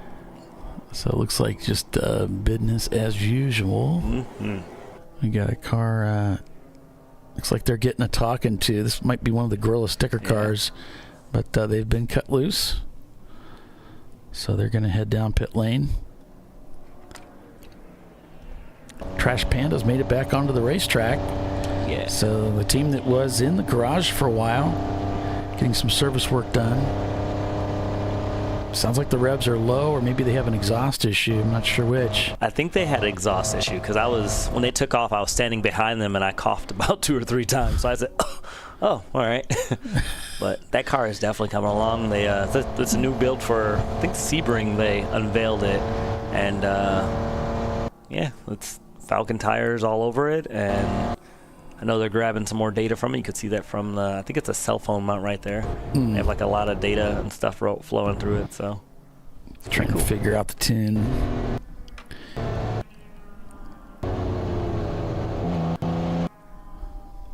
I actually kept the dash inside that Boxster too. So you can see they built the cage around the dash. So that's pretty cool. Oh, we got a local yellow there. Looks like we got a car stranded. Is that the AI car? That looks like the Bracing AI car. Yeah, it looks like he's stranded over on the side of the racetrack. Yeah. So still mechanical woes for the BMW for the Embracing AI open throttle racing car. Our Siliconsky sponsored this weekend. This is their flagship car. And so ran into some problems over there. Man, it's just been a tough weekend. I think that's the exit at turn 3, yeah? Or no, was that turn 2? Exit at turn 2? Yeah, they're up against, looks like track left there, Les. And it's just, it kind of started with that contact they had. Did we ever find out what they hit? I did not. I mean, I'm sure Kyle might get a little bit of, because the tire that I seen, it looks like it was, the inside the barrel looked okay. Oh, wait, looks like they're in the move now. Yeah, maybe he got it going. Yeah. Well, secret fuel saving technique. Wait a little bit, get going again, Let's pull over, hang out for a little bit, bring it back around. Still, it's about 6 hours left to go, so 6.5. So that's still quite a bit. A little bit of smoke coming into the cockpit there. It looks like Leslie's. Is he pulling off in the grass again? No. He still got on the road. It's kind of hard with it looks like there's some smoke coming out of the car or something. That could be the residual, but I'm not sure. Yeah. It does not look like he is going very quickly, so that's fine though too.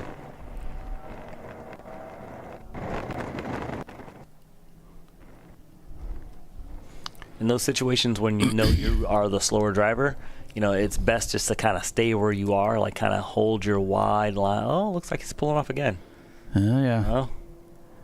And Drop Gear commenting says, Trash Panda has had a few mechanical issues pop up today, but we are still running and having a great time, and that's what it's all about. So glad to hear that. We're going to take another commercial break as we've reached the 4:30, the 6 hour and 30 mark remaining in this race. So stay with us.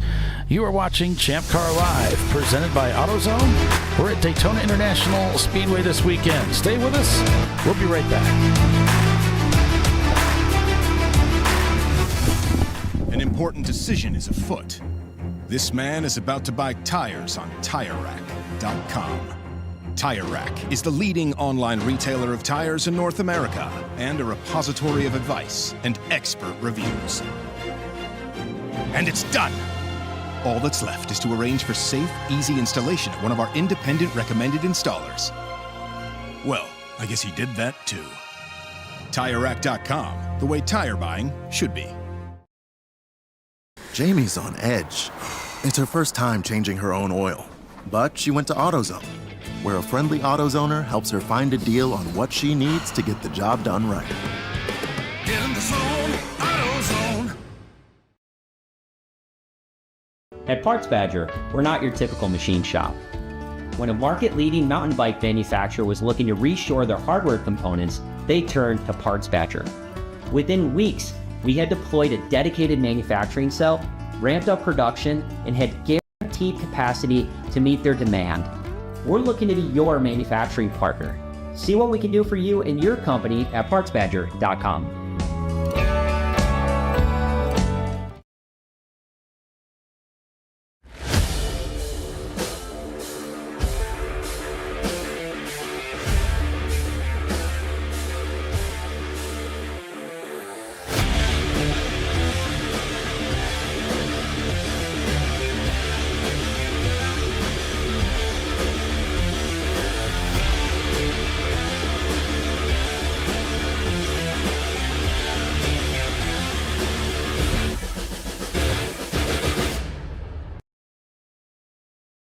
Want to get started streaming your races or make your current live stream more captivating? We've helped hundreds of drivers create engaging live streams. It's simple. Create a new stream event, grab your camera, and start streaming. Head over to myraces.live to sign up for a free account. Or join us in our community Discord. Stream, share, engage. Dave's twitch is bad. That's because his wipers need replacing. But he went to AutoZone, where a friendly AutoZoner guides him to the right wipers and makes sure everything is working smoothly. Get in the zone, AutoZone.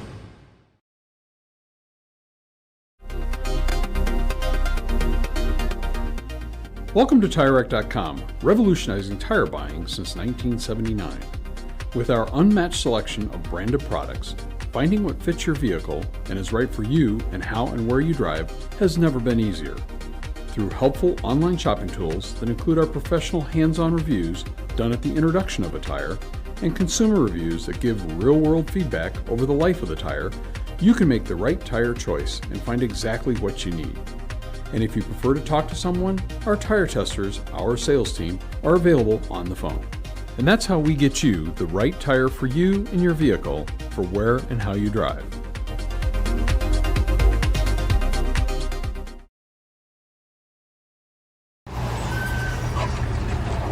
Whew, George is fed up. And so is Junior. They weren't planning on having to replace their brakes today.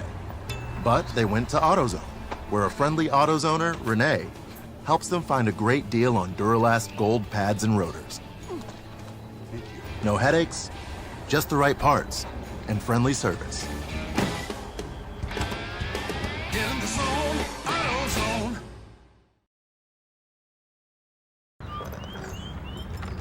I think I'm going to try buying tires online. TireRack.com can help you with that.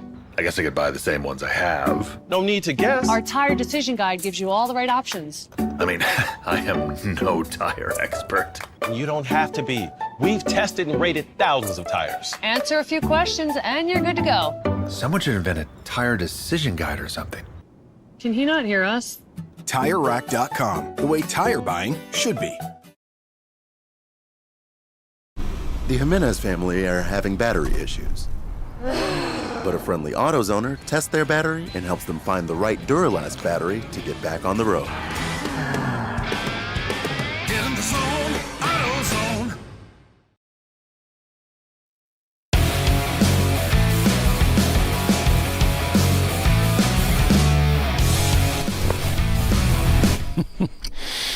Welcome back to ChampCar.Live. You caught me. I was trying to finish up my lunch. But we're under caution here. That Embracing AI car stranded. I think they got it picked up, though. They got it up, yeah. It was over. It wasn't here. It was over in 6. And I think they got it cleared, though. Yeah.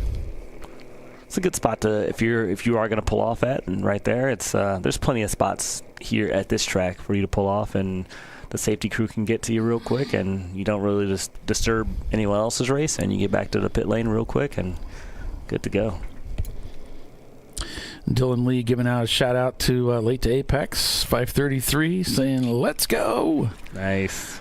We're under purple 35 at the moment here, folks. And it should be getting cleared out here pretty soon, unless there's something else awry.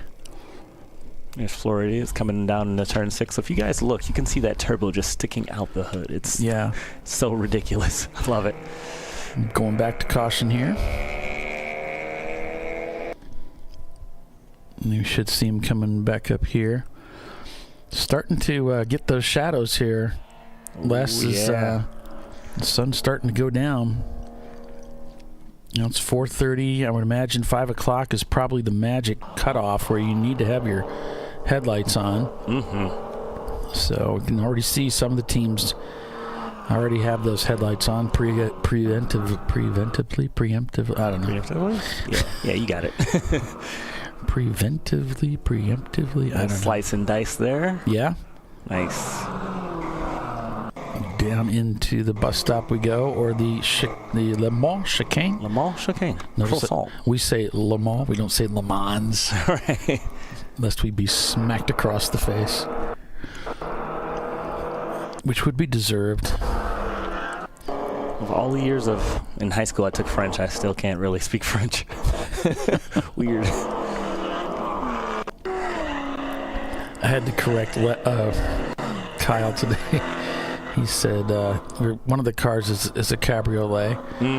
He says cabriolet or something like that. You know, I said no, it's French. It's cabriolet. Cabriolet. Which I don't know if it's French or not. Right. I said I just told him it was. He'll never know. It's cabriolet. Right. Actually, Kyle's probably going to go look it up. He's a very matter-of-fact type of guy. Yeah. He knows a lot of things about a lot of things, for sure. We're on board with TLM here. TLM Marathon Coach. Yep. And on down. The backside of the track there, coming into the chicane. Do the lift. You're in the brakes here. Gear. Nice and smooth. Okay. Yeah, nice. Rolling back onto the power there. Seems like they're just kind of taking it easy. Yeah, it looks like Fisted coming into the pits now, or at least they're heading down pit road. Looks like they're leaving, yeah. Maybe they're heading out, huh? Mm-hmm. And I think Rodney's old car is heading out, too. Yep.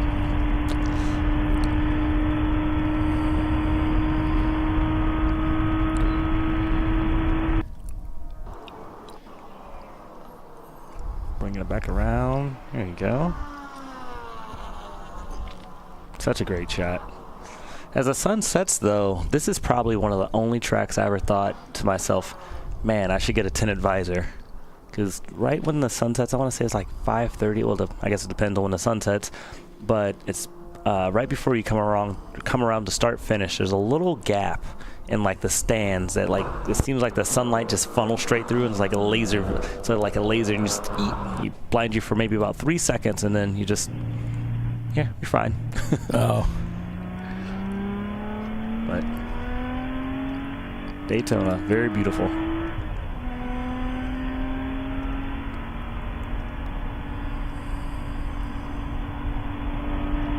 Rolling back on the power, and we're TLM Racing, the Marathon Coach car. There you can see the driver up above in the picture-in-picture. And just see how the driver's looking for the apex, looking through the corner there. Mm-hmm.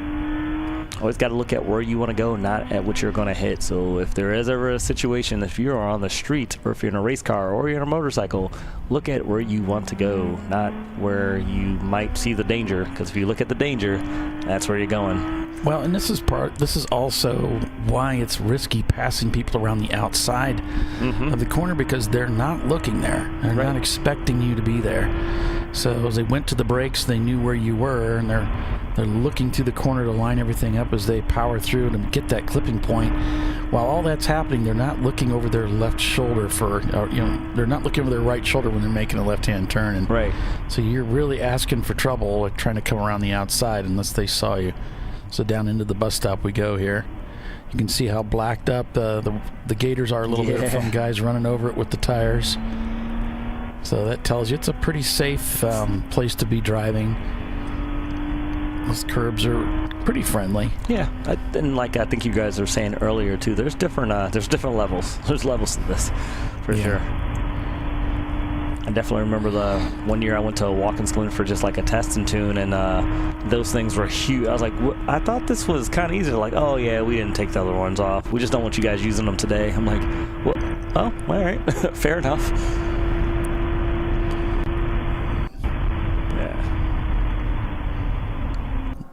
Yeah, and Dylan pointing out at Daytona NASCAR 4 at sunset's rough as well at high speed. So there's definitely going to be those areas of the track where that sun's going to come right in and bathe you, and it's going to make it hard to see. Yep.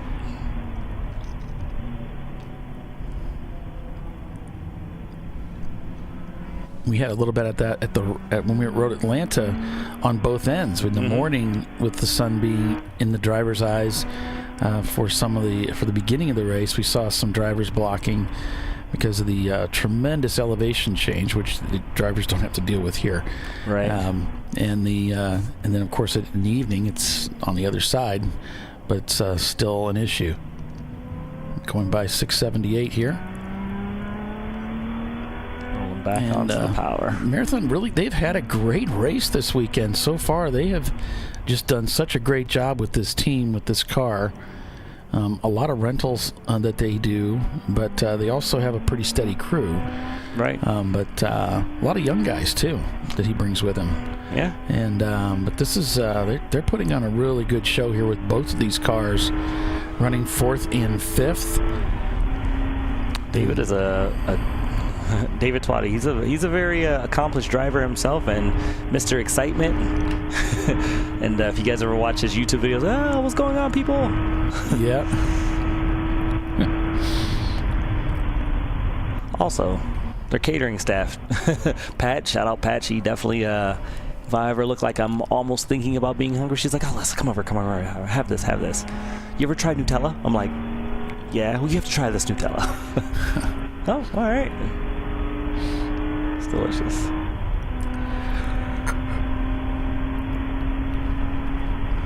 So I'll go through the standings here for you folks, and we'll go through the various classes as well, as we're typically looking at each of the classes here. But looking at A class, you've got Level 1 Racing leading A class, followed by Late to Apex, A and D, and then you've got Blue Steel, the top 3 there in A class.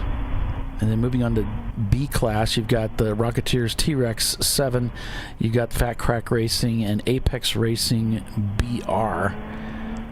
Okay. Then you go to C class, you got TLM USA, Marathon TLM, MS2 Racing, that's your top 3 there. And then moving on to D class, you've got Floridian Motorsports, Team Infinity, and K-Wood Racing, another long time racing team. K-Wood, always tough. Kobe Racing, WT Florida Racing, and Sharky 2 for your F class. So of course your overall leader then Floridian Motorsports in that D class, Porsche, followed by the Rocketeers T-Rex RX-7. All right, and Team Infinity and a J30, very different cars. And a BMW behind them in 4th place. So all very different, interesting cars, but all running up at the front of the race, up the front of the field in this ChampCar Endurance Series event. Definitely older vehicles too. I mean,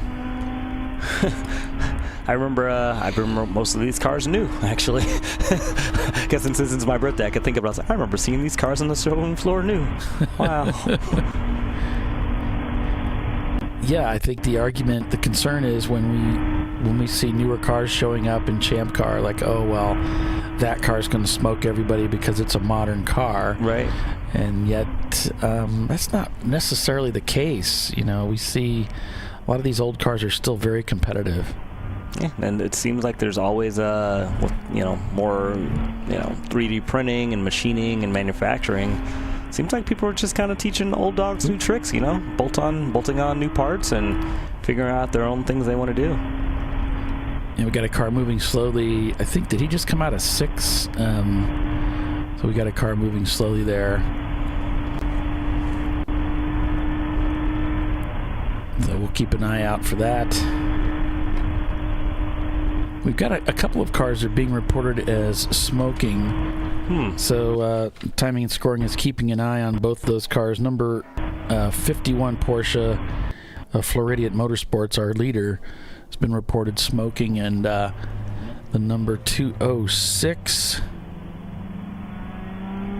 which I don't have them on my sheet.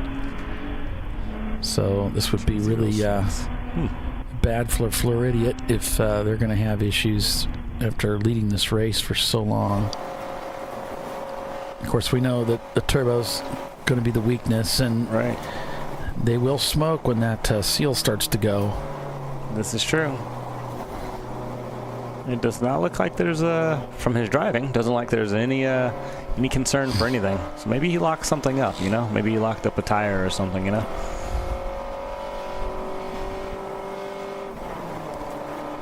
Yeah, that report was about 4 minutes ago, so we'll see if we can catch up with the Floridian Motorsports Porsche, and maybe we can get some shots of them coming and going and see if we see any smoke here. Looks like they're coming down the tri-oval. You did say it earlier, Paulie, like if something's smoking, if you drive it far enough, it'll stop smoking. So it's true. Funny how that works. Right? My old boss at the machine shop said you can every machine is a smoke machine if you operate it wrong enough. Said, yeah, you're right, actually.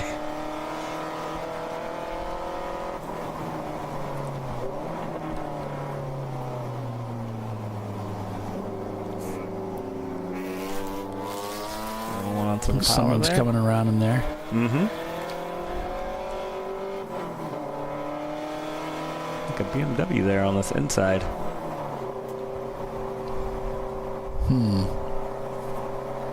Okay, I see he went through there. Let's see if we can catch him coming up here. You can see the sun now beginning to come across the racetrack. And did you see anything? No. Well, no, I seen Floridian as they passed by. I saw the car. I didn't see any smoke. No. There he is again. Looks like he's all right. Well, we'll get a nice rear view as on these next 4 cameras. This is full throttle and then heavy braking. There he is going through there. I don't even see tire smoke. Of course, this is all shadowed out, but this shot here will be pretty clean.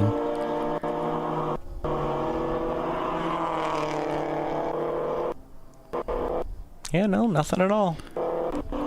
So, nothing to see here. So it's either all out of oil or right. It's just something they thought they saw, and maybe, like you said, a momentary lockup or something. If that's what you said, I don't know. Yep. Putting words in your mouth. No, I mean, it could be for sure. Yeah, definitely. It could have been a different car though, too. You know. Yeah. Definitely have.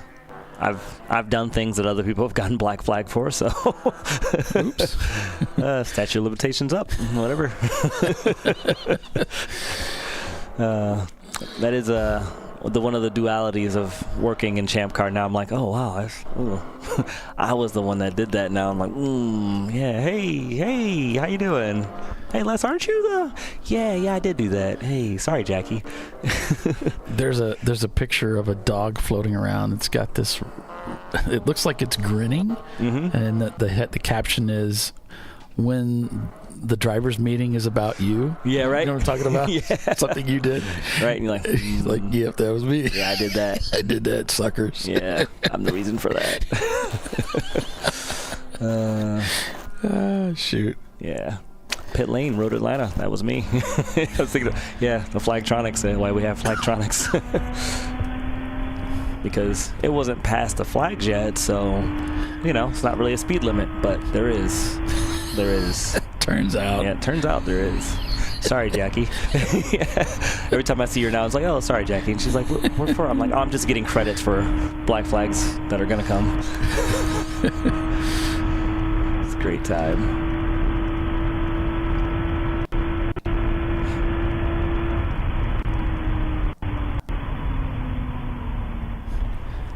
Looks like we got some sort of flags going on. Let's see here. Looks like a double yellow. Oh, looks like we're down to 35 here, folks. We are down to 35.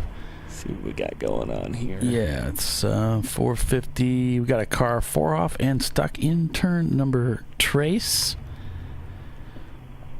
And we haven't been doing a very good job of, our cameras haven't been doing a very good job of really seeing that car off in 3. Oh. But it is, let's see, which car is that? 155. I don't have that on my sheet. Oh, I think it might be in 4, actually. Okay. Or like right around the bend from 4.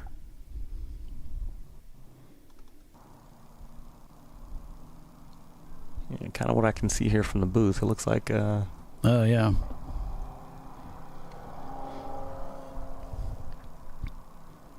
Yeah, looks like it's almost to 5. They're they're pulling off to the track left there.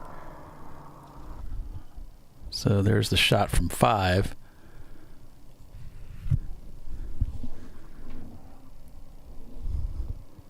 Nice.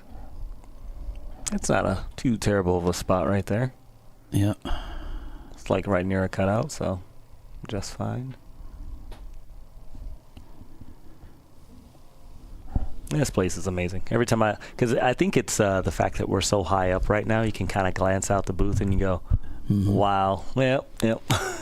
Yeah, I was setting up yesterday up here and watching a pretty good sized plane, probably like a 737 lift off from the airport, and showing it to my wife on the phone, and she said, wow, where, that's amazing. I said, yeah, that's the Daytona Airport. It's right there. Everything I just said was completely true, except there was no plane. Yeah, there was no plane. He was talking to his wife, and there's an airport. No, they definitely, I think they fly a lot of smaller planes through here, but they do, yeah. I think every now and again I don't know flight patterns, but I think at least 3 to 4 times a day they fly something big in too. Yeah, I flew in here. My first time here, I flew in on the airport. But yeah, there's a lot of hangars over there with smaller aircraft. We see a lot of smaller aircraft take off out there. And the tower actually looks kind of small too. So I was like, geez, really? You fly the big stuff in here? Okay. Yeah.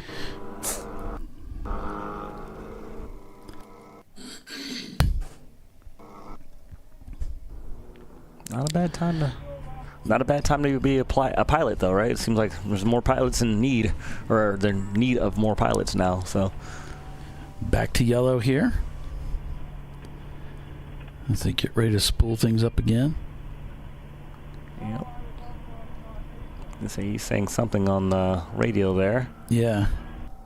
And we are back to green here. Everybody ready to pounce. Yep.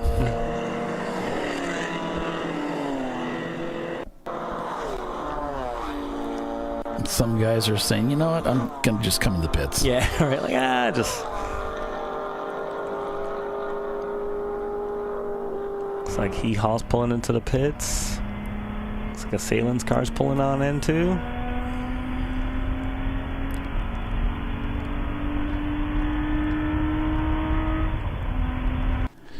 Yep, Salen's has made their way in. Looks like the mustard car, I believe that is. Yep, 943. Trash Panda, or no, that's not Trash Panda. 58 Porsche Boxster. I require your identification. Open throttle. There's Backtrack rolling in too. Open throttle Bruno's is the Boxster. Oh, nice. 58.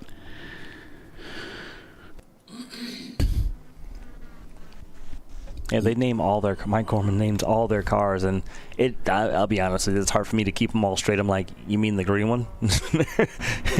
He's like, they're all green less. I'm like, I know. That's the thing, Mike. I don't know. I don't know the difference, man. That's funny. It's like, this is the green one with the white wheels. This is the green one with the wing. I'm like, oh, well, okay.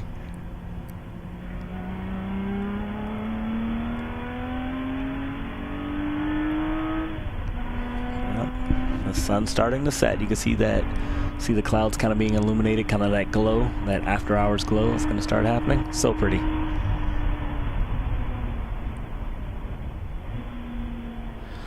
That sounds funny indeed, Dylan. Like if you're sitting at the terminal and you're waiting for your flight and there's this race right just happening in front of you 4 in the morning. Right. That's great. Should be seeing those headlights coming on here soon.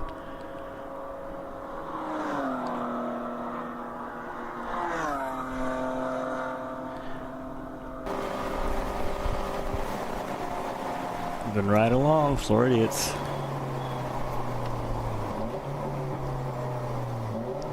Third gear downshift. Oh yeah.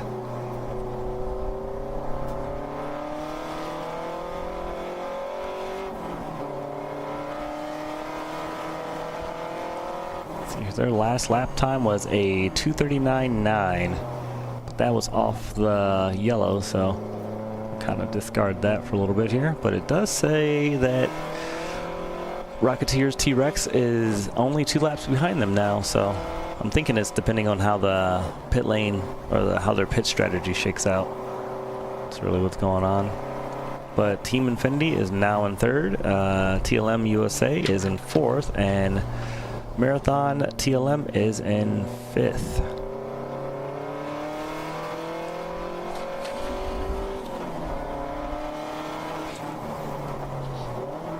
And it looks like Rooster Racing's been black flagged for passing under yellow, and there will be some driver counseling going on there. So that's what's going on there. It's awesome. So Kyle's back in the booth. Kyle's back! Yep. Kyle didn't know he was going to get an ultimate hype man when he met me. Like, we would work together, and I was just, you know, I was a little lesser Lester back then. I cannot picture that. And now I just hype him up every time I see him now. I love it. I love it. Heck yeah. So welcome back. What's up, man? Yeah. How'd it go out there? It was really, really good. I gotta say, this is the most respect I've ever seen out of the field. It's so competitive. I had a lot of fun. It took me a little bit to figure the car out, and then of course I got out of the car, and all of a sudden they're like, "Oh, by the way, isn't that your car sitting over there?" Like, yeah, that's not. You're not supposed to park there. Yeah. We seen that. I was like, well, that's not Kyle's suit. So what's going on? Yeah, can't miss me with his orange gloves and the blue suit. So look like a chubby Michelin man, and it's like you can't miss him in the car, guys. So no, honestly, Mike's guys had the car set up great. It felt really good. It felt really stable, which was nice. Predictable. She stepped out a couple times. I was trying to figure it out, roll into the throttle, and just kind of figure out where I could do it. The car's heavier, so you really just have to manage the weight, and it's been a little while since I've driven something like that. I mean, obviously, Racer X is similar to that, but it doesn't, that car, you can just kind of burp it, and she turns. This one, you kind of have to, all right, sweetheart, come on, you can turn. You kind of have to talk to her a little bit, but she turns. Nice. But other than that, it felt really good, and once I got comfortable, I felt like I got into a rhythm. I just wanted to be consistent, and I mean, we're not contending for anything today. We're just trying to get the car to the finish, and hopefully what happened isn't catastrophic, and we can keep going. Did you do a shorter stint? That car is burning fuel like crazy. Yeah, because I was like, he was only in there for a little bit, but I seen 3 bottles of fuel go in. Yeah, no, it's, I think I was in there for maybe, I don't know, hour 15, hour 20, something like that. Okay. They said it can do 90 minutes, but it just felt shorter because I'm just cruising along. Car felt good. I'm thinking, okay, because you got out at like 4 o'clock, and I thought you were going in at 3:30, so it was like. No, I got in at a little before 3. Oh, okay, so okay, okay. So I only did about an hour. So I wonder if that's what's leading to that issue, because I guess it was smoking coming out of 5 and they pulled it off at 6. So. Brew Crew's getting pushed back into their pits, and we're going to take a quick commercial break and be back in just a few minutes. We'll hear more from Kyle and more from what's happening out here at Daytona International Raceway at the Siliconsky 14-hour enduro at Daytona. Yeah, be right back. An important decision is afoot. This man is about to buy tires on TireRack.com. Tire Rack is the leading online retailer of tires in North America and a repository of advice and expert reviews. And it's done! All that's left is to arrange for safe, easy installation at one of our independent recommended installers. Well, I guess he did that too. TireRack.com, the way tire buying should be. Jamie's on edge. It's her first time changing her own oil. But she went to AutoZone, where a friendly AutoZoner helps her find a deal on what she needs to get the job done right. Get in the zone, AutoZone. At Parts Badger, we're not your typical machine shop. When a market-leading mountain bike manufacturer was looking to reshore their hardware components, they turned to Parts Badger. Within weeks, we had deployed a dedicated manufacturing cell, ramped up production, and had guaranteed capacity to meet their demand. We're looking to be your manufacturing partner. See what we can do for you and your company at PartsBadger.com.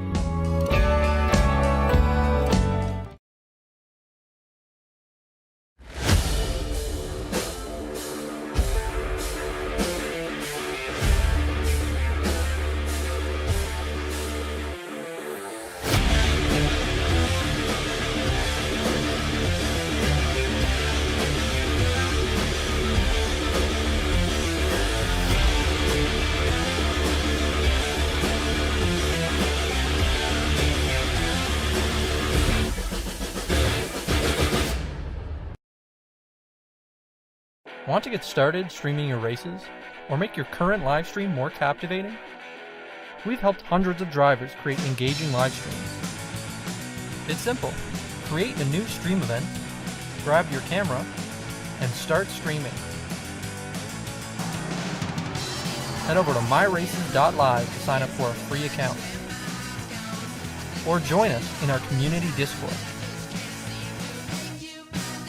Stream, share, engage. Dave's Twitch is back.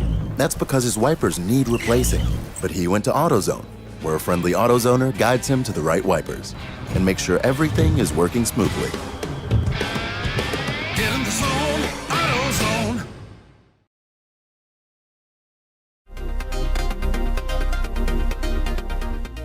Welcome to TireRack.com, revolutionizing tire buying since 1979. With our unmatched selection of branded products, finding what fits your vehicle and is right for you and how and where you drive has never been easier.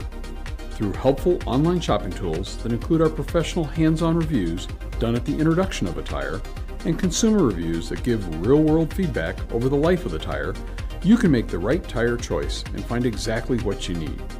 And if you prefer to talk to someone, our tire testers, our sales team, are available on the phone. And that's how we get you the right tire for you and your vehicle for where and how you drive.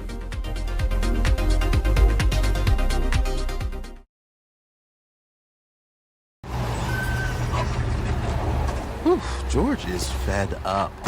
And so is Junior. They weren't planning on having to replace their brakes today. But they went to AutoZone, where a friendly AutoZoner, Renee, helps them find a great deal on Duralast gold pads and rotors. No headaches, just the right parts, and friendly service. Get in the zone, AutoZone.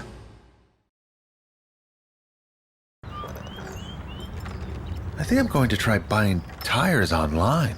TireRack.com can help you with that. I guess I could buy the same ones I have. No need to guess. Our tire decision guide gives you all the right options. I mean, I am no tire expert. You don't have to be. We've tested and rated thousands of tires. Answer a few questions and you're good to go. Someone should invent a tire decision guide or something. Can he not hear us? TireRack.com, the way tire buying should be. The Jimenez family are having battery issues. But a friendly AutoZoner tests their battery and helps them find the right Duralast battery to get back on the road. Get in the zone, AutoZone.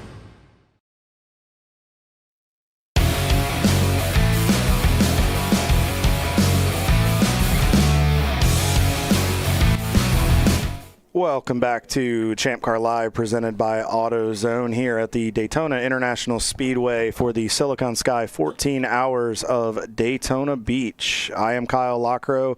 He is Paulie Veltum. The less is more Cam with Les Epps on pit lane, giving you all the action.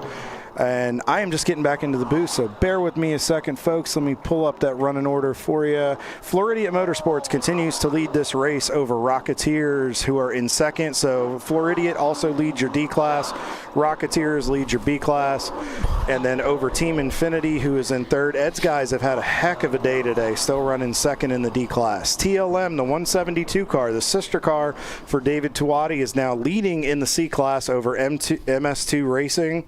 And the sister car is down to sixth place, so David Tuati may have two cars right now in potential opening for a C-Class podium. Agent Chrome continues to lead the A-Class, 901 Motorsport, the 901 car, in 8th, Kwood Racing in 9th, and Level 1 Racing, the 412 car, in their 94 Mazda Miata, round out your top 10, Paulie.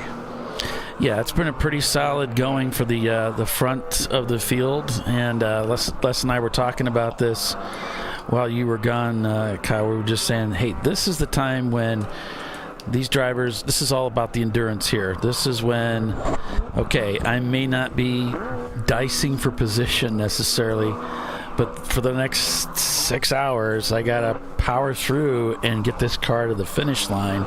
So now we're going to focus on our pit stops. We're going to focus on quality driving, not making any silly mistakes, not breaking anything. and staying out of the penalty box. Yeah, it looks like we got a car, just saw it in the shot there, last camera going down the back straightaway. Looks like one might have been showing a little bit of smoke. I'm not sure if it was brake lock up. Well, got a slow car going into the bus stop area. Yeah, that's quite a bloom of smoke right there, Paulie. I wonder if somebody might have hit the old 4-3 money shot right there. Yeah, we're trying to chase it down. There's a lot of smoke left, but we haven't really found the culprit of it just yet. They are penning car number 214 over Covey Racing 7, and so 217. Oh, 217. Okay. Oh, excuse me, 214. Excuse me. That's Covey? Yep, Covey Racing. That's one of our F-Class entries, I believe. Yeah. That may still be, and now it may have changed while I was out in the car, but I believe that still is our F-Class leader. Let's take a look. And yes, it is. Covey Racing has about a 5-lap lead over Betty White. So if they have a problem and this is catastrophic, Betty White may get to tell everybody she's number one from the number one spot on the podium. Could happen. That's could happen. Crazier thing. It has been one of those Daytona races this year where it's just been anything can happen. But the car is stalled, folks, so just for your reference point, it is in the bus stop. There is a cutout area. If you are to miss your turn-in and your brake point, you have to go through a kind of a slalom of tire barriers. You have to, I think, come to a complete stop and then merge back into the field in order to get back going. And Covey is just short of the Daytona sign on the wall on the back straightaway. Yeah, I don't see it. I'm not sure. I'm not seeing it. So it's the 214 car on the right side. Yeah. The little green icon up there. Yeah, it shouldn't be green. It should be red, but it is showing green there. Yeah, he's kind of in between. He's in the in-between section of the bus stop. So, purple 35. He should be in this shot, but we don't see him. Must have gotten through it. And he's just sitting on the other side. I can't see the car from here. Maybe you see him, but yeah, so that's the story. So, Paulie, you were talking about this is the spot in the race where you kind of you just want to ride a little bit. I mean, we've still got 5 hours and 50 minutes left to go in this race. Floridia's in the lead. It looks like their lap times have come back down. We found out they didn't have that problem, and they've just continued to keep that 2 to 3 lap margin. They're not trying to do anything spectacular. They've just continued to be constantly consistent for the latter part of the afternoon and as we get into the evening hours here at Daytona. Yeah, I think sometimes that's, you want your race to be as boring as possible because you don't want any drama, and that's what they're doing. They're driving the perfectly boring race. They're hitting their marks. They're going through the process. They come in, they put gas in it, they change drivers, they go back out, they do more laps, and that's what they're doing. They're just maintaining. They're doing what they need to do to put themselves in the best position to win the race. Just heard from Hee Haw Racing. Brooke just texted me and let me know about the Dodge Dakota. They just had another fuel stop and a driver change. Monty hopped back in the truck, and he's out and about making laps. So good to see Hee Haw still running. So as we get into the evening hours, folks, we talked about the transition periods in this race. So as we're still on board with the TLM, this should be the 3-car, the Marathon Coach car for David Tawadi's team. We're into that transition period. It is now 5:12 Eastern here on the East Coast in Daytona. The sun is going down. You can see the brightness there over on the other side of the wall there at Turn 1 in the banking. The sun is slowly starting to go behind the grandstand. You'll start to see shadows on the back straightaway and a little bit of shadow on the front straightaway, and then eventually the racetrack will be covered in that. And as the ambient starts to cool down a little bit, the racetrack will kind of come back, the speed will start to come back a little bit, and the times that you were able to run earlier this morning before it started getting warmer, you'll start to maybe see some of those times again pending the condition of your car. So This is an opportunity where if you got your fast guys rested up this afternoon, got them, hydrated, get them what they need, and then start putting them in because you want to start making some ground at this point. We're in the back half of the race, and then the final part of the transition will be once we get into full darkness. Yep, that's what we're going to be seeing. We should see those headlights starting to come on, And, of course, that'll be a requirement. They'll have to have working headlights, tail lights, brake lights. That will be required, or they'll have to come into the pits and fix it. Yep, and Matt Siegert, race director, said that the cutoff for that, I believe, was 6 p.m. tonight. So the drivers and teams have about 45-ish minutes to get that worked out. So anybody that takes advantage of this fuel period and comes in and does that, probably it's always a good idea to turn your lights on like an hour before, because then that just kind of gives you an indication if something's wrong, or even somewhere between that like 4 to 6 range. So... but no, it was a ton of fun out there, Paulie. The track is in good condition. I tell you what, with it being cooler than it's been in years past, the track had quite a bit of grip. It's still slick in the trouble areas. Like turn 5 is always slick because it's a little bit off camber and the car just wants to slide. I know we were dealing with a little bit of a flat spot in the car with the tire, so the car would skip a little bit for me under braking, but it wasn't anything substantial. You just kind of had to anticipate it and know how much you could get in. The bus stop, it's a little slick getting in there. But I think there's a lot of dirt, debris, and junk over there that it just gets on those hot tires and causes you to be a little bit slick. So, but International's good. 6. The character's there where you hit a lot of the bumps. The track's aging quite a bit, so you just get a lot of wheel spin. You'll kind of get that little bit of just trying to get that forward bite as you get off the corner. But other than that, it felt great. I really appreciated the respect of the competitors. I had a great time racing with Running Bulls Racing. That was a ton of fun. Got to race quite a bit with the 237 and E-Class. Quite a few guys really had a chance to race with, and I appreciated it, and hopefully they felt the same about it. It was a blast. It was awesome. First time being in the car in 6 months, too. Yeah, it's always exciting when you get back into the race car, especially after a break, and on such an epic racetrack, and just have a really just a nice, enjoyable drive. It was, and that car is so easy to drive. It's so predictable. It's so smooth. It makes it a lot of fun. What's your favorite memory, Paulie? Like, what's the favorite car you drove here at Daytona? I only drove the BMW here, the E36.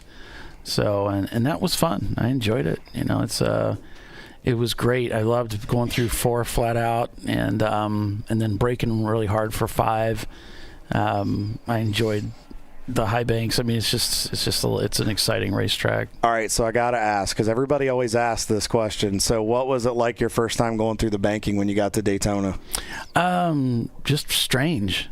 Just really, just an odd feeling. I'd never felt the compression of the G-loads coming down on top of me the faster I went.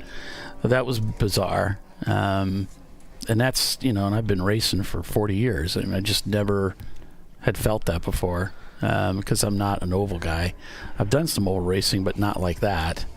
That was pretty different. I wasn't sure what was happening to me. So like you could feel the car sinking in as you got into the banking. I could feel the loads pushing down on my head and my back. I could feel it pushing me into the seat. Yeah, it was really odd.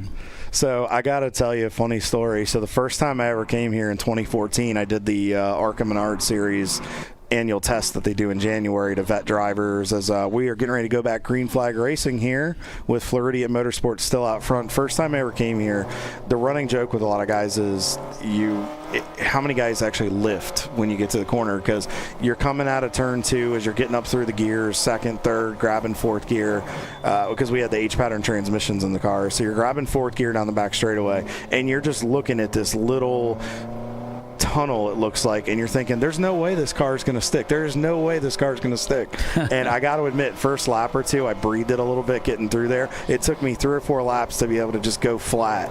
And I tell you what, I was glad I did that, because when I finally came here for the first time in 2017 to do the road course, I'm like, okay, I know it will stick.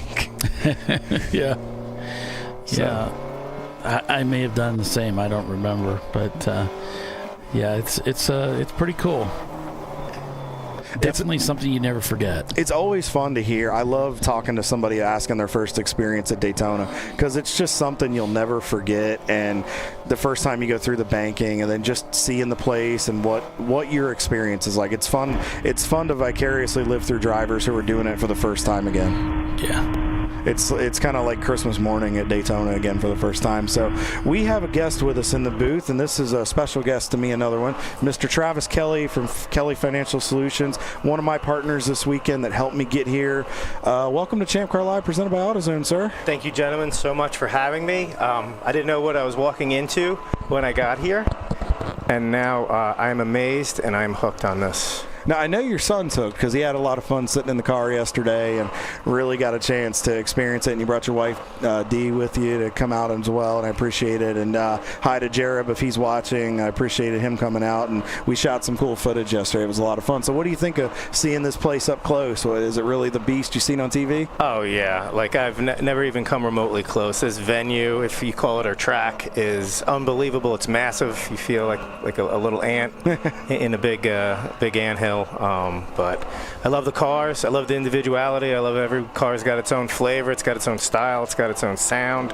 Yeah, I'm all about all this. And the teams have character too. Like you got Betty White and you got a few others and the team names, and that's something we've seen that we're hoping a lot more comes to. We were talking about where we hope teams start having more fun and just enjoy their experience more and everything. So I got a chance to meet you through a guest we had earlier today, Mr. Will Laval. You helped me and my wife save a lot of money, but I appreciate you stepping up and helping me get here. So can you give our fan base a brief synopsis of your background and kind of what you do to help people? All right. Well, on the auto front, before I graduated high school, I'd already had 4 cars.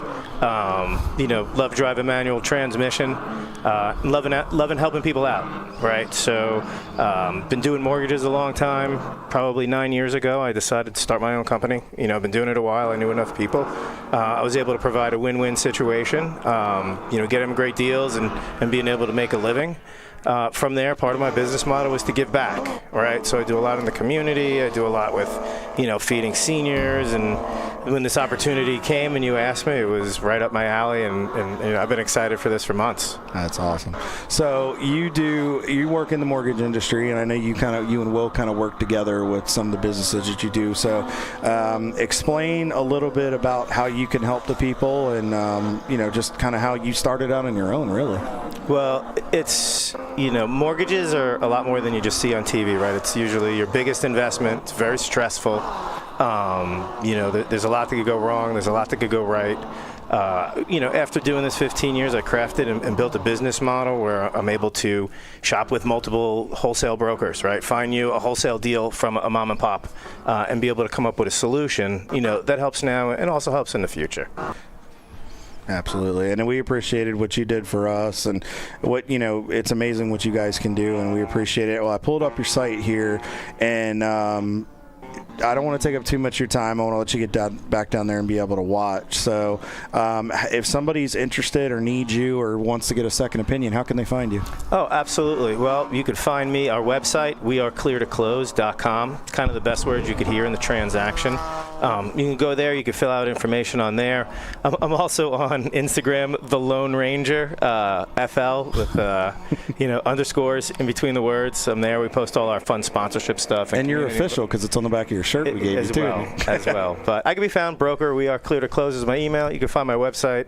You guys are having a blast, and I'm starting to get inspired out here. Good. So if you had, so we asked one of our guests this earlier, if you had an opportunity and you could race one of these cars, what would you come out here and drive if you had a shot to race at Daytona? I saw the Z4. I loved it. I used to have one until I got an electrical fire a few months ago. But I'll probably go with the, I'm not sure the generation, but like the 1986 Mustang. Looks like maybe like a notchback or had a spoiler on it. Nice. It's probably one of my favorite models. Yeah, they're good. They're good cars. We see everything. I mean, the oldest car we have in the field this weekend, Paulie, what? I think it's like a 1968. You talking about the Enterprise? Nah, something older than I that? think there's something older. It's a 1968 Mustang. I think there's something. Yeah. I think there's something There's a classic older. Mustang. Yeah. Yeah, I think there's, which is surprising because usually when the Enterprise is here, that usually takes the oldest award. Yep. I like the Supra though. There's a Supra out there. There's that rare body style. I think it's the RX-6. RX-7. Yep. So they're all, listen, I love cars, man. I've gone through like 25 cars, sports cars, Zs, and, I appreciate them all. So now I've done a bad thing, though. We've introduced your kid to it, so now he's going to want to race a car. Yeah, he's definitely... We've corrupted the kid. He knows how to shift, too. He hasn't learned the clutch, but he knows the gears. I'm like, hey, second gear, and he knows He figured out the sequential yesterday. I think if we'd have given him the opportunity, he'd have taken that thing straight in the parking lot. He's right for this. He had a blast. So, Travis, I don't want to take up too much of your time, appreciate sir. Thank you so much for having me on, gentlemen. This is amazing, and I'm very grateful to be here. Great. All right, everybody. Travis Kelly from Kelly Financial Solutions. If you need anything, they are clear to close for you. So, all right, let's get back to the racing action. Floridian Motorsports is now 4 laps up on Team Infinity. Ed and the boys have now snuck into second position. It looks like the Rocketeers. Did they come in for a pit stop, Paulie, while we were doing that interview?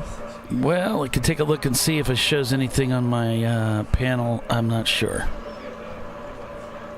I don't have a camera in their car, so I'll have to go out and take a look. So as we're on board with Sublime Motorsports, the 2 car, the OFIC car, they're coming into the pits. He's shaking the car.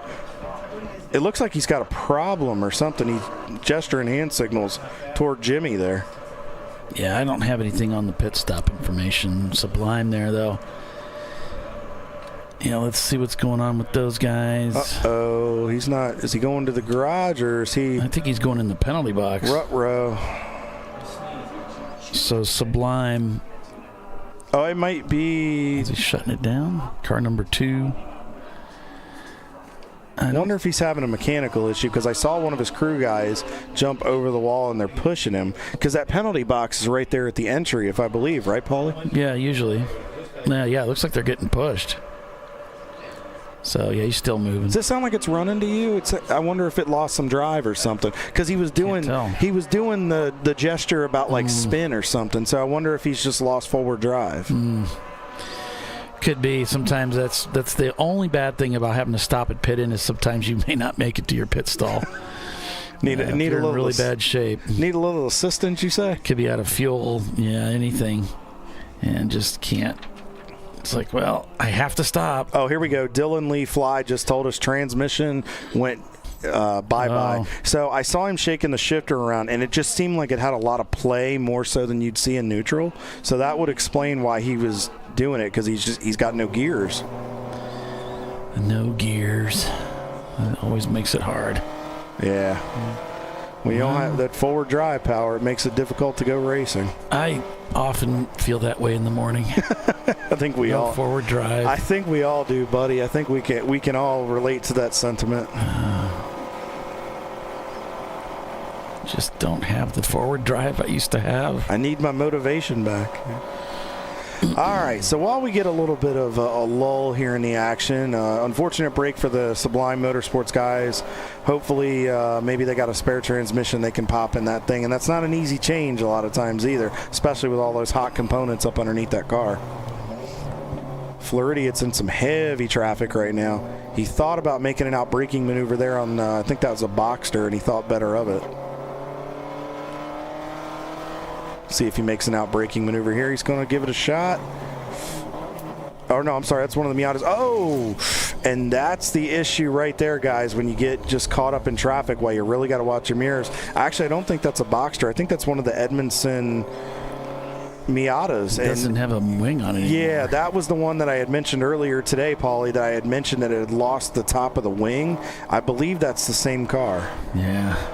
He's trying to get by. He's showing buku amounts of patience right here. Working by one of the BMWs on the left side. Runs a little bit of a shallow line. He had to wait on the throttle. Looks like he's able to get the run. He got pinched a little bit there.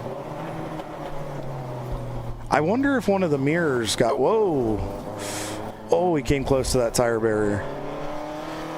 When you get out in that dirty stuff, when you get offline, folks, if you pick up a lot of dirt and debris and junk on your tires with them being hot, it feels like you're driving on ice skates. And sometimes you just have to gingerly get the car through the corner, roll into the power, and just be really, really smooth to make sure you keep the car under all the control. So Floridian continues to lead over Team Infinity. TLM USA is in third, the leading C-Class car. They've gotten a little bit of separation from MS2 Racing. The sister marathon cars in sixth, but the Rocketeers, Paulie, continue to lead that B-Class. They have been a strong entry all weekend long. Last lap was a 2:19.2. We're seeing those times come down, Paulie. It looks like the shadow that's starting to come over the racetrack is with the sun going down is really cooling the track off, and I think it's giving grip back like I mentioned a little bit ago. See Floridian still working off a NASCAR turn 4, just dispensed of Hee Haw Racing.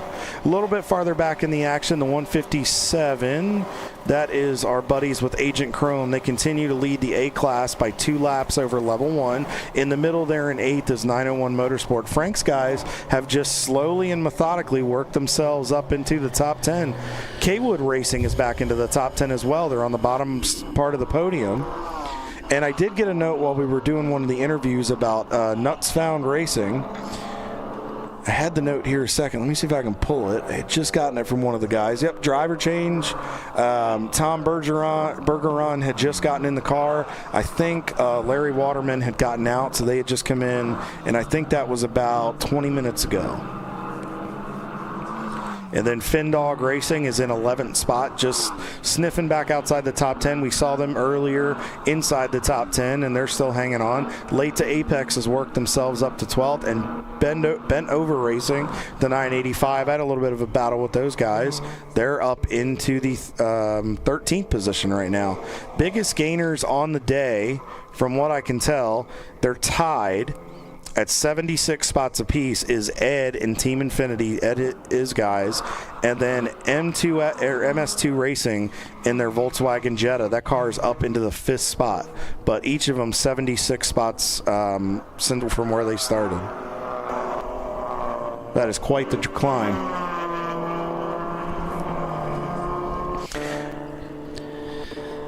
Yeah, they got that rule about stopping at the pit end. Actually, I found out, things have probably changed. But back when Dana was here, we were having a problem with the clutch. One of I think it was the master. So it wasn't allowing us to do a very good job of disengaging the clutch. And he said, just radio in ahead and tell us you won't be able to stop at pit in. And then when you get to your pit stall and you pop it out of gear, we'll put the clock on you there. That's totally reasonable. Yeah, that's fair. It just seems so simple. Okay, that's great. Thank you. Motor, can't believe a 94 NA is leading A-Class. Yeah, I mean, that says a lot. I mean, it's not, and again, you're right, it's not always, motor and aero isn't everything. A lot of times I told this earlier and have been preaching it for a chunk of the day. Driver consistency is a big thing. If you're out there and you're fast for 2 hours, but then you brake, that doesn't do you any good. But if you can find a consistent pace, and Paulie hit on this very well also, just being smooth, you kind of get into a rhythm and you just ride for part of the race and you take care of your equipment and you keep the car running, and that's just one of the biggest ways you can be successful here at Daytona, especially in 14 hours. Yeah, they've got the Sublime car in the garage now. Driver actually has not gotten out yet, but they're talking it over. Yep. So as we're back on board with Never Start Racing, these guys have had a heck of a day. I actually ran into Mike Coleman. He's down there. They're running in third in EC right now. They were up to second at one point. Looks like they've backed down a little bit. They're about 2 laps back of RPM Auto Works, the 55, that real light blue Mustang that's out there. But John Artman and his guys have brought another strong piece here to the racetrack. I don't know if that's John in the car. I don't think that's Mike Coleman. I don't know if Mike Coleman's getting back in. And then he also, I did confirm, Paulie, he did do a stint for Frank in one of the 901 Motorsport cars. I had heard through the grapevine, and I wanted to be sure. So I got the inside scoop, of course. All right. Let's look at this. So Get back on board here with Floridia. Let's check on our weather right now. So the temperature is down a few degrees from when we checked it last. It's down to about 72 degrees.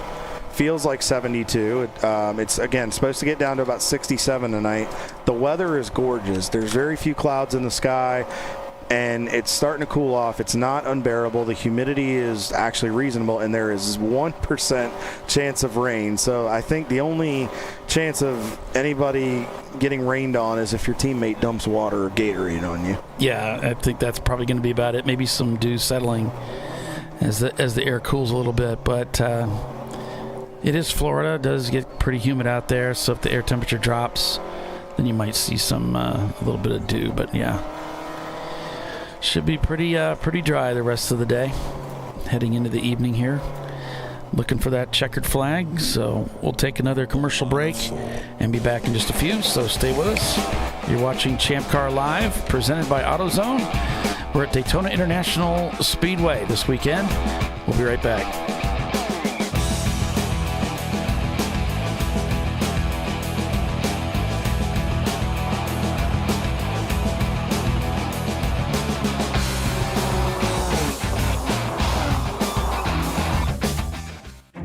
An important decision is afoot. This man is about to buy tires on TireRack.com. Tire Rack is the leading online retailer of tires in North America and a repository of advice and expert reviews. And it's done! All that's left is to arrange for safe, easy installation at one of our independent recommended installers. Well, I guess he did that too. TireRack.com, the way tire buying should be. Jamie's on edge. It's her first time changing her own oil. But she went to AutoZone, where a friendly AutoZoner helps her find a deal on what she needs to get the job done right. Get in the zone, AutoZone. At Parts Badger, we're not your typical machine shop. When a market-leading mountain bike manufacturer was looking to reshore their hardware components, they turned to Parts Badger. Within weeks, we had deployed a dedicated manufacturing cell, ramped up production, and had guaranteed capacity to meet their demand. We're looking to be your manufacturing partner. See what we can do for you and your company at PartsBadger.com.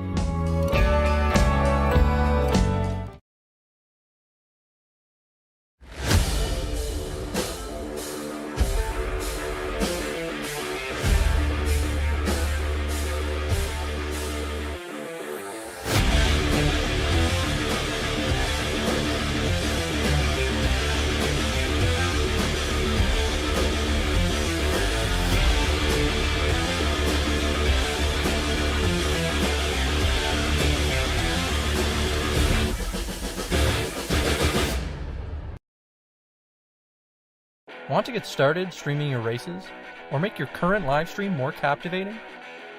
We've helped hundreds of drivers create engaging live streams. It's simple. Create a new stream event, grab your camera, and start streaming. Head over to myraces.live to sign up for a free account. Or join us in our community Discord. Stream, share, engage. Dave's Twitch is back. That's because his wipers need replacing. But he went to AutoZone, where a friendly AutoZoner guides him to the right wipers and makes sure everything is working smoothly. Get in the zone, AutoZone.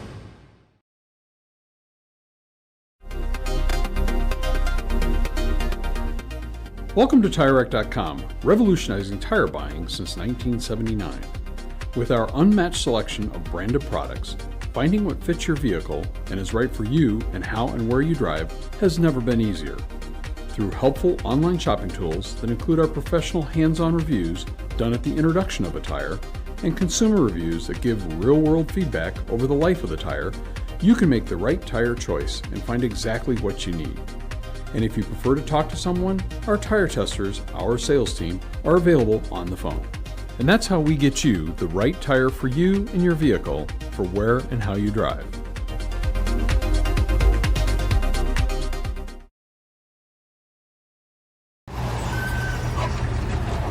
Whew, George is fed up. And so is Junior. They weren't planning on having to replace their brakes today. But they went to AutoZone, where a friendly AutoZoner, Renee, helps them find a great deal on Duralast gold pads and rotors. No headaches, just the right parts, and friendly service. Get in the zone, AutoZone.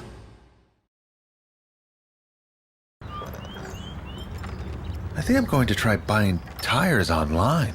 TireRack.com can help you with that. I guess I could buy the same ones I have. No need to guess. Our tire decision guide gives you all the right options. I mean, I am no tire expert. You don't have to be. We've tested and rated thousands of tires. Answer a few questions and you're good to go. Someone should invent a tire decision guide or something. Can he not hear us? TireRack.com, the way tire buying should be.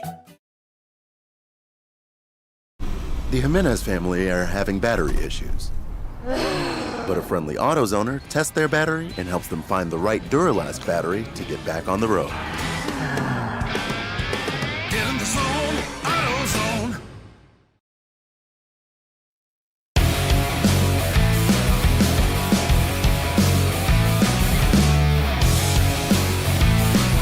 And welcome back, everybody, to ChampCar.Live, presented by AutoZone.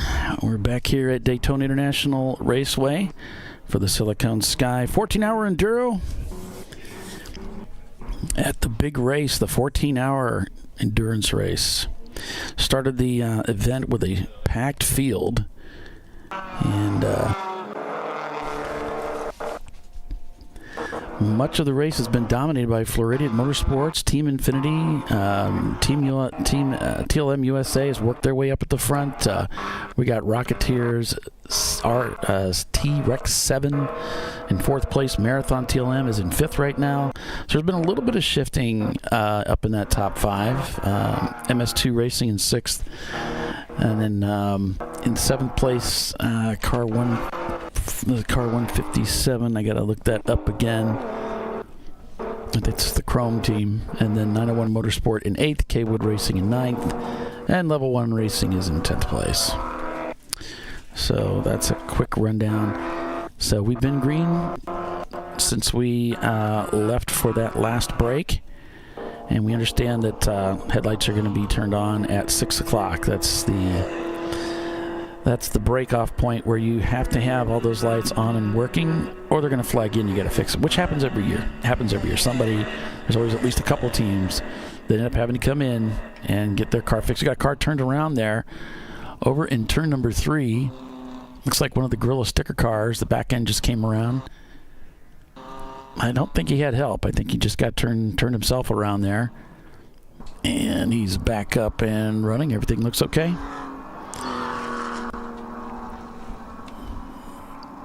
And, a lot of brake lock up there going into turn number 5 for one of the competitors. There's Floridian Motorsports going off screen as they head into 6. And looks like there's a yellow, a standing yellow that's being displayed at turn 6. And I'll take a look and see if I can find out why that is. Turn 6, car 517, Gorilla sticker, and looks like there was another car involved, the 234 car. So there looks like there was some side-to-side contact between those two machines. And I believe that's Never Start Racing, yeah. So, and then Gorilla sticker came back around. I don't know if that's the same car, and then spun. Coming out of 3, so just got to get our wits about ourselves here and get back to it, get back into the groove. And here's Never Start Racing, and are they off track? Sure looks like it. Yeah, the car is slowing here. Bumped the wiper by accident. And we're going full course caution here.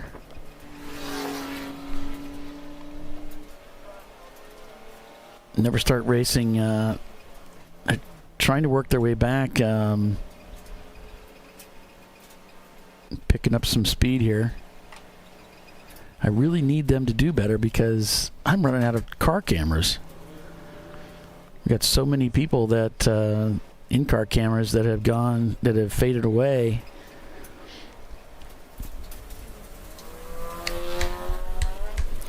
We're going to be running out of in-car cameras.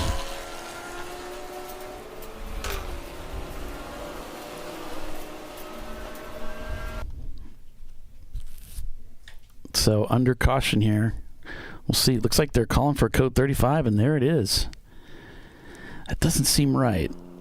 That they would call for a 35 just under a slow car on the racetrack, but that's appears to be what they're doing.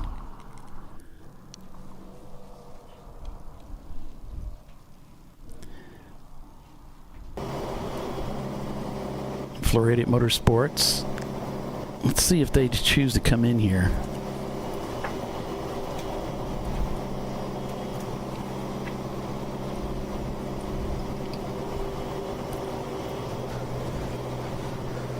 So we're under code 35 here, but I haven't found anything on the race logs that really justifies it. Let's go out to the Marching Ants, and we'll take a look there.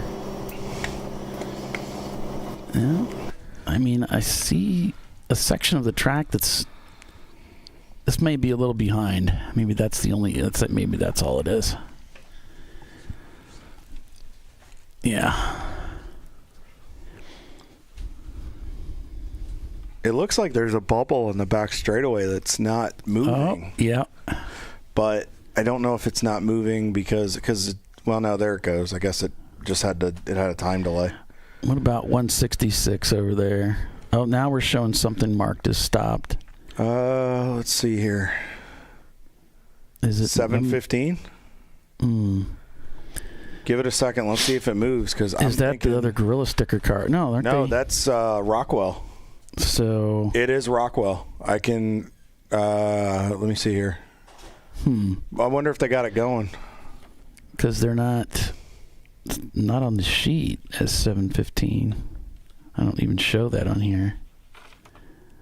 So, okay. It looks like it started. I don't know. It's kind of hard to tell. The safety crew's coming, but I don't see a car. I don't know if it got going. Now we got another one. It looks like one stopped on the back straightaway. I think it's the 901.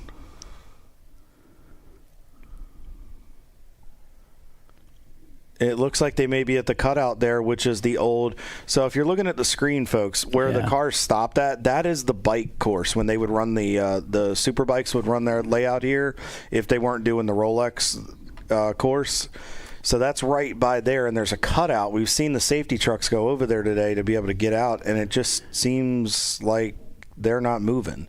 It may not be the 7:15, so that might have been a premature call on my part. I apologize.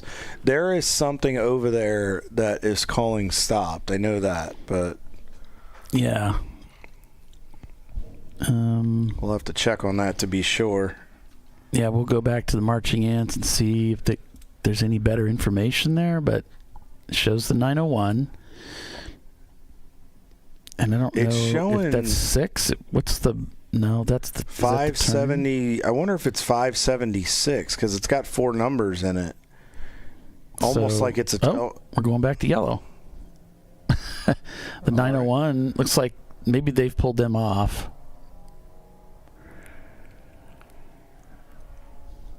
Yeah, the 901 looks like it's off the track now. I wonder if they got the stalled car off enough to get it into the garage area or something. Yeah, it looks that way. Yeah, because the 901's coming back through. It's coming around. Is that the parking lot or the pond or something? Maybe that's the pond. All right.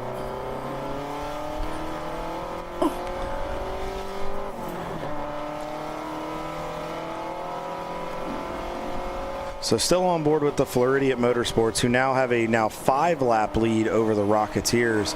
Yeah. Paulie, again, they're not doing anything spectacular to stay, to really get out in front of these guys. They're just running consistent high teens, low mid-20s.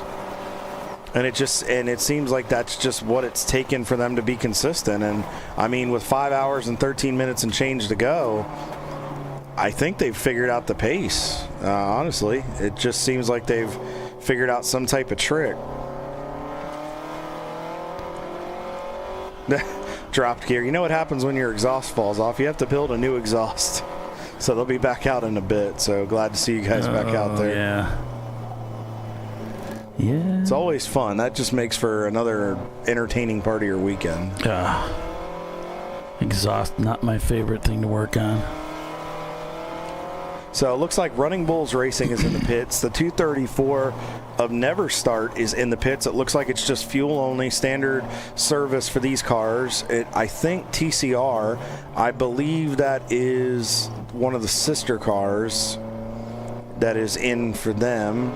And I think the Mini Cooper, the Team Octane guys, the Canadians, they're in for service. It looks like they're filling up.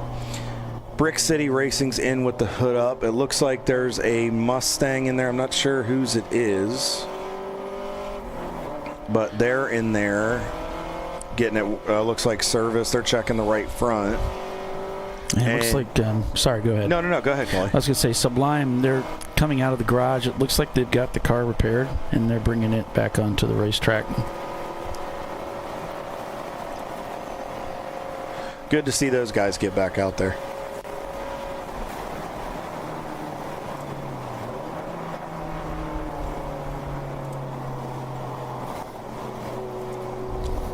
Yeah, you see him working through the bus stop there, trying to get some traction, and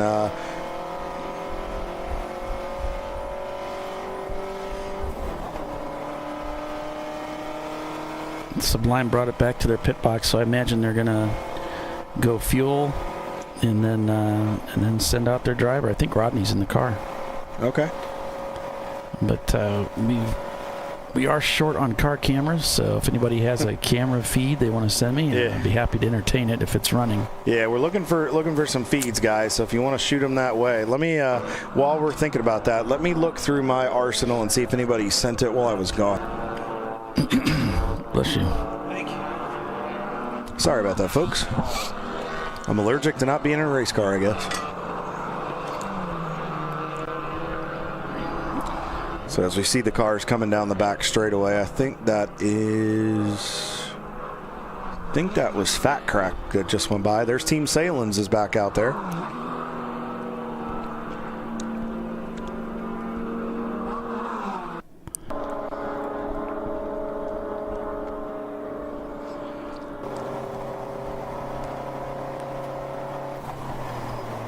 So yeah, it looks like it's going to be an extended stay there for Brick City. I had gotten some information. You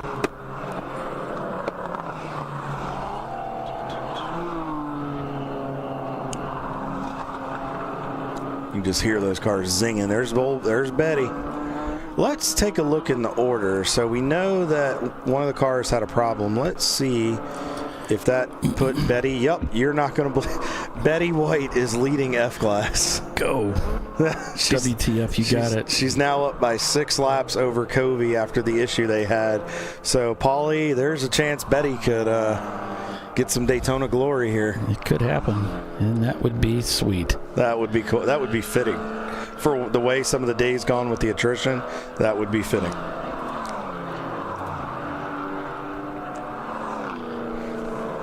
So looking back here, Jackie X guys are up into the 15th spot in the overall, and they are in 7th in C class right now, so good recovery.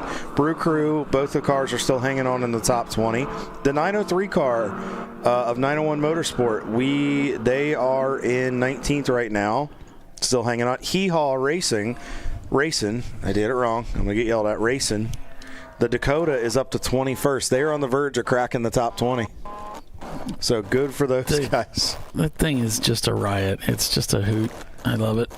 And it's fast. I was out there with it, racing with it for a little while, and it took me a little bit to get by it. That thing has got some power under the hood, I'll tell you what. And I tell you what, for a pickup truck, even though they got it lower, you can tell it handles pretty good too. They got a nice suspension where it's very predictable. The truck wasn't out of control, and I mean, it did a very nice job with it. But let's take a look back in the order some more. So we got the 832, the BMW, one of Mike D'Onofrio's cars. They've gained 62 spots on the day, 11 in C class.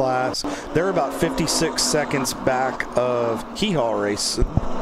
So let me kind of run through the order here and see if we got any battles we need to keep an eye on. So Agent Chrome is about 35.5 seconds behind MS2 Racing for 6, so we'll have to keep an eye on that battle. Go ahead, Paulie. Well, I saw Running Bulls had to be push started to get them kicked out of the pits, so maybe some starter issues there.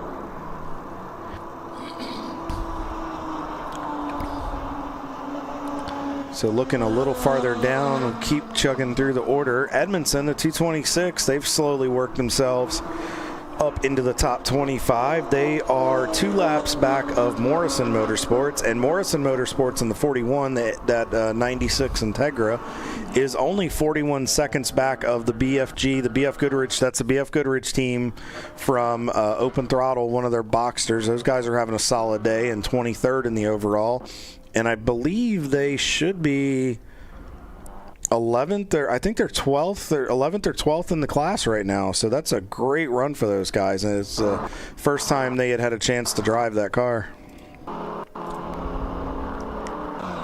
So you'll start to see the sunlight, Paulie, and that's one thing we probably should touch on, is the vision is going to be a little bit difficult off of NASCAR 4 and coming into the tri-oval. Now that it's pretty well shaded from the start-finish line area once you get into the tri-oval, but coming through NASCAR 3 and 4, it's going to be a little bit of a bear.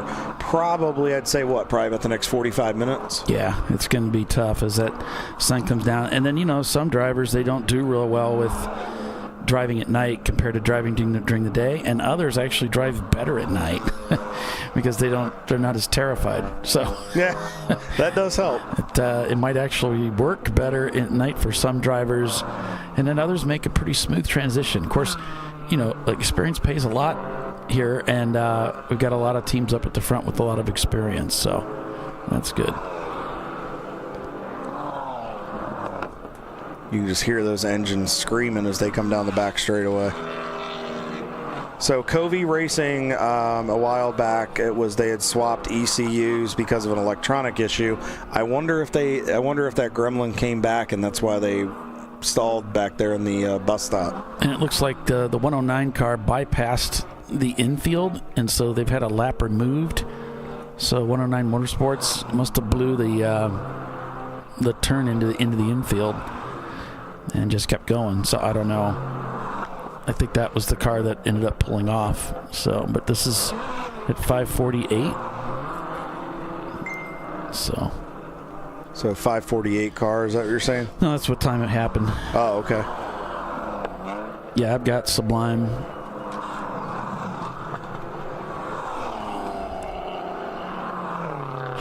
Trying to do too much here. All right, so Bent Over Racing wanted us to mention, I forgot to get to this earlier. I'm just getting back to this, guys, because I had gone down to get in the car. ARCA Menard Series East Rookie of the Year, Austin Vaughn is racing with us this weekend with Bent Over Racing in the 985. I thought I saw a Maples Motorsports suit down there sitting in the pit stall, and that would explain that. So yes, Austin is racing with Corey Aiken. So we got a couple more of the NASCAR guys invading us this weekend, so good to see those guys. Paulie, I might have some Edmondson footage here for you, so I'm gonna pop that over and we'll try to get Justin Edmondson's guys a little bit here. Let me see if that works for you. Okay. Half the stuff I probably got in here is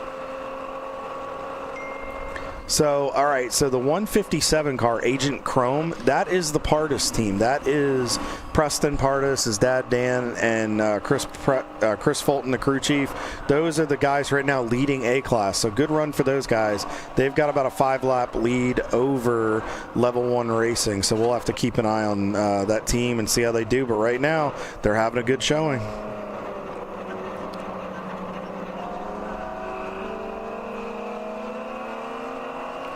Just hear that engine wind up in that Sublime car.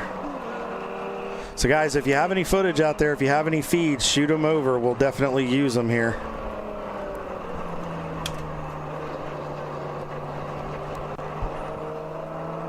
Well, if they're working, yeah.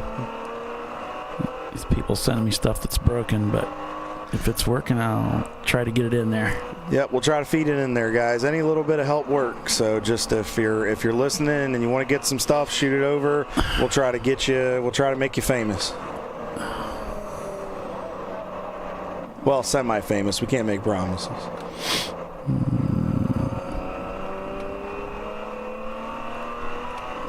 So we see Sublime back out there working. Liking that nice patriotic MPI wheel right there. That's really cool. I remember when that came out. I think that's that Cletus McFarland wheel. That's a cool piece.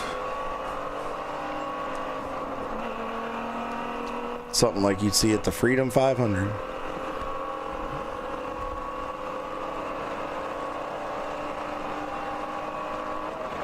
Just hear him going up to 5th gear, getting up through those gears.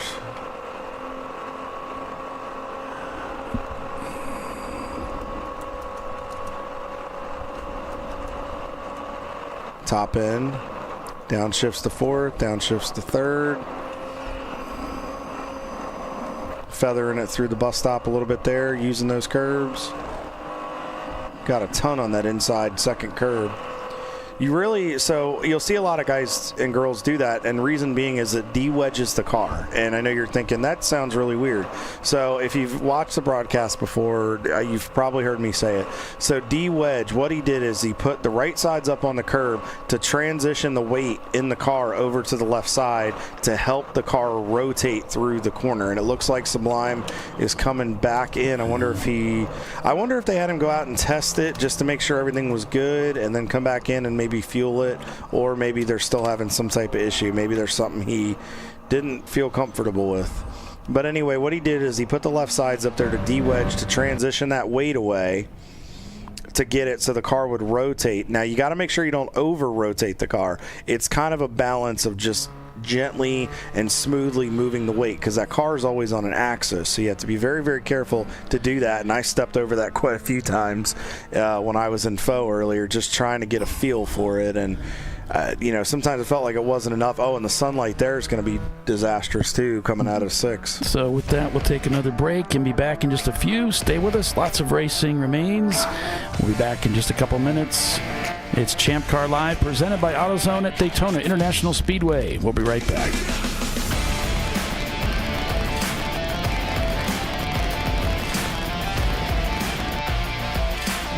An important decision is afoot. This man is about to buy tires on TireRack.com. Tire Rack is the leading online retailer of tires in North America and a repository of advice and expert reviews. And it's done. All that's left is to arrange for safe, easy installation at one of our independent recommended installers. Well, I guess he did that too. TireRack.com, the way tire buying should be. Jamie's on edge. It's her first time changing her own oil, but she went to AutoZone, where a friendly AutoZoner helps her find a deal on what she needs to get the job done right. In the zone, AutoZone. At Parts Badger, we're not your typical machine shop. When a market-leading mountain bike manufacturer was looking to reshore their hardware components, they turned to Parts Badger. Within weeks, we had deployed a dedicated manufacturing cell, ramped up production, and had guaranteed capacity to meet their demand. We're looking to be your manufacturing partner. See what we can do for you and your company at PartsBadger.com.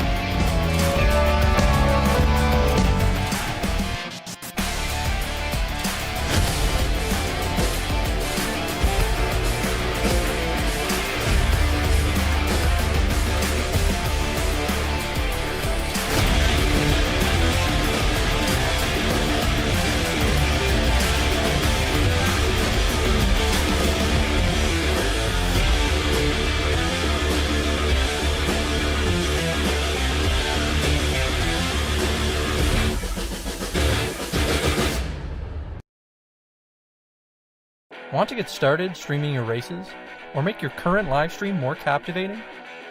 We've helped hundreds of drivers create engaging live streams. It's simple. Create a new stream event, grab your camera, and start streaming. Head over to myraces.live to sign up for a free account. Or join us in our community Discord. Stream, share, engage. Dave's Twitch is back. That's because his wipers need replacing.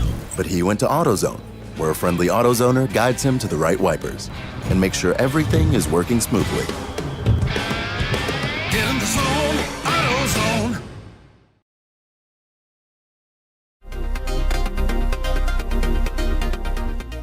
Welcome to TireRack.com, revolutionizing tire buying since 1979.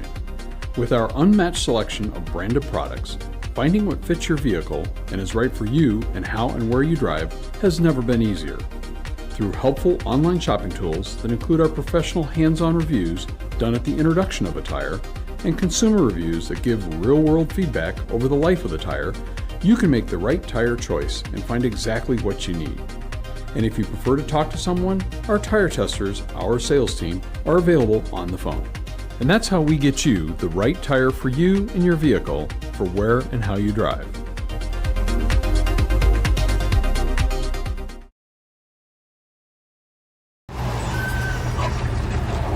Whew, George is fed up. And so is Junior. They weren't planning on having to replace their brakes today. But they went to AutoZone, where a friendly AutoZoner, Renee, helps them find a great deal on Duralast gold pads and rotors. No headaches, just the right parts, and friendly service. Get in the zone, AutoZone.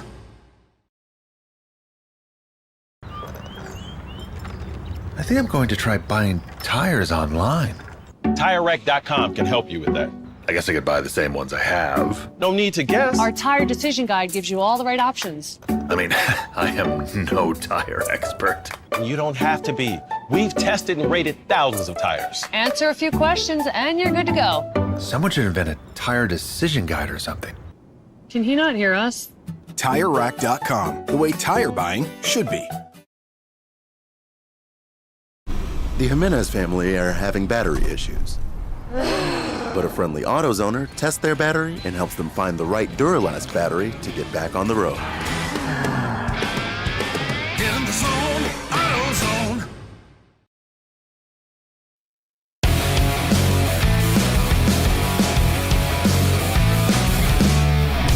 All right, welcome back to ChampCar.Live, presented by AutoZone, and we're under a purple 35.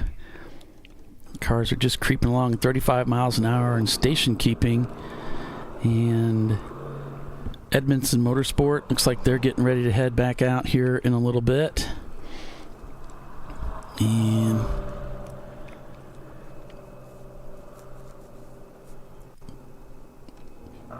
let's see if we can get some information for you here.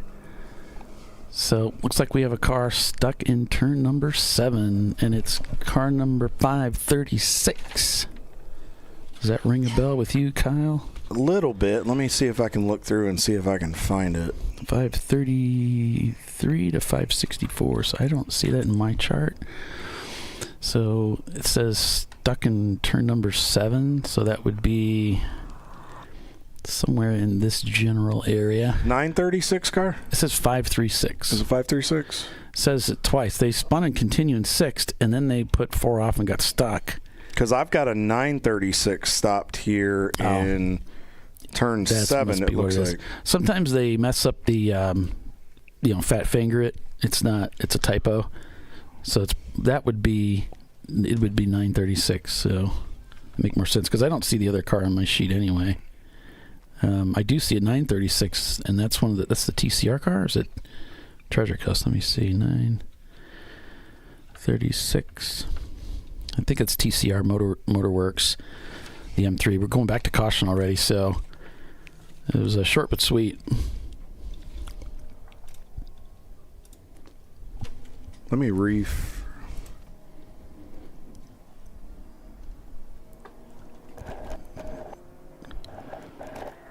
Yeah, I mean, that Dakota makes you want to go drive it. Like, it does. You want to hey, this could be a lot of fun.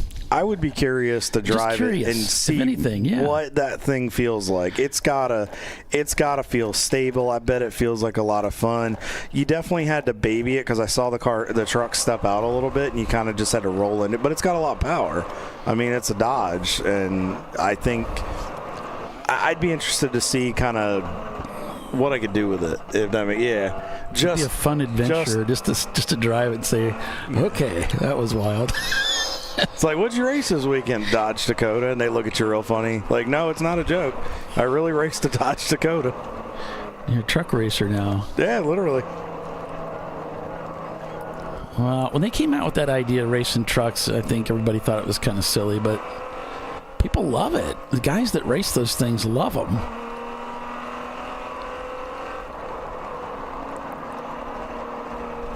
Yeah, I mean, it just seemed like it's a lot of fun. But again, I think they have it set up really well where it's comfortable for their drivers. Paulie, there's a car on the flatbed coming back from over by there. And yeah, Paulie, you know what? You hit it nail on the head. I think that's one of the TCR cars. Oh, boy. That's a shame. Yeah, tough break for those guys. I know Dan's probably got to be heartbroken. The ChampCar Truck Series. There you go, Dylan. We might have to do that. Maybe we can make that a division. We had one. We could make that a class. We used to have a ChampCar Truck Racing. Oh, we did? Mm-hmm. Wild. Yeah, we used to race semi-tractors. Nice. Yeah, that went down in flames.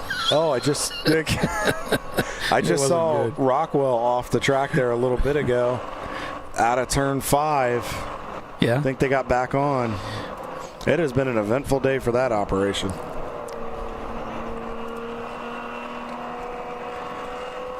Rockwell. Yeah, those guys have had it rough.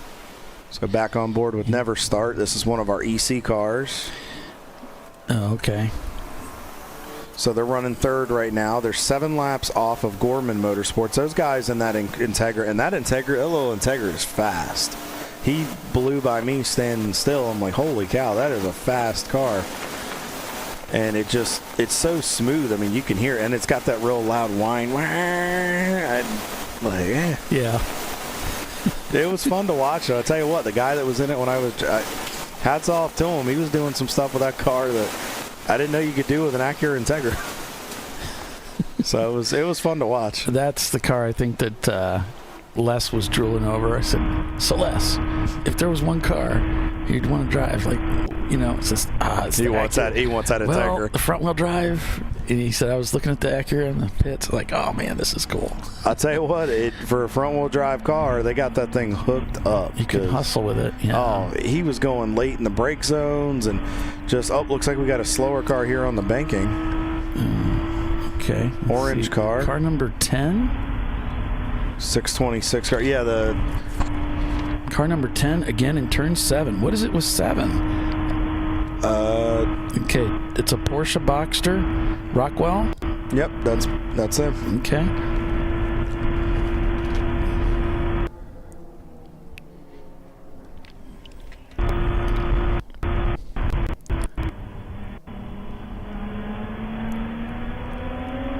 Yeah, so we're heading around the track now. We're still under green. You wonder, well, if a car's having trouble, why are they still racing? Well, we have full course cautions where the whole field has to slow down. They're not allowed to pass. Then we also have local cautions where just that part of the track is, hey, slow down, no passing here. We're working this part of the track. We've got somebody that's having trouble. And they've been doing that a lot today. So if you're just joining us, we might hit a record for laps or more laps than we've hit here in a long time because we haven't had that many full course cautions and purple 35s as we had in the past. Yes, we're still seeing them. But boy, especially during the early part of the race today, we had very few. And that ended up catching some teams out because of the amount of fuel that they were using. But yeah, if that's still a concern over there in 7 with the Rockwell Autosport development team, then that would be a local yellow. But it looks like TLM's full beans here.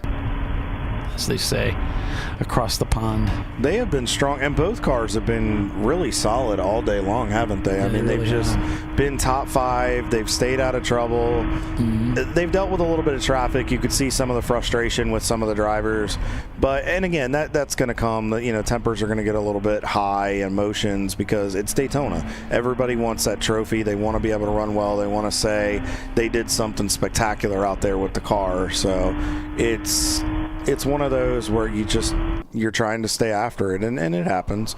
So you were talking about laps, Paulie. Last year we completed 290 laps, and Team Salem Mustard won over Wilson Daily Racing, and Prefect, and then what was then Hong North, Trans-Am now, and Floridian Motorsports finished 5th last year. And then 2 years ago we completed 282. So the last couple of years, because of a lot of the Code 35s, we've been right in that 280, 290 mark. Man, we're over 200 miles already, 200 laps already. Well, we're getting closer. And then that was won, of course, by Premium Dudes over Team Salem Mustard, and then Team Salem Ketchup, Findog Racing, and then the 718 of Atlanta Speedworks. Ironically, that was the car I drove 2 years ago here, and we finished 5th. It was pretty cool. So the only total letdown from your drive was that the camera stunk the whole time. Of course it did. It was washed out real bad, and it was just like, and it was it was terrible. Of course it did, because I didn't put my camera in the car to capture the footage. So next time we put a camera in your car that records instead of live streams in 1080, so it's good quality, and we don't rely on live streaming. Because see, Kyle wanted to have something that he could, archive, and it's like, yeah, this isn't going to be very good. Hey, it's all right. It happens. So, but you know what? I'm glad I got out there. At least you got out there and had some fun. Yeah. I did, and I'm really grateful There's for that. the Rockwell car. It's moving real slow heading into 6. It's actually stalled. I'm looking outside of our booth. They pulled it off. It has been a tough weekend for those guys. And there's their sister car going by with a tear in their eye. Hey, I said a rhyme. Look at you. Who knew? You're Mother Goose. That's my next calling. I could be a rhymester. You could. That's oh boy, I feel for those guys. Okay. Could you bust a rhyme?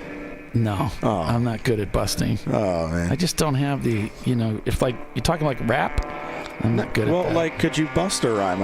You didn't like my dad joke there? Bust a rhyme. I'm sorry. Maybe I'm too tired. It's probably really funny, and I'm just not catching it. Like bust a move, but bust a rhyme? I don't know. Nah. Okay, so we got some smoke getting kicked up there. That looks like that was just under braking, because the following corner, I don't see the smoke.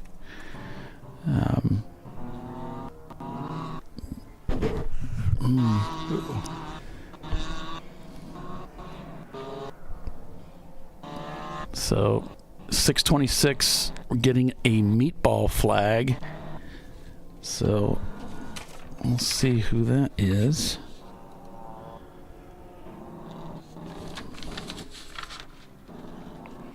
It's the Ford Mustang of Section 8. Yeah, they've had another tough day here this weekend. They've kind of been in and out of the garage a little bit, but I know they were out there a bit when I was out there as well. So, I mean, they were at least running as well as they could. Well, this one's dropping fluid and catching fire on the way down. Oh, jeez. Catching flame, so. That's not good. But it's fancy. I'll give them that. They've got flair. Oh, no, that was good. There you go. I like that one. We need to keep a running of the dad jokes and all the. Yeah, we should. Do we really though? Yeah, we should. I think we can keep the Kelly stuff. The Kellyisms are good. The Kelly stuff's really good. Which she hit us with one at like 6 a.m, and it was not everybody can be a taco. I'm like, what? Now, I got what she meant right away, and Ray's like, what are you talking about? Not everybody can be a taco. And they were talking, the waitress was kind of casting some shade on the cook. And she said, well, not everybody can be a taco. Because everybody loves tacos. That's the whole thing. We're going to full course caution here. So full course caution, which means we're probably going back to a 35.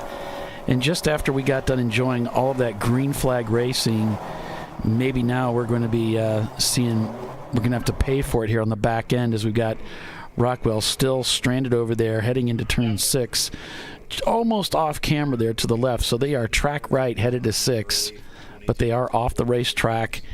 I think it's one of the cut-through lanes there. There's a lot of those around this racetrack, which makes it super convenient for somebody like, setting up cameras and that kind of thing. Okay, so EV on site.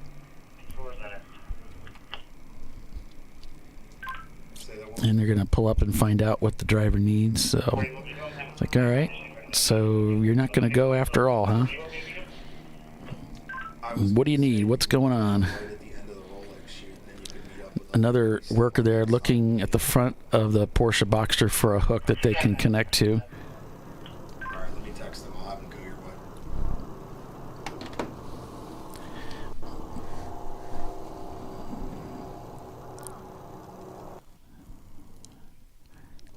So the whole field brought to a slowdown here.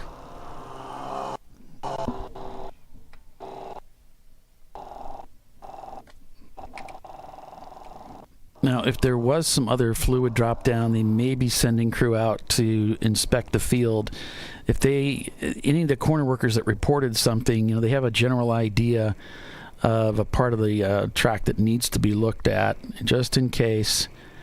As Broken 60 Seconds is heading down pit road, they may be going back out. I think they've had some issues today with that Mustang, as I recall. So they're heading to pit out right now.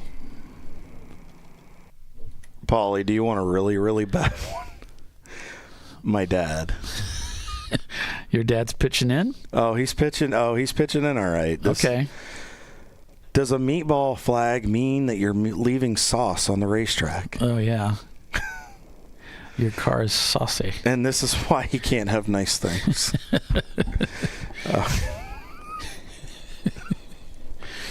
He's just asking a question. Welcome to my life, He's everybody. Just asking. And this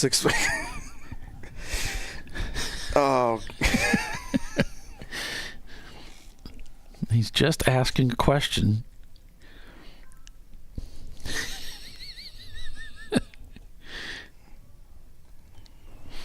Okay, so back to caution. It looks like this was all centered around the Rockwell Porsche. So now that they've cleared that car, we're back to green. Sorry about that. I'm like, you know what? And as I can watch, I can see our viewership just plummeting as we hit. It's only because they're stopping to text other people. Because it's just so good. It was just good stuff. Yeah, absolutely. It just got their attention so much. So, Paulie, I'm looking out of the booth here as we're still back on board with Edmondson Motorsports as they're working through the NASCAR Oval. So the shadows, Paulie, are getting bigger. Yeah. It is now all the way past pit road. So the entire tri-oval, except for part of pit road, is under shade, and it's a little bit shaded down in NASCAR 4. So I think here in the next 30 minutes, we could have a good chunk of the front straightaway and the tri-oval under shade, which would be good because that means it's going to get a little bit cooler, and that means you'll have a lot of grip heading down into that, heading down in there. It's after 6 o'clock, so every car's got to have headlights on. We haven't seen anything about cars not having headlight issues or not being able to stay running with that, so it looks like everybody did a great job. Yeah. Yeah, I'm seeing headlights out there, so this is good. But we can be sure that some people will have to come in and get some service on that. And it doesn't just have to be on now. It has to be on the entire evening. So that is another issue that some of the guys run into, especially with taillights for some reason. Just the vibration and hitting curbs seems to be a regular problem. And someone with sciencey has to explain to me, how is it an incandescent light bulb can handle all these vibrations and everything? Like, wouldn't all automotive lights need to be LED really to survive? I don't know how that works. All right. I'm going to watch the race. Meatball flag is always out for the Ford, leaving the sauce all over with the track. Okay, fair. All right, fair. Fair enough. Floridian Motorsports leads this race. Thanks with a lot, Dad. Rocketeers T-Rex 7 in second place. Team Infinity is in third. Marathon TLM in fourth. TLM USA in fifth. And it's the Chrome. I'm going to have to just memorize it since it's not coming up correctly here. 157. 157. Agent Chrome. That's the Agent Chrome. That's the Pardis Racing team. Dan and Preston Pardis and their team leading A-Class right now. They're in sixth place overall. So Agent Chrome, Kaywood Racing in seventh, Level 1 Racing in eighth, MS2 Racing in ninth, and Fingdog Racing in 10th place. That's a car that's the TLM team kind of supports. They've got 3 cars inside the top 10. It's crazy. They're doing really well. They finished fourth in this race 2 years ago in their Boxster, so I mean it's always a strong team. So they know how to run well here at Daytona and finish up front. So let's take a little bit far. Let's look a little bit farther back here. So Late to Apex is up to 11th, and right now in third in the A class. They're on the same lap. So right now we got 3 cars on the same lap, all separated. All right, perfect. So Les has an interview lined up for us here. Okay, here we go. Got it.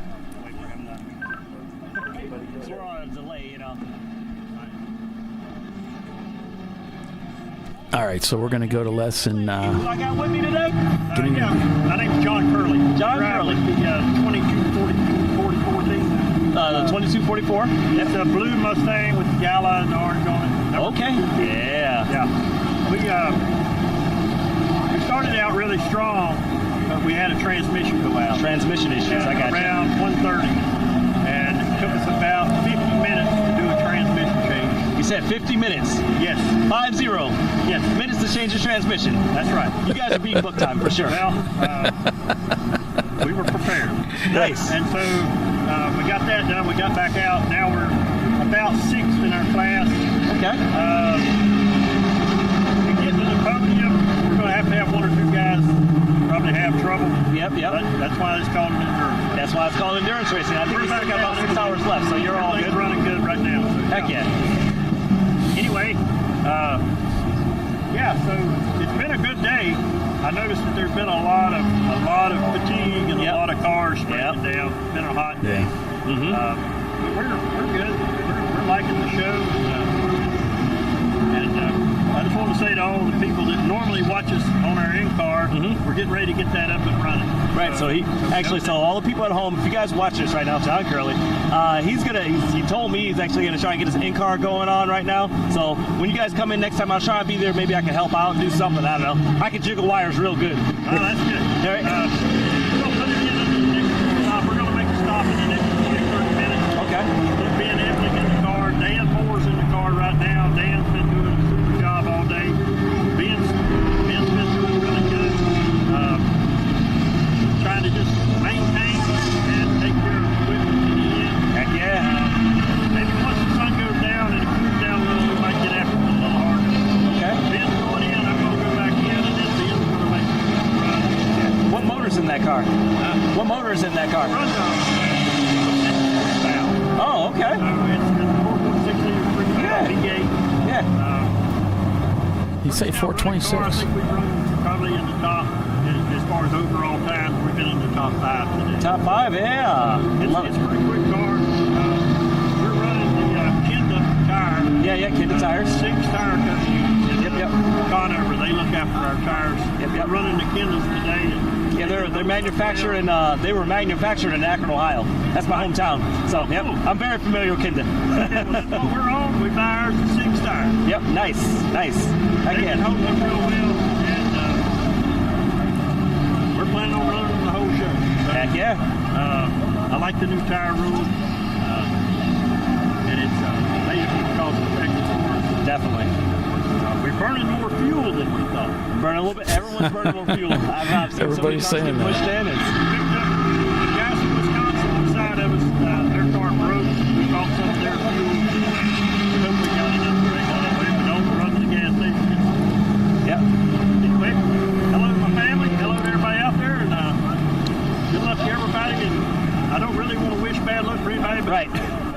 to everybody that's not in front of me. We'll be all right. Heck yeah. Well, thank you for having some time for me. I'll try and step over there when you guys come in, and I'll try and help jiggle some wires. 27. All right. All righty. All right. Back to you guys in the booth. Wonderful interview. Thanks, Les. No problem, man. All right, good stuff from Les there. And John's right. That team always runs really, really well. They were at VIR. They were really strong. And, I mean, the car's consistently been top 5 in the D-Class all day. So I think as it cools down and it might be a little more favorable for them, I could see them trying to make a charge at the end. I don't know about you. Yeah. As we're watching the pickup truck make its way through the bus stop here, there's a lot of traffic through there. But I was just, as we were watching that interview, I was a little distracted because TLM, the speed differential, I mean, they were just eating cars up as they were heading around the tri-oval. It's like, wow, the speed at which they were catching people and just blowing by them is really, really amazing.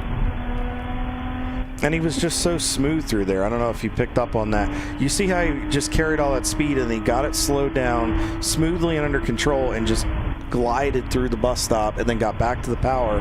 And now he's still digging right around the yellow line on the bottom. Yeah, this might be David in the car. I kind of recognize that's his helmet. He's just relaxing. Got his right hand in the corner there in his lap, just resting it a little bit. Especially if you're driving a lot, you try to get every little bit of rest you can. I just saw a car, what looked like lay down a lot of fluid on the exit of the bus stop, but then in the following camera, I didn't see it, but definitely a lot going on there. It looks like we're getting something from... Yep, Les has something in the pits. Les, we'll go to the pits. Oh, our leader's in the pits. So thank you, Les, for bringing that to our attention. Paulie, real quick, there's a slow car over by the bus stop. I'm not sure. It looks like one of the Camaros, but it's kind of hard to tell.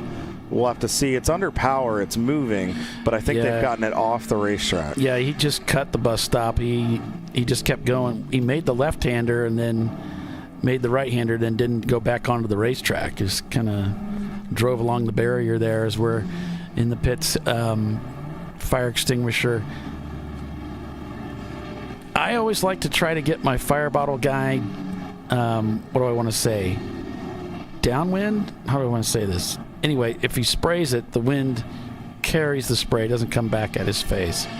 You want to make sure that you're a tailwind. You have a tailwind on the guy. Right. Thank you for getting that out of my head. No problem. I knew where you were going with it. Trying to go somewhere with it. I'm not sure if it was a good place. No. We knew where you were going with it. Here it comes. And see, this is why we have the fire bottle thing, is because a lot of times it's just uncanny. Where you put the fuel in is right above a hot brake rotor. It's always there. So, and the Miata is even more terrifying because it's right behind the driver's shoulder blade. Right. It's scary. I mean, if that thing fountains, it's going to go all over you. But praise the Lord, we haven't had any big problems like that. I will say our teams do a great job, but Ray Frank from the board, who works in the fire department and has a lot of experience in that one, and he's been very adamant about safer fueling processes and how to handle the fuel and making sure we don't have the spillages. Yeah, spillages. Yeah, that's right. Well, we're going to have to take another break, and we'll keep an eye on the Less is More cam as we head over to commercial and be back in just another few minutes to continue the ChampCar Endurance Series race at Daytona International Speedway. We'll be right back.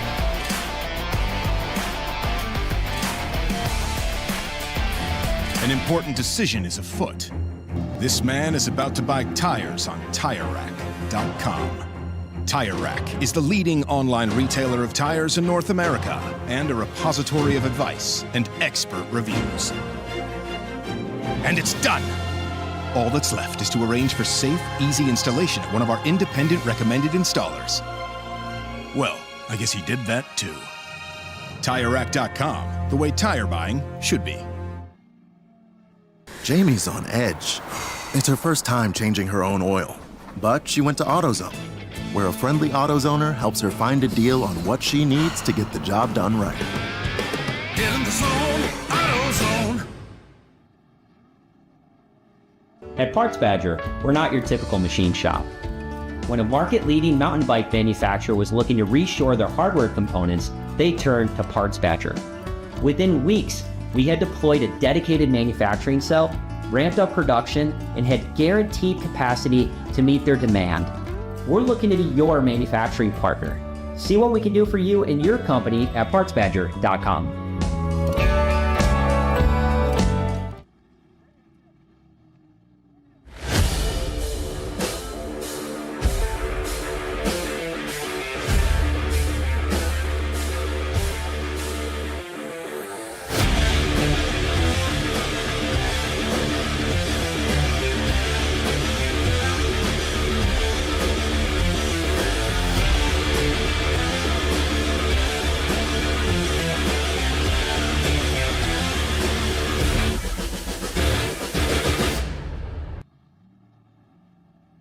Want to get started streaming your races or make your current live stream more captivating?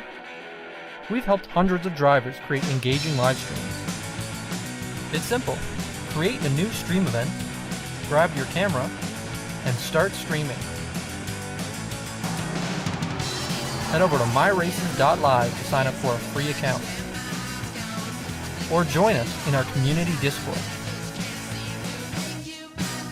Stream, share, engage.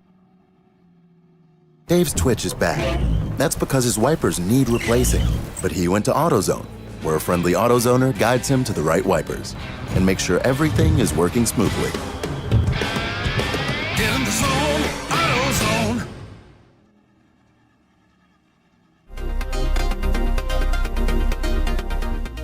Welcome to TireRack.com, revolutionizing tire buying since 1979.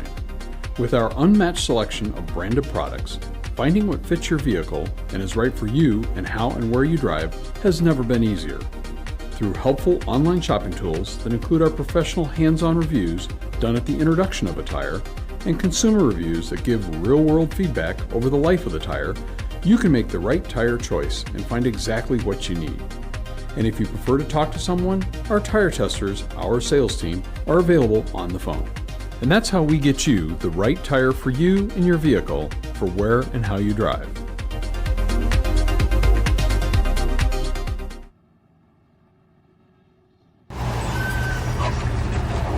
Whew, George is fed up. And so is Junior. They weren't planning on having to replace their brakes today. But they went to AutoZone, where a friendly AutoZoner, Renee, helps them find a great deal on Duralast gold pads and rotors.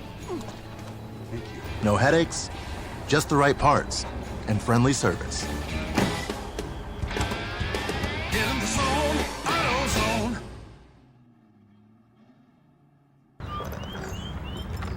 I think I'm going to try buying tires online. TireRack.com can help you with that. I guess I could buy the same ones I have. No need to guess. Our tire decision guide gives you all the right options. I mean, I am no tire expert. You don't have to be. We've tested and rated thousands of tires. Answer a few questions and you're good to go. Someone should invent a tire decision guide or something. Can he not hear us? TireRack.com, the way tire buying should be. The Jimenez family are having battery issues. But a friendly AutoZoner tests their battery and helps them find the right Duralast battery to get back on the road. Get in the zone, AutoZone.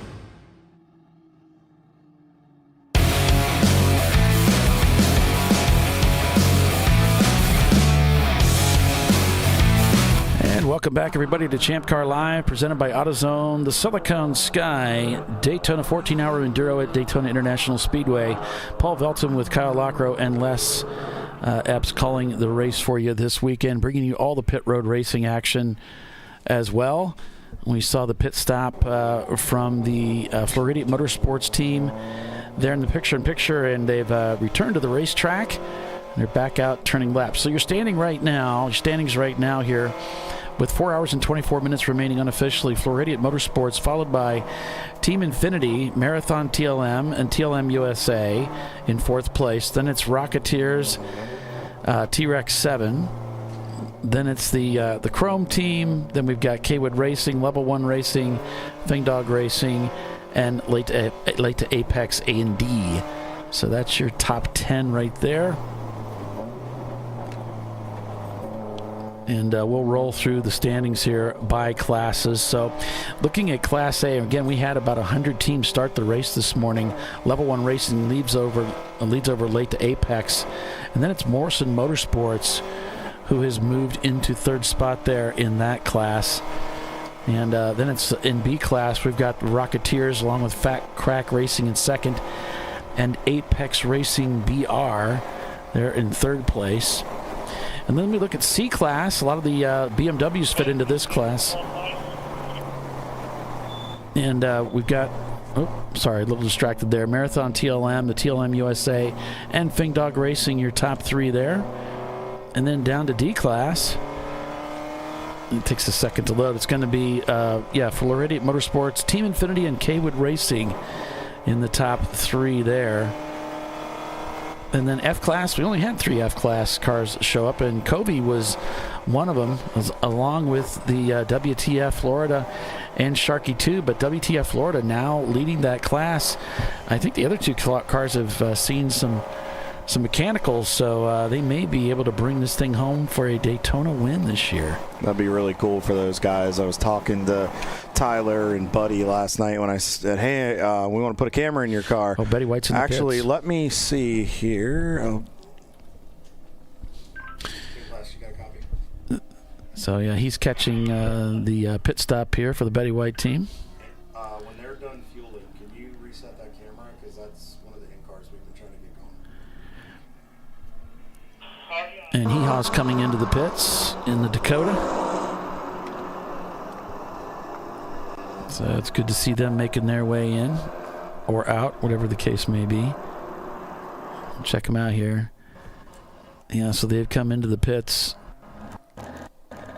Oh, yeah, this is where they were picking up their camera. So they've just, or their camera, they're picking up their timer, their egg timer. So they're just coming in now.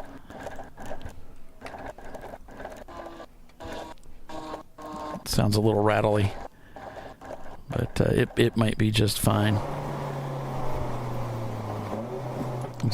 Black courtesy flag for one of the 244. That 244 is Brew Crew.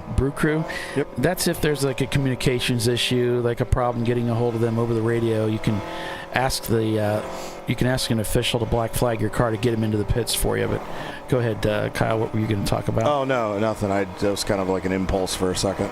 So no, you're fine. Go for it. Nope, just bringing up a little bit of updates here. Got a spin and continue for the 226. Edmondson? Yeah, that's one of the Edmondson cars. And I'm not real sure which Edmondson car I have. They're both Miatas, and it's not numbered in the feed. So I'm not real sure which one that we're enjoying an in-car feed for. But, the spin and continue stuff, it's just a lot of times you'll see guys get faster and faster and faster, and then they'll spin. And then suddenly they slow way, way, way down. I think from what you said, Paulie, that should be the 226. I think that's one of their flagship efforts. Okay, so I've labeled it 226 because, unless you know different. If you know different, then let me know.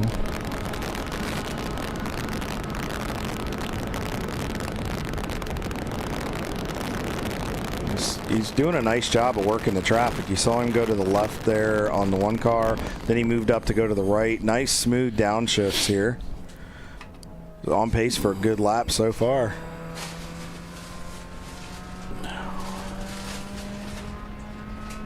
Pit reporter. Here we go. So, and he's got, looks like the 901 car in there. Yeah. Oh, thank you, sir. Service with a smile. I'm good. You good or you want one? I'm good. So on board here with Edmondson. Let's watch him. Let's take a lap or two with him. And see what he's got here. So downshift into third gear. See him working the wheel a little bit over the bumps. Car's dancing a little bit under braking, which is expected. I mean, especially after 9, almost 10 hours in this thing, they're going to have a little bit of heat. Hood coming off in the pits there. Turning into turn 6 here. That sunlight is only going to be a problem for just a short period. It's not as significant as it was, and it should go away. Yeah. Driver's got a clear visor on, but a lot of times having that clear visor up sometimes works, because the visor, every once in a while, especially if it gets junk on it, can make it look like there's something on the racetrack that's not there if you're not careful. It doesn't look like, it didn't look like it was really bothering him, the sunlight, like you said. It was just momentary, just enough to be irritating, but he got through it. Now he's heading down to the bus stop, it looks like. I mean, the car looks very stable, very smooth over the bumps and everything. Like I said, there's a lot of character down to fourth gear, no surprise, up down to third gear. Interesting place to make the shift right there. Yeah. It's risky, but an experienced driver can do it, just because the car's loaded so much right there, too. Yeah, that's what I do when I'm at some of my bus stops. I'll make the downshift there. I'll make a second downshift there. But, hey, full course caution. Everybody has their own thing. What we did, like an experiment, side-to-side contact between the 640 and the 55 car down in turn number 1. So he put his hand up. So what that is, a lot of times if you ever do some type of instructing or do any type of schooling, putting your hand up like that shows with a closed fist that you're coming to pit road. So he did the right thing. He put it up in the mirror, hoping the drivers behind him saw that. So yeah, I think it's the Porsche Boxster of open throttle, and the 640. It looks like K-Wood. So, Paulie, I'm going to get a confirmation for you on that number. And, yes, that is the 226 car that has the feed. You were correct. Oh, okay. So you nailed it. It's a 50-50, right? I had a fair shot at it. You nailed it first I usually thing. don't. It's usually wrong. You got it. So there you have it. I make a note. I was right. I was right. Everything I say is right. Anyway, it's a very funny song that's on social media that my wife and I sing to each other. It's pretty funny. Somebody's having just a good old time down there in the pits there with Les, huh? If you don't have a good time when Les is around, you're doing racing wrong. Well, as Doc used to say, keeping yourself amused is half the battle. And he was right. All right, so Edmondson there in the pits, getting refitted. We'll check in with Floridian Motorsports. There's that purple 35. Side-to-side contact was down in turn number 1. So I don't know. Are we saying the cars are stranded down there due to the contact? I don't see anything from our perch here, but you can't see everything from here. I'm not seeing anybody stalled down there, so... But I could certainly understand how the couple cars could get together. And, yeah, WT Florida heading back out. We tried to get that camera restarted. It's just not being cooperative.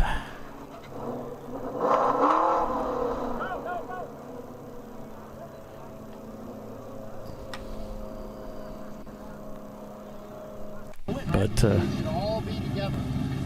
epic racetrack. Really is. So the sun is pretty much about behind the grandstand at this point. Yeah. The shadow is all the way up to NASCAR Turn 4. Late to Apex moves into 10th place. Fing Dog in 9th. Level 1 Racing in 8th. K-Wood in 7th. Oh, I know. Trust me. I see you. I rock with it. Never a problem. There's mine. I don't see that. So there's the sister car right there to Betty White, the WT Florida guys. This is the place to be, guys. How much do you guys have that much fun at work? No. Come on out here and have fun with us. All right. It's a lot more fun. And Dylan's saying, hey, the track has cooled down. Now the fun begins. Yeah, Floridiot. Yeah, it's a great name. Of course, they're Florida people, and they're having a good time. We have a lot of fun people in the garage with a lot of cool team names and fun team names. I mean, yeah, Kiss the Wall, Kiss the 346 car, the BMW guys. Yeah. Wasted Money Racing. Yeah. There was something about a check. There was some checkbook one too. I can't remember what it was. There was something called "Don't Tell the Wife." Well, there's a bunch of well, stuff then there's really what is it? Something Broke Racing that ran with us for a while. And Broken 60 Seconds, they're here, which is perfect. That's a good one because it's a Mustang. You get the gun in 60 seconds, but it's broken 60 seconds. That's brilliant. Yeah. So the other one was Crowd Control. Oh, okay. That was the Mustang. Yes, Crowd Control Racing, which was fantastic. Those guys were a riot. But yeah, go ahead. And I was to say, we were just talking about off camera. During the commercial, we were talking about fun teams. If any of those remember Race Bar, the team that's out of the Richmond, Virginia area, and some over by Virginia Beach, and their motto, those guys were always a big party at the racetrack, had a good time, and it was fun to watch them progress. They always encouraged people and wanted people to have a good time, and just really their motto was do good, be humble. So they always wanted to do stuff for charity, have a good time, and they wanted people to come out and enjoy racing. They wanted to introduce people to racing to have fun. They weren't necessarily about winning or really being competitive, but actually there were a couple races that I had the pleasure of getting to race with them where they were actually pretty competitive, and they actually won a class race at CMP in a sister series back in 2022 when I drove for them, and it was a lot of fun, and it was in the pouring rain. There's a lot of fun stories with that one that I'd have to tell off air, of course, because of the censors. But it was they're just good guys. Hopefully, if they're watching, hi to Andy and Jeff and Myron and everybody there. We got a car actually being picked up right in front of the tower here in the grass. I don't know. He's almost to pit road. I mean, he really dove into the grass. So yeah, I'm not sure. I think that's one of the Mustangs. 640. Maybe that must be. I have to look and see who that is on our sheet. They're putting him on a flatbed to get him out of there. And the TLM cars come into the pit, so they're taking advantage of this time, and they're going to replenish the oil and check the fuel. As my grandpa used to say, check the oil and check the fuel. Top off the oil, filled up with oil, and check the fuel. That's what it was. Yeah. And we got some guys rocking really cool LED strips on their cars to make it easier to see them. So that's going to be cool. I know Ed's the Infinity Shark. His fin is lit.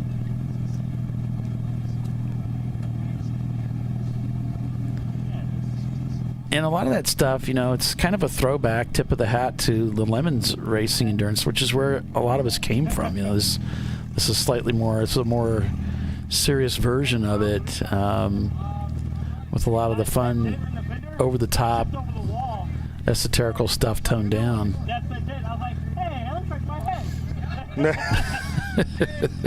That looks like my head. Yeah, like literally, I went bink, bink, right there. Huh? Nah. Yeah, the Florida guys got to be feeling pretty good about this. One of the Rockwell Porsches now heading down pit road towards pit out.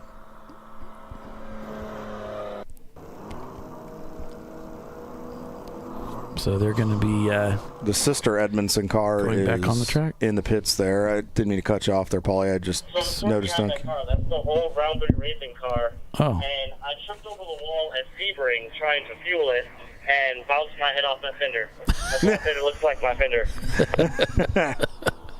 Okay. Bounces his head off the fenders like, that dent looks like my head. Yeah, that's me. It's a lot of fun. There's a couple of Porsches that I raced for round 3 that have been sold to other teams. They've gone elsewhere, and so it's like, yeah, that's the car. I drove that car, and so it's a fun to see that happen as cars get sold to other teams and take on a new life, but they still have some history there. TLM Racing, wow, what a great day for those guys. Yeah. And David always brings great equipment. Some of the drivers are rental drivers, so they're learning.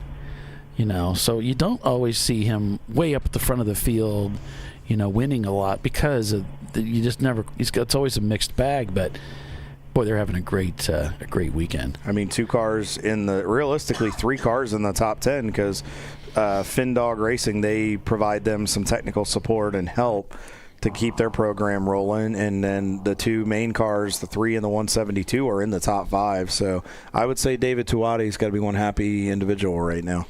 Yeah, well, he's a pro builder. He actually is a co-owner of another series, but he still races in ChampCar. I mean, he just loves racing in Florida. He loves racing. He loves endurance road racing. He loves racing in general. Just a great guy, great ambassador for the sport. And we love seeing him all the time. And we need good people like that in our sport. That's what keeps it going.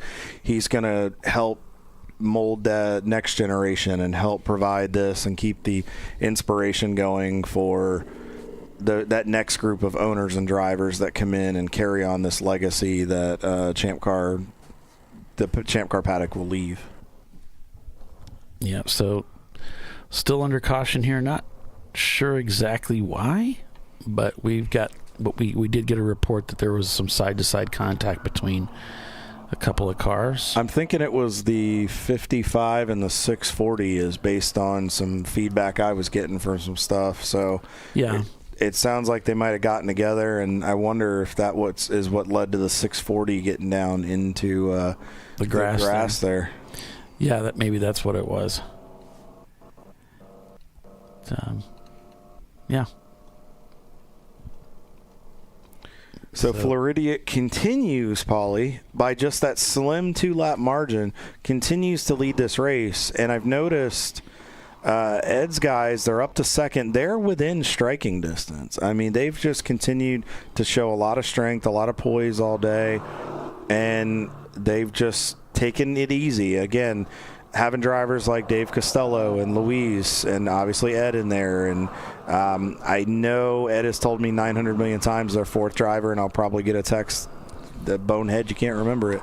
But they just always have a good lineup when they come to Daytona, and they're strong, Florida-based team. And ironically, Paulie, 4 out of the top 5 are Florida-based teams.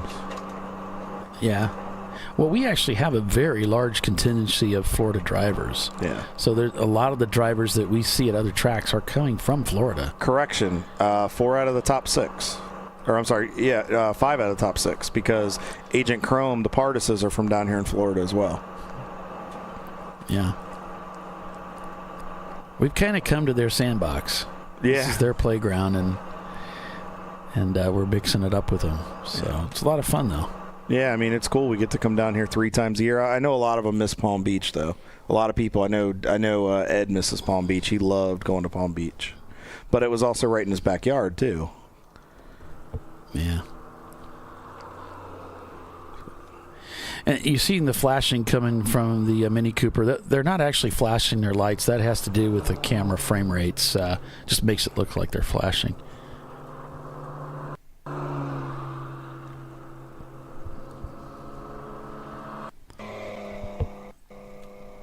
This is down in the bus stop areas. Floridian Motorsports leads this race over Team Infinity Marathon, TLM in 3rd, Rocketeers, T-Rex 7 in 4th, and TLM USA in 5th. We're going to take a quick commercial break since we're still we're just heading back to caution now.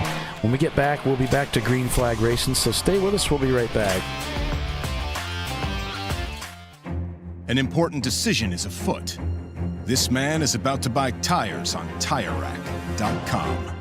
Tire Rack is the leading online retailer of tires in North America and a repository of advice and expert reviews.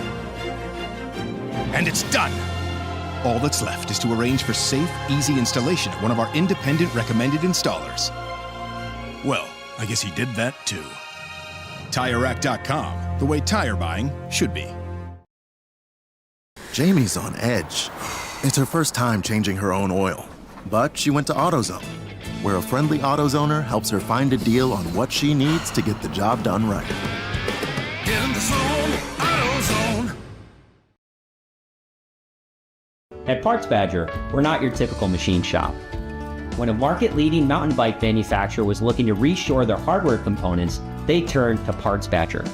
Within weeks, we had deployed a dedicated manufacturing cell, ramped up production, and had guaranteed capacity to meet their demand. We're looking to be your manufacturing partner. See what we can do for you and your company at PartsBadger.com.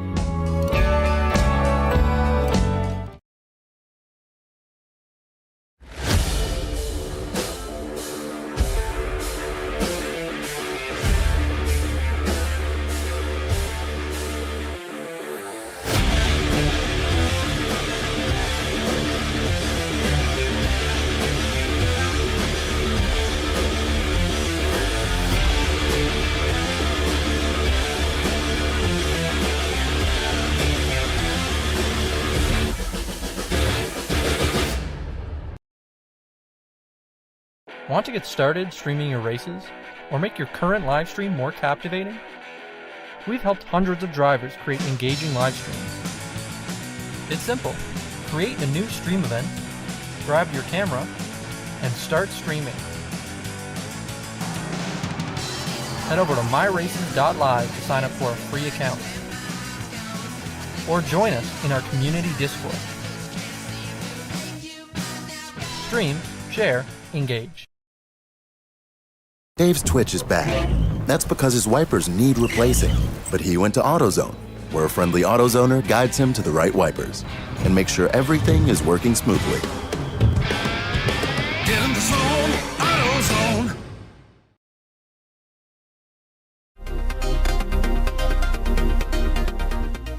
Welcome to TireRack.com, revolutionizing tire buying since 1979. With our unmatched selection of branded products, finding what fits your vehicle and is right for you and how and where you drive has never been easier. Through helpful online shopping tools that include our professional hands-on reviews done at the introduction of a tire and consumer reviews that give real-world feedback over the life of the tire, you can make the right tire choice and find exactly what you need. And if you prefer to talk to someone, our tire testers, our sales team, are available on the phone. And that's how we get you the right tire for you and your vehicle for where and how you drive.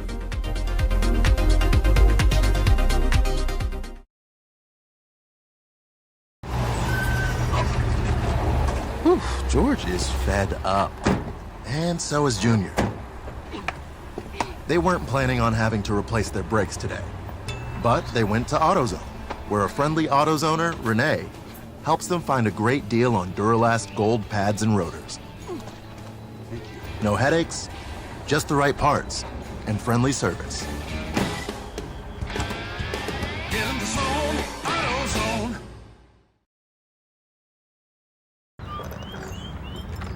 I think I'm going to try buying tires online. TireRack.com can help you with that. I guess I could buy the same ones I have. No need to guess. Our tire decision guide gives you all the right options. I mean, I am no tire expert. You don't have to be. We've tested and rated thousands of tires. Answer a few questions and you're good to go. Someone should invent a tire decision guide or something. Can he not hear us? TireRack.com, the way tire buying should be. The Jimenez family are having battery issues. But a friendly AutoZoner tests their battery and helps them find the right Duralast battery to get back on the road. Get in the zone, AutoZone.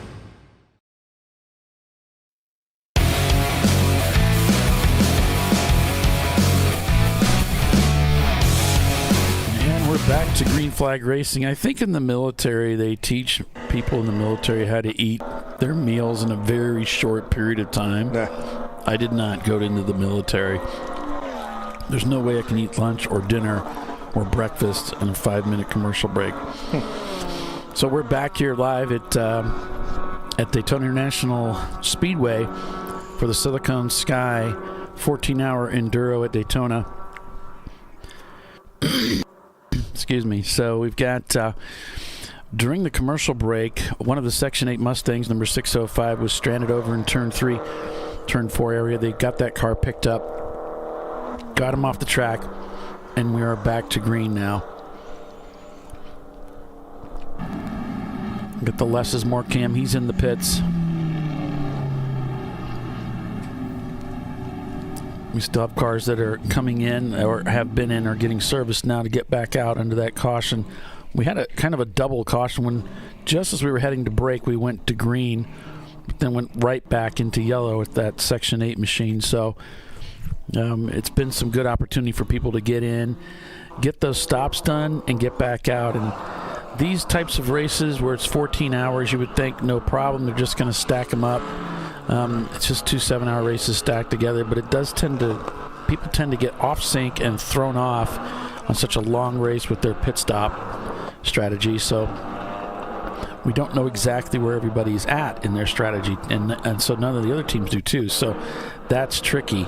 You just don't really know what the other guy's going to do. Now, there might be some information you can get somewhere by looking at lap times or whatever, but for the most part, you don't really know where everybody else is at with their cars. And we've seen people not only have to come in with just a few laps left to put fuel in the car, we've also seen them just run out of gas, just trying to make it to the end. And they knew that it was going to be a gamble. They didn't know if they could make it or not. They were trying to conserve fuel. What a lot of teams will do when they're trying to conserve fuel is they'll start short shifting. They'll start lifting and coasting as they head towards a corner, especially on the fast part of the racetrack, because you're not really accelerating that much more once you get the car wound out, and that'll help save some fuel. Sometimes that's enough, sometimes it isn't, and so that's all part of the game. So what's going to happen today? It's anyone's guess. And you can have a team like Floridia that's just dominating the whole race right up until the end, and then suddenly everything changes in the last 5-10 minutes. So you gotta stay with it to get the whole story. Well, and how many times have we seen that in years past? I mean, Eddie Vedder looked like they had this thing locked up last year, and they ended up having a mechanical right about this point in the race, to be honest with you. So, I mean, it's definitely not over. So Floridian has to stay after it, and on the other side of that, Ed's guys have to keep pushing because they have to stay in contention to be able to be there, and they want to make sure they keep that gap up on the Rocketeers because they're chomping at the bit, as is both TLM cars. Yeah, the biggest difference I've seen between the super experienced teams like Floridian Motorsports and the lesser experienced teams is when these challenges come up and things don't quite go well, they run into a problem, there's less hysteria with the more experienced teams. They're like, oh yeah, that sucks, you know.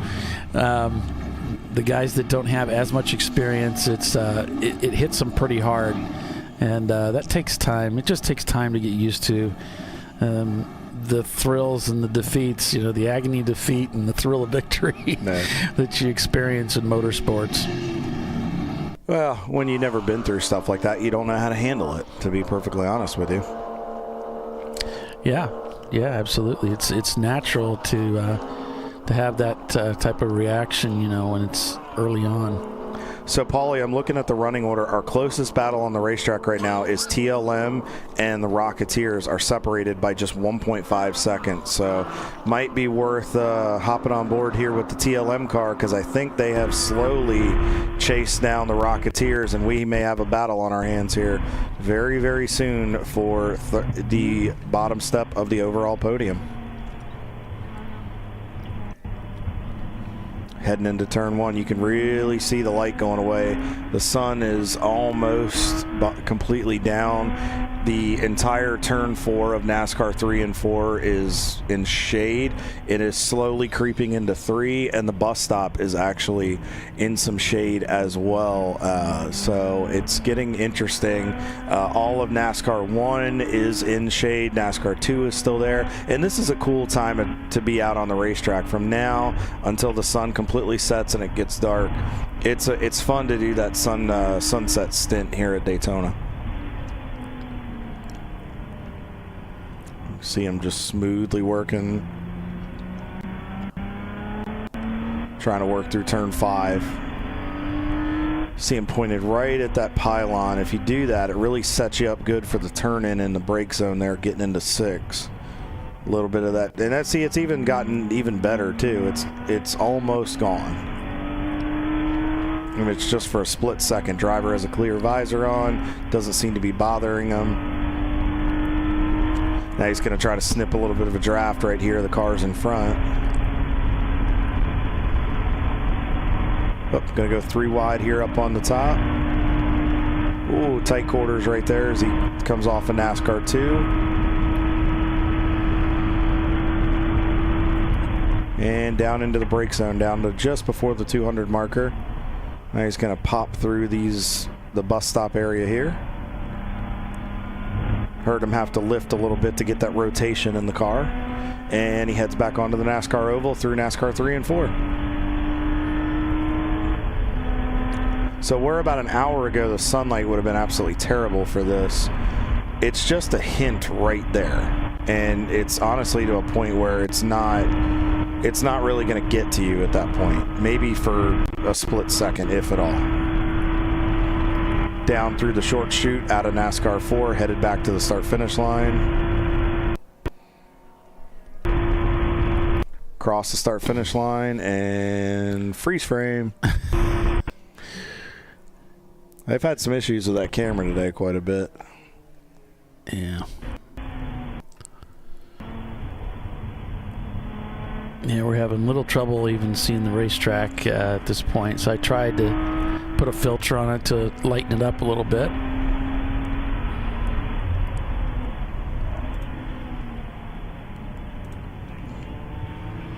So it's a little challenging, but I believe the next car up there, Paulie, that just went to the right to pass some traffic, I believe that's the Rocketeers. Now they've stretched out a little bit of a lead. It's up to about 3.26 seconds, so we'll have to see if the Rocketeers can continue to pull away or if TLM can slowly close in on them.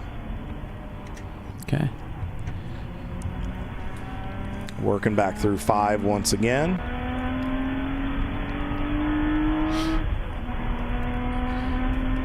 Headed down to turn 6. It looks like Rocketeers may have dispensed of that traffic.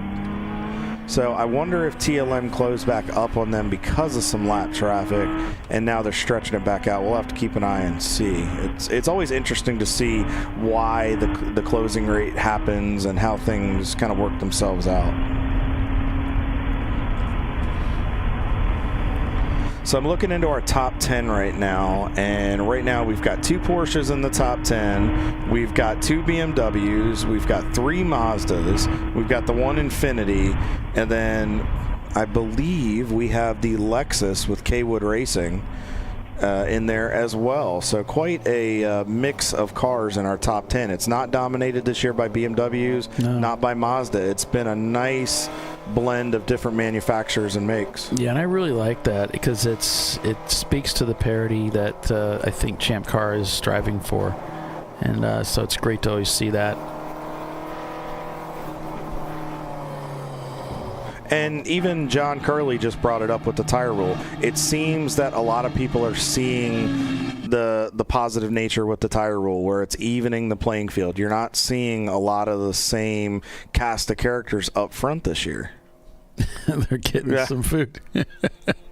Oh, he's down with the John Allen Special guys. That's Les enjoying enjoying some chow. Yeah. Pointing out the good stuff. I think it's Polynesian sauce or something. Looks like those guys have gotten some Chick-fil-A for dinner. Yeah, and we've lost your audio. He may have muted the microphone, so he can talk to those guys. But we'll go back to the track action here as the cars head into the bus stop with the leader of the race. Floridic Motorsports in that orange and silver Porsche have been leading this race the majority of the day.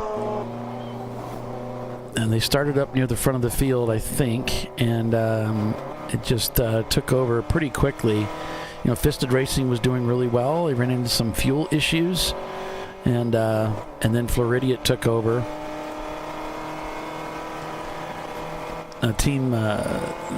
The marathon team has been there in the mix. We also saw Rockwell make a charge to the front, getting as high as second place before they ran into some mechanical issues. We saw Kaywood racing up in the top 5 for a little while. They fell down the order, and now they're back up to the 7th position in the overall, and they are right now on the bottom step of the D class. So nice recovery for those guys right there.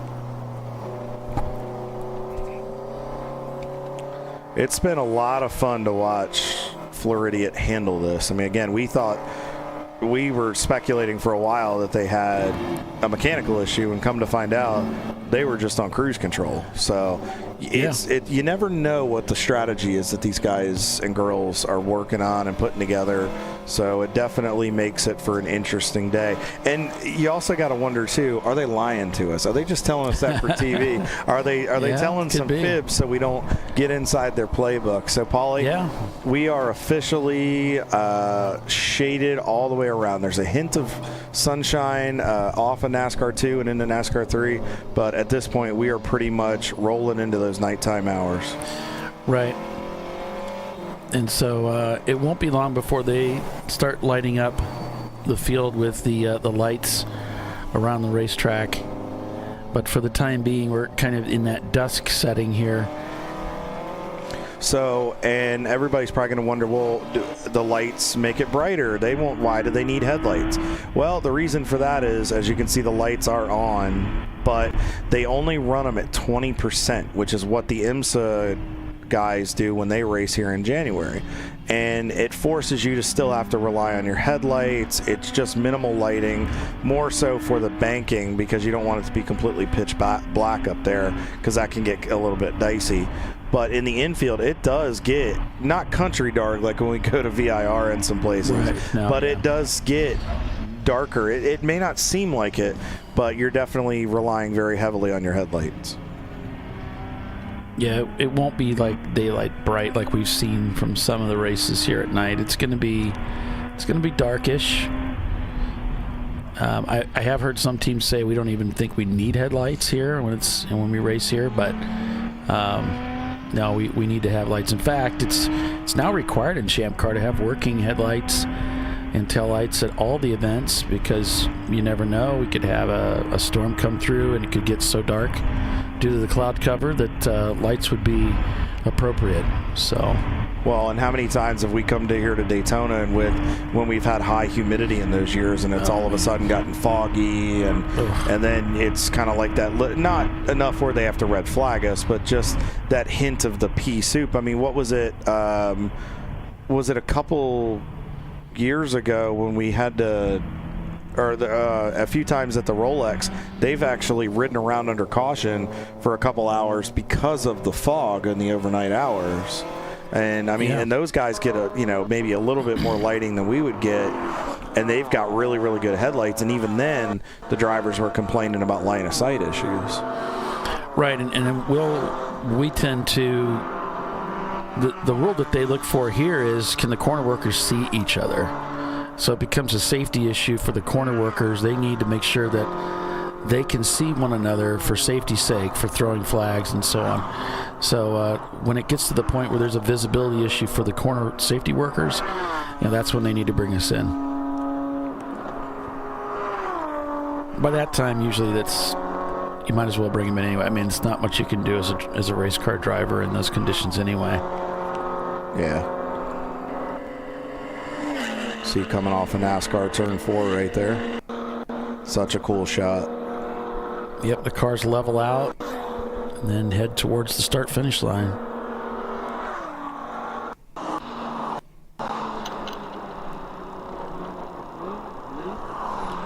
And a fun part about when you come through the tri-oval, I noticed this when I was in the car a while back, you got to be really careful, especially if you're a faster car, as we see one of the OTR cars headed back out.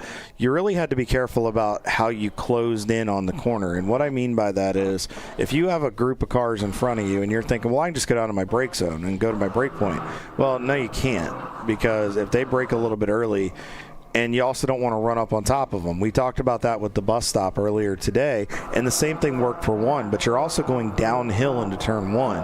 You don't realize it, but as you get up on the banking and the 18 degrees through the tri-oval, you're actually going downhill into braking, so you're actually carrying a little bit more speed, and you got to account for that during your straight line braking process, and you want to make sure you don't get in there and get up on top of guys and end up going too wide, because it does get very slick there. So it's just something drivers will have to keep up with. And Paulie made a great point about as we get into the nighttime hours, with the moisture and the humidity here in the state of Florida, the track can get a little bit slick at night, and it feels like it has this weird film on it. And what that is that's just moisture kind of being pulled out of the racetrack, where it can get a little bit slick and unpredictable. So, and it looks like there's a shine on top of it. As you can see there, that's just the headlights. But you got to be mindful of that as it gets cooler. Yeah. It can make it fun.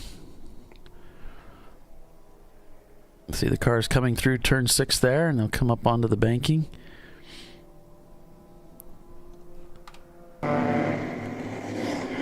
Saw Hee Haw Racing going by, and they're up into the 19th spot in the top 5 in the D class. A good run for them. We saw MS2 Racing. They've fallen down the order down to 21st. They were a top 5 car at one point, maybe just a couple hours ago. I want to say maybe 2.5 hours ago when I came back up into the booth. So unfortunately, it looks like they've run into some issues.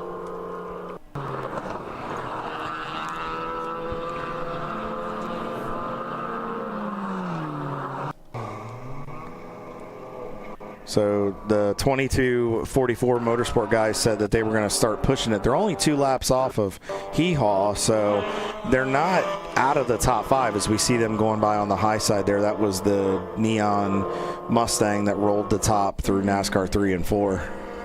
Well, the sister team for Hee Haw has got to be Yeehaw. Yeah. So Hee Haw and Yeehaw. If they're listening, hopefully they're taking notes of this for the next cool car truck they're going to bring out to play in Champ Car. I keep telling everybody, we have all the answers. We do. We clearly know everything, but if they would just listen. Well, they got to come talk to us. Just listen. We clearly have it all figured out. They got to come talk to us, and they got to pick our brain. Yeah, well. It is what it is. We'll go back on board with the Floridian guys. The thing's just clipping right along for them. And, of course, TLM, we're keeping an eye on their progress as well here. Their camera makes things look a little bit darker than what they are right now, but it sounds like he's going through the bus stop there. Yep, he is. He or she. And, yep, whoever's in the car at this point. There, it lightened up a little bit. Nice job navigating to the top side there of that lap traffic. Yep. Again, this is an area of the racetrack you really need to keep your eyes up when you're going this fast. You can't afford to be distracted, so you don't look at gauges. You're looking at the racetrack. Quick check of the mirrors, and then your eyes are back on the racetrack up ahead. Where's the spare one?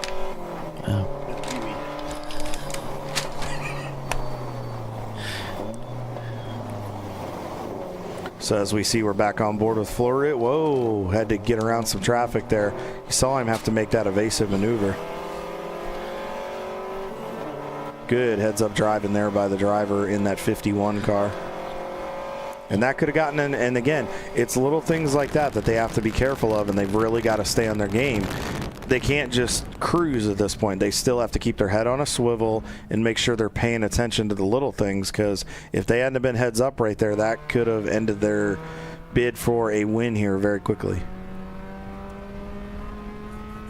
So we're on board with car 226. I'm not sure who's in the car, so if any of the Edmondson guys are watching and listening and you want to give us some feedback here of who's in the car, we'd love to talk about them. Show them a little love here on ChampCar.Live, presented by AutoZone. See him grabbing fourth gear. Now he should be able to go flat through kink here. Yeah, you hear him. He didn't really lift. Fred Wolf joining us on the show. Hey, Fred. Hoping, and Dylan saying, hoping to make some trips out to the track this year with my VW. That's the Ohio track, Nelson Ledges that they're talking about.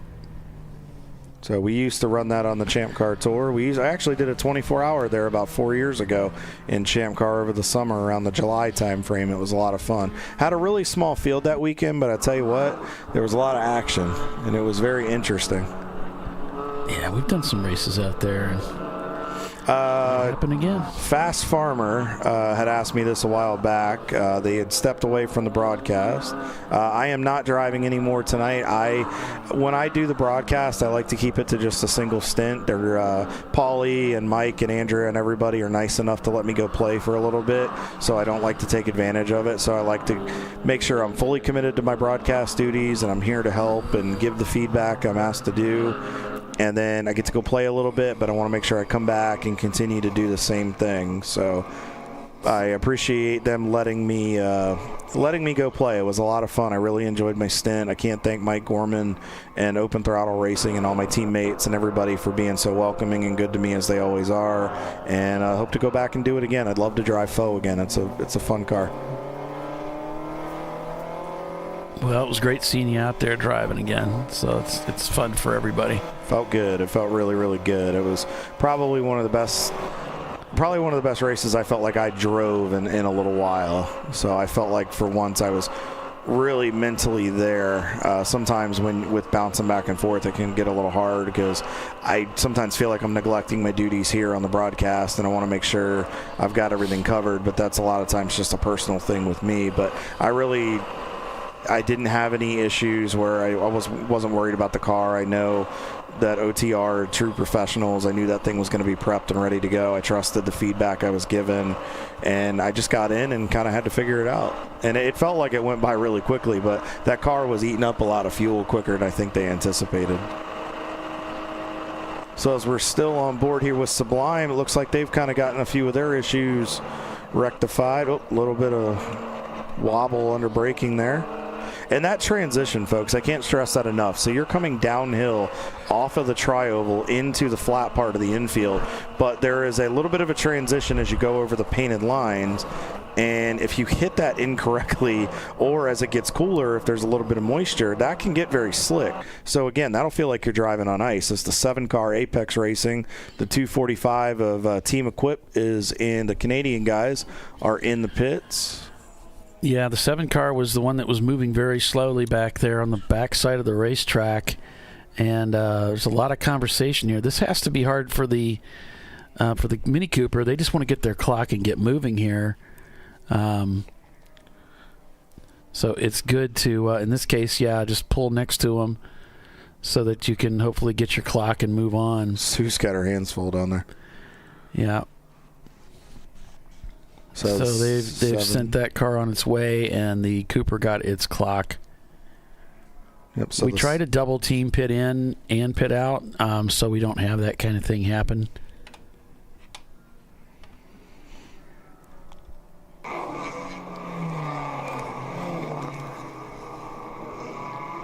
See Fat Crack still out there. The Fisted Racing guys are back out there as well.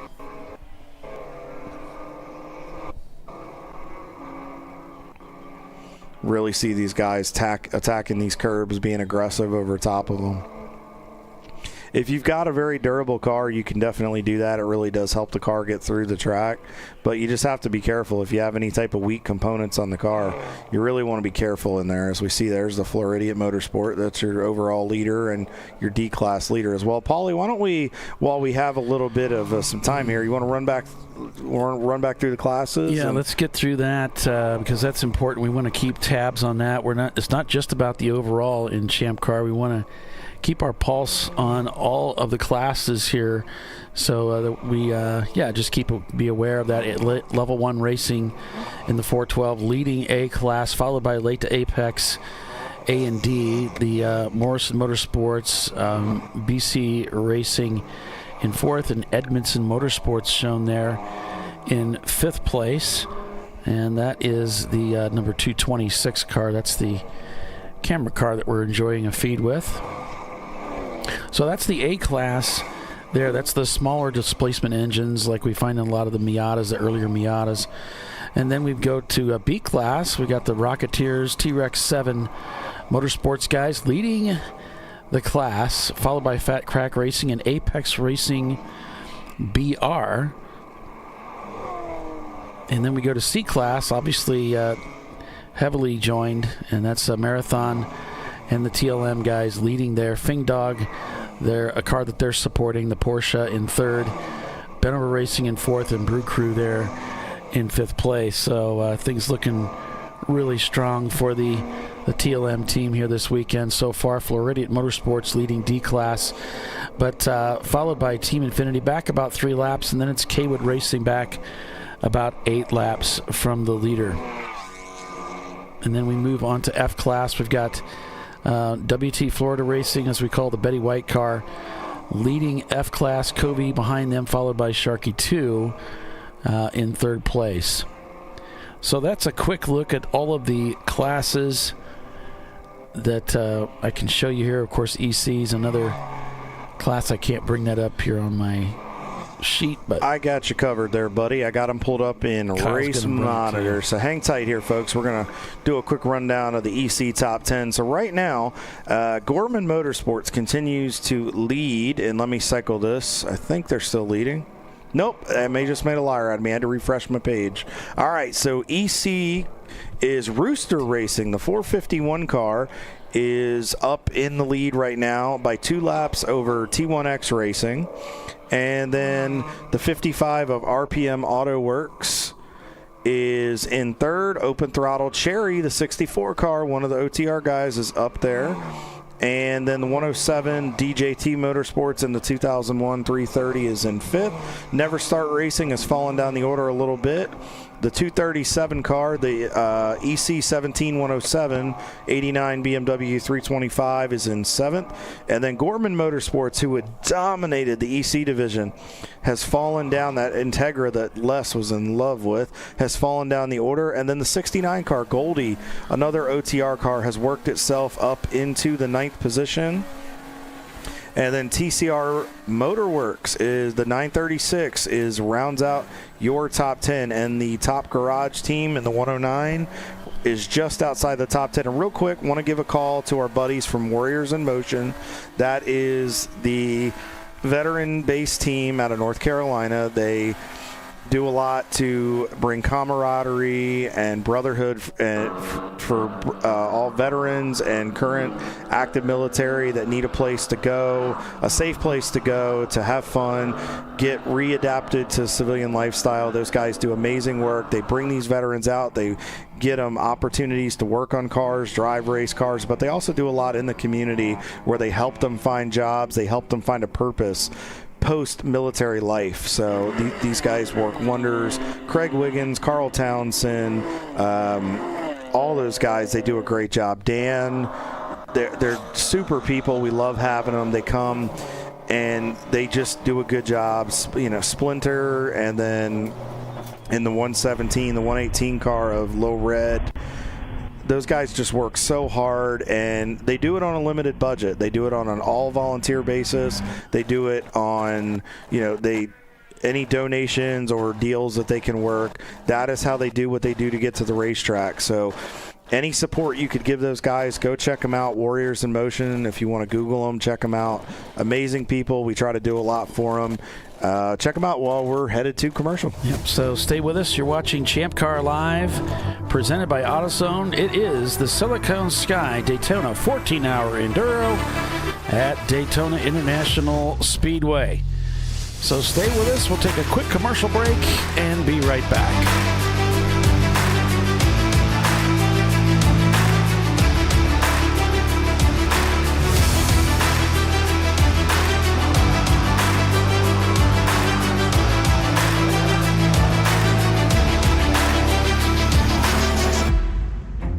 An important decision is afoot. This man is about to buy tires on TireRack.com. Tire Rack is the leading online retailer of tires in North America and a repository of advice and expert reviews. And it's done! All that's left is to arrange for safe, easy installation at one of our independent recommended installers. Well, I guess he did that too. TireRack.com, the way tire buying should be. Jamie's on edge. It's her first time changing her own oil, but she went to AutoZone, where a friendly AutoZoner helps her find a deal on what she needs to get the job done right. Get in the zone, AutoZone. At Parts Badger, we're not your typical machine shop. When a market-leading mountain bike manufacturer was looking to reshore their hardware components, they turned to Parts Badger. Within weeks, we had deployed a dedicated manufacturing cell, ramped up production, and had guaranteed capacity to meet their demand. We're looking to be your manufacturing partner. See what we can do for you and your company at PartsBadger.com.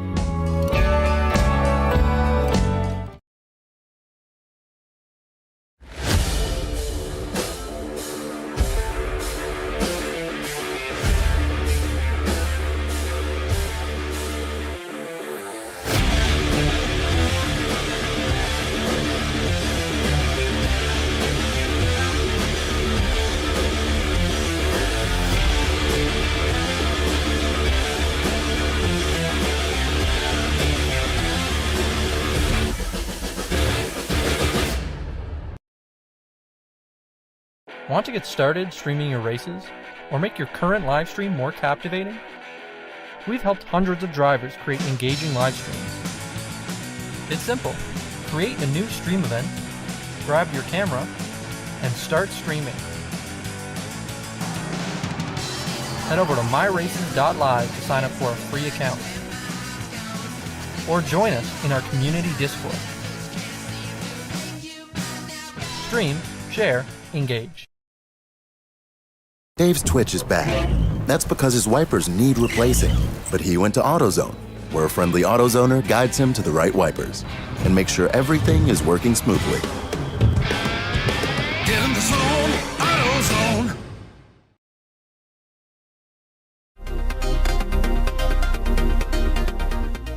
Welcome to TireRack.com, revolutionizing tire buying since 1979. With our unmatched selection of branded products, finding what fits your vehicle and is right for you and how and where you drive has never been easier. Through helpful online shopping tools that include our professional hands-on reviews done at the introduction of a tire and consumer reviews that give real-world feedback over the life of the tire, you can make the right tire choice and find exactly what you need. And if you prefer to talk to someone, our tire testers, our sales team, are available on the phone. And that's how we get you the right tire for you and your vehicle for where and how you drive.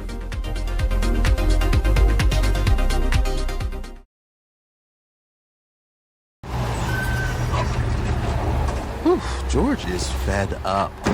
And so is Junior. They weren't planning on having to replace their brakes today. But they went to AutoZone, where a friendly AutoZoner, Renee, helps them find a great deal on Duralast gold pads and rotors. No headaches, just the right parts, and friendly service. Get in the zone, AutoZone. Green Beret A.J. Jackson hit rock bottom. PTSD, depression, injuries stealing his edge. Then he strapped into a race car. The adrenaline rush that once came from combat, it became therapy. No more dark days, just focus, trust, brotherhood, and the team that was missing. The follow-on mission delivers that same life-saving rush to combat veterans and first responders. Immersive race weeks, crew work, full throttle healing, no charge, all impact. Sponsor a driver. Nominate someone who needs this. Head to thefollowonmission.org today.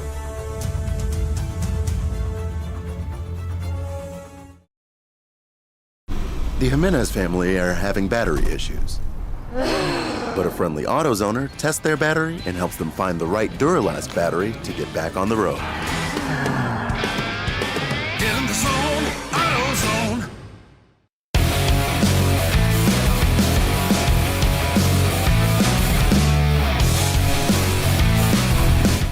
All right, welcome back to ChampCar.Live, presented by AutoZone. The TireRack.com ChampCar Endurance Series race at Daytona International Speedway. And we are bringing you full-length race coverage this weekend of the Siliconsky 14-hour Enduro at Daytona. Paul Velton along with Kyle Lockrow and Les Epps calling the race for you. And it is officially dark here, Paulie. The lights are on. You're starting to really see the reflections coming off the cars. This is going to be an interesting part. The last a little less than 3.5 hours to go. It'll be interesting to see how this plays out and how many teams have saved their fast shoes for that final stint, and then also see what the fuel mileage is like. We've talked about all day the fuel burn and consumption has been higher than expected, so a lot of teams are off on their strategy and they haven't really been able to get a huge gauge on it. And I think it's thrown it because they're used to for that hour 30, hour 45 or 2 hour mark, and not the case today. So we'll have to see how they navigate these last 3.5 hours. Yeah, we also talked about the number of laps that we've turned here in the past, and is that something that's in danger of being eclipsed this weekend? And we know that in the past we were hitting laps around, what was it, the 260, 280 range? The last 2 years here at Daytona, we did last year we completed 290 laps, and mind you, that was mired with a ton of code 35s and at the beginning, and then it finally kind of leveled out later in the day. This race we've had a few mixed in, but they've also been relatively short, except for 1 or 2. And then on the 2024 edition, so this race 2 years ago, was 282. So combined laps over the last 2 years is 582 laps. So yeah, we're at 233 right now. So, or no, I'm sorry, 500 and you're combining them. 70 laps. I'm sorry, 570 laps. Yeah, so we got a good chance of certainly making or besting those laps because of the track. First off, we came here with better prepared cars. I think there's no question about that.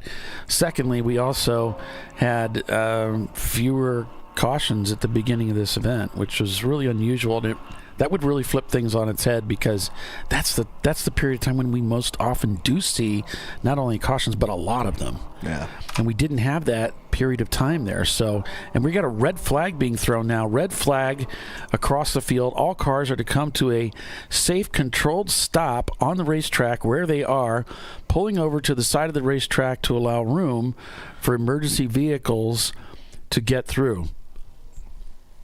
So it's a red flag. It looks like we have a car that's smoking, possibly on fire, between turns 2 and 3.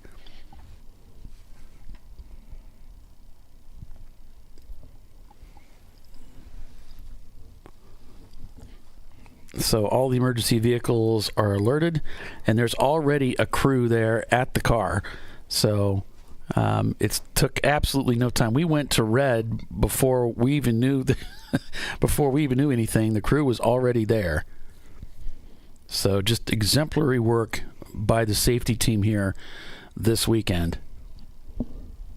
Yeah, like you said, Paulie, the Daytona safety team does such a good job, and the EMS team, they're so professional. They take such good care of us every time we're here, and we appreciate everything that they do, and we're grateful to have them. And they make sure that we go home safe to our families. Now, you might have some sense of concern when you see ambulances approaching. This is pretty common. It looks like, do we have the driver out? Yeah, it looks like the driver's already out of the car. This is common and standard procedure for the racetracks. Whenever there's an accident, a collision, or anything, they'll just go ahead and send, the medical professionals out there so they're at the ready if they're needed. And sometimes the medical professionals, they will check on the driver, even if there hasn't been an impact. They just want to check on them. So, as they say these days, abundance of caution is used. So, Doesn't mean that anybody's injured or there's been a report of an injury of any kind.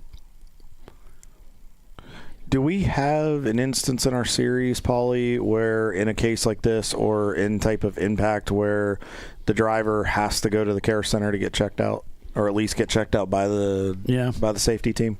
It's extraordinarily rare. I mean, extraordinarily rare. I can count on one hand the number of times that somebody's gotten hurt in the series. We did have somebody get hurt out here a few years back, so it's very rare. But it is a dangerous sport, and we have to accept that when we get into the race cars. That's part of it. But there's extraordinary safety measures that are in place as well to protect the drivers inside the car. These days, the inside of a race car is one of the safest places you can be. It's amazingly safe. It's far safer than the inside of a passenger car. I would much rather be inside of a race car and get hit than inside of my van or my car. And then on top of that, we have these medical professionals and fire and safety professionals at the ready who have a great deal of experience in working these types of situations. So, they really couldn't be in better hands, and I think that's what really makes the sport enjoyable. Okay, buddy, go ahead. So we'll go to Les here, who's in the pits. Pit lane. Got the man all suited up. He's getting ready to get in. As soon as we get past this little kerfuffle here, tell us what are your plans for tonight? Plans for tonight? Plans for tonight. I got another hour and 45 minutes in the car. Okay.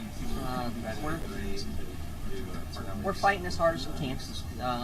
Had some issues earlier that's put us down, but for sure shooting for a top 20. So. Okay, you got that. Yeah. I mean, with the new build, I keep calling it a new build because it still looks so good. So, my opinion, as I was saying on the broadcast, I really love the way it looks still, for sure. Yep. It's silver and red. Beautiful. Thank you. Yeah, heck yeah. How's the car feeling so far? We're all shaking everything out. And car's great. Nice. We're trying out the Maxxis tires. Okay. So we've been very happy with those. Nice. Pretty good wear on them. Okay. But yeah, the car's going good. Excellent. Heck yeah. I mean, fuel mileage-wise, you guys got enough to stretch it out somewhere? Mileage-wise, we've got an issue with the tune, so I ran it out of gas in an hour and 45 minutes. So, okay. Everyone's running. Fuel has been a thing today, for sure. Yeah. Well, ours is pretty fuel fat. Yes. So, yes. It's safe. It's safe. But no, probably. Great other than that, so we're pretty happy. Yeah, awesome. Well, I'll let you get suited and get ready to go in. You're on. Oh, look at that! We're on TV. Hi, Mom. I made it. All right, guys. We'll let you get back to it. I'll grab somebody else here in a second. All right, thanks, Les. Appreciate that, buddy. So the cars, the red flag protocol is all the cars on the racetrack will come to a safe, controlled stop. So everybody just kind of parks their car, and usually they shut them down at that point. And it's not required, but there's quite a few of these cars, especially the BMWs. We don't run cooling fans. We just leave the front end open. So if the car comes to a stop, we often have to shut them down. But not all the cars are that way. Some of them do have fans in them. And but for the most part, we just shut them down. Now in this case, because it's a red flag, you can see that I believe that's Jackie's pulled in front of the lead car, Floridia Motorsports. That's the pace car. So she's going to pick up the leader here once we go back to caution, because we won't go to green from here. We'll go to caution. The field will begin to move. That'll be a signal for the field to begin to move. And once they begin stacking up, Jackie will lead the field around the racetrack. And it'll be similar to the start that we had this morning. She will lead the field around and eventually be cued to pull into the pits. The lights will go off on the pace car. And there's the caution now. And you can see she's already beginning to pull the field. And when the lights go off, that'll tell us that the pace car is coming in this lap. And then when she pulls off, as the Floridia team comes across towards the front, the start-finish line, they'll receive a green flag. or a caution will be pulled in. Either way, that'll be the signal to go back to green, and the Flagtronics units will reflect that as well. So Andrew was talking about their goal as the top 20. Paulie, I was looking, they're in 24th in the overall right now. They're on their 198th lap. The 20th place car, which is the Hee Haw Racing Dakota, is on 203. They're only 5 laps back, and with 3 hours and change to go, if a couple people were to have problems, that's not an insurmountable amount of gap to make up. So I think that's an admirable goal for them to attempt to achieve, and it's definitely plausible. Yeah, they have the car they said actually did catch fire, and they had it as the 990, which I don't even have that on my sheet, so I don't know what that would be. The 990, I believe, is the blue steel car. Okay.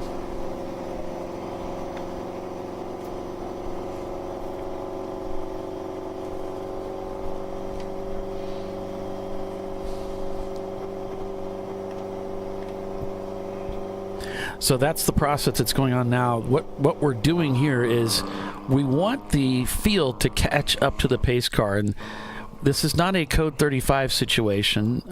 We are under caution. You're not allowed to pass. But what we want the field to do is generally we want them to stack up. So we're going to see some cars picking up the pace here, and you're going to be wondering, why are they going quickly through that part of the racetrack? Well, there's really, the caution area is being cleaned up. It's almost done. The emergency vehicles are pulling away.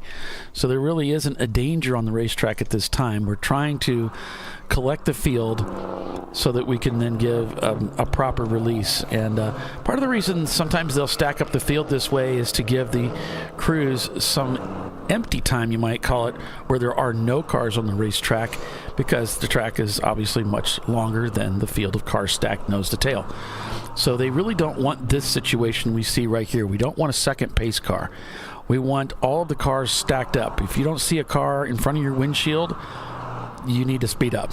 Now, in their defense, I will say there may have been an additional flag out, because just before Betty White and that gaggle of cars got there, the safety team had just pulled in with the stranded car that they had been there to attend to. So they might have been slowing down for that based on the flag. It might not have been pulled in. There may have been an additional white flag out there which shows safety. So that could have been what it is, because I did see when they got past that, yeah, they sped right back up. Yeah, you definitely want to get caught up to the field here. You don't want to become a second pace car. That drives the officials nuts. So once you get clear of that area, you want to go ahead and get cinched back up again. And what Jackie will do, and this will come from the tower, they'll tell her to either speed up or slow down to get that field to stack together, if that's what they want.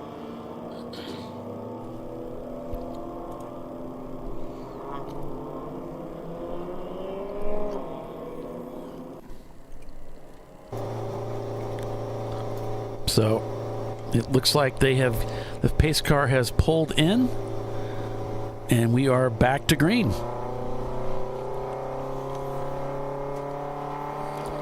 Who's racing the truck? Does anyone know the team name? Yeah, it's called Hee Haw. Yep, Hee Haw Racing. And it's not racing, it's racing.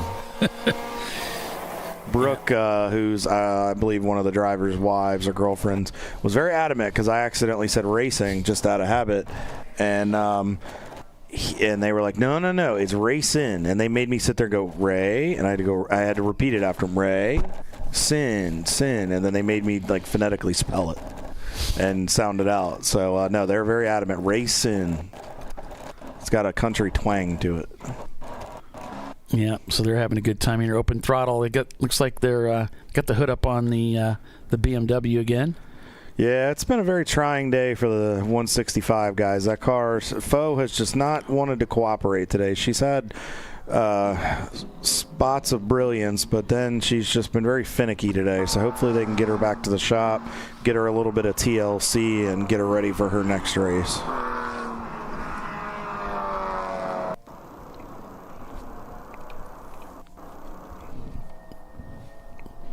So seeing quite a few cars coming through the pit road there. And getting ready to head back out. Paulie, I'm watching. They're pushing the Running Bulls car again. They're trying to get it going. They're looking like they're trying to pop the clutch. And they got it going. Nice job, guys. Great job. That's such a hard situation where you got to tell your driver, and you got to and it looks like 165, the foe is headed back out. So nice job by those guys getting it rolling. But yeah, in that situation, you got to just throw it in second gear, foot halfway down, and then, they'll push it and get a little momentum, and they'll tell you all of a sudden you'll hear on the radio, pop it. And what they mean is pop the clutch, and, you'll try to get it fired up and rolling. The ignition needs to be on. Yes, so ignition on. Yes. Great point, Paulie. I completely missed that. Don't forget that part. Usually they're yelling at me to remember to do that. Because you get like 2 or 3 pushes and everybody's wiped out. So. Hey guys, let me walk a little bit here. I'm going to film a.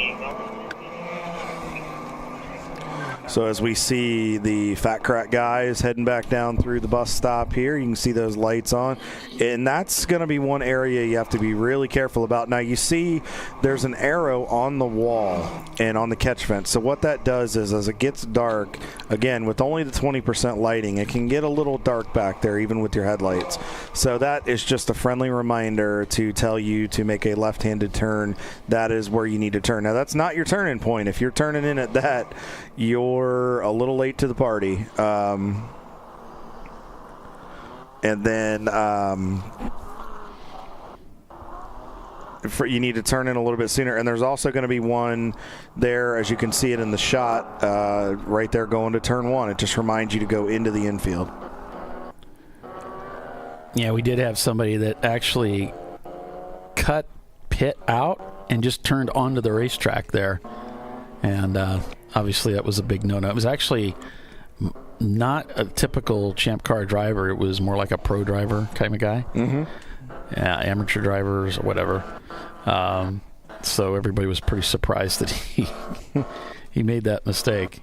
Hey, cut around the barrier there instead of driving along, the other side of it. If you've never done it, I mean, that's another nice thing about iRacing, and you learn a little bit about some of the weirdness of the racetrack. And I will admit that pit exit is a little awkward.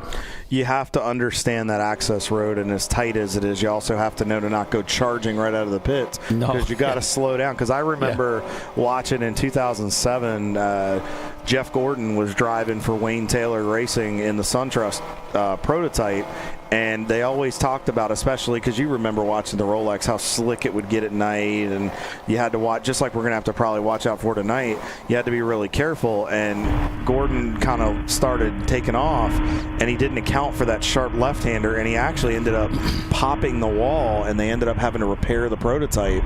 And they were leading at that point, and it took them out of contention for the win. They were able to come back to a third-place finish, but it was that little problem. But he's not the only one that we've seen do that over the years. So these drivers just have to make sure they mentally put that in their memory bank. Yeah, Doc would, every time we came here, Doc would tell the story how he hit that wall in the wet because it is weirdly tight. It gets weirdly tight as you go through there. And a little bit too much steam. There's no room for error, really, because the wall's right there. And it gets slick over there, and because it's an access road and you're not at speed, there's a lot of dirt and debris and junk that your tires can pick up if you're not careful.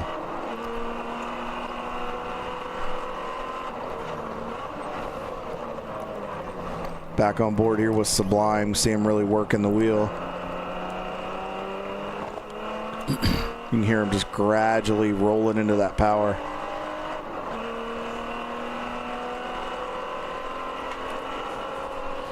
So if you're just joining us, welcome to ChampCar.Live, presented by AutoZone. It's the Siliconsky Daytona 14-hour Enduro at Daytona International Speedway. We're right alongside that embracing AI car right now. Our race sponsor, Siliconsky. And braking for 6 here alongside one of the Section 8 cars. Does a mirror check there and gets a nice exit out of 6.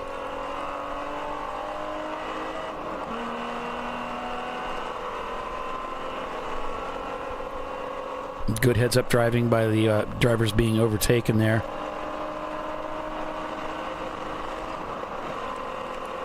And there's fifth gear. Probably will stay in fifth gear all the way down to the bus stop here. Here comes the braking. Fifth to fourth. Kind of zinged it a little bit, a little high on the downshift there for Sublime. Really eating those curbs. They're really tossing the car around a little bit there too. And that has to do with the suspension and tire pressures. It's the way that each car is going to absorb that differently. Here comes fifth gear in the turn, in the high banks. Whoa. Just missed it. You got to be super careful. That could have been absolutely catastrophic. You can definitely money shift it right there. That's what that could have been. It sounded to me like he just didn't get it sunk in, went back to the gas, and then noticed it wasn't in, and sunk it back in there. But I don't think he heard anything. But had he accidentally hit third gear, it would have been an absolute catastrophe. It would have been a major accident right there. Got to be very, very careful on that fifth gear upshift. Take your time. You don't need to be in a hurry. Make absolutely sure you get it sunk in.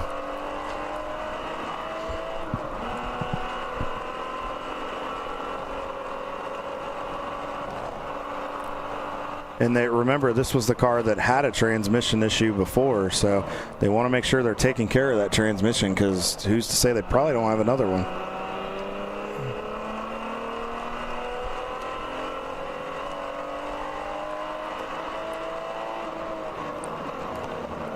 He's getting all the revs. They really got that thing geared out pretty well for that run down to 6. Back up onto the banking. Yep. I like that backhand I'm seeing him pull, because then with the backhand, less risk of it going into second gear. Because you can tell the clusters are very close together. But yeah, definitely need to watch the downshifts. I'm not liking that zinging. I feel like he's shifting a little early for third. Maybe needs to back up his brake zone a little bit, hit fourth gear, give it a little time, then hit third gear. But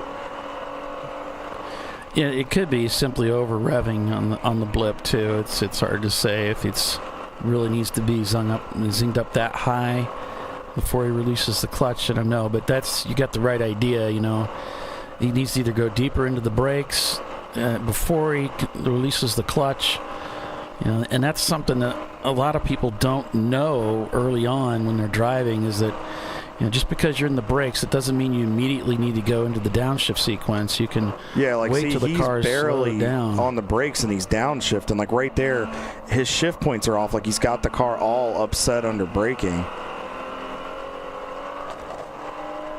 You got to slow it down a little bit before you hit a downshift. And then if you got to do a second one, you need to slow it down a little bit and let the RPMs come down a little before you hit that next shift. Absolutely.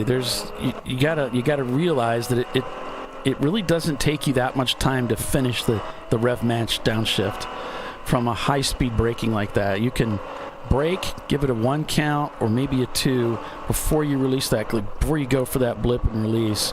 You just got to get the clutch released just before you turn in. So you do have time. You don't have to rush it like that and feel like you got to get the clutch out really early in the braking sequence. You don't want to do that. And the car's dancing a lot under braking. As you can see, he's really working the wheel back and forth, back and forth. And the reason being is he gets on the brake, he's throwing the weight to the front of the car instead of gradually getting the weight transitioned. And he's having to counter steer, because when you do that, the back end of the car gets light because you've taken all the weight and pushed it to the front end of the car, and that causes you to be very unstable under braking. And then if you downshift too quick, then you're going for a ride. Yeah, then you're going to potentially spin. You can also wheel hop the car too if you hit it too quick, where you actually spin the rear end and kind of zing it, and you'll hear like a ba ba ba ba ba. And the only way to get out of to get out of a wheel hop like that is you got to actually hit the gas under braking, and that's kind of an unnerving thing to do as a driver, but it's the only way you can get out of it. So with that, we're going to take another commercial break and be back in just a few. So stay with us. You're watching ChampCar Live, presented by AutoZone. We're at Daytona International Speedway, and we're heading into the night. We'll be right back.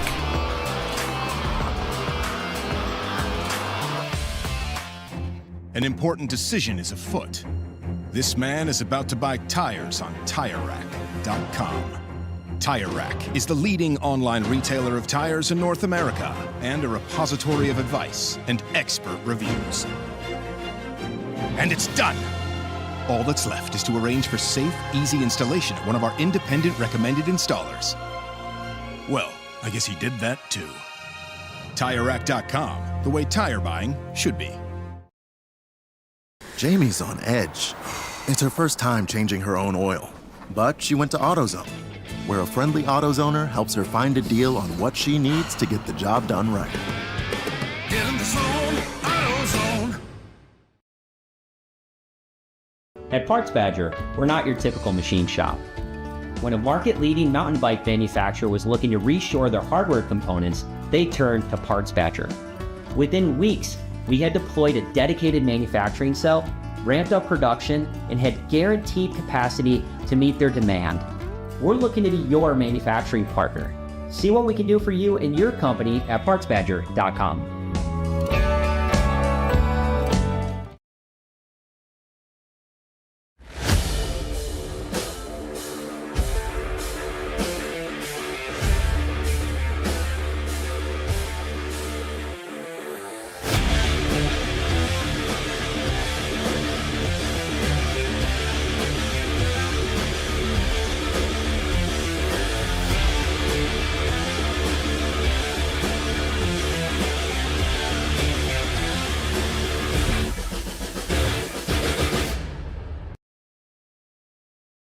Want to get started streaming your races or make your current live stream more captivating? We've helped hundreds of drivers create engaging live streams. It's simple. Create a new stream event, grab your camera, and start streaming. Head over to myraces.live to sign up for a free account. Or join us in our community Discord. Stream, share, engage. Dave's Twitch is bad. That's because his wipers need replacing. But he went to AutoZone, where a friendly AutoZoner guides him to the right wipers and makes sure everything is working smoothly. Get in the zone, AutoZone.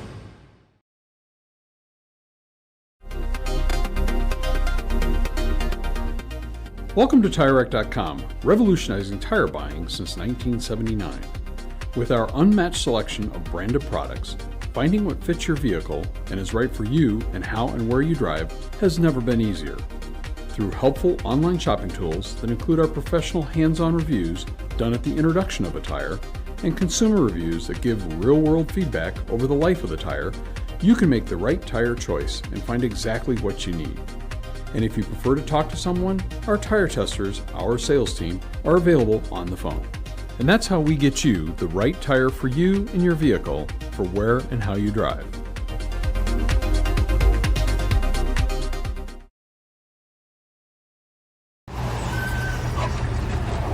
Whew, George is fed up. And so is Junior. They weren't planning on having to replace their brakes today. But they went to AutoZone, where a friendly AutoZoner, Renee, helps them find a great deal on Duralast gold pads and rotors. No headaches, just the right parts, and friendly service. Get in the zone, AutoZone.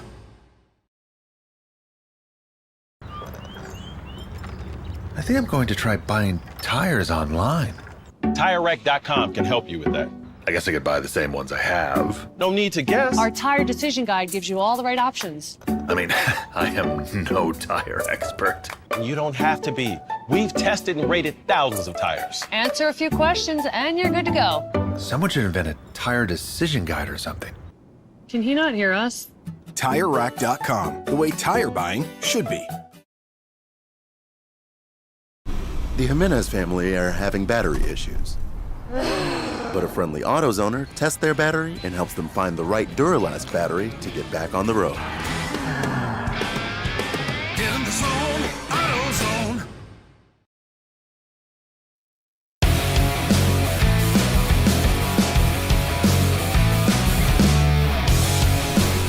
Okay, welcome back everybody to ChampCar.Live, presented by AutoZone.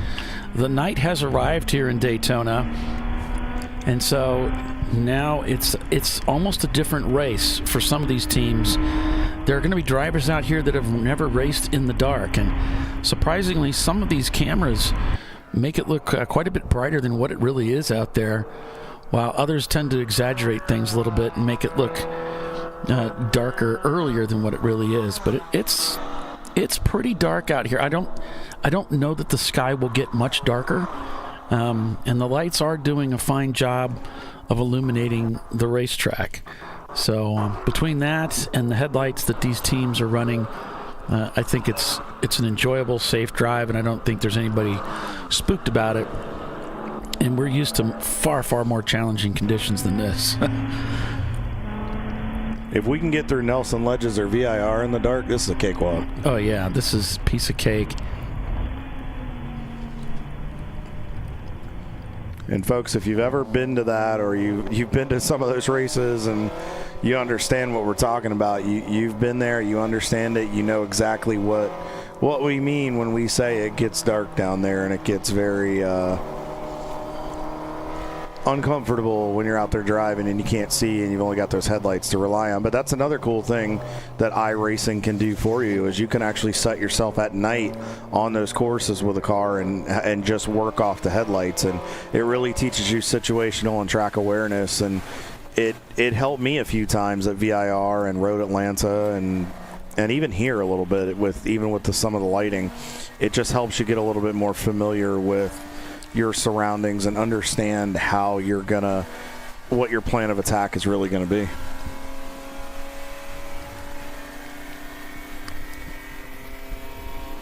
So I'll give you a quick rundown here, folks, so you know what's going on. Floridian Motorsports leads by about 3 laps over Team Infinity, who's now in second place. I'm showing the Rocketeers T-Rex 7 team now in third, TLM USA in fourth, Marathon TLM in fifth, Agent Chrome in sixth, Kaywood Racing in seventh, Late to Apex is eighth, Fingdog Racing is ninth, and Level 1 Racing is in 10th place right now. So that's a look from the overall standings. And then we'll take a look at the standings by class. So going back to A class, we can see it's Late to Apex A and D, Level 1 Racing, and Morrison Motorsports. After that, we've got B class with the Rocketeers T-Rex 7, leading B class with Fat Crack Racing in second, and WT Florida Racing in third. Whoa! Did you hear that? Yeah. Ooh. I'm sure if we hit something there. TLM Racing leading C class, followed by Marathon TLM and Fingdog Racing. So kind of all the three family there leading that C class right now. And slipped. There we go. Over to D class here. We got Floridian Motorsports, Team Infinity, and Kaywood Racing leading there. And then we got WT Florida leading F class. So that gets you up to speed on where things are at. Thanks for joining us, everybody. Sure appreciate you. Yeah, if you wouldn't mind hitting that like button, that would be even better. Thank you so much.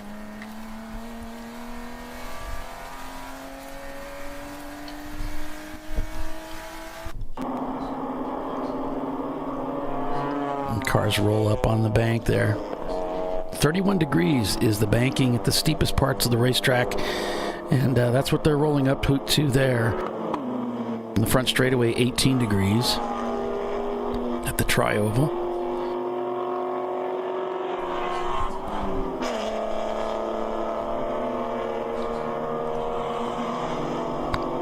everybody wants to know, what's it feel like when you go up onto that high bank at high speed? And you're just kind of planted up there by the speed. So it feels like there's it kind of feels like whenever you go up a steep hill suddenly, you feel this pressure pushing down on top of you.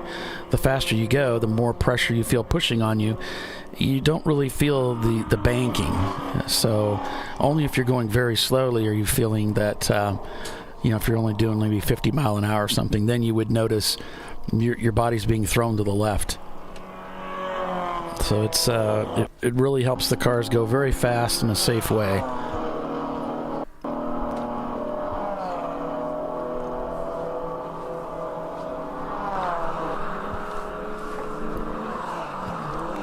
Round to turn 10.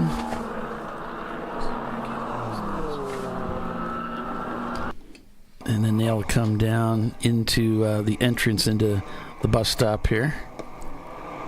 So you can see it is pretty well lit. And this is, I would say, pretty close to reality. It's a little bit darker than that to the eye.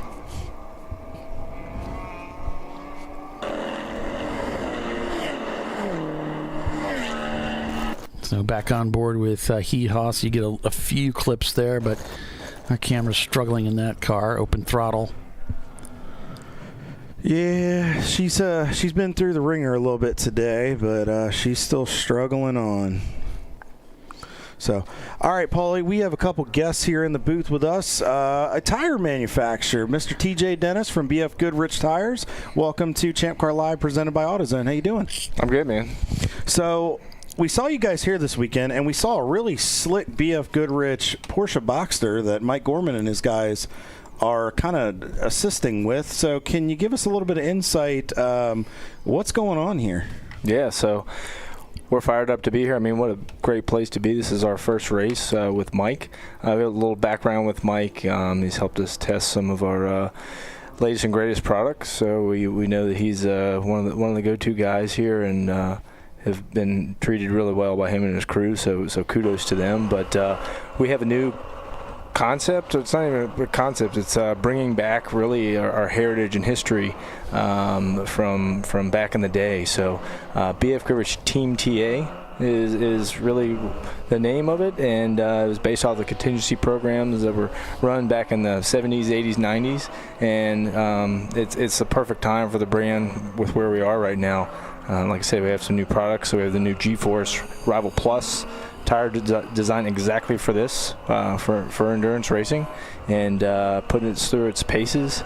And what better way than having company guys like myself, some other guys that used to be test drivers and engineers and product marketing, people that work on the brand, enthusiasts, and getting out there and mixing it up with the community, having fun, learning, getting feedback to make better products. But yeah, I mean, we're having a blast. That's awesome. And I was looking in the order. You guys are having a pretty solid day. You're running an 18th in the overall. You're top 10, I believe, in the C class right now. So, I mean, you guys have had a really good day. You're up 46 spots in the overall, 5 in the class. So, I would say mission accomplished. I would say. I mean, we I think we'd actually really be in the mix. We, I don't know, total downtime, but we had a couple small issues and really no fault to Mike in any way, just racing gods kind of stuff. Goofy little racing gremlins that work in there. Yeah, so we're probably out of the mix for, I don't know, maybe 15, 20 minutes or more. But other than that, I think we've had a pretty clean day. Everybody's had good clean stints and no damage or anything in the car. So the tires performing as expected.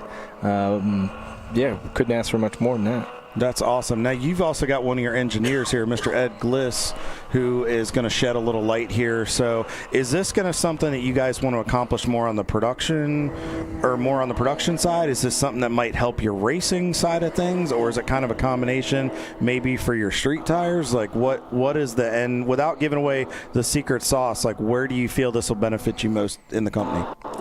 Yeah, I think that every manufacturer, of course, uses motorsport to prove out their products.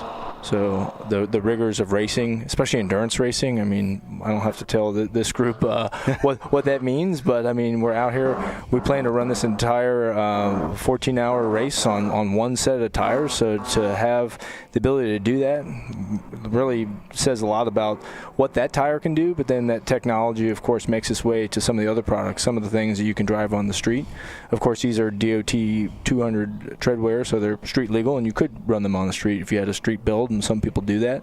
But we have a brand new product in the summer ultra high performance category, the G-Force Phenom TA that we launched this past year. So that type of technology finds its way in that tire, and then even tire that's been in the market for a while, the G-Force Comp 2 all season. So if you have a daily driver, that type of product. So really just getting these type of technologies out and testing them, and then tuning them and making them even better, so generation after generation, and we're really starting to kind of get the flywheel spinning even faster. So we have all kinds of things that we've been doing over the last year or two. I could sit here for a long time and tell you about all of them. This is just one of them. I have this cool performance driving guide that our friend Ross Bentley helped us launch. It's coming out actually next week, so nice. Interesting timing, so pretty cool. So it's about a 110-page guide on high performance driving. So if you know Ross and his Speed Secret series books, we do. So you know, just again, one of the many examples of the types of things that we're doing. We're really focused on the UHP space and grassroots motorsports.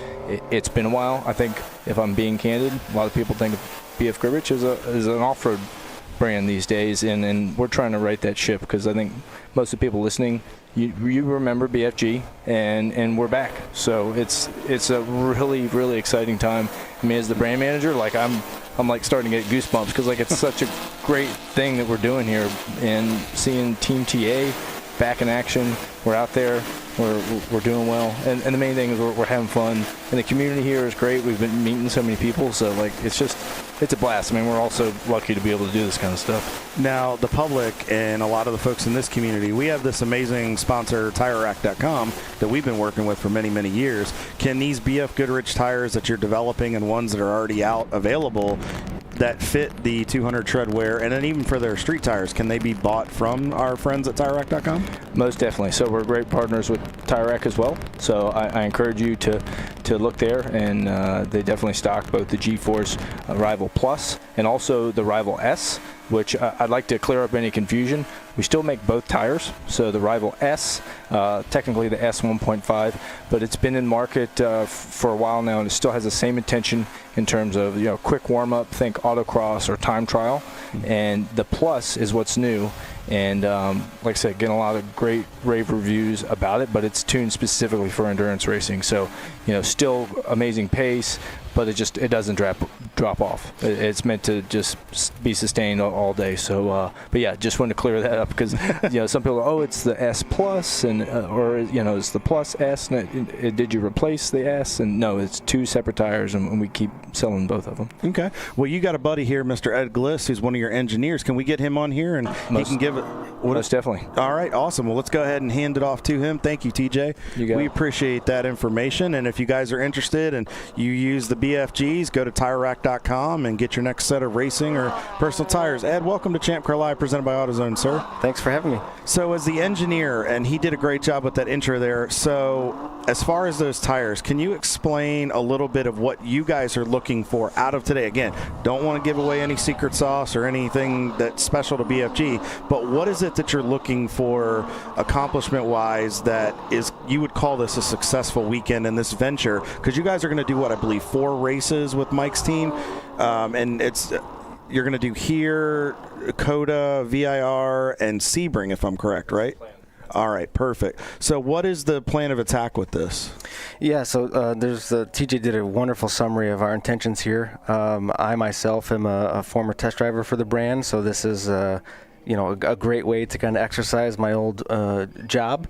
But for sure, like TJ mentions, it's such a natural test bench for us to be mixing it up with other tire manufacturers here, talking to all the consumers, and really proving it out, because it's, you know, I think we have a bit of an awareness opportunity, and that's what we're here to definitely show. And you guys, like he was saying, you traditionally have a little bit of a background in the off-road side where they've seen you for so many years, but you don't want people to forget that you guys have been very successful in a lot of oval racing, and then in road racing. You guys have a storied history in a lot of that stuff, and I think just some of the Robbie Gordon trophy truck stuff and a lot of those, it gets overshadowed by that. Do you agree? In the past couple of years, yeah, there hasn't been quite the balance that TJ and I would hope for. We're proud of both off-road and on-road, of course, but we'd like to strike a better balance, and I think our involvement here with ChampCar, which has been a super receptive crowd, and we see a lot of opportunity once people convert.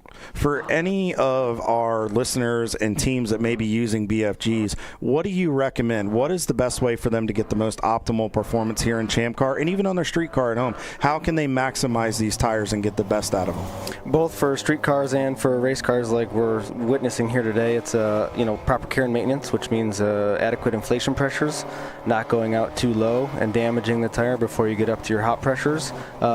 Equally alignments. So here it's obviously a track spec, which is more camber focused, and you're balancing toe and your vehicle balance, but that still translates out on the road when you're looking for more mileage versus performance. So it's attention to detail and making sure everything's well maintained. Okay, so we have just about 2.5 hours to go. I don't want to take up too much of your time because I think you got one more stint to go, right? Are you our closer for tonight in the 58 car? I'm going to share, but I'm excited for the nighttime stint. All right. Well, we don't want to take up too much time, so real quick, where can, outside of TireRack.com, where can they learn about more information? Where can they get the copy of that book that TJ had mentioned? And how can they get a hold of you guys to find out if they want to ask some more questions? Yeah, well, as far as the book goes, you can go to our website. So if you go to our website and you look under tips, you can find this. There's actually a really cool off-road driving guide that I honestly think that we should get out there more because it's best in class. And this is the new on-road version of that. So yeah, check it out. And it's a pretty lengthy read. It's in depth, but our buddy Ross is spot on. So yeah, love for you to see that. Well, thank you guys so much for sharing that with us. And Ed, we wish you the best of luck. Who's your co-driver that's going to be sharing the duties with you at the end? Mr. Brandon Sturgis. Brandon Sturgis. All right. Well, we'll make sure to look out for you guys. Thank you guys so much for coming up and spending some time with us. We really appreciate it. And I really appreciate it because I think we had some BF Goodriches on the 165 car as well. And they handled beautifully. So I really appreciate what you guys are doing. I hadn't had a lot of seat time on those tires, and I really enjoyed it. I felt like there was a lot of grip, and I felt like the car was predictable, and it was one of the more enjoyable stints I've had in ChampCar in quite a while, so I really appreciate that. Great to hear, but I'm not surprised. Same thing with our car. We've been able to push hard all day, and we are not nursing the tires. But yeah, we're very appreciative, and we're looking forward to building some momentum and coming back more and more. Well, we wish you guys the best. You're right outside the top 15. Go get that top 15 finish and collect some more data. Appreciate it. Bye, guys. Thank you so much. Mr. TJ Dennis and Ed Gliss from BF Goodrich Tires. Make sure you guys go to TireRack.com and get your next set of BFGs, and then also you can reach out to their team and get that performance driving guide from tips from the expert, Mr. Ross Bentley. All right, let's get back to this here. Floridian Motorsports continues to lead over Team Infinity. 2 D-Class cars, not surprising, lead this race with TLM USA and then Marathon TLM car. So both of David Tuati's cars run 3rd and 4th over Rocketeers T-Rex in 5th, your leading B-Class car. Agent Chrome, the 157 car, the Pardis family, still continues to lead in A-Class with a decent gap of about 3 laps over Level 1 Racing. Mixed in the middle of that is a customer of David Tuati and TLM with Fingdong Racing. Fig Dog Racing. Apparently, I don't know how to speak anymore. Swing. Yeah, swing. Swing. Swing. The 7-ing. The 775 runs in 8th, and then round out your top 10 is late to Apex. Let me run real quick.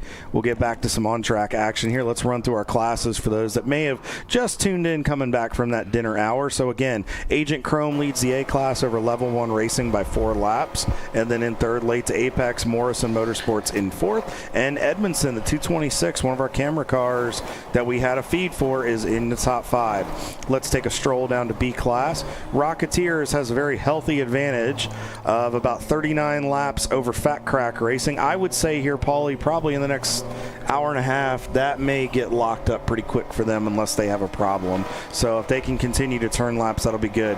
The sister car to WT Florida Racing is on the bottom step of the B-Class podium, so it may be a big day for those guys if they can, with Betty running and leading the F-Class right now. Apex in fourth, and Fiesta Racing in the 378 rounds out your B-Class top 5. Let's stroll down to C-Class. Again, TLM cars 1, 2, technically 1, 2, 3 right now for David Tuati, so great job. Brew Crew Racing is in fourth in class, and Bent Over Racing is up into the top 5. As you were hearing some stuff, Paulie? What's going on? Well, they were showing a car stopped over in NASCAR 1 area, but the net cleared. They are showing a caution over at 5, but then that just cleared too. So disregard. Let's just keep moving along here. All right. Well, thanks for that update. I appreciate you giving us that information there. So Floridian Motorsports continues to lead. So D-Class holds down the top 2 spots. Kaywood Racing in their Lexus SC400 in the 678 is in the 7th and overall, 3rd in D-Class. Nuts Found Racing, that old 68, the oldest car in the field, Paulie, is up into the 11th spot, just outside the top 10. And those guys did it. 2244 Motorsports. John Curley and his guys have gotten their car back up into the top 5 in class, which is what they were looking for. They have dispensed of Hee-Haw Racing.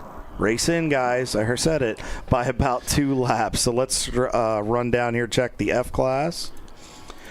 Pretty much what we had talked about, the 52-lap lead that WT Florida Betty White has right now over top of Covey Racing. I don't know if Covey is still on the racetrack, but the Betty White continues to stretch out that gap. Now let's do a quick check on the EC division here. So we'll pop over to that race. So right now, let me refresh my page because I did this before. All right, Rooster Racing continues to lead this race. RPM Auto Works, the 55 Mustang, is on the same lap, and it is only separated by 54.5 seconds. So we're going to have to keep an eye and see who gets that EC victory this evening. T1X Racing and the 803 Ford Mustang is in 3rd. Open Throttle Cherry in the 64 car is up to 4th. EC 17107 is up. The 237 car is up into the top 5, and then Never Start Racing with John Artman's team, 936 TCR Motorworks, Dan Frodel and his team. The 109 Top Garage is in 8th. Gorman Motorsports, after having a successful run earlier today, has slipped down to 9th, and then DJT Motorsports in their 2001 330 BMW in the 107 rounds out your EC top 10, Paulie. Yeah, all right. Thanks for that rundown, getting us all up to date there. And we did see that the 160 was shown that it had exited at turn 3. So the Running Bulls team might have come back into the pit area. Not sure, into the paddock area and back into the pits. So hopefully they're not having any issues with that car. But if they're exiting the track at 3, obviously something's up. Team Infinity there in 3rd place. The gap now about 2 laps between the leader and TLM USA there in 2nd place. Floridian just turned in a pretty slow 257 on that last lap, but I'm not entirely convinced that the track was clear. They've just come into the pits, so we can disregard that concern. So Floridian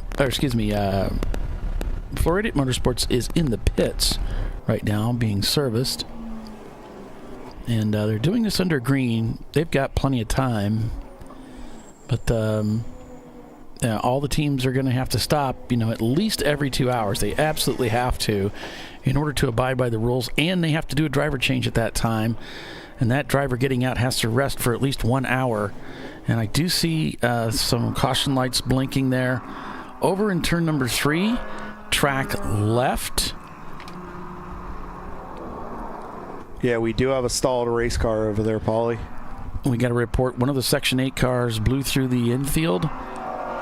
So that means it says blew the infield, which I would assume means they skipped from turn 1 to 6 and just went on from NASCAR 1 across to NASCAR 2. Is that Running Bulls Racing over there I see in the BMW?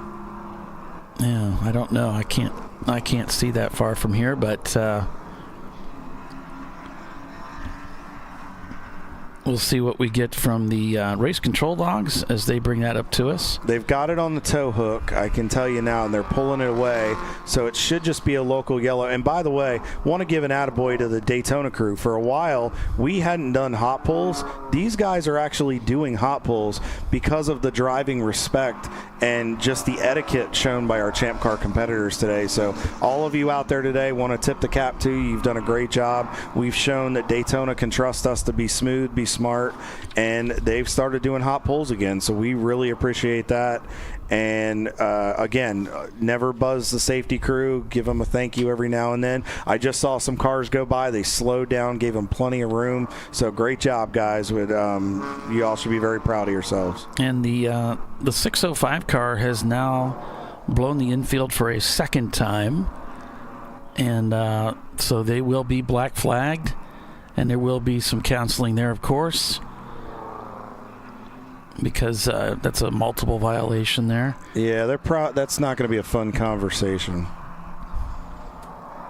The car that's being picked up is already made it around to turn number 5. And it looks like they're going to cut to the left here and bring them in. All right, Paulie, so it's 8:33 Eastern time here in Daytona. We're a little less than 2.5 hours to go. You just hit the nail on the head. One more pit stop.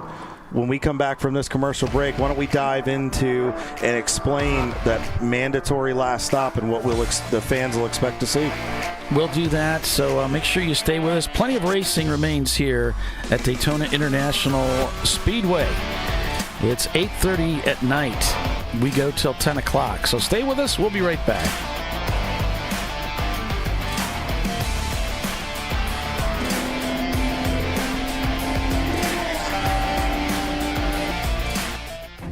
An important decision is afoot. This man is about to buy tires on TireRack.com. Tire Rack is the leading online retailer of tires in North America and a repository of advice and expert reviews. And it's done! All that's left is to arrange for safe, easy installation at one of our independent recommended installers. Well, I guess he did that too. TireRack.com, the way tire buying should be. Jamie's on edge. It's her first time changing her own oil, but she went to AutoZone, where a friendly AutoZoner helps her find a deal on what she needs to get the job done right. Get in the zone, AutoZone. At Parts Badger, we're not your typical machine shop. When a market-leading mountain bike manufacturer was looking to reshore their hardware components, they turned to Parts Badger. Within weeks, we had deployed a dedicated manufacturing cell, ramped up production, and had guaranteed capacity to meet their demand. We're looking to be your manufacturing partner. See what we can do for you and your company at PartsBadger.com.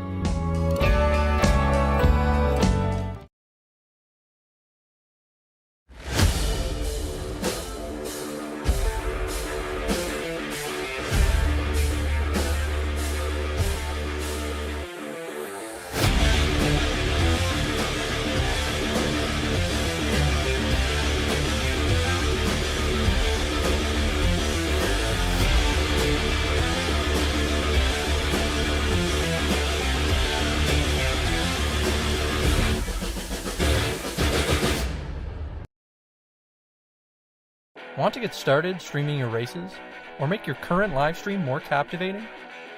We've helped hundreds of drivers create engaging live streams. It's simple. Create a new stream event, grab your camera, and start streaming. Head over to myraces.live to sign up for a free account. Or join us in our community Discord. Stream, share, engage.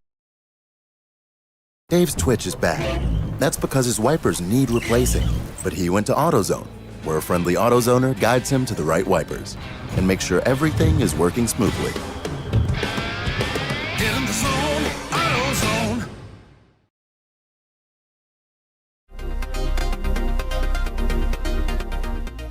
Welcome to TireRack.com, revolutionizing tire buying since 1979.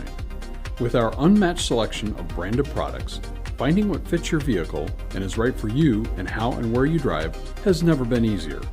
Through helpful online shopping tools that include our professional hands-on reviews done at the introduction of a tire and consumer reviews that give real-world feedback over the life of the tire, you can make the right tire choice and find exactly what you need. And if you prefer to talk to someone, our tire testers, our sales team, are available on the phone. And that's how we get you the right tire for you and your vehicle for where and how you drive.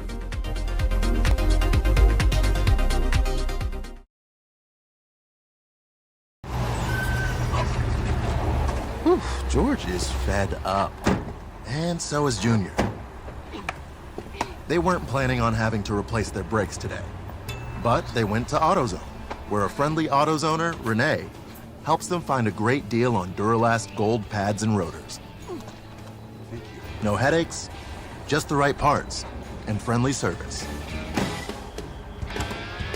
Get in the zone, AutoZone.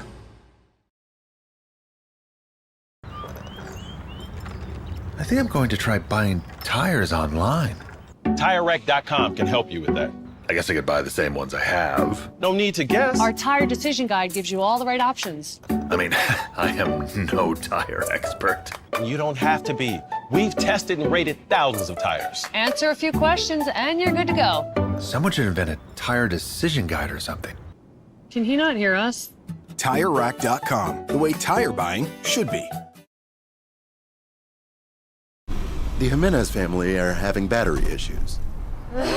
But a friendly AutoZoner tests their battery and helps them find the right Duralast battery to get back on the road. Get in the zone, AutoZone. Welcome back, everybody, to ChampCar.Live. We're going to a purple 35. We had a car that got turned around the turn one area, I believe it was. So we'll get that information here shortly, as we've got some cars already coming into the pits and taking advantage of that. Boy, it must have been perfect timing for those folks who were thinking about coming in, as the cars will slow down to 35 miles an hour. And Kyle, before we went to commercial break, we promised we were going to talk a little bit about that final stop and what that might look like for these teams.